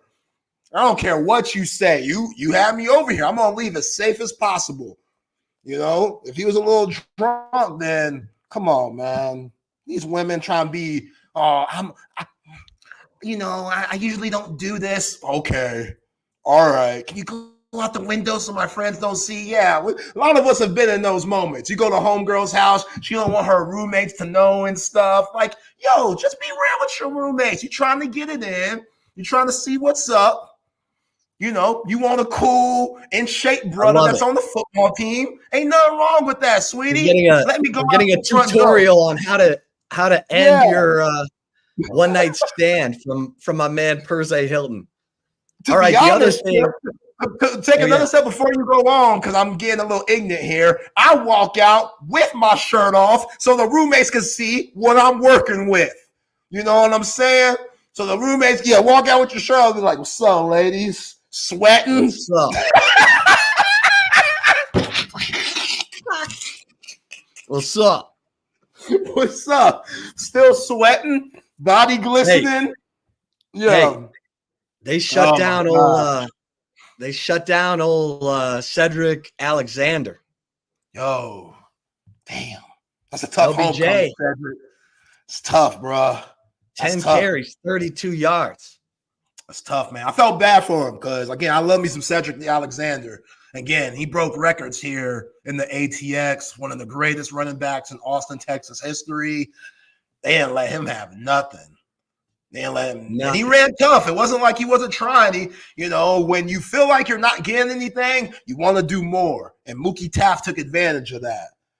causing that fumble. And after that, he really didn't do much. But I knew he wanted to really show out against, his in-city team, the Texas Longhorns, which, he said that he was an Oklahoma fan. I didn't know that growing up because his pops was. So, all right, cool. But, yeah, they didn't let him get going. They didn't let that running game get going. The defense can't stop talking about how good they were, man. Yeah. And they got dudes waiting. Yeah. So what do you think, before we move on, what do you think that Gavin Holmes situation's about? Is it just Kobe Black finally figuring it out at this time and he fits what Pete Kwiatkowski? Yeah, Gavin Holmes doesn't make plays. Yeah. He don't make any plays. Yeah. He has like 2 pass breakups in his whole time at Texas. He's fast, but he's always one step behind. So, got to make a play. I mean, it's not like Manny Muhammad's been Charles Woodson these last 2 weeks either. No, he was getting into it with that Junior Sherrill guy. I think that guy got him out of his game. That was a good learning lesson for Manny because no one has gone up to him and been all up. He's like that. Junior Sherrill's like Jordan Lewis for the Cowboys. Like he can't stop talking. And Manny they almost, they were taking swipes at each other. I was like, oh, Manny, you're about to get ejected, dude. Like, just ignore this cat or laugh at him or something. Cause he kind of got him.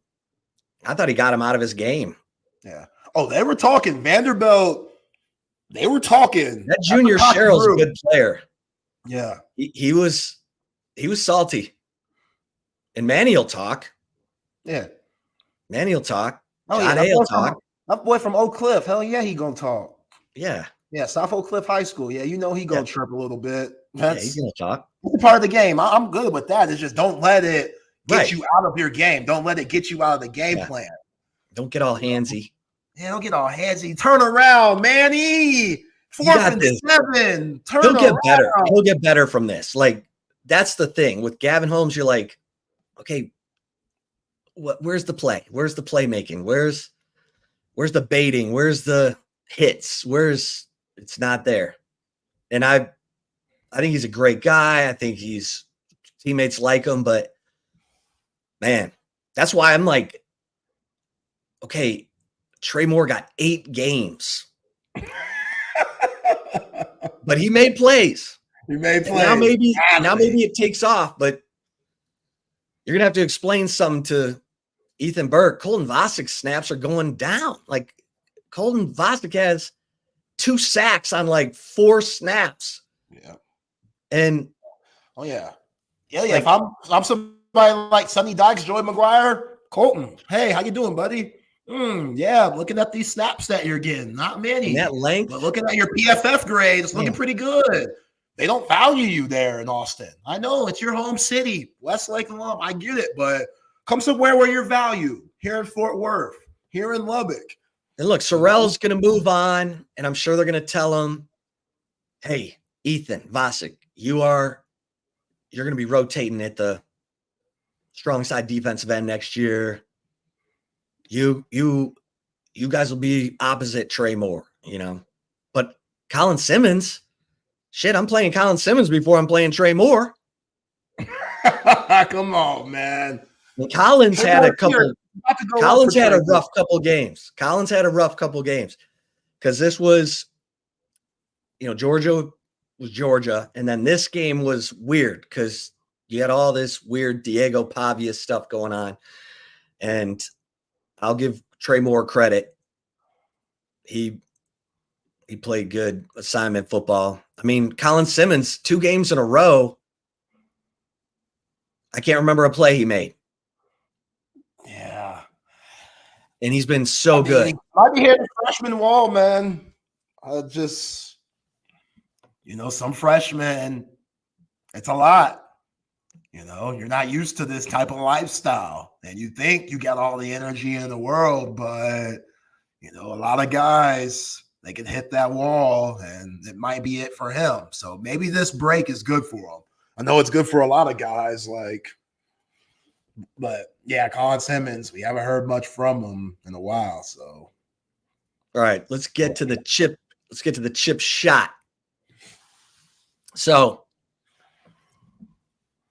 we're going into phase 3 of the season. Sark broke the season up into 3 phases.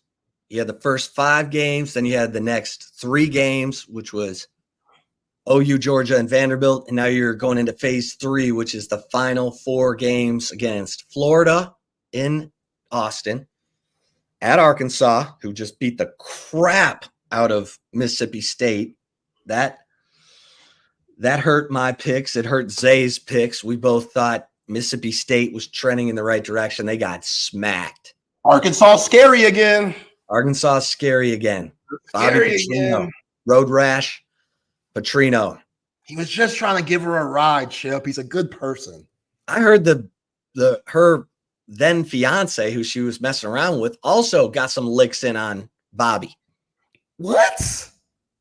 I don't know if I have not confirmed that, but a source like an Arkansas guy I talked to said that, yeah, that road rash wasn't just road rash. There were some boyfriend punches in there too. Come on, man. How insecure are we? What are we doing? For one, it's her fault. It's on her. You can't blame Bobby.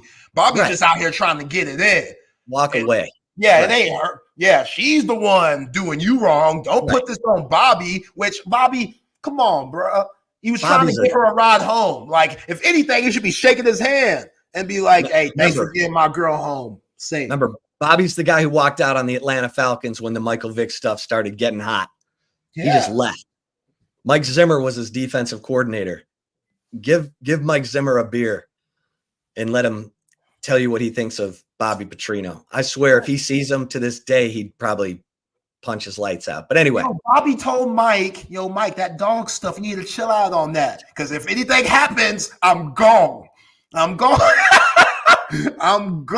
man. I don't care if Cujo has won the last 5 matches. Stop. Stop. You need to stop before it catches up. I don't care if Beethoven is undefeated, okay? I'm out. All right. So we're heading into phase 3 of the season. And these penalties are such a problem that I have a new mission statement for the Longhorns heading into phase 3. Penalty free in phase 3. Because coaches are problem solvers. They get paid a lot of money to solve problems. And look, Sark is so confident in his play calling abilities. Did you hear him today talking about this wasn't just a false start? Like false start, first and 10 goes to 1st and 15. Like you can tell. Sark's like, I'll call plays. We'll get that back. And he has for the most part, all through the first part of the season, they were paying attention. You were paying attention that they had 7 offensive penalties in the Michigan game or 8 offensive penalties in the Mississippi State game. But you started paying attention when there were 4 false starts against Georgia that each derailed a drive. And you were sure paying attention this week when it was 10 penalties for 107 yards and they were taking points off the board, and they weren't just offense, they were special teams and defense. This is an issue. And if this continues to be an issue and it costs Texas a special season, then the Longhorns will have beaten the Longhorns. That's got to change. And it's not all the coaches' fault, but the coaches. There's an old saying in any sport, I'm sure CC says, if it's happening on the field, you're either coaching it or allowing it. And you have to stop. You're not coaching these guys to commit penalties, so you got to make it stop. And if you have depth, you take guys off the field. And now some of it's heat of the moment, Vernon Broughton, you got, who knows, maybe someone,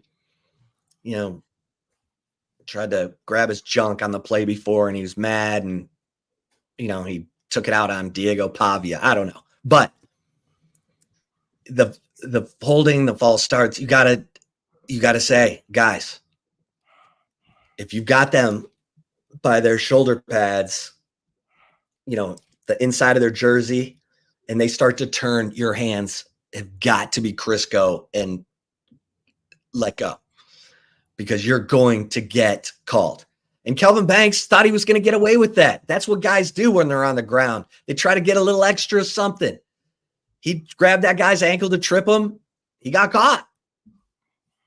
He probably didn't even need to do it either. But that's the bottom line. Because now you've had a game where your own coach just told you we would have won 45-10 without the penalties. I would like to know how that story ended. What does Sark say after that? Does he say, so guys, it's got to stop. And here's how the penalties, here's how they're going to stop. And if they don't stop, then we're going to get someone else in there to handle it, because we're not going to beat ourselves this year. We're not going to beat ourselves. And I would have said the Aggies are doing us a favor. They're setting up this showdown in College Station, and we're going to go down there and we're going to beat their ass, and it's going to be the greatest day of your football life. You're going to have so much fun. But we got to get there. And we got some tough games between now and then, and we cannot beat ourselves. So this is going to be a huge point of emphasis, and it takes everybody, because now it's everywhere. It's offense, special teams, and defense. Yeah, you can't even blame the crowd being on the road, because all the fans were in burnt orange. Right. No. Yeah.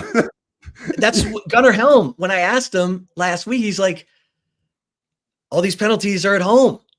Now they're on the road. But, the false starts against Georgia, that was all at DKR. The 8 penalties against Mississippi State, all against DKR. So, come on now. Come on. So, yeah, that's where I'm at.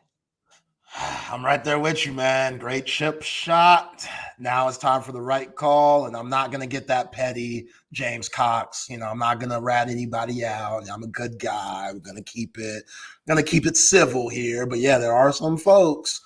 I can feel what Mike Elco's saying. They don't care if you gave me an opportunity. You still a scumbag. Oh man, let's get to some of these mentions though before the right call. Shout out to Covert BK, Covert Automotive Dealership, that have been doing it in the greater Austin area for over 100 years. The Longhorns have 2 more road games left. If you want to go to Fayetteville, you want to be in a car that's comfortable to get there, or College Station, hit up Covert BK. Again, 100 years, that's high quality. Pre-owned, new vehicles, they have both. 7 terrific brands to choose from: Buick, GMC, Cadillac, Ram, Jeep, Dodge, and Chrysler. Driving wifey's Buick Encore when she was gone on vacation a little bit. And yeah, because it's that nice. How could I not? It's nice. It's new. They got everything that you want at Covert BK, because they do it the best. Go to covertbk.com for all your latest specials and inventory. Nobody beats a Covert deal. Not now, not ever. And Leaf Landscape Supply, full service wholesale plant, retail plant nursery, and landscape supplier here in the ATX. Go visit both of their locations off of Pond Springs and down south off of 290 and Monterey Oaks. Whether it's a large quantity of supplies to fulfill a landscaping job, whether it's trendy house plants or a specialty of rare plants, they are your one-stop shop for everything you need. So check out their website at leaflandscapesupply.com to see everything they have to offer. And remember, when you go in there, let them know when you're purchasing something you heard from Zay here at Texas Sports Unfiltered, and you get 10% off. Can't beat that at Leaf Landscape Supply. All right, Chip, for the right call today, you and I, we've both talked about a lot of these professional athletes that become legends for their organizations, so much so they deserve a statue right out the arena or stadium. Well, Big part of that, though. Oh, you definitely know. Everybody that has been on social media the last 24 hours definitely know where I'm going. We've seen good statues. We've seen bad statues. Last year, we talked about Kobe's statue. It looked a little odd. It was a little weird. You know, it was just like, come on, guys, this is Kobe. Like, I feel like he should be remembered a little bit better than this, especially since he's no longer with us. But we looked past it because it's the one that his wife, Vanessa, agreed on. You know what I'm saying? So now I'm thinking, what are the ones that she didn't agree on? What did those look like? Allen Iverson, he has a little tiny old statue outside the Philadelphia arena. Like, it looks like a Oompa Loompa doing a layup or something. It's very weird, very bootleg, but it's still better than this. Dwayne Wade was honored yesterday with a statue that might be the worst statue in the history of statues. He looks like Skeletor. Like, is this a spook for Halloween? Is this a bit? He looks like he looks like a character from a horror movie. Yo. Talk about janky. I don't know what's worse, Vanderbilt Stadium or this Dwayne Wade statue. This is one of the worst things I've ever seen in my life. I can't believe they did him like this. And he approved. First of all, what's with all the damn creases in his damn jersey? Did he just get out of the shower wearing his uniform? Like, it's so distracting. It's bad. It's bad. Not to mention that he looks like Morpheus Lawrence Fishburne from The Matrix. Somebody said he looks like Thanos from the Marvel movies. Like, I toe up from the flow up. I can't believe they did D-Wade like this. He was too good of a player for this. You know, does this look like a person that Gabrielle Union would make her husband? No. I don't think so. That's a fine woman right there. Like, Gabrielle Union, come on now. She looks like she's still in her 20s, yet she's 50-something, and they got a statue of D-Wade like this. It's a bad look. But he agreed on it somehow. Maybe he thought that it was going to be developed more when he said okay, because he posted that on his Instagram that he did agree with it. But if I'm D-Wade, I'm pissed. I'm pissed. This looks horrible. Like, statues have gone so downhill in the last few years. Like, how are they getting worse? I don't get that. Like, if you think about MJ's statue at the United Center in Chicago, that's probably the best statue there is of him doing his legendary fadeaway, iconic, classic.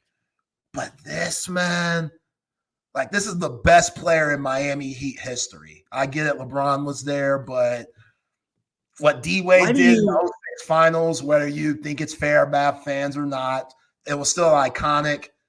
The brother deserves something better than this. Like, I would have had him dribbling the ball, you know, with a face that I can tell it's him. Like, why do you have him making some expression where you can't even tell who he is? Like, aren't his eyes closed in that statue? Let's see a closer look. No, they're open. It just looks that bad. Yeah. It's bad. Yeah. It's really bad. It's bad. I don't know. Like, is it hard to make? First of all, nowadays, is there like a drought of whatever material that they have to where this is as accurate as it gets?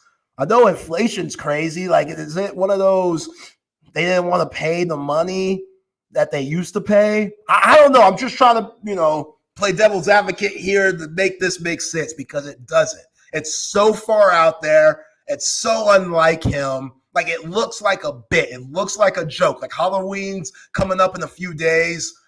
It straight up looks like a horror flick. And I'm such a D-Wade fan. I love D-Wade. I don't remember him being bald all the time. Like, most of his career, he had like a little fade, didn't he? Yeah, he had like a fade, bald fade. He had braids at one point of his career towards the end. That was weird. Like a bald white guy from a horror movie. I don't know. Oh man, I don't know. Come on, D Wade. Come on. Yeah. Come on, Pat Riley. The whole crew. Y'all are better than that. All right. Here's another right call thing for you right here. So during the Texas-Georgia game last week, somebody tried to dress up as a Georgia player and try to get on the field and get all the access that players do without any credentials. Zero. There's a video here I'm about to show you now. Check it out. Could you sneak into a football game by pretending to be a player? First, I dressed up like one of the players and Ubered to the field. I'm actually from Georgia, always wanted to be a football player because it's the best team in college football, and we pulled up to the stadium. Hey, we're going to player drop-off. We got out of the car and people immediately started taking pictures with me, and I made my way to the player entrance. How's it going? Good. Are you one of the players? Yeah. Okay. The cops were actually super cool, but the home team, not so much. I'm just here early. With who? Georgia, I'm the kicker. They kicked me out, horns down, baby, but that wasn't going to stop me because I made my way to the employee entrance. Yeah, we're good. Thank you. We just get in. But I wasn't going to be satisfied until I made it onto that field. Field this way? Yeah, go that way. Oh my gosh. I'm playing football today, boys. We were almost to the field, and then this happened. Hey, what are y'all doing? Charlie and Ryan, what do you guys do? Kicker, his manager, team manager.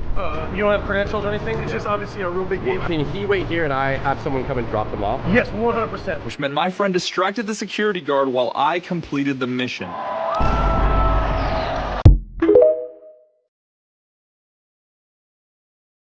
You know, there's a guy who snuck into the last 33 Super Bowls. Really? Yeah. If you act like you know where you're going, a lot of times you're going to get in. Kudos to that dude, man. Kudos. Now, Brandon Harris, the general manager of the football program, he was in this video. He said he wasn't having it. He was like, nah, bruh. You ain't legit, especially you got cameras and people are filming. You ain't legit. Get out of here. But this dude finessed it so much. He worked his way around as much as possible until he found someone gullible enough to let him in. And the dude did that. So I hope no one gets fired from that because, again, it's such a big game that could be dangerous with the wrong person because we are in America. You have to think the worst. But, yeah, that's pretty bold that there's people out there finessing their ways in the games like the dude you just mentioned that's gone to 33 straight Super Bowls for free somehow. I don't know how that happens. But, yeah, if you could look the part and be cool about it, and if someone's gullible enough to do it, hey. Yeah, that's cuckoo for Cocoa Puffs. All right, what'd you think of the Cowboys last night? Sorry. Once again, Dak Prescott, way too many turnovers. Just, you know, that's what they are. They are what they are, you know.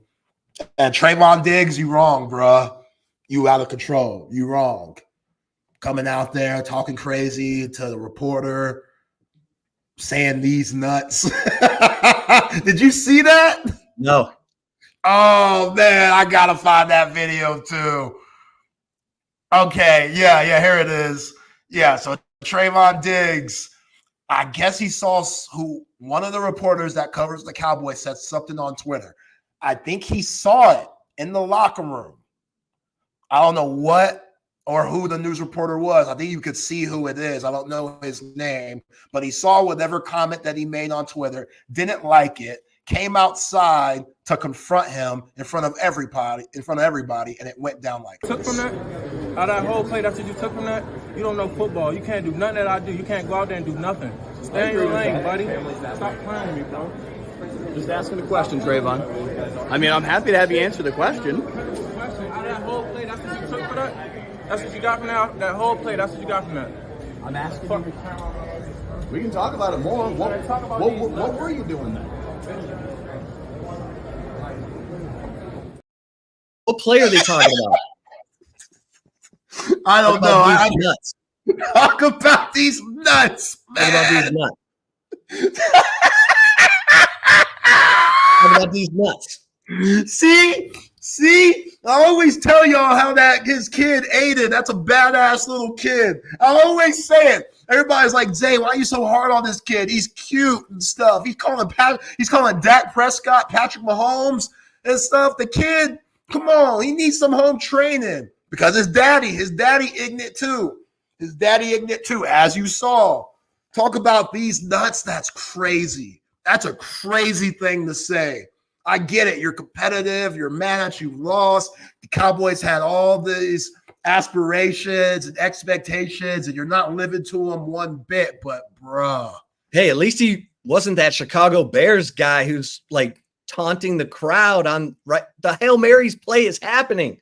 This And he's generation, messing- man. And then he's the one that runs over and tips it up in the air. Turn my man Jaden Daniels into JC of the Washington Commanders. Yo, man. I mean, Jaden I can't believe Daniels that dude. is like he's the chosen one. Who, Jalen Daniels? Yeah. Jaden Daniels. I did a column with E. Henry over at Horns 24/7. We do it take 2. It's coming out tomorrow. And we said, what athlete would you pay to see right now? I said, Jaden Daniels, man. That dude is, and I'll give love to Caleb Williams too, because he's got the Bears going in the right direction. But Jaden Daniels he just makes it look easy. And he doesn't, it's not a, he's easy to like. Yeah, very. He doesn't do stuff that's like, look at me, you know? He just makes plays that say, pay attention to me. Yeah. But he doesn't draw attention to himself. Yeah. He looks so relaxed all the time. Right? He's got this easy smile, super chill, and then he'll just cut your throat out. Yeah. That was insane. Gave him too much time. I saw somebody on social media say, guys need to start rushing 5 more. Yes. Instead of dropping back so many players. And rush with like ends and linebackers. Rush with 7. Don't give him time to set his feet. Yeah, don't rush with big fat dudes. Like they need time. So they eat it up. And big fat dudes, nose guards, nose tackles and stuff who are gassed by that point because it's the 4th quarter. Come on, Eberflus. But yeah, good show today, my guy. Good show. Good show. Let's do it again tomorrow. Hey, if you're watching us on the Texas Sports Unfiltered YouTube channel, please like and subscribe and tell your friends and enemies to get in. We're trying to grow the subscriber base to 10,000. So help us get there. And again, all these incredible sponsors that you're looking at on the YouTube channel, give them your love. All night happy hour tonight at Cover 3 and Salt Traders Coastal Cooking. Tell them Texas Sports Unfiltered sent you. If you're listening to us on the app, we'll be right back at it again, 8 in the morning with Bucky and BK. And Zay and I will be at our, normal time, 1 to 3. We do 2 to 4 on Mondays because of the Texas coach and player interviews. So thanks everybody for listening. Have a great day. Y'all be cool.